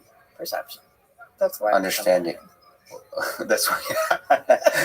So, what do you think is so hard about perception, about understanding the world around you? Well, I think the big question is representational. Hugely, the question is representation. So, perception has made great strides lately, right? And we can classify images, and we can play certain kinds of games and predict how to steer the car and all this sort of stuff. I don't think we have a very good idea of what perception should deliver, right? So if you believe in modularity, okay, there's a very strong view which says we shouldn't build in any modularity. We should make a gigantic neural network, train it end to end to do the thing, and that's the best way forward. And it's hard to argue with that, except on a sample complexity basis, right? So you might say, oh, well, if I want to do end-to-end reinforcement learning on this giant neural network, it's going to take a lot of data and a lot of like broken robots and stuff. So then the only answer is to say, okay, we have to build in some structure or some bias. We know from theory of machine learning, the only way to cut down the sample complexity is to kind of cut down the hypothesis space. You can do that by building in bias. There's all kinds of reason to think that nature built bias into humans. Convolution is a bias. Right. It's a very strong bias, and it's a very critical bias. So my own view is that we should look for more things that are like convolution, but that address other aspects of reasoning, right? So convolution helps us a lot with a certain kind of spatial reasoning that's quite close to the imaging. I think there's other ideas like that, maybe some amount of forward search, maybe some notions of abstraction, maybe the notion that objects exist. Actually, I think that's pretty important, and a lot of people won't give you that to start with, right? So almost like a convolution in the semantic object space, or some kind of ideas in there. That's right. And people are starting, like the graph convolutions are an idea that are related to relational representations, and so I think there are. I've come far afield from perception, but I think the thing that's going to make perception that kind of the next step is actually understanding better what it should produce, right? So what are we going to do with the output of it, right? It's fine when what we're going to do with the output is steer. It's less clear when we're just trying to make one integrated, intelligent agent. What should the output of perception be? We have no idea. And how should that hook up to the other stuff? We don't know. So I think the pressing question is, what kinds of structure can we build in that are like the moral equivalent of convolution that will make a really awesome superstructure that then learning can kind of progress on efficiently? I agree. Very compelling description of actually where we stand with the perception problem. You're teaching a course on embodied intelligence. What do you think it takes to build a robot with human level intelligence? I don't know. If we knew, we would do it. If you were to, I mean, okay, so do you think a robot needs to have a self-awareness, consciousness, fear of mortality, or is it simpler than that? Or is consciousness a simple thing? Like, do you think about these notions? I don't think much about consciousness. Even most philosophers who care about it will give you that you could have robots that are zombies, right? That behave like humans but are not conscious. And I, at this moment, would be happy enough with that. So I'm not really worried one way or the other. So on the technical side, you're not thinking of the use of self-awareness. But then what does self-awareness mean? I mean, that you need to have some part of the system that can observe other parts of the system and tell whether they're working well or not. That seems critical. So does that count as self-awareness or not? Well, it depends on whether you think that there's somebody at home who can articulate whether they're self-aware. But clearly, if I have some piece of code that's counting how many times this procedure gets executed, that's a kind of self-awareness, right? So there's a big spectrum. It's clear you have to have some of it. Right. We're quite far away on many dimensions, but is there a direction of research that's most compelling to you for, trying to achieve human level intelligence in robots? Well, to me, I guess the thing that seems most compelling to me at the moment is this question of what to build in and what to learn. I think we're missing a bunch of ideas, and we, people, don't you dare ask me how many years it's going to be till that happens, because I won't even participate in the conversation, because I think we're missing ideas and I don't know how long it's going to take to find them. So I won't ask you how many years, but maybe I'll ask you when you'll be sufficiently impressed that we've achieved it. So what's a good test of intelligence? Do you like the Turing test, the natural language? In the robotic space, is there something where you would sit back and think, oh, that's pretty impressive as a test, as a benchmark? Do you think about these kinds of problems? No, I resist. I mean, I think all the time that we spend arguing about those kinds of things could be better spent just making the robots work better. So you don't value competition. So I mean, there's a nature of benchmarks and data sets or Turing test challenges where everybody kind of gets together and tries to build a better robot because they want to outcompete each other. Like the DARPA challenge with the autonomous vehicles. Do you see the value of that? Or can get in the way? I think it can get in the way. I mean, many people find it motivating, and so that's good. I find it anti-motivating personally. Yeah. But I think you get an interesting cycle where for a contest, a bunch of smart people get super motivated and they hack their brains out. And much of what gets done is just hacks, but sometimes really cool ideas emerge. And then that gives us something to chew on after that.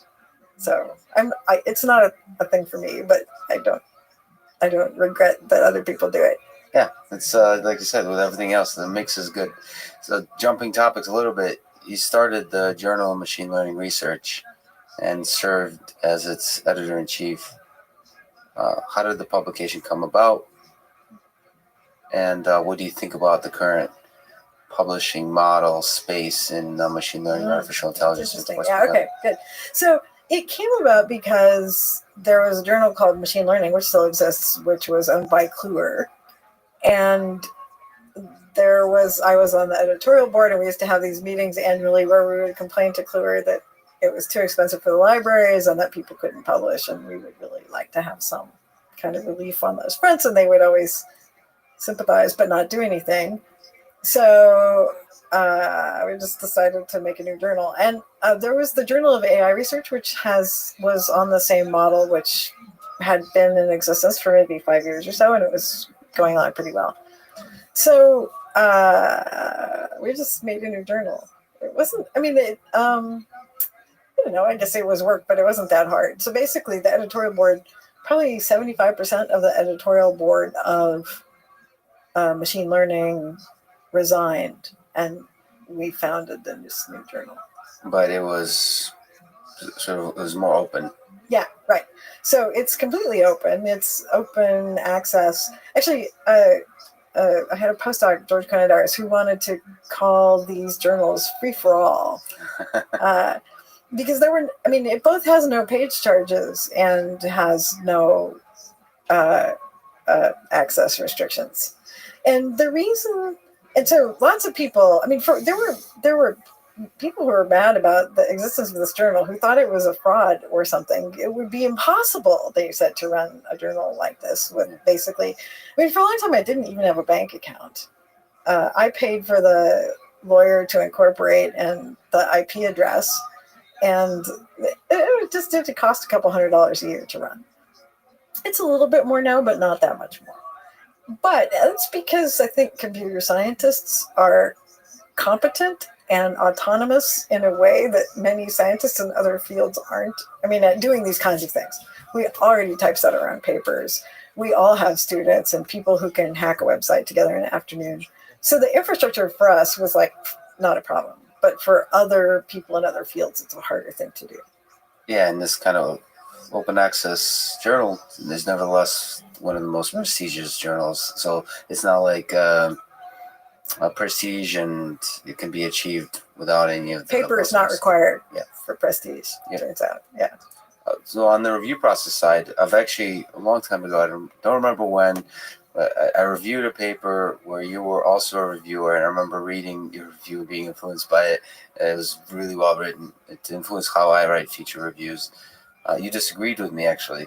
And you made it my review much better. So, but nevertheless, the review process, has its flaws. Mm-hmm. And what do you think works well? How can it be improved?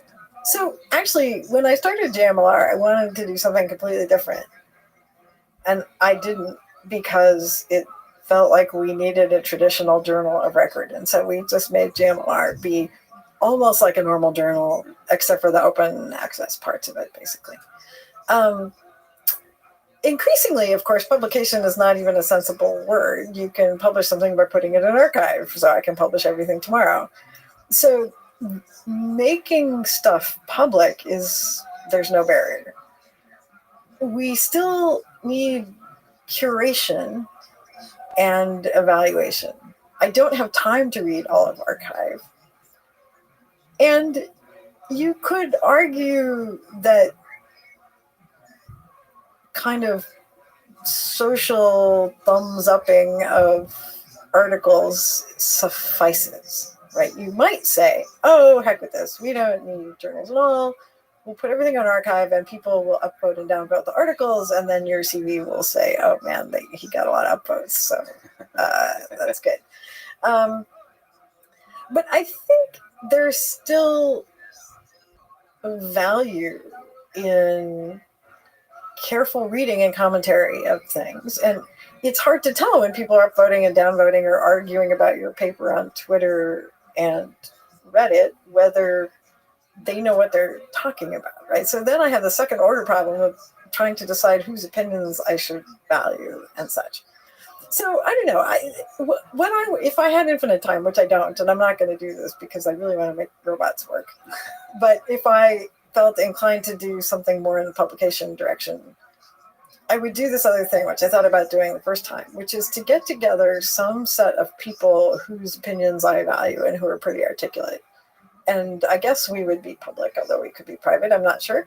And we would review papers. We wouldn't publish them and you wouldn't submit them. We would just find papers and we would write reviews.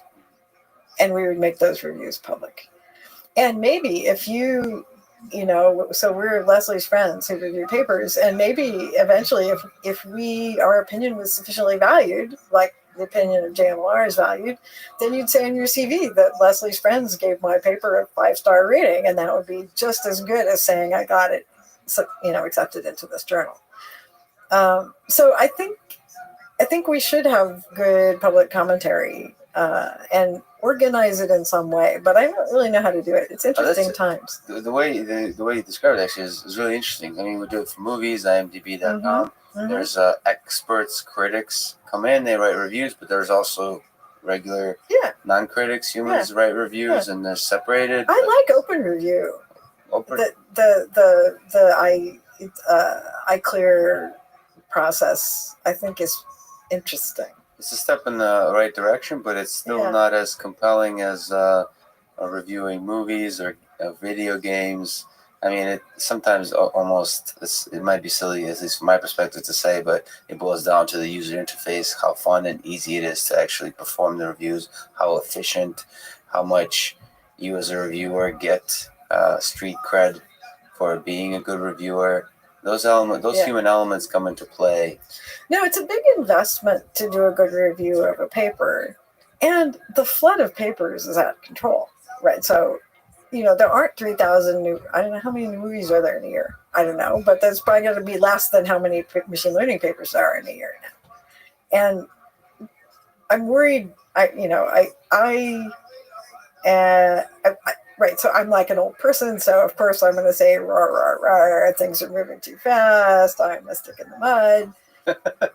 So I can say that. But my particular flavor of that is, I think the horizon for researchers has gotten very short, that students want to publish a lot of papers, and there's value, it's exciting, and there's value in that, and you get patted on the head for it, and so on. And some of that is fine, but I'm worried that we're driving out people who would spend 2 years thinking about something. Back in my day, when we worked on our theses, we did not publish papers. You did your thesis for years. You picked a hard problem, and then you worked and chewed on it and did stuff and wasted time for a long time. And when it was done, you would write papers. And so I don't know how to insert, and I don't think that everybody has to work in that mode, but I think there's some problems that are hard enough that it's important to have a longer research horizon, and I'm worried that we don't incentivize that at all at this point. In this current structure. Right. So what do you see as, what are your hopes and fears about the future of AI? Continuing on this theme. So AI has gone through a few winters, ups and downs. Do you see another winter of AI coming? Or are you more hopeful about making robots work, as you said? I think the cycles are inevitable, but I think each time we get higher, right? I mean, so it's like climbing some kind of landscape with a noisy optimizer. Yeah. So it's clear that the deep learning stuff has made deep and important improvements, and so the high water mark is now higher. There's no question. But of course, I think people are overselling, and eventually investors, I guess, and other people look around and say, well, you're not quite delivering on this grand claim and that wild hypothesis. So probably it's going to crash some amount, and then it's okay. I mean, but I can't imagine that there's like some awesome monotonic improvement from here to human level AI. So I have to ask this question. I probably anticipate the answers, but do you have a worry, short term or long term, about the existential threats of AI, and maybe short term, less existential, but more robots taking away jobs? Well, actually, let me talk a little bit about utility. Actually, I had an interesting conversation with some military ethicists who wanted to talk to me about autonomous weapons. And they were interesting, smart, well-educated guys who didn't know too much about AI or machine learning. And the first question they asked me was, has your robot ever done something you didn't expect? And I like burst out laughing, because anybody who's ever done something with a robot, right, knows that they don't do it. And what I realized was that their model of how we program a robot was completely wrong. Their model of how we can program a robot was like Lego Mindstorms, like, oh, go board a meter, turn left, take a picture, do this, do that. And so if you have that model of programming, then it's true. It's kind of weird that your robot would do something that you didn't anticipate.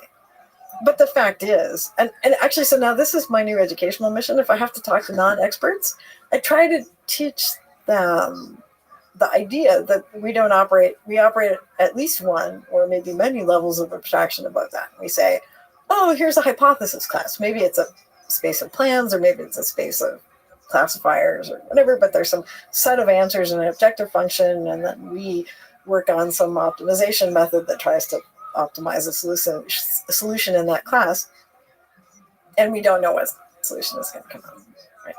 So I think it's important to communicate that. So I mean, of course, probably people who listen to this, they know that lesson, but I think it's really critical to communicate that lesson. And then lots of people are now talking about, the value alignment problem. So you want to be sure, as robots or software systems get more competent, that their objectives are aligned with your objectives, or that our objectives are compatible in some way, or we have a good way of mediating when they have different objectives. And so I think it is important to start thinking in terms, like, you don't have to be freaked out by the robot apocalypse to accept that it's important to think about objective functions of value alignment. Yes. And that you have to really, everyone who's done optimization knows that you have to be careful what you wish for. That, sometimes you get the optimal solution and you realize, man, that objective was wrong.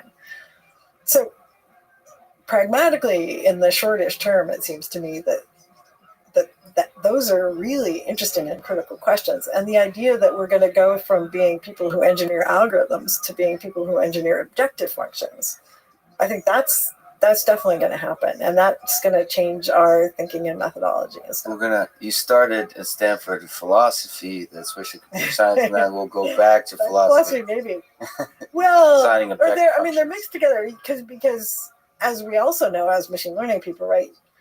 When you design, in fact, this is the lecture I gave in class today. When you design an objective function, you have to wear both hats. There's the hat that says, what do I want? And there's the hat that says, but I know what my optimizer can do to some degree, and I have to take that into account. Right? So it's always a trade-off, and we have to kind of be mindful of that. The part about taking people's jobs, I understand that that's important. I don't understand sociology or economics or people very well, so I don't know how to think about that.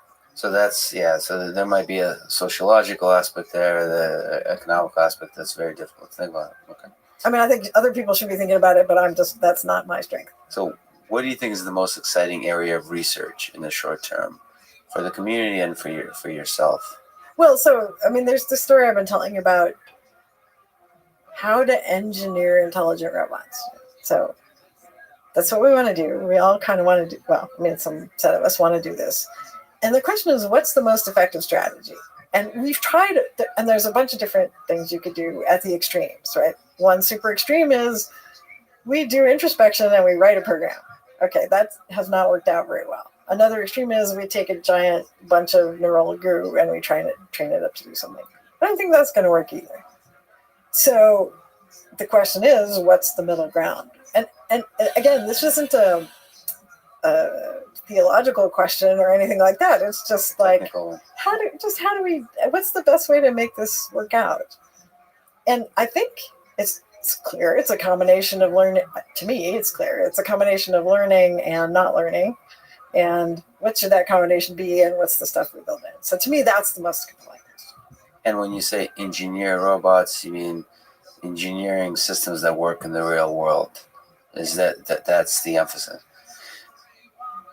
Last question. Which robot is your favorite from science fiction? So you can go with Star Wars or R2-D2, or you can go with more modern Maybe Hal from. No, sorry, I don't think I have a favorite robot from science fiction. This is back to you like to make robots work in the real world here, not in I mean, I love the process, and I care more Oh, about the process the than engineering that product. process. Yeah. I mean, I do research because it's fun, not because I care about what we produce. Well, that's a beautiful note actually to end on. Leslie, thank you so much for talking today. Sure, it's been fun.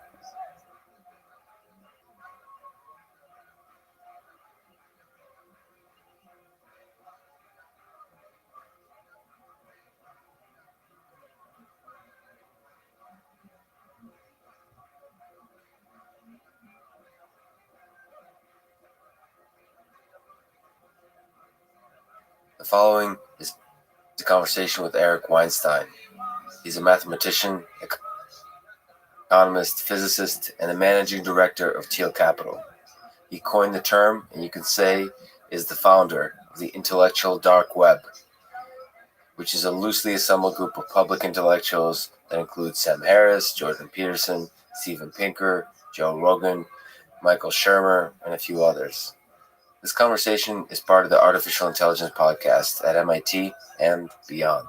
If you enjoy it, subscribe on YouTube, iTunes, or simply connect with me on Twitter at Lex Friedman, spelled F-R-I-D. And now, here's my conversation with Eric Weinstein. Are you nervous about this? You're shitless. Okay. You must be crazy. You mentioned Kung Fu Panda as one of your favorite movies. It has the usual profound master-student dynamic going on. So who has been a teacher that significantly influenced the direction of your thinking and life's work? So if you're the Kung Fu Panda, who was your Shifu? Oh, well, that's interesting because I didn't see Shifu as being the teacher. Who was the teacher? Uwe, Master Uwe, the turtle. Oh, the turtle, right. They only meet twice in the entire film. And the first conversation sort of doesn't count. So the magic of the film, in fact, its point,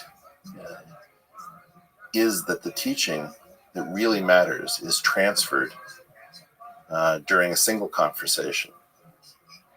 And it's very brief. And so who played that role in my life? I would say either my grandfather, Harry Rubin, and his wife, Sophie Rubin, my grandmother, or Tom Lehrer. Tom Lehrer? Yeah.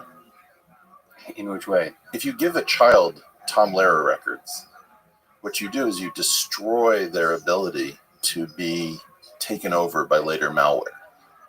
And it's so irreverent, so witty, so clever, so obscene, that it destroys the ability to lead a normal life for many people. So if I meet somebody who's usually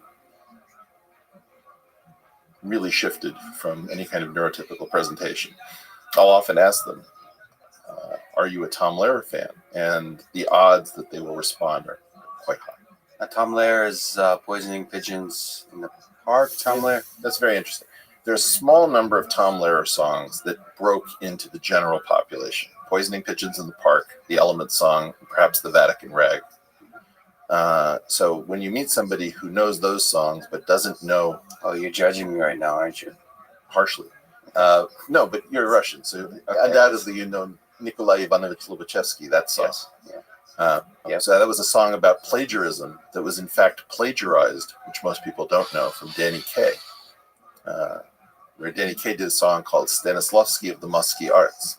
And so Tom Lehrer did this brilliant job of plagiarizing a song about and making it about plagiarism, and then making it about this mathematician who worked in non-Euclidean geometry.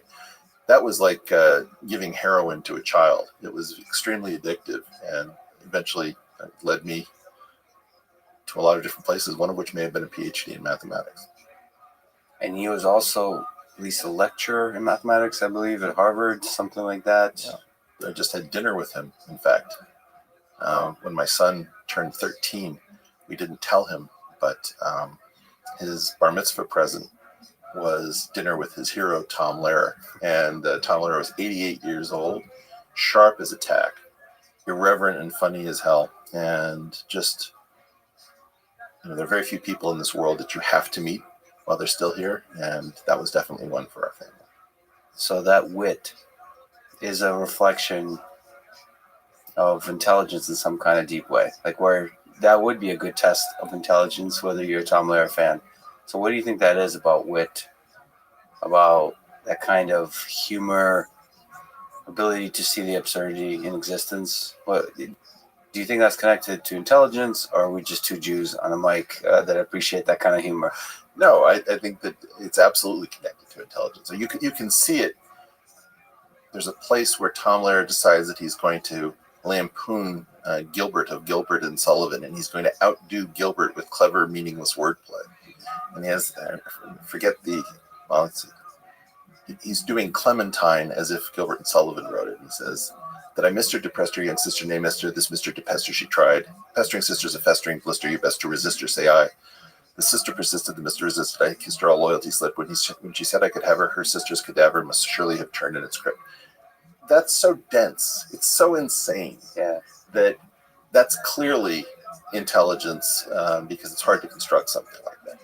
If I look at my favorite Tom Lehrer lyric, there's a perfectly absurd one, which is, once all the Germans were warlike and mean, but that couldn't happen again. We taught them a lesson in 1918, and they've hardly bothered us since then. Right? That is a different kind of intelligence. You're taking something that is so horrific, and you're sort of making it palatable and funny, and demonstrating also just your humanity. I mean, I think the thing that came through as Tom Lehrer wrote all of these terrible, horrible lines was just what a sensitive and beautiful soul he was, who was channeling pain through humor and through grace. I've seen throughout Europe, throughout Russia, that same kind of humor emerge from the generation of World War II. It seemed like that humor is required to somehow deal with the pain and the suffering of that war created. Well, you do need the environment to create the broad Slavic soul. I don't think that many Americans really appreciate Russian humor, how you had to joke during the time of, let's say, Article 58 under Stalin. You have to be very, very careful. The concept of a Russian satirical magazine like Crocodile doesn't make sense.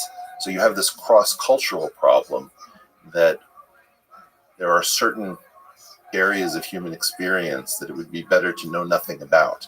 And quite unfortunately, Eastern Europe knows a great deal about them, which makes the songs of Vladimir Vysotsky so potent, the prose of Pushkin, whatever it is. You have to appreciate the depth of the Eastern European experience. And I would think that perhaps Americans knew something like this around the time of the Civil War, or maybe under slavery and Jim Crow, or even the harsh tyranny of the coal and steel employers during the labor wars. But in general, I would say it's hard for us to understand and imagine the collective culture unless we have the system of selective pressures that, for example, Russians were subjected to. Yeah, so if there's one good thing that comes out of war, it's literature, art, and humor, music. Oh, I don't think so. I think almost everything is good about war except for death and destruction. Right. Without the death, it would bring the romance of it. The whole thing is nice. Well, this is why we're always caught up in war. I mean, this very ambiguous relationship to it is that it makes life real and pressing and meaningful, and at an unacceptable price, and the price has never been higher. So to jump in into AI a little bit, you in one of the conversations you had, or one of the videos, you described that one of the things AI systems can't do and biological systems can is self-replicate in the physical world. Oh, no. In the physical world. Well, yes, the physical robots can't self-replicate. But this is a very tricky point, which is that the only thing that we've been able to create that's really complex, that has an analog of our reproductive system, is software. But nevertheless, software replicates itself if we're speaking strictly for the replication in this kind of digital space, just to begin, let me ask a question. Do you see a protective barrier or a gap between the physical world and the digital world? Let's not call it digital. Let's call it the logical world versus the physical world. Why logical? Well, because even though we had, let's say, Einstein's brain preserved, it was meaningless to us as a physical object because we couldn't do anything with what was stored in it at a logical level. And so the idea that something may be stored logically and that it may be stored physically are not necessarily, we don't always benefit from synonymizing. I'm not suggesting that there isn't a material basis to the logical world, but that it does warrant identification with a separate layer that need not invoke logic gates and zeros and ones. And so connecting those two worlds, so the logical world and the physical world, or maybe just connecting to the logical world inside our brain, Einstein's brain. You mentioned the idea of out-intelligence. Artificial intelligence. Artificial intelligence. Yes, this is the only essay that John Brockman ever invited me to write that he refused to publish in Edge.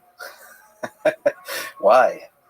Well, maybe it wasn't well written, but I don't know. The idea is quite compelling. It's quite unique and new, and at least from my view, standpoint. Maybe you can explain it. Sure. What I was thinking about is why it is that we're waiting to be terrified by artificial general intelligence, when in fact artificial life is terrifying in and of itself, and it's already here. So in order to have a system of selective pressures, you need three distinct elements. You need variation within a population, you need heritability, and you need differential success. So what's really unique, and I've made this point, I think, elsewhere, about software is that if you think about what humans know how to build, that's impressive. So I always take a car and I say, does it have an analog of each of the physiological systems? Does it have a skeletal structure? That's its frame. Does it have a neurological structure? It has an onboard computer. It has a digestive system. The one thing it doesn't have is a reproductive system. But if you can call spawn on a process, effectively you do have a reproductive system. And that means that you can create something with variation, heritability, and differential success. Now, the next step in the chain of thinking was, where do we see inanimate, non-intelligent life outwitting intelligent life?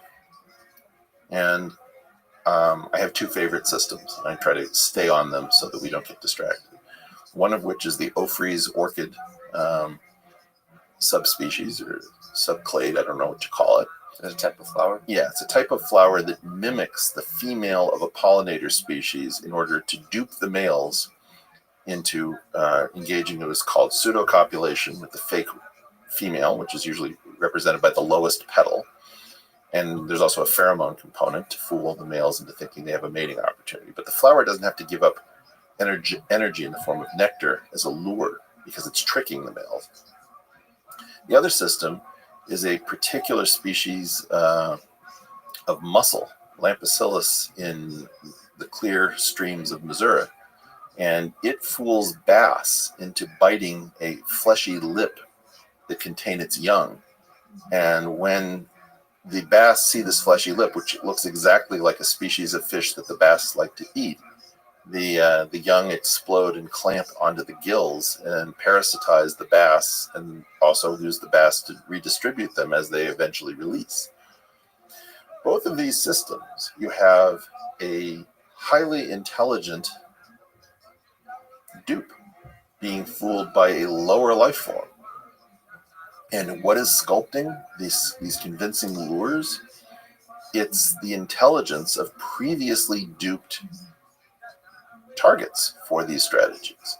So when the target is smart enough to avoid the strategy, those weaker mimics fall off. They have terminal lines, and only the better ones survive. So it's an arms race between the target species that is being parasitized getting smarter, and this other less intelligent or non-intelligent object getting as if smarter. And so what you see is that artificial general intelligence is not needed to parasitize us. It's simply sufficient for us to outwit ourselves. So you could have a program, let's say, one of these Nigerian scams that writes letters and uses whoever sends it Bitcoin to figure out which aspects of the program should be kept, which should be varied and thrown away. And you don't need it to be in any way intelligent in order to have a really nightmarish scenario of being parasitized by something that has no idea what it's doing. So you phrased a few concepts really eloquently. So let me try to. There's a few directions this goes. So one, first of all, in the way we write software today, it's not common that we allow it to self-modify. But we do have that ability now. We have the ability. It's just not common. It's not just common. So your thought is that is a serious worry if there becomes but self-modifying code is available now. So there's different types of self-modification, right? There's personalization.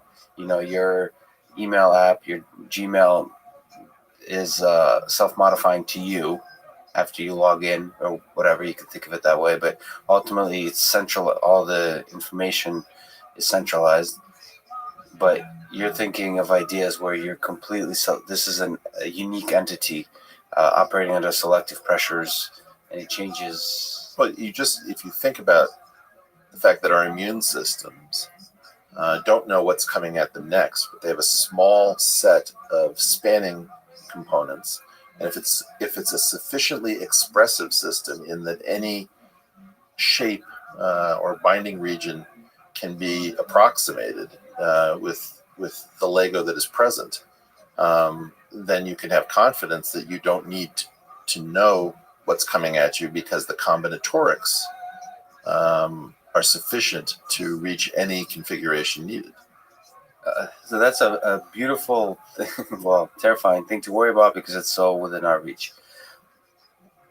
Whenever I suggest these things, I do always have a concern as to whether or not I will bring them into being by talking about them. So there's this thing from OpenAI. So next week to talk to the founder of OpenAI.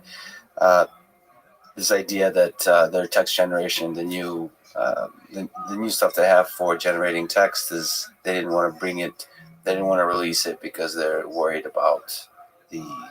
I'm delighted to hear that, but they're going to end up releasing. Yes, so that's the thing. Is I think talking about it, at least from my end, I'm more a proponent of technology preventing so further innovation preventing the detrimental effects of innovation.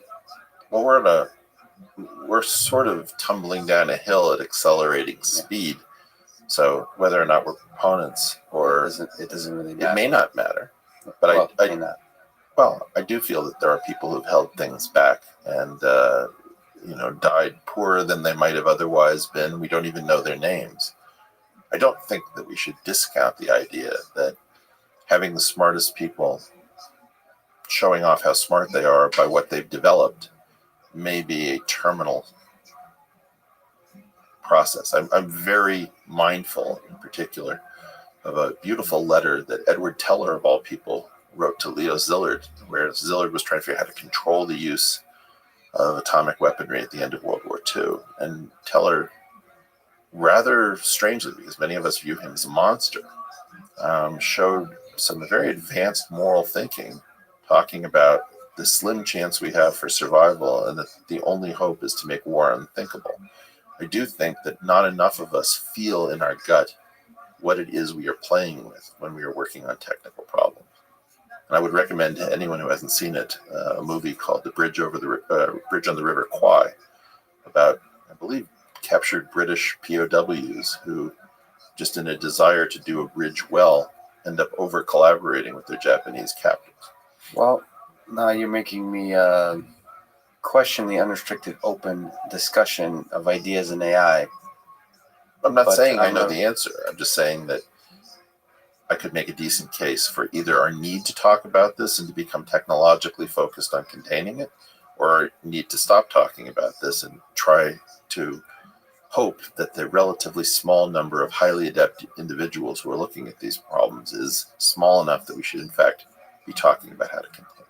Well, the way innovation happens, what new ideas develop, Newton with calculus, whether if he was silent, the idea would emerge elsewhere. Well, in the case of Newton, of course, but in the case of AI, how small is the set of individuals out of which such ideas would arise? Well, the ideas of the researchers we know and those that we don't know, who may live in countries that don't wish us to know what level they're currently at, are very disciplined in keeping these things to themselves.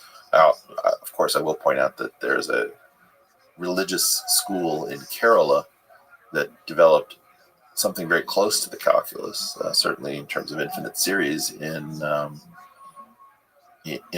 I guess religious prayer and rhyme and prose. So, it's not that Newton had any ability to hold that back, and I don't really believe that we have an ability to hold it back. I do think that we could change the proportion of the time we spend worrying about the effects. What if we are successful, rather than simply trying to succeed and hope that we'll be able to contain things like that. Beautifully put. So, on the idea of intelligence, what form, treading cautiously, as we've agreed as we tumble down the hill, what Can't form? stop ourselves, can we cannot. What form do you see it taking? So, one example, Facebook, Google, do want to, I don't know a better word, you want to influence users to behave a certain way. And so that's one kind of example of our intelligence, is systems perhaps modifying the behavior of these intelligent human beings in order to sell more product of different kind. But do you see other examples of this actually emerging in? Just take any parasitic system. Make sure that there's some way in which that there's differential success, heritability, and variation. And those are the magic ingredients. If you really wanted to build a nightmare machine, make sure that the system that expresses the variability has a spanning set so that it can learn to arbitrary levels by making it sufficiently expressive. That's your nightmare. So it's your nightmare, but it could also be, it's a really powerful mechanism by which to create, powerful systems.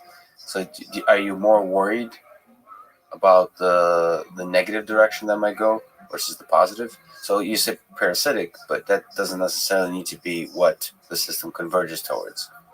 It could be, symbiotic. Parasitism, the dividing line between parasitism and symbiosis is not so clear.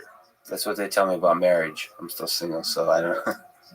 Well, yeah, we could go into that too, but no, I think we have to appreciate, are you infected by your own mitochondria?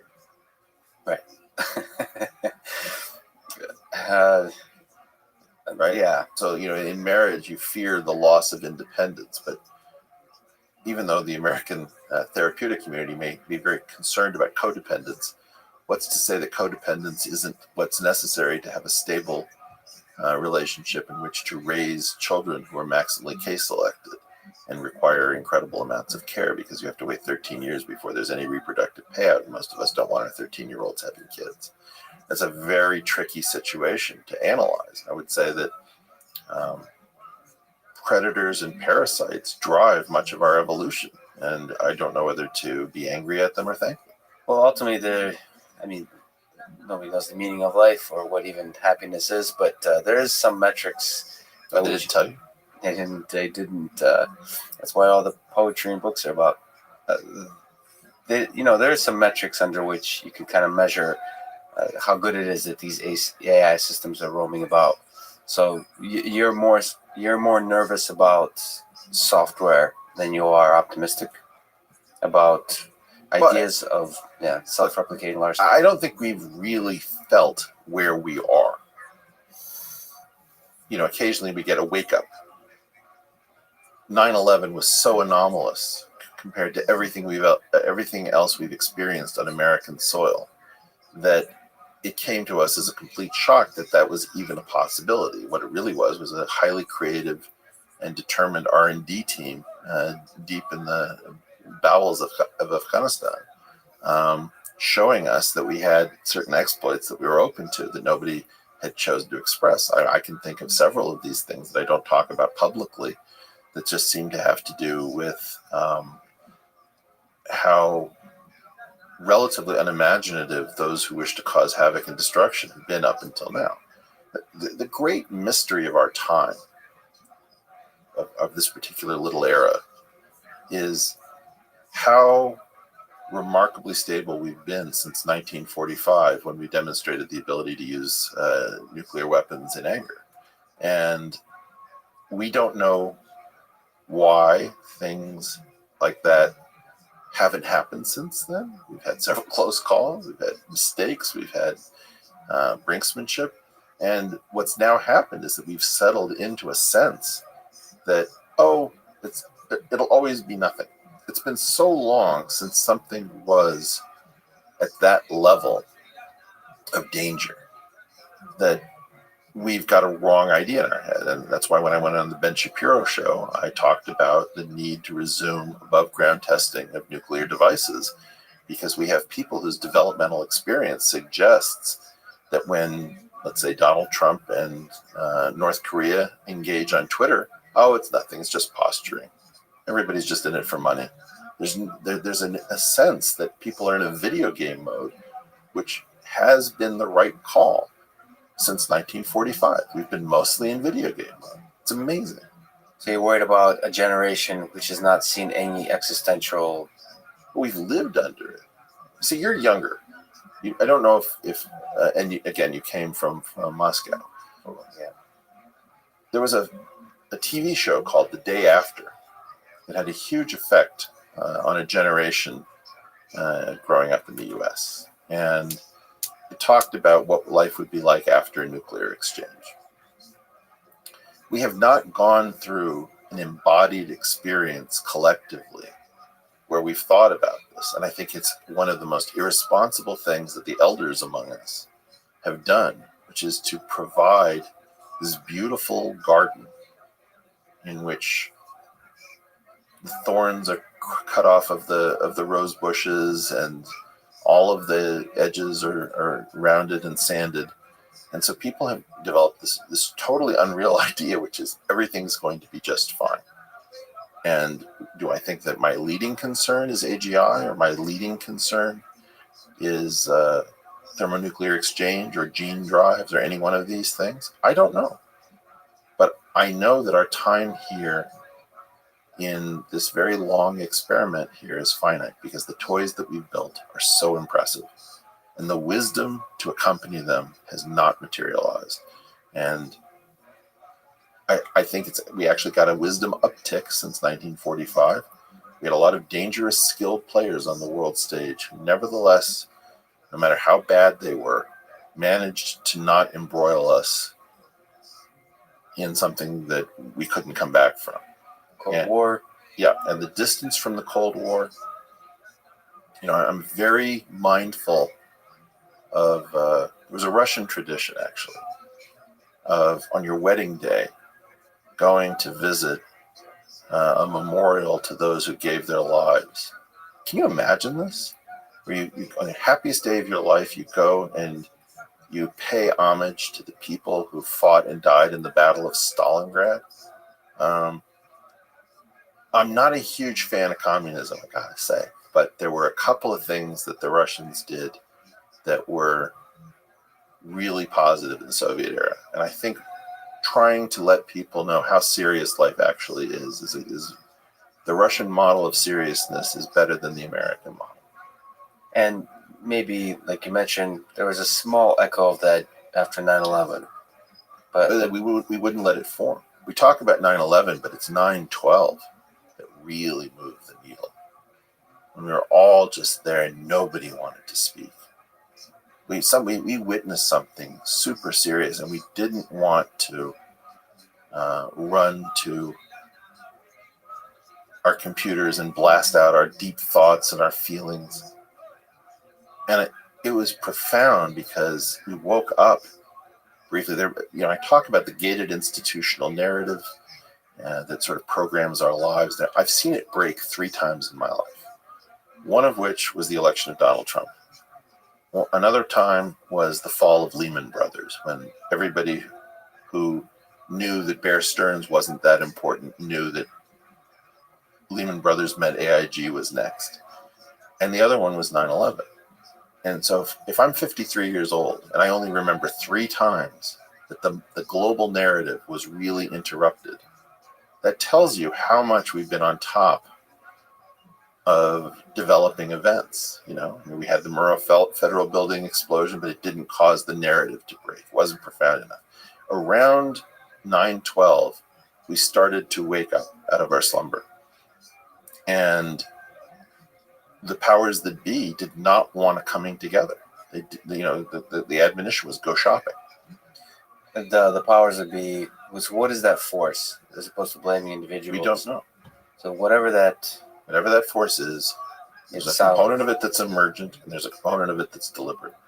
So give yourself a portfolio with 2 components. Some amount of it is emergent, but some amount of it is also an understanding that if people come together, they become an incredible force. And what you're seeing right now, I think, is there are forces that are trying to come together, and there are forces that are trying to push things apart. And, one of them is the globalist narrative versus the national narrative, where to the globalist perspective, the nations are bad things, in essence, that they're temporary, they're nationalistic, they're jingoistic, it's all negative. To people more in the national idiom, they're saying, look, this is where I pay my taxes, this is where I do my army service, this is where I have a vote, this is where I have a passport. Who the hell are you to tell me that because you've moved into some place that you can make money globally, that you've chosen to abandon other people to whom you have a special and elevated duty? And I think that these competing narratives have been pushing towards the global perspective from the elite, and a larger and larger number of disenfranchised people are saying, hey, I actually live in a place, and I have laws, and I speak a language, I have a culture, and who are you to tell me that because you can profit in some faraway land, that my obligations to my fellow countrymen are so much diminished? So these tensions between nations and so on, ultimately you see being proud of your country and so on, which creates potentially the kind of things that led to wars and so on. They ultimately, it is human nature, and it is good for us for wake-up calls of different kinds. Well, I think that these are tensions. And my point isn't, nationalism run amok is a nightmare. And internationalism run amok is a nightmare. And the problem is we're trying to push these pendulums to some place where they're somewhat balanced, where we have a higher duty of care to those who share our laws and our citizenship, but we don't forget our duties of care to the global system. I would think this is elementary, but the problem that we're facing concerns the ability for some to profit by abandoning their obligations to others within their system. And that's what we've had for decades. You mentioned nuclear weapons. I was hoping to get answers from you, since one of the many things you've done is economics, and maybe you can understand human behavior, why the heck we haven't blown each other up yet. But okay, so we'll get back. I don't know the answer. Yeah, it's really important to say that we really don't know. A mild uptick in wisdom. A mild uptick in wisdom. That's, well, Stephen Pinker, who I've talked with, has a lot of really good ideas about why, but nobody. I don't trust his optimism. Listen, I'm Russian, so I never trust a guy who's that optimistic. No. It's just you're talking about a guy who's looking at a system in which more and more of the kinetic energy of war has been turned into potential energy, like unused nuclear weapons. Wow, beautifully put. And now I'm looking at that system and I'm saying, okay, well, if you don't have a potential energy term, then everything's just getting better and better. Yeah. Wow, that's beautifully put. Only physicists could. Okay. I'm not a physicist. Is that a dirty word? No, I wish I were a physicist. Me too. My dad's a physicist. I'm trying to live up to that probably for the rest of my life. He's probably going to listen to this too. So, yeah. So your friend Sam Harris worries a lot about the existential threat of AI. Not in the way that you've described, but in the more... Well, he hangs out with Elon. I don't know Elon. So are you worried about that kind of, about the... about either robotic systems or traditionally defined AI systems essentially becoming super intelligent, much more intelligent than human beings, and getting... Well, they already are, and they're not. When seen as a collective, you mean? Well, I mean, I can mean all sorts of things, but certainly many of the things that we thought were peculiar to general intelligence do not require general intelligence. So that's been one of the big awakenings, that you can write a pretty convincing sports story from stats alone without needing to have watched the game. So, is it possible to write lively prose about politics? Yeah, no, not yet. So we're sort of all over the map. One of the things about chess, there's a question I once asked on Quora that didn't get a lot of response, which was, what is the greatest brilliancy ever produced by a computer in a chess game? Which was different than the question of what is the greatest game ever played. So if you think about brilliancies is what really animates many of us to think of chess as an art form. Those are those moves and combinations that just show such flair, panache, and soul. Computers weren't really great at that. They were great positional monsters. And recently we've started seeing brilliancies. Yeah. And so the grandmasters have identified with AlphaZero that things were quite brilliant. Yeah. So that's an example of something. We don't think that that's AGI, but in a very restricted set of rules like chess, you're starting to see poetry of a high order. And so I don't like the idea that we're waiting for AGI. AGI is sort of slowly infiltrating our lives in the same way that I don't think a worm should be, the C. elegans shouldn't be treated as non-conscious because it only has 300 neurons. Maybe it just has a very low level of consciousness because we don't understand what these things mean as they scale up. So am I worried about this general phenomena? Sure. But I think that one of the things that's happening is that a lot of us are fretting about this in part because of human needs. We've always been worried about the golem, right?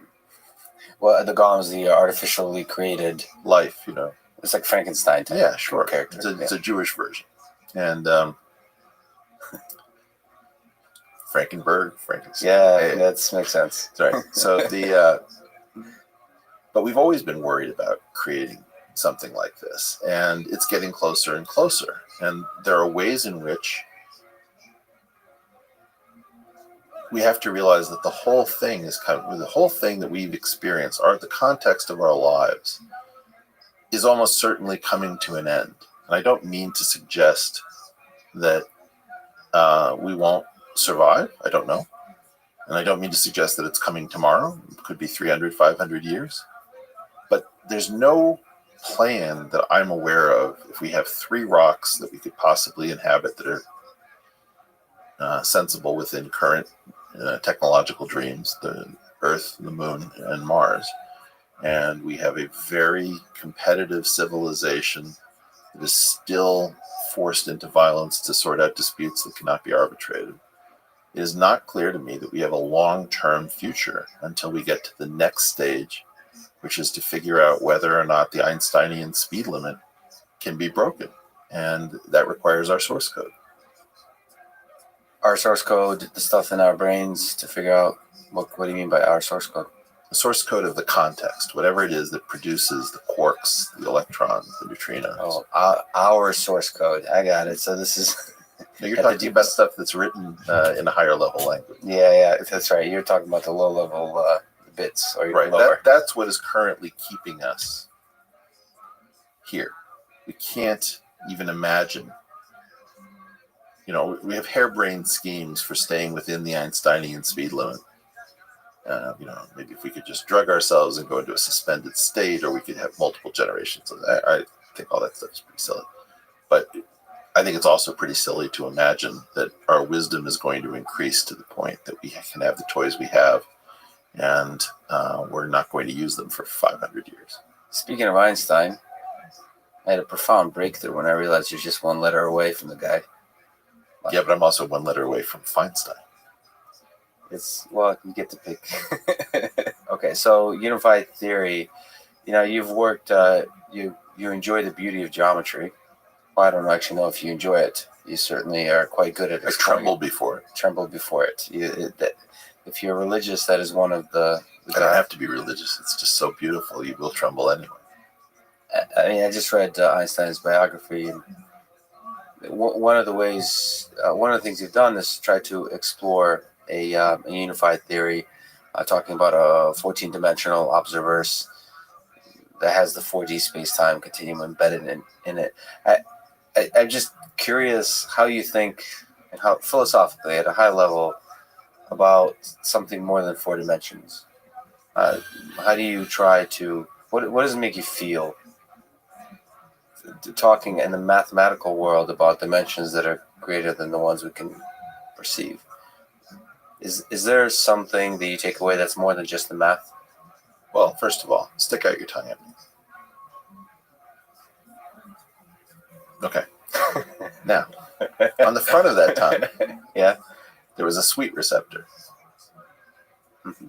Next to that were salt receptors on 2 different sides. A little bit farther back, there were sour receptors. And you wouldn't show me the back of your tongue where your bitter receptor was. Show the good side always. Okay. That was 4 dimensions of taste receptors.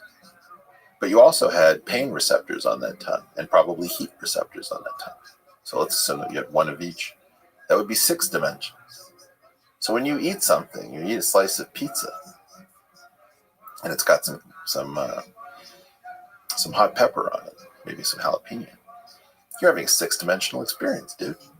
Do you think we overemphasize the value of time as one of the dimensions, or space? Well, we certainly overemphasize the value of time because we like things to start and end, or we really don't like things to end, but they seem to. Well, what if you flipped one of the spatial dimensions into being a temporal dimension? And you and I were to meet in New York City and say, well, where and when should we meet? Say, how about I'll meet you on 36th and Lexington at 2 in the afternoon and 11 o'clock in the morning. That would be very confusing.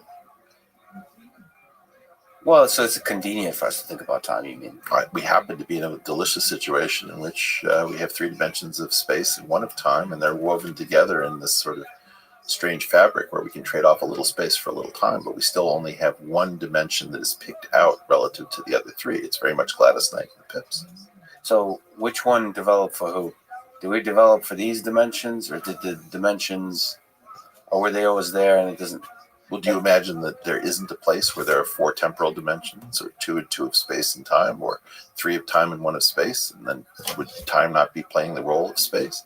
Why do you imagine that the sector that you're in is all that there is? I certainly do not, but I can't imagine otherwise. I mean, I haven't done ayahuasca or any of those drugs. I hope to one day.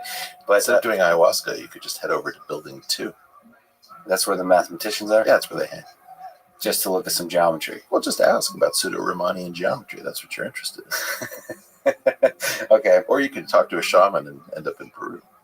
And then some extra money for that but trip. You won't be able to do any calculations if that's how you choose to go about it. Well, a different kind of calculation. So to speak. Yeah. One of my favorite people, Edward Frankel, Berkeley professor, author of Love and Math, great title for a book, said that you were quite a remarkable intellect to come up with such beautiful original ideas in terms of the unified theory and so on, but you were working outside academia.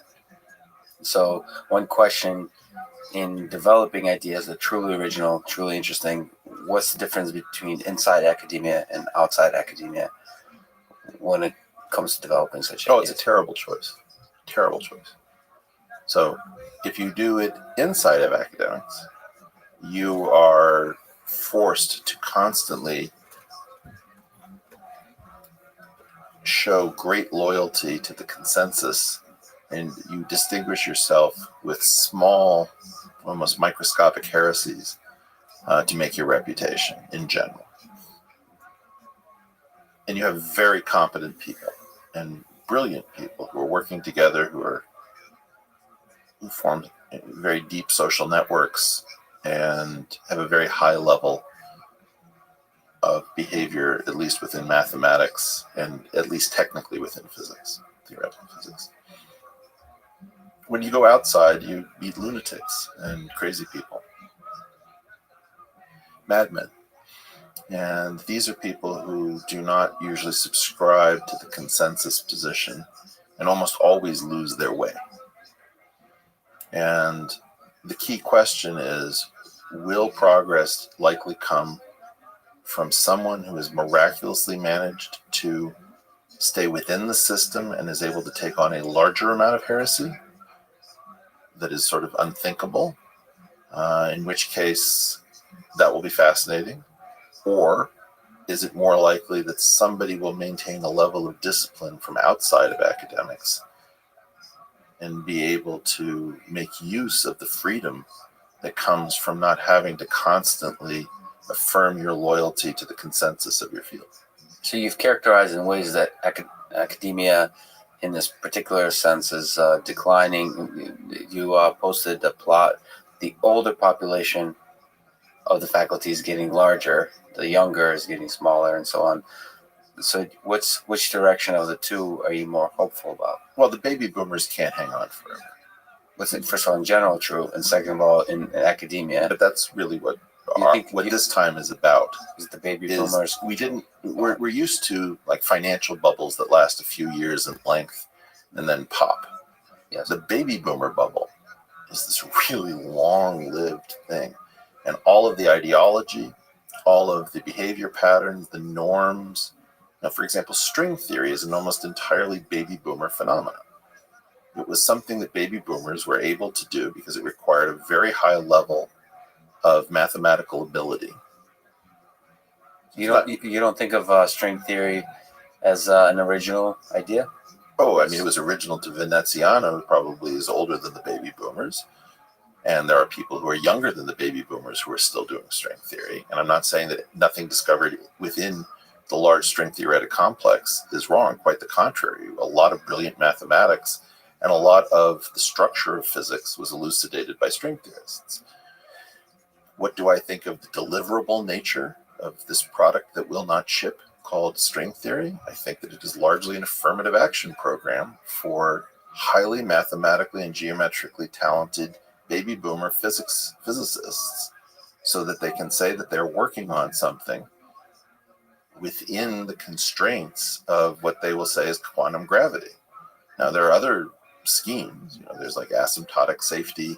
There are other things that you could imagine doing. I don't think much of any of the major programs, but to have inflicted this level of loyalty through a shibboleth. Well, surely you don't question X. Well, I question almost everything in the string program.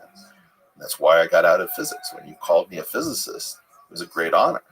But the reason I didn't become a physicist wasn't that I fell in love with mathematics. So I said, wow, in 1984, 1983, I saw the field going mad. And I saw that mathematics, which has all sorts of problems, was not going insane.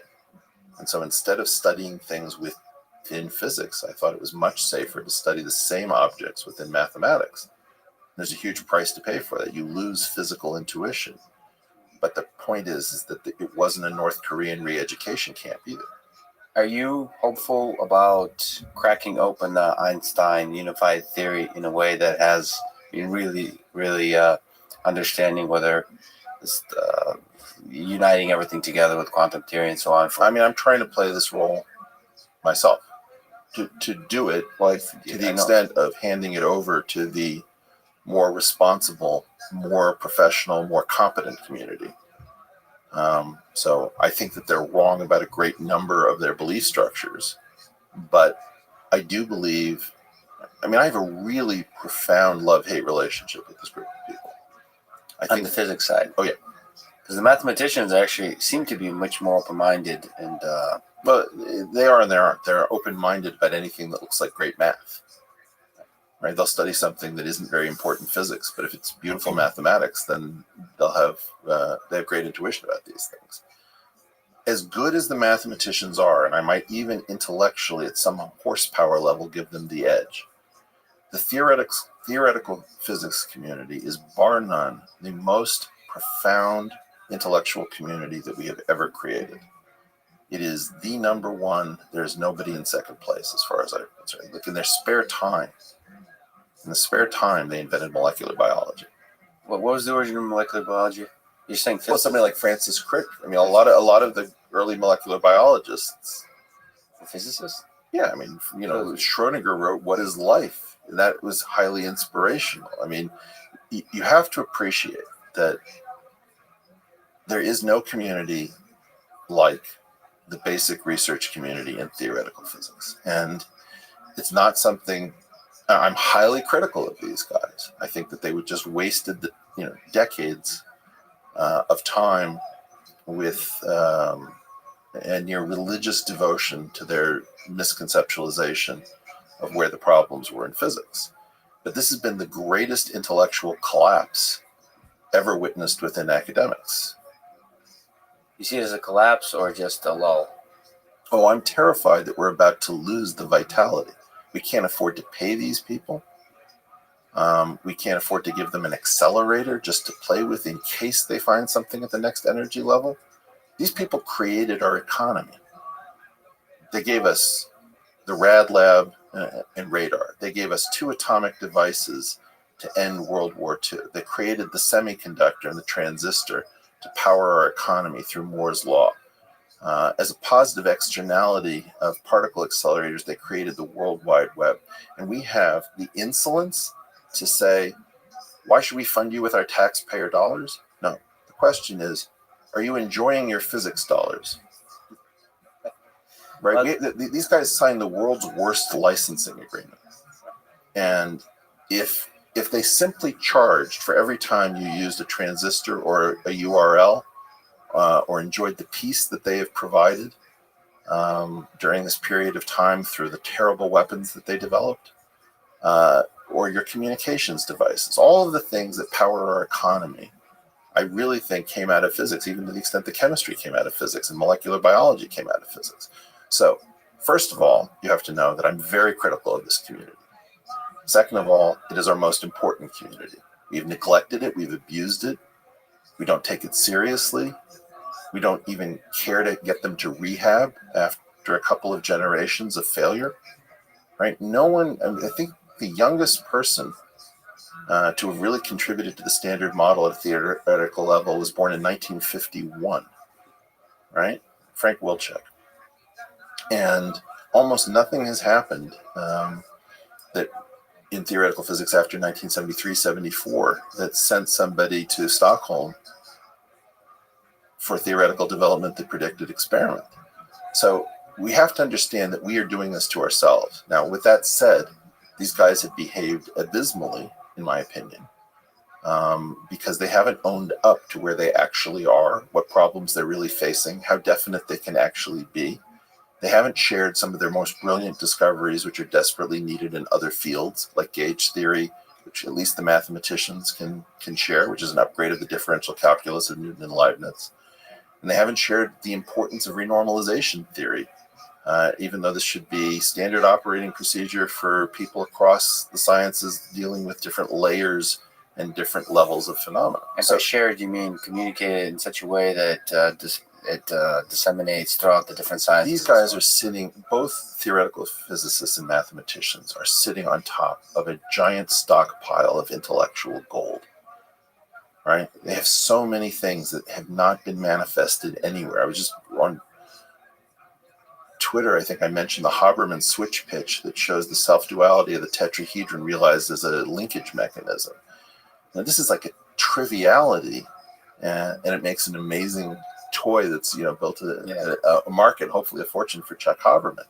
Well, you have no idea how much great stuff that these priests have in their monastery. So it's truly a love and hate relationship for you. Yeah, well, It sounds like it's more on the love side. This building that we're in right here, Yes.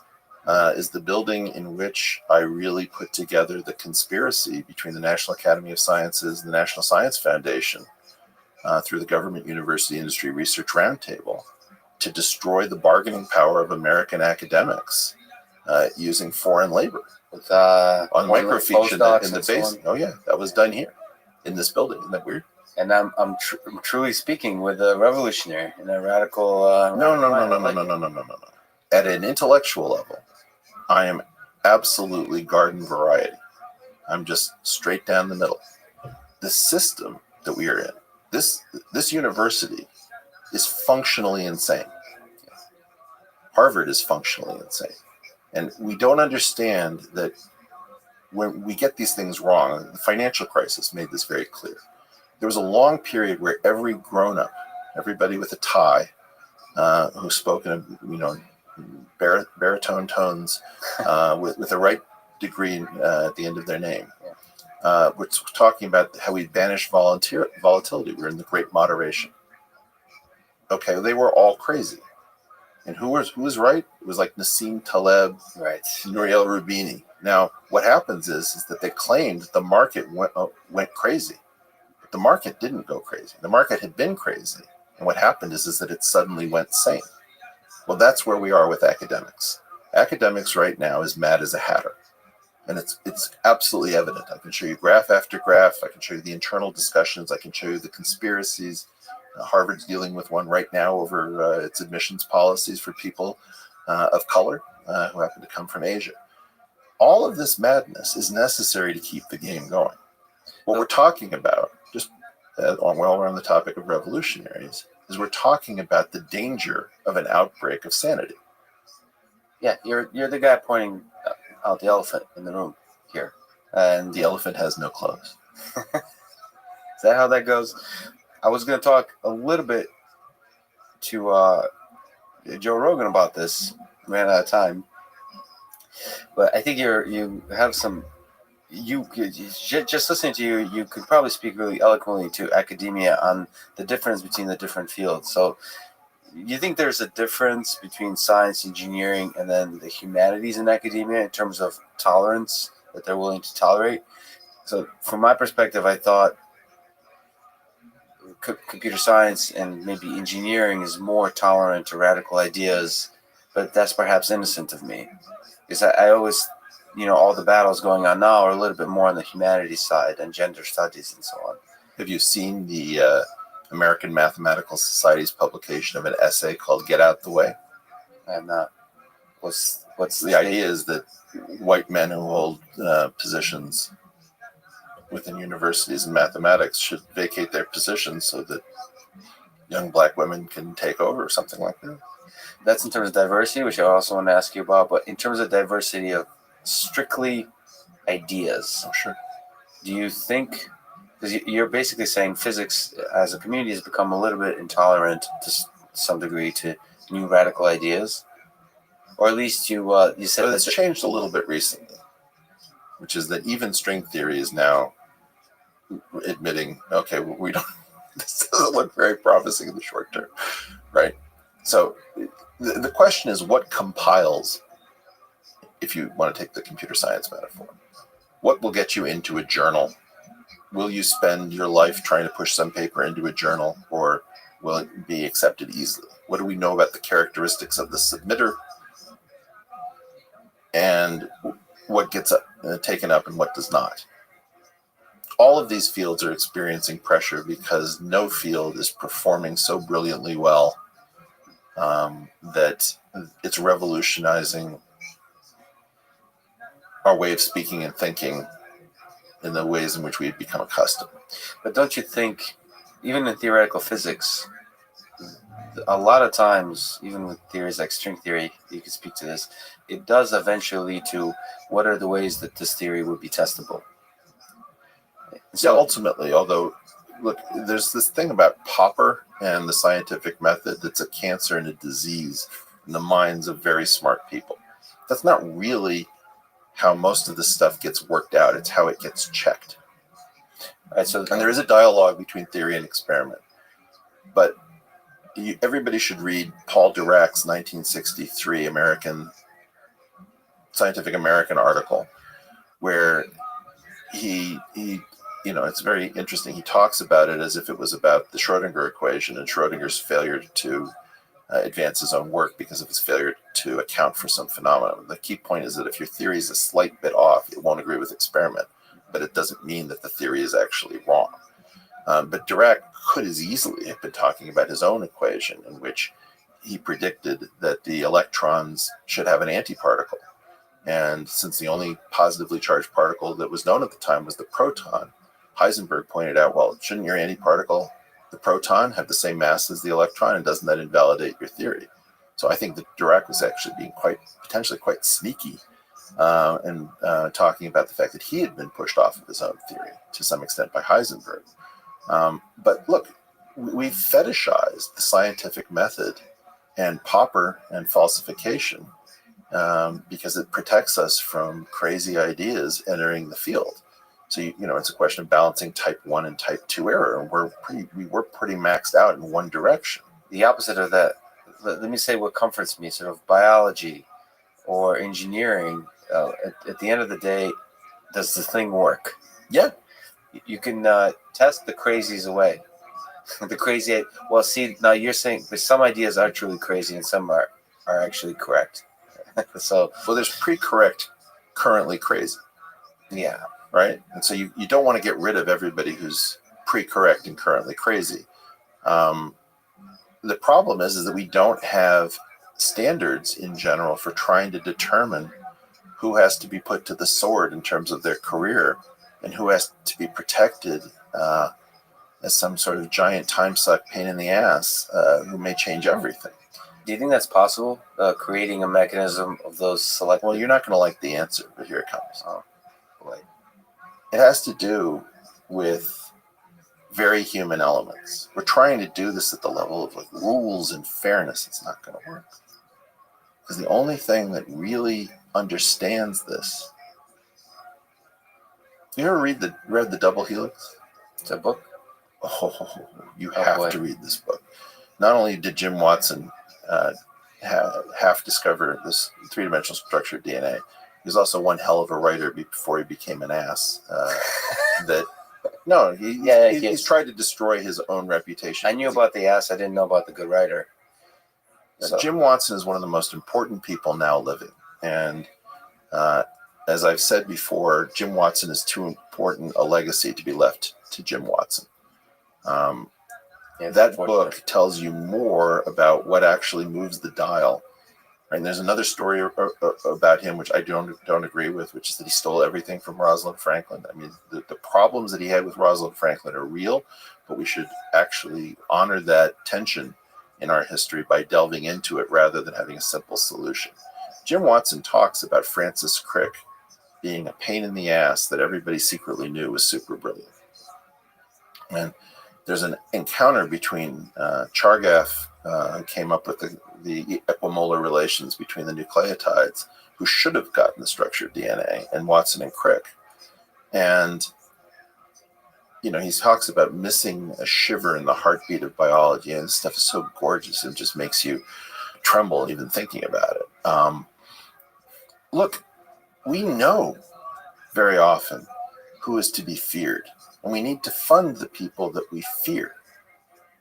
The people who are wasting our time need to be excluded from the conversation. You see, and maybe we'll make some errors in both directions, but we have known our own people. We know the pains in the asses that might work out, and we know the people who are really just blowhards who really have very little to contribute most of the time. It's not 100%, but you're not going to get there with rules. Right. It's using some kind of instinct. I mean, to be honest, I'm going to make you roll your eyes for a second, but and the first time I heard that there is a large community of people who believe the earth is flat actually made me pause and ask myself the question. Why would there be such a community? Yeah. Is it possible the earth is flat? So I had to wait a minute. I mean, then you go through a thinking process that I think is really healthy. It ultimately ends up being a geometry thing, I think. It's an interesting thought experiment at the very least. Well, I do a different version. I say, why is this community stable?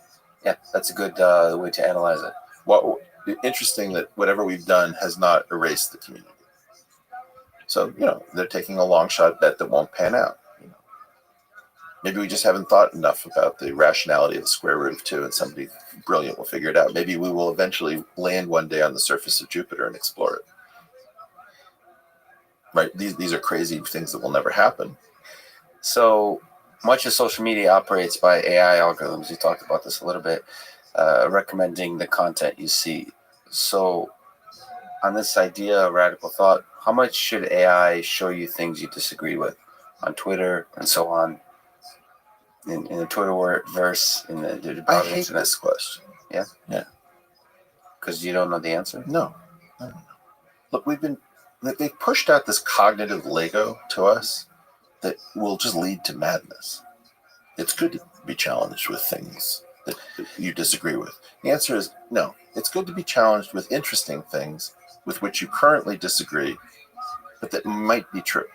So I don't really care about whether or not I disagree with something or don't disagree. I need to know why that particular disagreeable thing is being pushed out. Is it because it's likely to be true? Is there some reason? Because I can write a computer generator to come up with an infinite number of disagreeable statements that nobody needs to look at. So please, before you push things at me that are disagreeable, tell me why. There is an aspect in which that question is quite dumb, especially because it's being used to almost very generically by these different networks to say, well, we're trying to work this out. But, basically, how much do you see the value of seeing things you don't like, not you disagree with? Because it's very difficult to know exactly what you articulated, which is the stuff that's important for you to consider that you disagree with. That's really hard to figure out. The bottom line is the stuff you don't like. If you're a Hillary Clinton supporter, you may not want to. It might not make you feel good to see anything about Donald Trump. That's the only thing algorithms can really optimize for currently. They really can't. They can do better. This is we're I think so. No, we're engaged in some moronic back and forth where I have no idea why people who are capable of building Google, Facebook, Twitter are having us in these incredibly low-level discussions. Do they not know any smart people? Do they not have the phone numbers of people who can elevate these discussions? They do, but they're optimizing for a different thing, and they're pushing those people out of those rooms. They're optimizing for things we can't see. And yes, profit is there. Nobody's questioning that. But they're also optimizing for things like political control, or the fact that they're doing business in Pakistan, and so they don't want to talk about all the things that they're going to be bending to in Pakistan. So we're involved in a fake discussion. I think so. You think these conversations at that depth are happening inside Google? You don't think they have some basic metrics under user engagements? You're having a fake conversation with us, guys. We know you're having a fake conversation. I do not wish to be part of your fake conversation. You know how to cool, these units. High availability like nobody's business. My Gmail never goes down. Almost.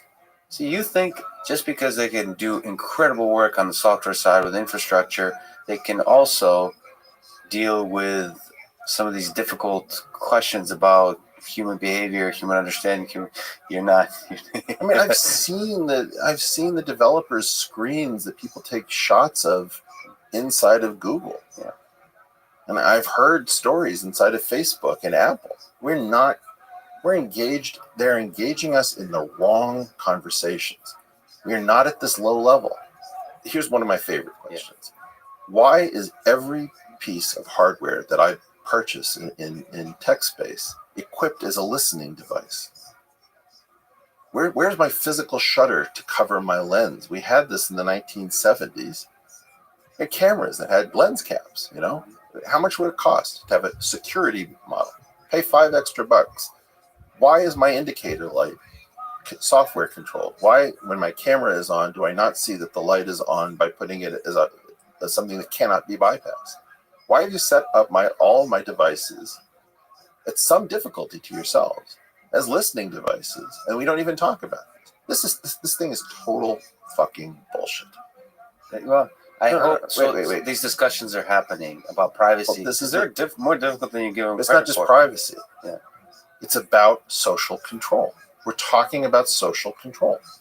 Why do I not have controls over my own levers? Just have a really cute UI where I can switch, I can dial things, or I can at least see what the algorithms are. But you think that there is some deliberate choices being made here? There's emergence and there is intention. There are two dimensions. The vector does not collapse onto either axis.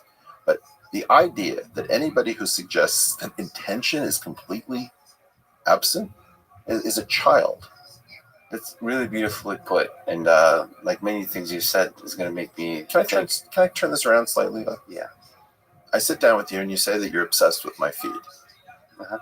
I don't even know what my feed is. What are you seeing that I'm not? I was obsessively looking through your feed on Twitter because it was really enjoyable, because there's the Tom Lehrer element, there's the humor in it. By the way, that feed is Eric R. Weinstein on Twitter. That's great. Eric R. Weinstein. No, seriously. Why? Why did I find it enjoyable? Or what was I seeing? What are you looking for? Why are we doing this?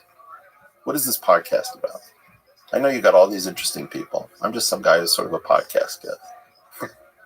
Sort of a podcast. You're not even wearing a tie. I mean, not even wearing a serious interview. I'm searching for meaning, for happiness, for a dopamine rush, so short term and long term. And how are you finding your way to me? What is? I don't honestly know what I'm doing to reach you. The representing ideas which feel common sense to me, and not many people are speaking. So it's kind of like the intellectual dark web folks, right? These folks, from Sam Harris to Jordan Peterson to yourself, are saying things where it's like you're like saying, "Look, there's an elephant. He's not wearing any clothes." And I say, yeah, let's have more of that conversation. That's how I'm finding you. I'm desperate to try to change the conversation we're having. I'm very worried we've got an election in 2020. I don't think we can afford 4 more years of a misinterpreted message, which is what Donald Trump was. And I don't want the destruction of our institutions. They all seem hell-bent on destroying themselves. So I'm trying to save theoretical physics, trying to save the New York Times, trying to save our various processes. And I think it feels delusional to me that this is falling to a tiny group of people who are willing to speak out without getting so freaked out that everything they say will be misinterpreted and that their lives will be ruined through the process. I mean, I think we're in an absolutely bananas period of time, and I don't believe it should fall to such a tiny number of shoulders to shoulder this weight.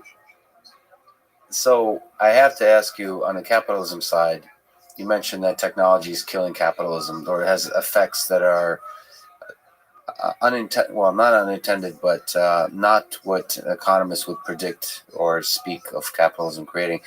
I just want to talk to you about, in general, the effect of even then artificial intelligence or technology, automation, taking away jobs and these kinds of things, and what you think is the way to alleviate that. Whether the Andrew Yang presidential candidate with universal basic income, UBI, what are your thoughts there? How do we fight off the negative effects of technology? All right, you're a software guy, right? Yep. A human being is a worker is an old idea. Yes.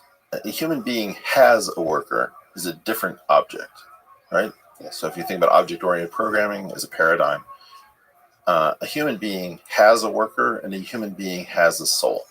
We're talking about the fact that for a period of time, the worker that a human being has was in a position to feed the soul that a human being has. However, we have 2 separate claims on the value in society. One is as a worker, and the other is as a soul. And the soul needs sustenance, it needs dignity, it needs meaning, it needs purpose. As long as your means of support is not highly repetitive, I think you have a while to go before you need to start worrying. But if what you do is highly repetitive and it's not terribly generative, you are in the crosshairs of for loops and while loops. And that's what computers excel at, repetitive behavior. And when I say repetitive, I may mean things that have never happened through combinatorial possibilities, but as long as it has a looped characteristic to it, you're in trouble. We are seeing a massive push towards socialism because capitalists are slow to address the fact that a worker may not be able to make claims. A relatively undistinguished median member of our society still needs to reproduce, needs to have to dignity. And when capitalism abandons the median individual, or the bottom tenth, or whatever it's going to do, it's flirting with revolution. And what concerns me is that the capitalists aren't sufficiently capitalistic to understand this. You really want to court authoritarian control in our society because you can't see that people may not be able to defend themselves in the marketplace because the marginal product of their labor is too low to feed their dignity as a soul. So my great concern is that our free society has to do with the fact that we are self-organized. I remember looking down from my office in Manhattan when Lehman Brothers collapsed and thinking, who's going to tell all these people that they need to show up at work when they don't have a financial system to incentivize them to show up at work? So my complaint is, first of all, not with the socialists, but with the capitalists, which is you guys are being idiots. You're courting revolution by continuing to harp on the same old ideas that, well, try harder, bootstrap yourself. Yeah, to an extent that works, to an extent. But we are clearly headed to a place that there's nothing that ties together our need to contribute and our need to consume. And that may not be provided by capitalism because it may have been a temporary phenomenon. So check out my article on anthropic capitalism and the new gimmick economy.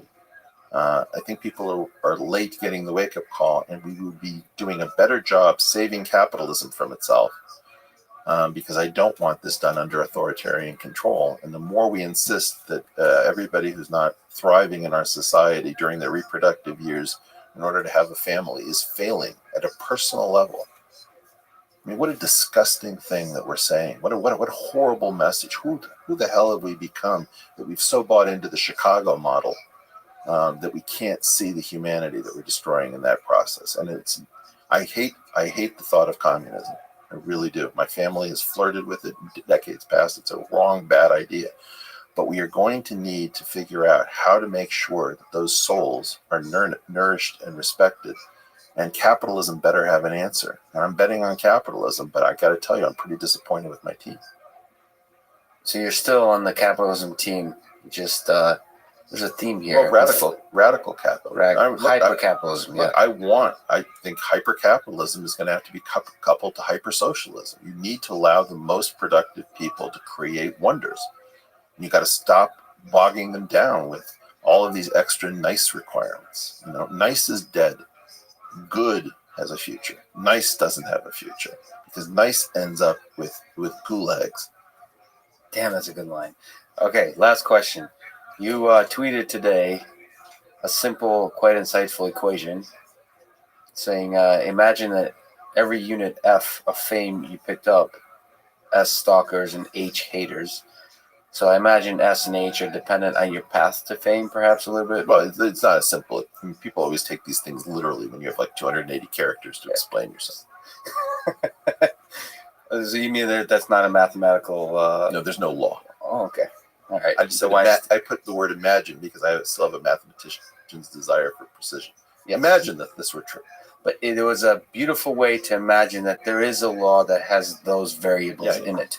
And you've become quite famous these days. So how do you yourself optimize that equation with the peculiar kind of fame that you have gathered along the way? I want to be kinder. I want to be kinder to myself. I want to be kinder to others. I want to be able to have heart.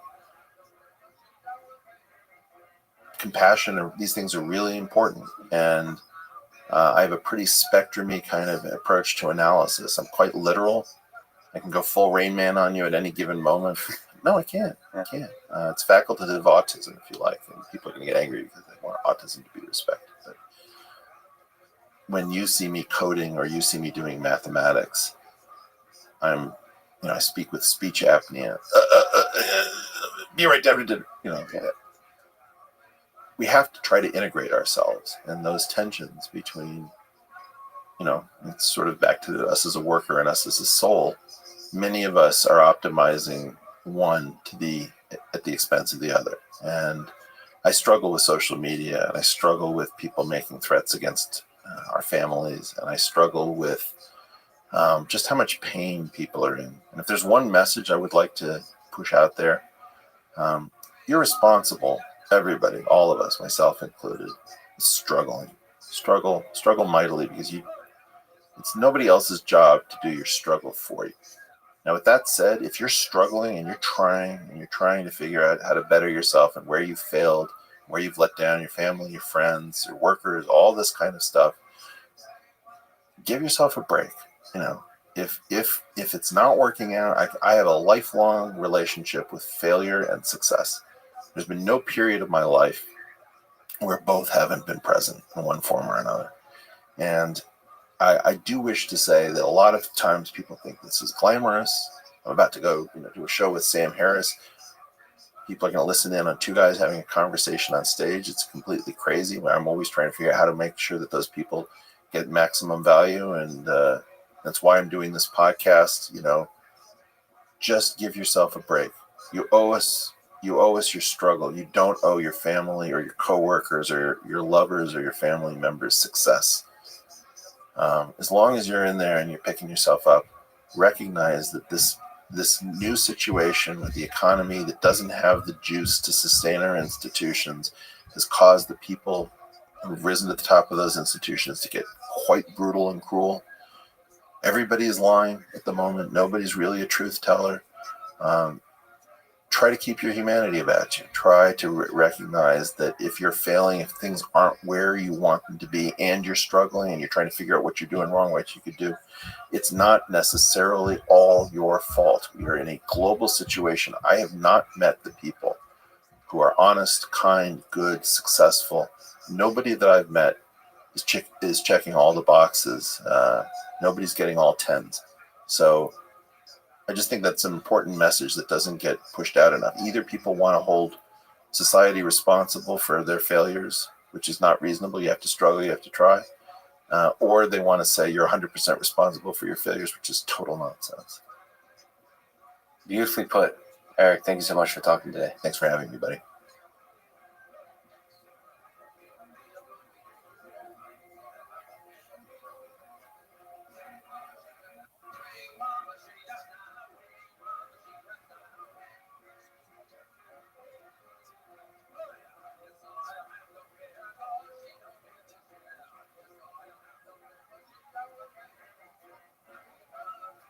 The following is a conversation with Greg Brockman. He's the co-founder and CTO of OpenAI, a world-class research organization developing ideas in AI with the goal of eventually creating a safe and friendly artificial general intelligence, one that benefits and empowers humanity. OpenAI is not only a source of publications, algorithms, tools, and data sets. Their mission is a catalyst for an important public discourse about our future with both narrow and general intelligence systems. This conversation is part of the Artificial Intelligence Podcast at MIT and beyond. If you enjoy it, subscribe on YouTube, iTunes, or simply connect with me on Twitter at Lex Friedman, spelled F-R-I-D. And now, here's my conversation with Greg Brockman. So in high school, and right after, you wrote a draft of a chemistry textbook. I saw that. That covers everything from basic structure of the atom to quantum mechanics. So it's clear you have an intuition and a passion for books.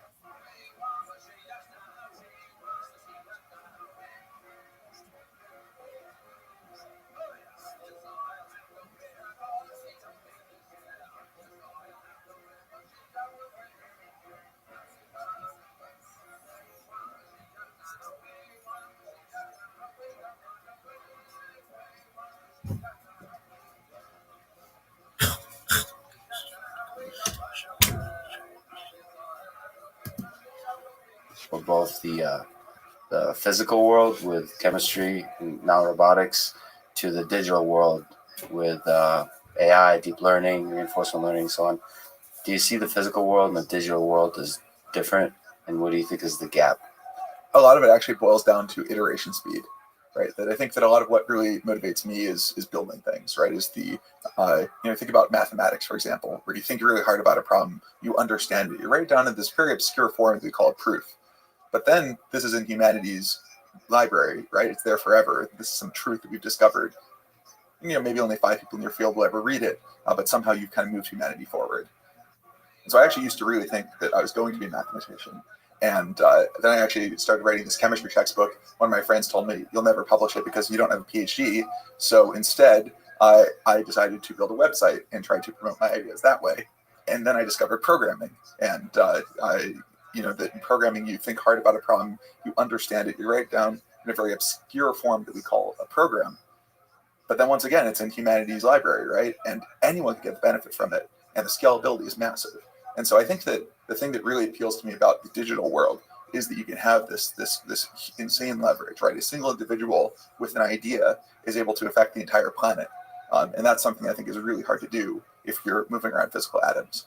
But you said mathematics. So if you look at the wet thing over here, our mind, do you ultimately see it as just math, as just information processing? Or is there some other magic if you've seen through biology and chemistry and so on? I think it's really interesting to think about humans as just information processing systems. And that it seems like it's actually a pretty good way of describing a lot of kind of how the world works, or a lot of what we're capable of, to think that again, if you just look at technological innovations over time, that in some ways the most transformative innovation that we've had has been the computer, right? In some ways, the internet, that what has the internet done, right? The internet is not about these physical cables. It's about the fact that I am suddenly able to instantly communicate with any other human on the planet. I'm able to retrieve any piece of knowledge that in some ways the human race has ever had. And that those are these insane transformations. Do you see our society as a whole, the collective, as another extension of the intelligence of the human being? So if you look at the human being as an information processing system, you mentioned the internet, the networking. Do you see us all together as a civilization, as a kind of intelligence system?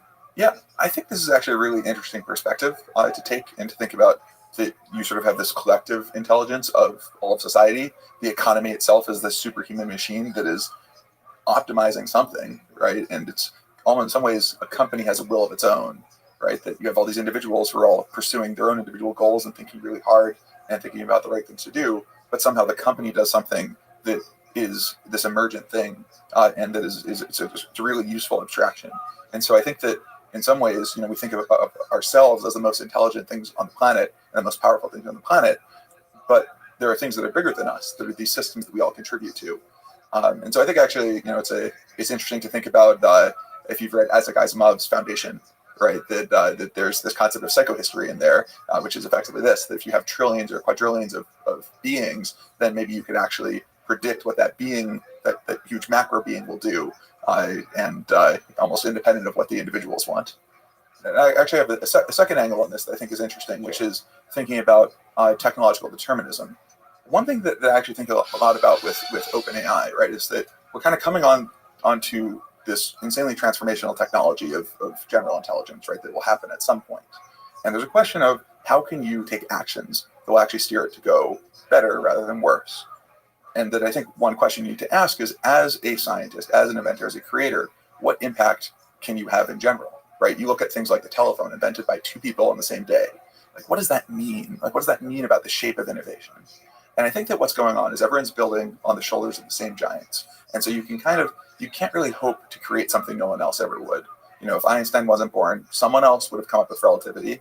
He changed the timeline a bit, right? That maybe it would have taken another 20 years, but it wouldn't be that fundamentally humanity would never discover these fundamental truths. So there's some kind of invisible momentum that some people like Einstein or OpenAI is plugging into, that's anybody else can also plug into, and ultimately that wave takes us into a certain direction. That's what you mean by determinism. That's right. That's right. And this kind of seems to play out in a bunch of different ways. That there's some exponential that's being ridden, and that the exponential itself, which one it is, changes. Think about Moore's law. An entire industry set its clock to it for 50 years.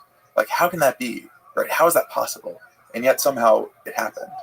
And so I think you can't hope to ever invent something that no one else will. Maybe you can change the timeline a little bit, but if you really want to make a difference, I think that the thing that you really have to do, the only real degree of freedom you have, is to set the initial conditions under which a technology is born. And so you think about the internet, right? That there are lots of other competitors trying to build similar things, and the internet won, and that the initial conditions were that it was created by this group that really valued people being able to be, anyone being able to plug in, this very academic mindset of being open and connected. And I think that the internet for the next 40 years really played out that way. Maybe today things are starting to shift in a different direction, but I think that those initial conditions were really important to determine the next 40 years worth of progress. That's really beautifully put. So another example of that I think about, I recently looked at it. I looked at Wikipedia, the formation of Wikipedia, and I wonder what the internet would be like if Wikipedia had ads. There's a interesting argument that why they chose not to make it put advertisement on Wikipedia. I think Wikipedia is one of the greatest resources we have on the internet. It's extremely surprising how well it works and how well it was able to aggregate all this kind of good information. And essentially the creator of Wikipedia, I don't know, there's probably some debates there, but set the initial conditions, and now it carried itself forward. That's really interesting. So the way you're thinking about AGI or artificial intelligence is you're focused on setting the initial conditions for the progress. That's right. That's powerful. Okay, so look into the future. If you create an AGI system, like one that can ace the Turing test, natural language, what do you think would be the interactions you would have with it? What do you think are the questions you would ask? Like, what would be the first question you would ask it, her, him? That's right. I think that at that point, if you really built a powerful system that is capable of shaping the future of humanity, the first question that you really should ask is, how do we make sure that this plays out well? And so that's actually the first question that I would ask a powerful AGI system. Is so you wouldn't ask your colleague, you wouldn't ask like Ilya, you would ask the AGI system. Oh, we've already had the conversation with Ilya, right, and everyone here. And so you want as many perspectives and pieces of wisdom as you can for answering this question. So I don't think you necessarily defer to whatever your powerful system tells you, but you use it as one input to try to figure out what to do. But I guess fundamentally, what it really comes down to is if you built something really powerful, and you think about, for example, the creation of shortly after the creation of nuclear weapons, right? The most important question in the world was, what's the world order going to be like? How do we set ourselves up in a place where we're going to be able to survive as a species? With AGI, I think the question is slightly different, right? That there is a question of how do we make sure that we don't get the negative effects? But there's also the positive side, right? You imagine that, like what will an AGI be like? Like, what will it be capable of? And I think that one of the core reasons that an AGI can be powerful and transformative is actually due to technological development, right? If you have something that's capable as a human, and that it's much more scalable, that you absolutely want that thing to go read the whole scientific literature and think about how to create cures for all the diseases, right? You want it to think about how to go and build technologies to help us create material abundance and to figure out societal problems that we have trouble with, like how are we supposed to clean up the environment? And maybe you want this to go and invent a bunch of little robots that will go out and be biodegradable and turn ocean debris into harmless molecules. And I think that positive side is something that I think people miss sometimes when thinking about what an AGI will be like. And so I think that if you have a system that's capable of all of that, you absolutely want its advice about how do I make sure that we're using your capabilities in a positive way for humanity. So what do you think about that psychology that looks at all the different possible trajectories of an AGI system, many of which, perhaps the majority of which, are positive, and nevertheless focuses on the negative trajectories? When you get to interact with folks, you get to think about this, maybe within yourself as well. You look at Sam Harris and so on, it seems to be, sorry to put it this way, but almost more fun to think about the negative possibilities. Whatever that's deep in our psychology. What do you think about that? And how do we deal with it? Because we want AI to help us. So I think there's kind of two problems entailed in that question. The first is more of the question of how can you even picture what a world with a new technology will be like? Now imagine we're in 1950 and I'm trying to describe Uber to someone. Apps and the internet. Yeah, I mean, that's going to be extremely complicated, but it's imaginable. It's imaginable, right? And now imagine being in 1950 and predicting Uber, right? And you need to describe the internet, you need to describe GPS, you need to describe the fact that everyone's going to have this phone in their pocket. And so I think that just the first truth is that it is hard to picture how a transformative technology will play out in the world. We've seen that before with technologies that are far less transformative than AGI will be. And so I think that one piece is that it's just even hard to imagine and to really put yourself in a world where you can predict what that positive vision would be like. And I think the second thing is that I think it is always easier to support the negative side than the positive side. It's always easier to destroy than create. And less in a physical sense and more just in an intellectual sense, right? Because I think that with creating something, you need to just get a bunch of things right, and to destroy, you just need to get one thing wrong. Yeah. And so I think that what that means is that I think a lot of people's thinking dead ends as soon as they see the negative story. But that being said, I actually have some hope, right? I think that the positive vision is something that I think can be is something that we can talk about. And I think that just simply saying this fact of, like there's positive, there's negatives, everyone likes to dwell on the negative, people have to respond well to that message and say, you're right, there's a part of this that we're not talking about, not thinking about. And that's actually something that's I think really been a key part of how we think about AGI at OpenAI, right? You can kind of look at it as like, okay, like OpenAI talks about the fact that there are risks, and yet they're trying to build this system. Like, how do you square those two facts? So do you share the intuition that some people have, from Sam Harris to even Elon Musk himself, that it's tricky as you develop AGI to keep it from slipping into the existential threats, into the negative?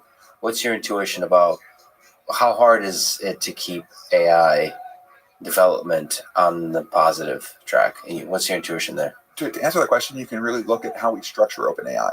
So we really have three main arms. So we have capabilities, which is actually doing the technical work and pushing forward what these systems can do. There's safety, which is working on technical mechanisms to ensure that the systems we build are aligned with human values. And then there's policy, which is making sure that we have governance mechanisms, answering that question of, well, whose values?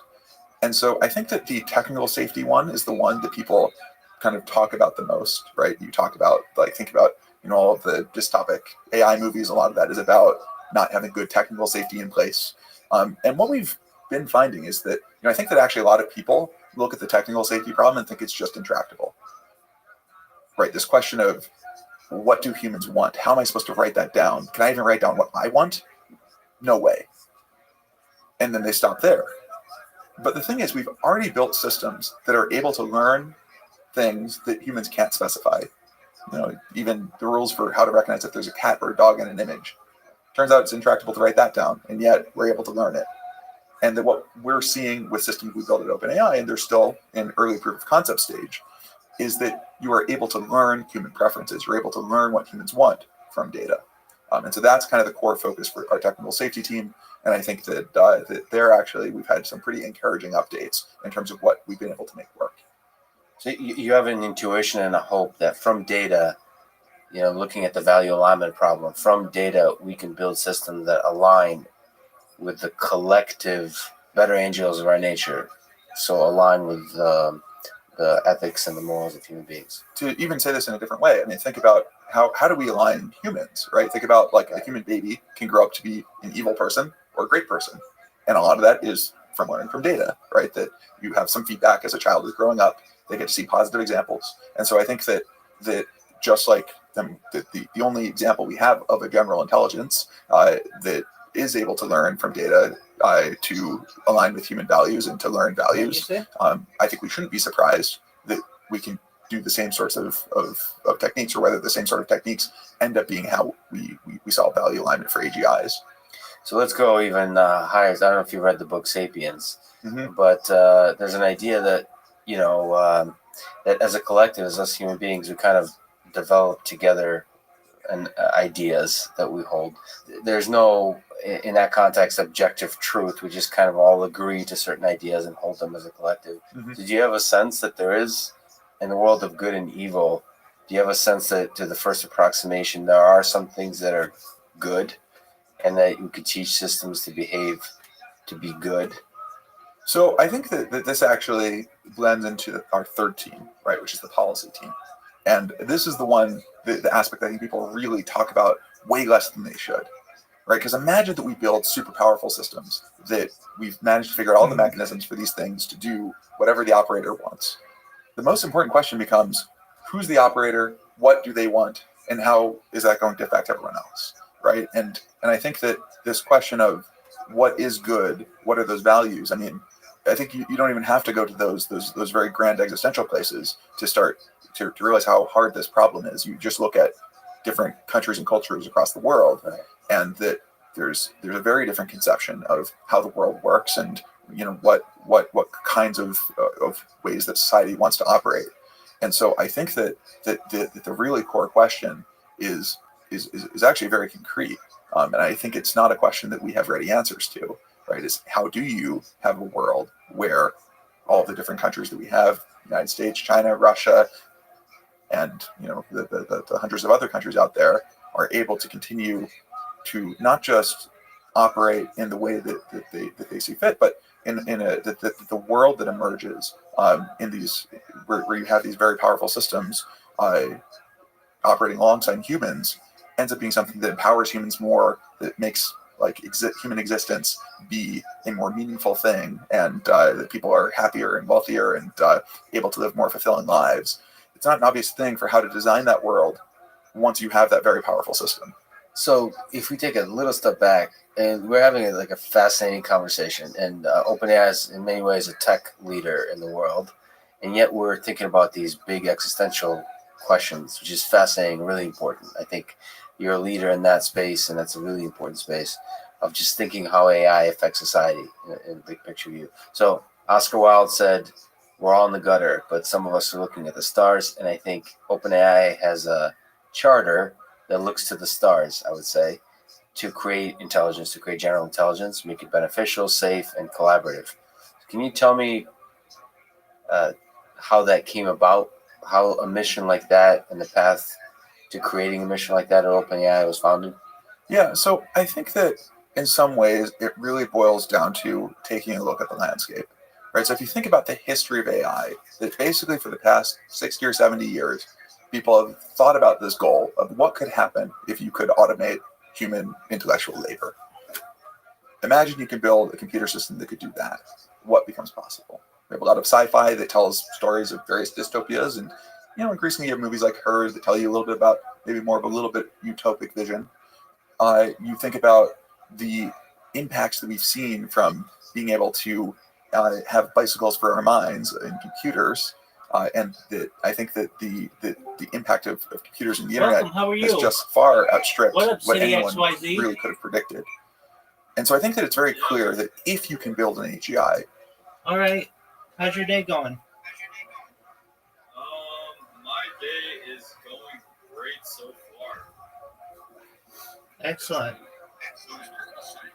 Yeah, so I'm coming to you because I'm doing a survey of my own of what people's opinions are about war. Do you care to talk about it? To some extent, I'm working on something right now, but I'll do my best to answer your questions. All right, perfect. What do you think about the war on Gaza?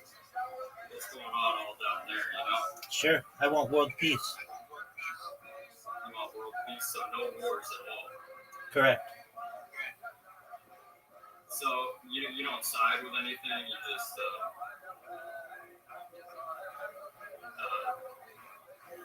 want it all to end, no matter how. I side with peace. It's understandable. So, hypothetically, if you were, kind of controlling it, I guess, how would you end it? Great question. I would take, and this isn't just there, this is in anywhere in the world where there's war. I would take both sides, explain to them that they have to release their hostages immediately, both sides, sit at a table, we'd pull out a big map, we live stream it, and we give them each side a crayon and say, you draw the borders. That's novel. I do like that. That's a respectable outlook on the board, I will admit. Excellent. Well, I appreciate you answering my questions. I'll talk to you again someday, all right? Most certainly. Take care, City. Yeah, see you later, man. Take care.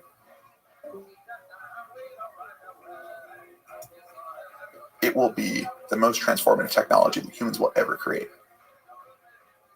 And so what it boils down to then is a question of, well, is there a path? Is there hope? Is there a way to build such a system?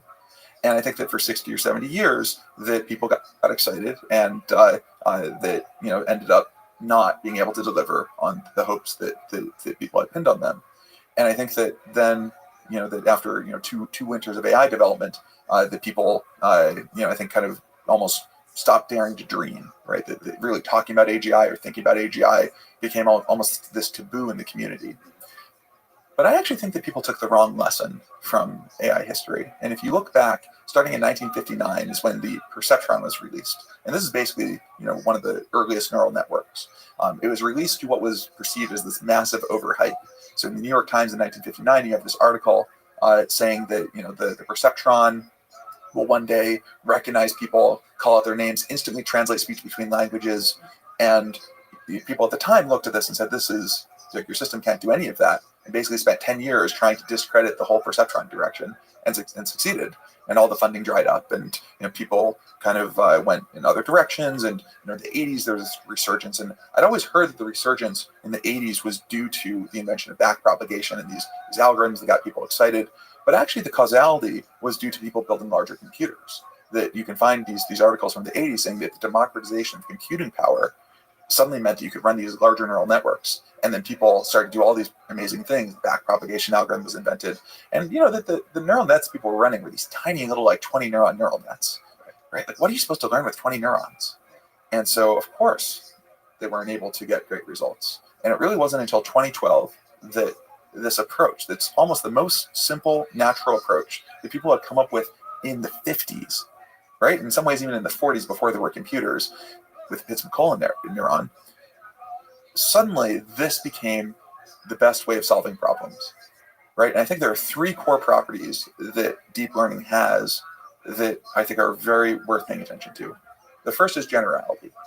We have a very small number of deep learning tools, SGD, deep neural net, maybe some RL, and it solves this huge variety of problems.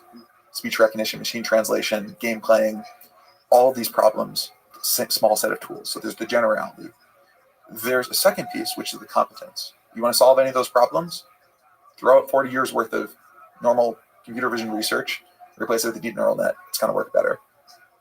And there's a third piece, which is the scalability, right? That one thing that has been shown time and time again is that if you have a larger neural network, throw more compute, more data at it, it will work better. Those three properties together feel like essential parts of building a general intelligence. Now, it doesn't just mean that if we scale up what we have, that we will have an AGI, right? There are clearly missing pieces. There are missing ideas. We need to have answers for reasoning. But I think that the core here is that for the first time, it feels that we have a paradigm that gives us hope that general intelligence can be achievable. And so as soon as you believe that, everything else comes into focus, right? If you imagine that you may be able to, and that the timeline I think remains uncertain, but I think that certainly within our lifetimes and possibly within a much shorter period of time than people would expect, if you can really build the most transformative technology that will ever exist, you stop thinking about yourself so much, right? You start thinking about just like, how do you have a world where this goes well? And that you need to think about the practicalities of how do you build an organization and get together a bunch of people and resources, and to make sure that people feel motivated and ready to do it. But I think that then you start thinking about, well, what if we succeed? And how do we make sure that when we succeed, that the world is actually the place that we want ourselves to exist in, and almost in the Rawlsian Bale sense of the word. And so that's kind of the broader landscape. And OpenAI was really formed in 2015 with that high-level picture of AGI might be possible sooner than people think, and that we need to try to do our best to make sure it's going to go well. And then we spent the next couple of years really trying to figure out, what does that mean? How do we do it? And I think that typically with a company, you start out very small. So you and a co-founder, when you build a product, you get some users, you get product market fit. Then at some point you raise some money, you hire people, you scale, and then down the road, then the big companies realize you exist and try to kill you. And for OpenAI, it was basically everything in exactly the opposite order. Let me just pause for a second. You said a lot of things, and let me just admire the jarring aspect of what OpenAI stands for, which is daring to dream. I mean, you said it's pretty powerful. It caught me off guard because I think that's very true. The step of just daring to dream about the possibilities of creating intelligence in a positive and a safe way, but just even creating intelligence is a much needed, refreshing catalyst for the AI community. So that's the starting point. Okay, so then formation of OpenAI. I would just say that when we were starting OpenAI, that kind of the first question that we had is it too late to start a lab with a bunch of the best people? Right? Wow, is that even possible? That was an actual question. That was the core question of we had this dinner in July of 2015, and that was really what we spent the whole time talking about. And because you think about kind of where AI is that it transitioned from being an academic pursuit to an industrial pursuit. And so a lot of the best people were in these big research labs, and that we wanted to start our own one that, no matter how much resources we could accumulate, would be, pale in comparison to the big tech companies. We knew that. And it was a question of, are we going to be actually able to get this thing off the ground? You need critical mass. You can't just do you and a co-founder build a product, right? You really need to have a group of, 5 to 10 people. And we kind of concluded it wasn't obviously impossible. So it seemed worth trying. Well, you're also dreamers, so who knows, right? That's right. Okay, so speaking of that, competing with the big players, let's talk about some of the tricky things as you think through this process of growing, of seeing how you can develop these systems at scale that competes. So you recently formed OpenAI LP, a new cap profit company that now carries the name OpenAI. So OpenAI is now this official company. The original nonprofit company still exists and carries the OpenAI nonprofit name. So can you explain what this company is, what the purpose of its creation is, and how did you arrive at the decision to create it? OpenAI, the whole entity, and OpenAI LP as a vehicle is trying to accomplish the mission of ensuring that artificial general intelligence benefits everyone. And the main way that we're trying to do that is by actually trying to build general intelligence ourselves and make sure the benefits are distributed to the world. That's the primary way. We're also fine if someone else does this, right? It doesn't have to be us. If someone else is going to build an AGI and make sure that the benefits don't get locked up in one company or one set of people, we're actually fine with that. And so those ideas are baked into our charter, which is kind of the foundational document that describes kind of our values and how we operate. But it's also really baked into the structure of OpenAI LP. And so the way that we've set up OpenAI LP is that in the case where we succeed, right, if we actually build what we're trying to build, then investors are able to get a return, but that return is something that is capped. And so if you think of AGI in terms of the value that you could really create, you're talking about the most transformative technology ever created. It's going to create orders of magnitude more value than any existing company. And that all of that value will be owned by the world, legally titled to the nonprofit to fulfill that mission. And so that's the structure. So the mission is a powerful one, and it's one that I think most people would agree with. It's how we would hope AI progresses. And so how do you tie yourself to that mission? How do you make sure you do not deviate from that mission, that other incentives that are profit driven don't interfere with the mission? So this was actually a really core question for us for the past couple of years, because I'd say that like the way that our history went was that for the first year we were getting off the ground, right? We had this high level picture, but we didn't know exactly how we wanted to accomplish it. And really 2 years ago is when we first started realizing in order to build AGI, we're just going to need to raise way more money than we can as a nonprofit. And we're talking many billions of dollars. And so the first question is, how are you supposed to do that and stay true to this mission? And we looked at every legal structure out there and concluded none of them were quite right for what we wanted to do. And I guess it shouldn't be too surprising if you're going to do some like crazy unprecedented technology that you're going to have to come up with some crazy unprecedented structure to do it in. And a lot of our conversation was with people at OpenAI, right? The people who really joined because they believe so much in this mission, and thinking about how do we actually raise the resources to do it and also stay true to what we stand for. And the place you got to start is to really align on what is it that we stand for, right? What are those values? What's really important to us? And so I'd say that we spent about a year really compiling the OpenAI charter, and that determines, and if you even look at the first line item in there, it says that, look, we expect we're going to have to marshal huge amounts of resources, but we're going to make sure that we minimize conflicts of interest with the mission. And that kind of aligning on all of those pieces was the most important step towards figuring out how do we structure a company that can actually raise the resources to do what we need to do. I imagine OpenAI, the decision to create OpenAI LP was a really difficult one, and there was a lot of discussions, as you mentioned, for a year, and there was different ideas, perhaps detractors within OpenAI, different paths that you could have taken. What were those concerns? What were the different paths considered? What was that process of making that decision like? Yep. But so if you look actually at the OpenAI charter, there's almost two paths embedded within it. There is, we are primarily trying to build AGI ourselves, but we're also okay if someone else does it. And this is a weird thing for a company. It's really interesting, actually. Yeah. There is an element of competition that you do want to be the one that does it, but at the same time, you're okay if somebody else does it. And we'll talk about that a little bit, that trade-off, that dance that's really interesting. And I think this was the core tension as we were designing OpenAI LP and really the OpenAI strategy, is how do you make sure that both you have a shot at being a primary actor, which really requires building and execute on some really, really hard vision, right? You need to really sign up for a long period to go and take on a lot of pain and a lot of risk.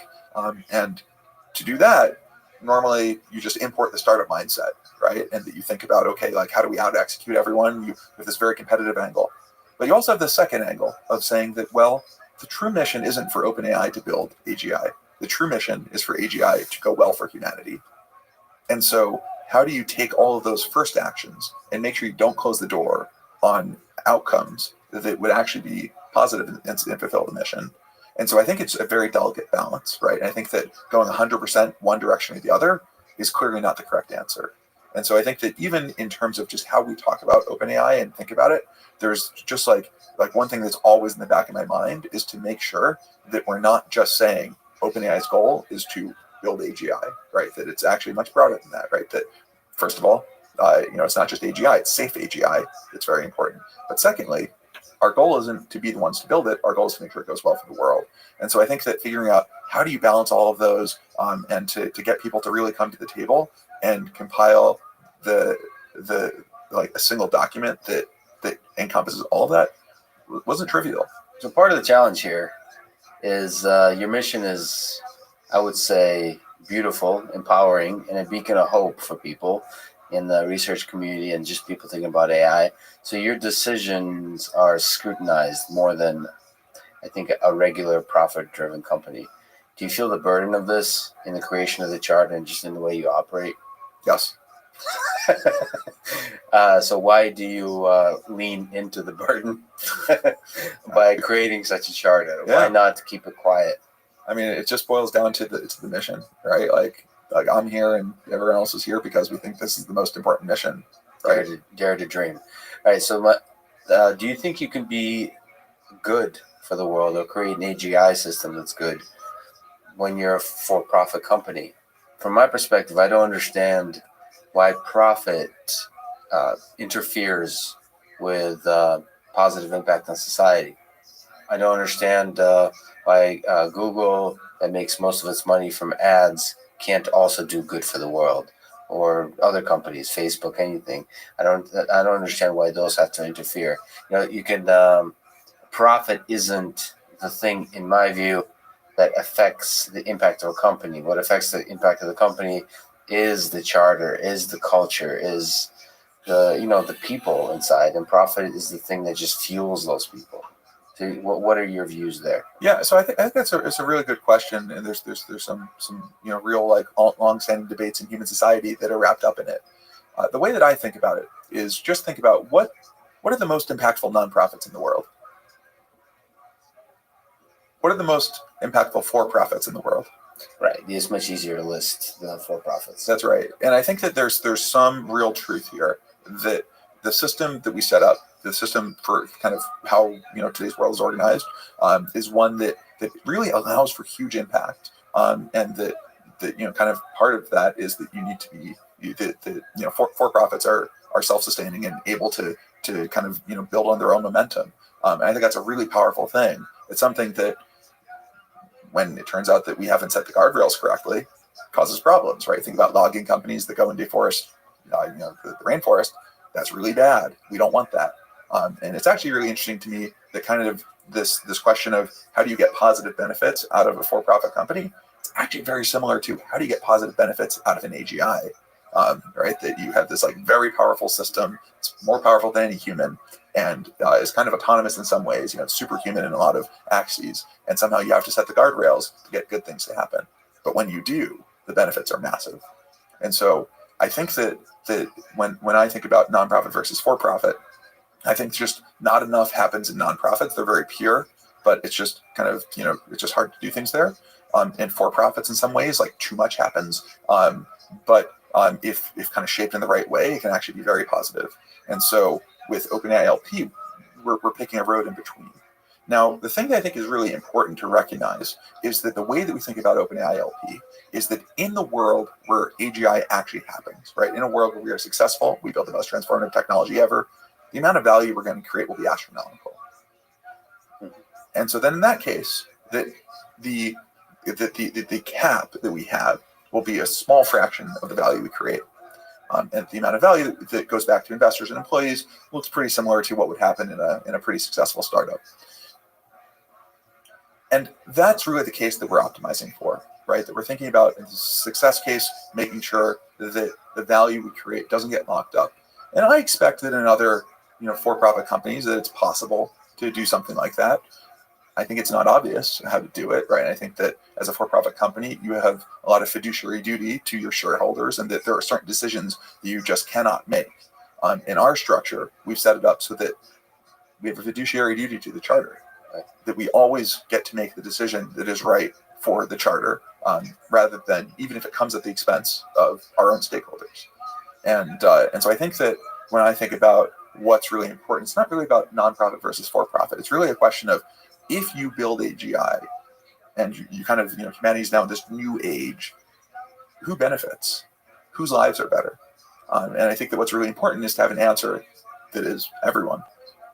Yeah, which is one of the core aspects of the charter. So one concern people have, not just with OpenAI, but with Google, Facebook, Amazon, anybody really that's creating impact at scale, is how do we avoid, as your charter says, avoid enabling the use of AI or AGI to unduly concentrate power? Why would not a company like OpenAI keep all the power of an AGI system to itself? The charter. The charter. So, how does the charter actionalize itself in day-to-day? So I think that first, to zoom out, right, that the way that we structure the company is so that the power for sort of dictating the actions that OpenAI takes ultimately rests with the board, right? The board of the nonprofit, and the board is set up in certain ways, certain restrictions that you can read about in the OpenAI LP blog post. But effectively, the board is the governing body for OpenAI LP, and the board has a duty to fulfill the mission of the nonprofit, and so that's kind of how we thread all these things together.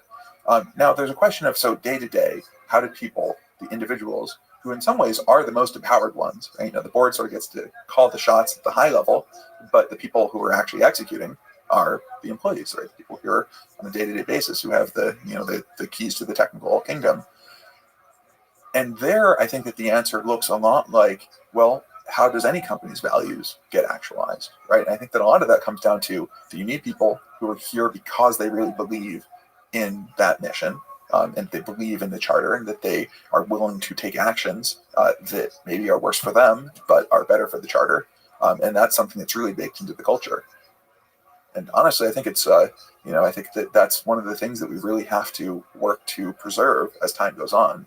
And that's a really important part of how we think about hiring people and bringing people into OpenAI. So there's people here who can speak up and say, like, hold on a second, this is totally against what we stand for, culture-wise. Yeah, for sure. I mean, I think that we actually have, I think that's like a pretty important part of how we operate and how we have, even again with designing the charter and designing OpenAI in the first place, that there has been a lot of conversation with employees here, and a lot of times where employees say, wait a second, this seems like it's going in the wrong direction, and let's talk about it. And so I think one thing that's I think a really, and here's actually one thing that I think is very unique about us as a small company, is that if you're at a massive tech giant, it's a little bit hard for someone who's a line employee to go and talk to the CEO and say, I think that we're doing this wrong. And you look at companies like Google that have had some collective action from employees to make ethical change around things like Maven, and so maybe there are mechanisms at other companies that work. But here, super easy for anyone to pull me aside, to pull Sam aside, to pull Lily aside, and people do it all the time. One of the interesting things in the charter is this idea that it'd be great if you could try to describe or untangle switching from competition to collaboration in late stage AGI development. Yep. It's really interesting, this dance between competition and collaboration. How do you think about that? Yeah, assuming you can actually do the technical side of AGI development, I think there's going to be two key problems with figuring out how do you actually deploy it and make it go well. The first one of these is the run-up to building the first AGI. You look at how self-driving cars are being developed, and it's a competitive race. And the thing that always happens in a competitive race is that you have huge amounts of pressure to get rid of safety. And so that's one thing we're very concerned about, right? Is that multiple teams figuring out, we can actually get there, but if we took the slower path that is more guaranteed to be safe, we will lose. And so we're going to take the fast path. And so the more that we can, both ourselves, be in a position where we don't generate that competitive race, where we say, if the race is being run and that someone else is further ahead than we are, we're not going to try to leapfrog. We're going to actually work with them, right? We will help them succeed as long as what they're trying to do is to fulfill our mission. Then we're good. We don't have to build AGI ourselves. I think that's a really important commitment from us, but it can't just be unilateral, right? I think it's really important that other players who are serious about building AGI make similar commitments, right? And I think that again, to the extent that everyone believes that AGI should be something to benefit everyone, then it actually really shouldn't matter which company builds it. And we should all be concerned about the case where we just race so hard to get there that something goes wrong. So what role do you think government, our favorite entity, has in setting policy and rules about this domain, from research to the development to early stage to late stage AI and AGI development? So I think that first of all, it's really important that government's in there, right? In some way, shape, or form. At the end of the day, we're talking about building technology that will shape how the world operates, and that there needs to be government as part of that answer. And so that's why we've done a number of different congressional testimonies. We interact with a number of different lawmakers, and that right now a lot of our message to them is that it's not the time for regulation; it is the time for measurement. Right? That our main policy recommendation is that people, and the government does this all the time with bodies like NIST, spend time trying to figure out just where the technology is, how fast it's moving. And can really become literate and up to speed with respect to what to expect.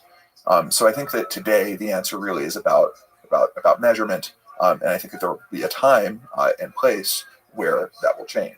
And I think it's a little bit hard to predict exactly what exactly that trajectory should look like. So there will be a point at which regulation federal in the United States, the government steps in and helps be the, I don't want to say the adult in the room, to make sure that there is strict rules, maybe conservative rules that nobody can cross?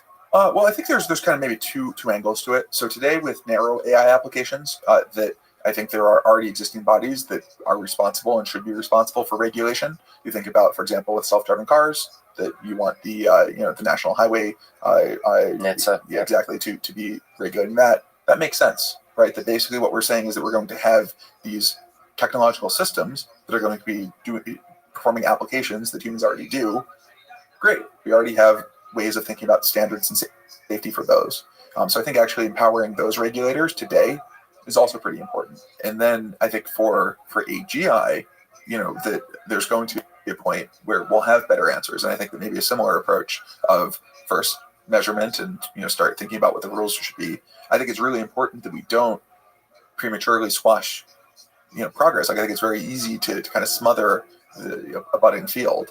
And I think that's something to really avoid. But I don't think that the right way of doing it is to say, let's just try to blaze ahead and not involve all these other stakeholders. So you recently released a paper on GPT-2 language modeling, but did not release the full model because you had concerns about the possible negative effects of the availability of such model.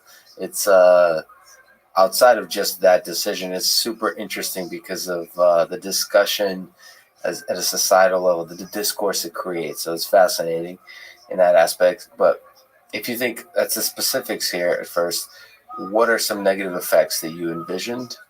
And of course, what are some of the positive effects? Yeah, so again, I think to zoom out, like the way that we thought about GPT-2 is that with language modeling, we are clearly on a trajectory right now where we scale up our models and we get qualitatively better performance, right? GPT-2 itself was actually just a scale up of a model that we released in the previous June, right? We just ran it at much larger scale, and we got these results where we're suddenly starting to write coherent prose, which was not something we'd seen previously.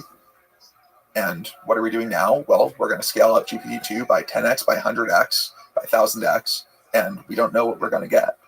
And so it's very clear that the model that we released last June, I think it's kind of like it's a good academic toy. It's not something that we think is something that can really have negative applications, or to the extent that it can, the positive of people being able to play with it is far outweighs the possible harms. You fast forward to not GPT-2 but GPT-20, and you think about what that's going to be like, and I think that the capabilities are going to be substantive. And so there needs to be a point in between the two where you say, this is something where we are drawing the line, and that we need to start thinking about the safety aspects. And I think for GPT-2, we could have gone either way. And in fact, when we had conversations internally, that we had a bunch of pros and cons, and it wasn't clear which one outweighed the other. And I think that when we announced that, hey, we decide not to release this model, then there was a bunch of conversation where various people said it's so obvious that you should have just released it. There are other people said it's so obvious you should not have released it. And I think that almost definitionally means that holding it back was the correct decision, right? If it's not obvious whether something is beneficial or not, you should probably default to caution. And so I think that the overall landscape for how we think about it is that this decision could have gone either way. There are great arguments in both directions. But for future models down the road, and possibly sooner than you'd expect, because scaling these things up doesn't actually take that long, those ones you're definitely not going to want to release into the wild. And so I think that we almost view this as a test case, and to see, can we even design, how do you have a society, or how do you have a system that goes from having no concept of responsible disclosure, where the mere idea of not releasing something for safety reasons is unfamiliar, to a world where you say, okay, we have a powerful model, let's at least think about it, let's go through some process. And you think about the security community, it took them a long time to design responsible disclosure, right? You think about this question of, well, I have a security exploit, I send it to the company's like, tries to prosecute me, or just ignores it.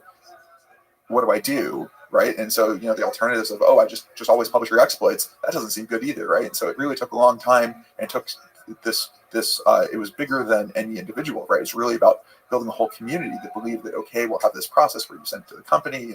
If they don't act at a certain time, then you can go public, and you're not a bad person. You've done the right thing. And I think that in AI, part of the response to GPT-2 just proves that we don't have any concept of this. So that's the high level picture. And so I think this was a really important move to make. And we could have maybe delayed it for GPT-3, but I'm really glad we did it for GPT-2. And so now you look at GPT-2 itself and you think about the substance of, okay, what are potential negative applications? So you have this model that's been trained on the internet, which, is also going to be a bunch of very biased data, a bunch of, very offensive content in there. And you can ask it to generate content for you on basically any topic, right? You just give it a prompt and it'll just start writing. And it writes content like you see on the internet, even down to like saying advertisement in the middle of some of its generations. And you think about the possibilities for generating fake news or abusive content. And, it's interesting seeing what people have done with, we released a smaller version of GPT-2, and the people have done things like try to generate, to take my own Facebook message history and generate more Facebook messages like me. And people generating fake politician content, or, there's a bunch of things there where you at least have to think, is this going to be good for the world? There's the flip side, which is I think that there's a lot of awesome applications that we really want to see, like creative applications in terms of if you have sci-fi authors that can work with this tool and come up with cool ideas, like that seems awesome. If we can write better sci-fi through the use of these tools. And we've actually had a bunch of people write into us asking, hey, can we use it for, for a variety of different creative applications? So the positive are actually pretty easy to imagine. The usual NLP applications are really interesting, but let's go there. It's kind of interesting to think about a world where, look at Twitter, where not just fake news, but smarter and smarter bots being able to spread in an interesting, complex, networking way information that just floods out us regular human beings with our original thoughts.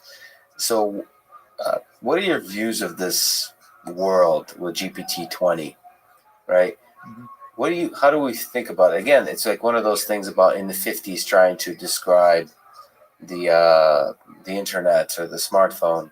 What do you think about that world, the nature of information? One possibility is that we'll always try to design systems that identify a robot versus human, and we'll do so successfully, and so we'll authenticate that we're still human. And the other world is that we just accept the fact that we're swimming in a sea of fake news and just learn to swim there. Well, have you ever seen the there's a popular meme of robot with a physical arm and pen clicking the "I'm not a robot" button? Yeah. I think that the truth is that really trying to distinguish between robot and human is a losing battle. Ultimately, you think it's a losing battle? I think it's a losing battle ultimately, right? I think that is in terms of the content, in terms of the actions that you could take. I mean, think about how captchas have gone, right? The captchas used to be a very nice, simple, we just have this image, all of our OCR is terrible, you put a couple of artifacts in it, humans are going to be able to tell what it is. An AI system wouldn't be able to. Today, like I could barely do captchas. Yeah. And I think that this is just kind of where we're going. I think captchas were a moment in time thing. And as AI systems become more powerful, that there being human capabilities that can be measured in a very easy automated way that AIs will not be capable of. I think that's just it's just an increasingly hard technical battle. But it's not that all hope is lost, right? You think about how do we already authenticate ourselves, right? We have systems, we have social security numbers if you're in the U.S., or you have ways of identifying individual people, and having real world identity tied to digital identity seems like a step towards authenticating the source of content rather than the content itself. Now there are problems with that. How can you have privacy and anonymity in a world where the only content you can really trust or the only way you can trust content is by looking at where it comes from? And so I think that building out good reputation networks may be one possible solution. But yeah, I think that this question is not an obvious one. And I think that we, maybe sooner than we think, we'll be in a world where, today I often will read a tweet and be like, do I feel like a real human wrote this, or do I feel like this is like genuine? I feel like I can kind of judge the content a little bit. And I think in the future, it just won't be the case. You look at, for example, the FCC comments on net neutrality. It came out later that millions of those were auto-generated, and that the researchers were able to do various statistical techniques to do that. What do you do in a world where those statistical techniques don't exist? It's just impossible to tell the difference between humans and AIs. And in fact, the most persuasive arguments are written by AI. All that stuff, it's not sci-fi anymore. You look at GPT-2 making a great argument for why recycling is bad for the world. You got to read that and be like, huh, you're right. We are just the symptoms. Yeah, that's quite interesting. I mean, ultimately, it boils down to the physical world being the last frontier of proving. You said, like, basically networks of people, humans vouching for humans in the physical world. And somehow the authentication is there. I mean, if I had to ask you, I mean, you're way too eloquent for a human. So if I had to ask you to authenticate, like prove, how do I know you're not a robot? How do you know I'm not a robot? Yeah. I think that's, so far we're in this space, this conversation we just had, the physical movements we did, is the biggest gap between us and AI systems, is the physical manipulation. So maybe that's the last frontier. Well, here's another question: is why is solving this problem important, right? Like, what aspects are really important to us? And I think that probably where we'll end up is we'll hone in on what do we really want out of knowing if we're talking to a human, and I think that again this comes down to identity. And so I think that the internet of the future, I expect to be one that will have lots of agents out there that will interact with you. But I think that the question of, is this, a real flesh and blood human, or is this an automated system, may actually just be less important. Let's actually go there. It's GPT-2 is impressive, and let's look at GPT-20. Why is it so bad that all my friends are GPT-20? Why is it so important on the internet, do you think, to interact with only human beings? Why can't we live in a world where ideas can come from models trained on human data? Yeah, I think this is actually a really interesting question. This comes back to how do you even picture a world with some new technology? Right. And I think that one thing that I think is important is let's say honesty. And I think that if you have, almost in the Turing test style sense of technology, you have AIs that are pretending to be humans and deceiving you. I think that is, that feels like a bad thing, right? I think that it's really important that we feel like we're in control of our environment, right? That we understand who we're interacting with, and if it's an AI or a human, that's not something that we're being deceived about. But I think that the flip side of, can I have as meaningful of an interaction with an AI as I can with a human? Well, I actually think here you can turn to sci-fi. And Her, I think, is a great example of asking this very question, right? And one thing I really love about Her is it really starts out almost by asking, how meaningful are human virtual relationships, right? And then you have a human who has a relationship with an AI, and that you really start to be drawn into that, right? That all of your emotional buttons get triggered in the same way as if there was a real human that was on the other side of that phone. And so I think that this is one way of thinking about it, is that I think that we can have meaningful interactions, and that if there's a funny joke, in some sense it doesn't really matter if it was written by a human or an AI. But what you don't want, and where I think we should really draw hard lines, is deception. And I think that as long as we're in a world where, why do we build AI systems at all? Right? The reason we want to build them is to enhance human lives, to make humans be able to do more things, to have humans feel more fulfilled. And if we can build AI systems that do that, sign me up. So the process of language modeling, how far do you think it takes us? Let's look at movie Her. Do you think a dialogue, natural language conversation is formulated by the Turing test, for example? Do you think that process could be achieved through this kind of unsupervised language modeling?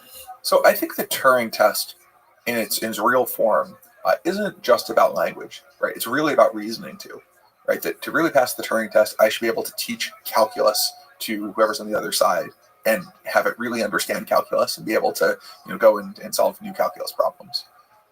And so I think that to really solve the Turing test, we need more than what we're seeing with language models. We need some way of plugging in reasoning. Now, how different will that be from what we already do? That's an open question, right? It might be that we need some sequence of totally radical new ideas, or it might be that we just need to kind of shape our existing systems in a slightly different way. But I think that in terms of how far language modeling will go, it's already gone way further than many people would have expected, right? I think that things like, and I think there's a lot of really interesting angles to poke in terms of how much does GPT-2 understand physical world? Like, you read a little bit about fire underwater in GPT-2, so it's like, okay, maybe it doesn't quite understand what these things are, but at the same time, I think that you also see various things like smoke coming from flame, and a bunch of these things that GPT-2, it has no body, it has no physical experience, it's just statically read data, and I think that the answer is like, we don't know yet. And these questions, though, we're starting to be able to actually ask them to physical systems, to real systems that exist, and that's very exciting. Do you think, what's your intuition? Do you think if you just scale language modeling, significantly scale, that reasoning can emerge from the same exact mechanisms? I think it's unlikely that if we just scale GPT-2 that we'll have reasoning in the full-fledged way. And I think that there's the type signature is a little bit wrong, right? That there's something we do with that we call thinking, right? Where we spend a lot of compute, like a variable amount of compute, to get to better answers, right? I think a little bit harder, I get a better answer. And that kind of type signature isn't quite encoded in a GPT, right? GPT will kind of it spent a long time in its evolutionary history, baking in all this information, getting very, very good at this predictive process. And then at runtime, I just kind of do one forward pass and am able to generate stuff. And so, there might be small tweaks to what we do in order to get the type signature right. For example, it's not really one forward pass, right? You generate symbol by symbol. And so maybe you generate a whole sequence of thoughts and you only keep the last bit or something. Right. But I think that at the very least, I would expect you have to make changes like that. Yeah, just exactly how you said think is the process of generating thought by thought in the same kind of way. Like you said, keep the last bit, the thing that we converge towards. Yep. And I think there's another piece which is interesting, which is this out of distribution generalization, right? That thinking somehow lets us do that, right? That we haven't experienced a thing, and yet somehow we just kind of keep refining our mental model of it. This is again something that feels tied to whatever reasoning is, and maybe it's a small tweak to what we do. Maybe it's many ideas, and will take us many decades. Yeah. So the assumption there, generalization out of distribution, is that it's possible to create new ideas. Mm-hmm. It's possible that nobody's ever created any new ideas, and then with scaling GPT-2 to GPT-20, you would essentially generalize to all possible thoughts that us humans can have. just to play devil's advocate. Right. I mean, how many new story ideas have we come up with since Shakespeare, right? Yeah, exactly. It's just all different forms of love and drama and so on. Okay. Not sure if you read Bit of Lesson, a recent blog post by Ray Sutton. Yep, I have. He basically says something that echoes some of the ideas that you've been talking about, which is he says the biggest lesson that can be read from 70 years of AI research is that general methods that leverage computation are ultimately going to win out. Do you agree with this? So basically, and OpenAI in general, about the ideas you're exploring, about coming up with methods, whether it's GPT-2 modeling or whether it's OpenAI 5 playing Dota, where a general method is better than a more fine-tuned, expert-tuned method. Yeah, so I think that, one thing that I think was really interesting about the reaction to that blog post was that a lot of people have read this as saying that compute is all that matters. And that's a very threatening idea, right? And I don't think it's a true idea either, right? It's very clear that we have algorithmic ideas that have been very important for making progress, and to really build AGI, you want to push as far as you can on the computational scale, and you want to push as far as you can on human ingenuity. And so I think you need both. But I think the way that you phrase the question is actually very, very good, right? That it's really about what kind of ideas should we be striving for? And absolutely, if you can find a scalable idea, you pour more compute into it, you pour more data into it, it gets better. That's the real holy grail. And so I think that that the answer to the question, I think, is yes. That's really how we think about it. And that part of why we're excited about the power of deep learning, the potential for building AGI, is because we look at the systems that exist and the most successful AI systems, and we realize that you scale those up, they're going to work better.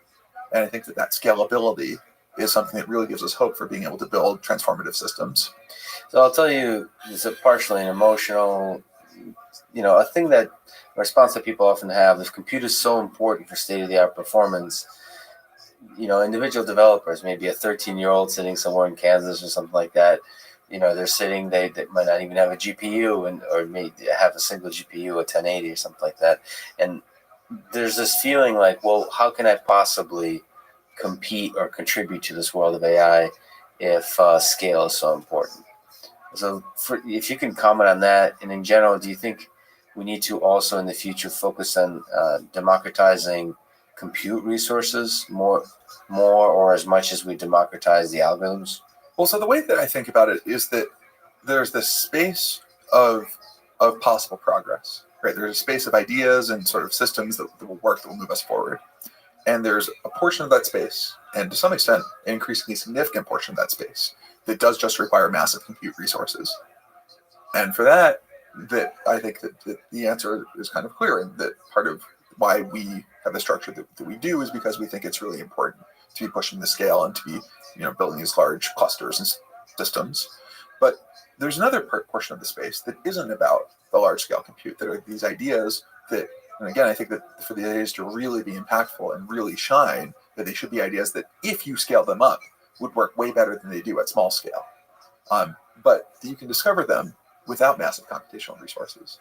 And if you look at the history of recent developments, you think about things like the GAN or the VAE, that these are ones that I think you could come up with them without having, and in practice people did come up with them without having massive computational resources.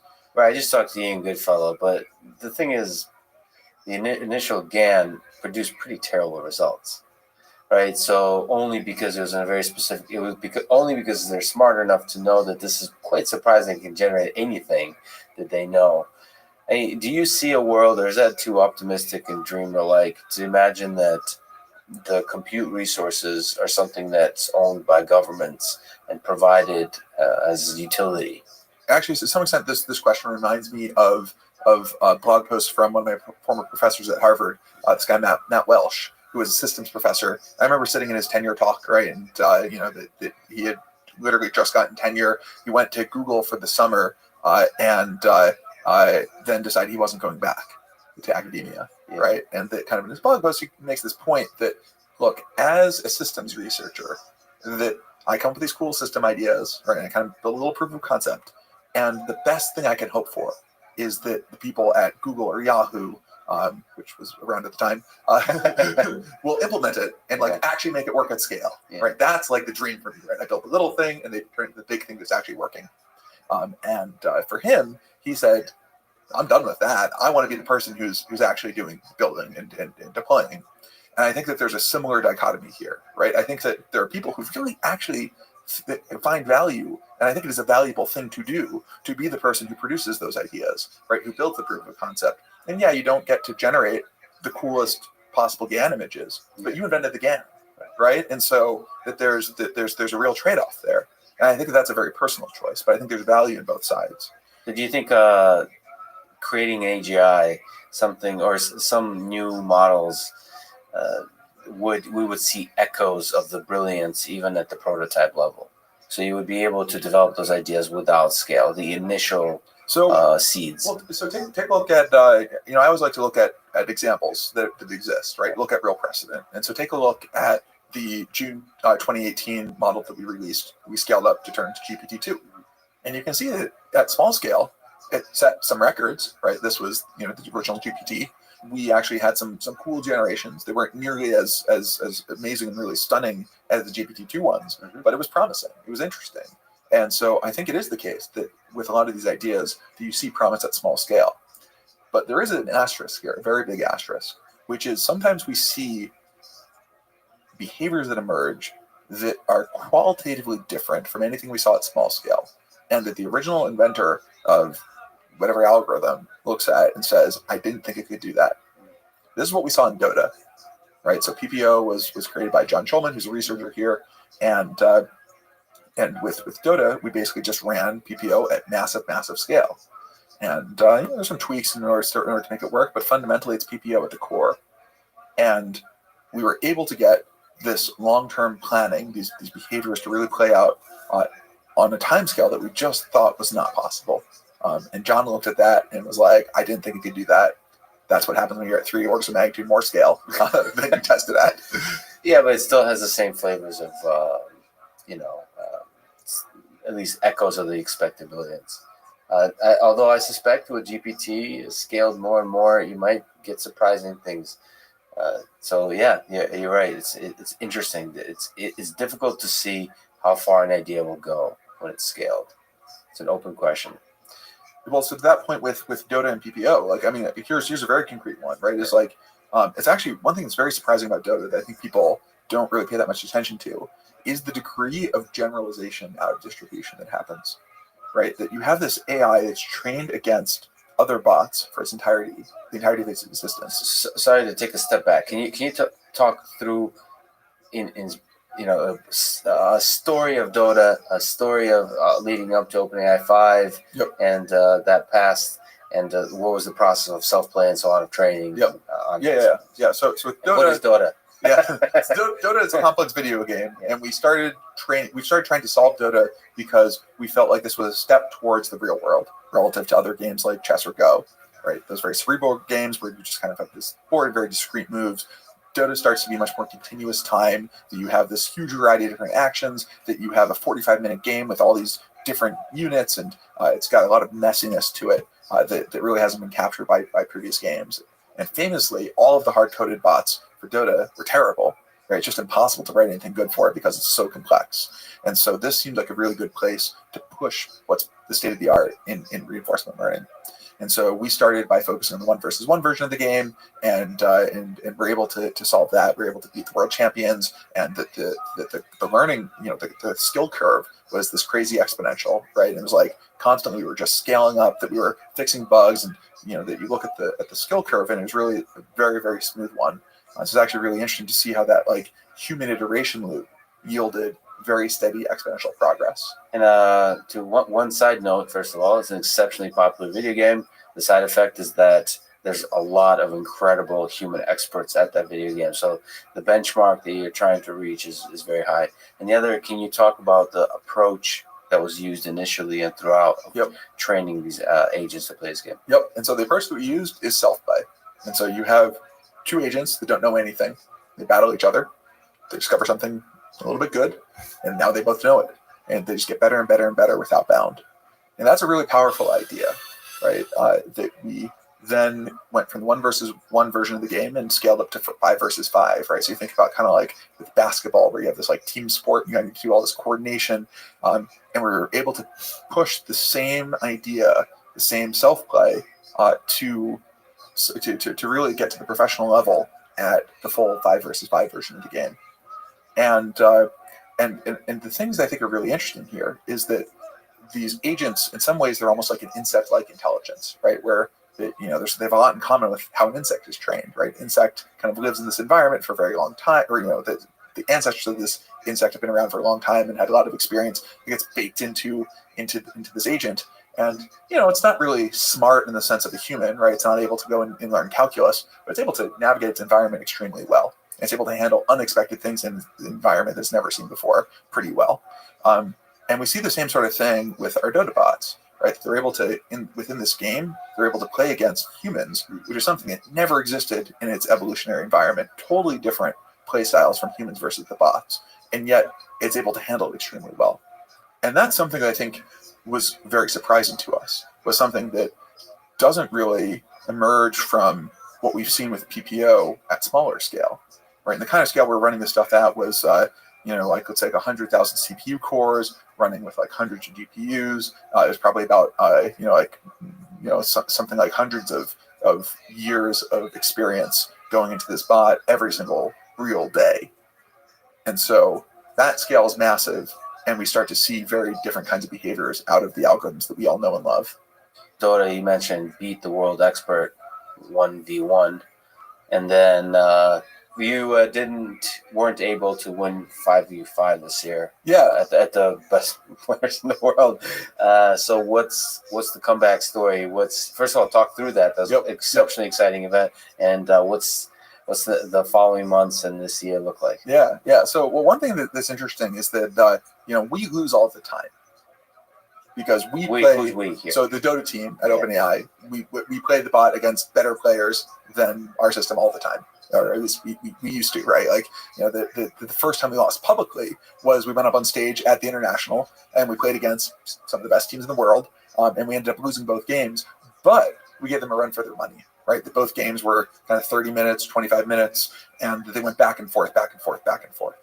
And so I think that really shows that we're at the professional level, and that kind of looking at those games, we think that the coin could have gone a different direction, and it could have had some wins. And so that was actually very encouraging for us. And it's interesting because the International was at a fixed time, right? So we knew exactly what day we were going to be playing, and we pushed as far as we could, as fast as we could. 2 weeks later, we had a bot that had an 80% win rate versus the one that played at TI. So the march of progress, you should think of it as a snapshot rather than as an end state. And so, in fact, we'll be announcing our finals pretty soon. I actually think that we'll announce our final match prior to this podcast being released. Okay, so nice. There should be we'll be playing against the world champions, and for us, it's really less about like the way that we think about what's upcoming is the final milestone, the final competitive milestone for the project, right? That our goal in all of this isn't really about beating humans at Dota. Our goal is to push the state of the art in reinforcement learning, and we've done that, right? And we've actually learned a lot from our system, and that we have, I think, a lot of exciting next steps that we want to take. And so, kind of as the final showcase of what we built, we're going to do this match. But for us, it's not really the success or failure to see, do we have the coin flip go in our direction or against? Where do you see the field of deep learning heading in the next few years? Where do you see the work and reinforcement learning perhaps heading? And more specifically with OpenAI, all the exciting projects that you're working on, what does 2019 hold for you? Massive scale. I will put an asterisk on that and just say, I think that it's about ideas plus scale. You need both. So that's a really good point. So the question, in terms of ideas, you have a lot of projects that are exploring different areas of intelligence. And the question is, when you think of scale, do you think about growing the scale of those individual projects, or do you think about adding new projects? And and if you're thinking about adding new projects, or if you look at the past, what's the process of coming up with new projects and new ideas? Yep. So we really have a life cycle of project here. So we start with a few people just working on a small scale idea, and language is actually a very good example of this. There was really, one person here who was pushing on language for a long time. Then you get signs of life, right? And so this is like, let's say, with the original GPT, we had something that was interesting. And we said, okay, it's time to scale this, right? It's time to put more people on it, put more computational resources behind it, and then we just kind of keep pushing. And the end state is something that looks like Dota or robotics, where you have a large team of 10 or 15 people that are running things at very large scale, and that you're able to really have material engineering and sort of machine learning science coming together to make systems that work and get material results that just would have been impossible otherwise. So we do that whole life cycle. We've done it a number of times, typically end to end, probably 2 years or so to do it. The organization's been around for 3 years, so maybe we'll find that we also have longer life cycle projects. But we'll work up to those. We have so one team that we were actually just starting. Ilya and I are kicking off a new team called the Reasoning Team, and that this is to really try to tackle how do you get neural networks to reason. And we think that this will be a long-term project. It's one that we're very excited about.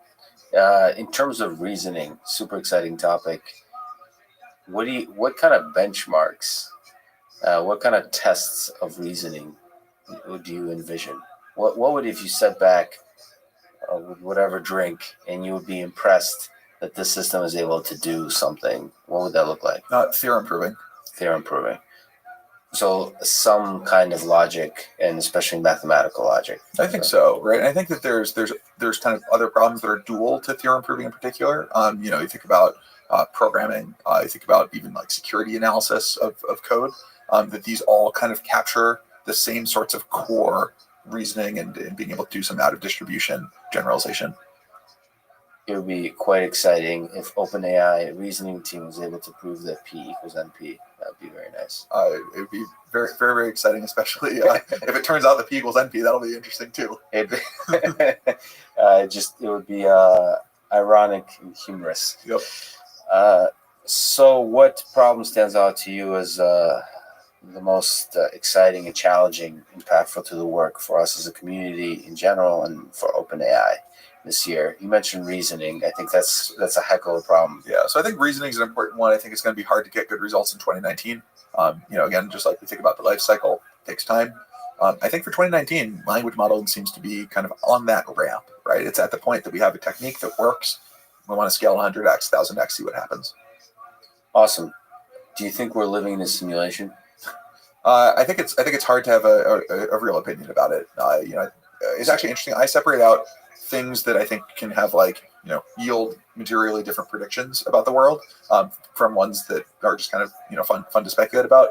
And I kind of view simulation as more like, is there a flying teapot between Mars and Jupiter? Like, maybe, but it's a little bit hard to know what that would mean for my life. So there is something actionable. So some of the best work OpenAI has done is in the field of reinforcement learning, and some of the success of reinforcement learning come from being able to simulate the problem you're trying to solve. So do you have a hope for the future of reinforcement learning and for the future of simulation? Like whether we're talking about autonomous vehicles or any kind of system, do you see that scaling? So we'll be able to simulate systems and hence be able to create a simulator that echoes our real world and proving once and for all, even though you're denying it, that we're living in a simulation. I feel like there's two separate questions, right? So, kind of at the core there of like, can we use simulation for self-driving cars? Take a look at our robotic system, Dactyl, right? That was trained in simulation using the DOTA system, in fact, and it transfers to a physical robot. And I think everyone looks at our DOTA system, they're like, okay, it's just a game. How are you ever going to escape to the real world? And the answer is, well, we did it with a physical robot that no one can program. And so I think the answer is simulation goes a lot further than you think if you apply the right techniques to it. Now, there's a question of, are the beings in that simulation going to wake up and have consciousness? I think that one seems a lot harder to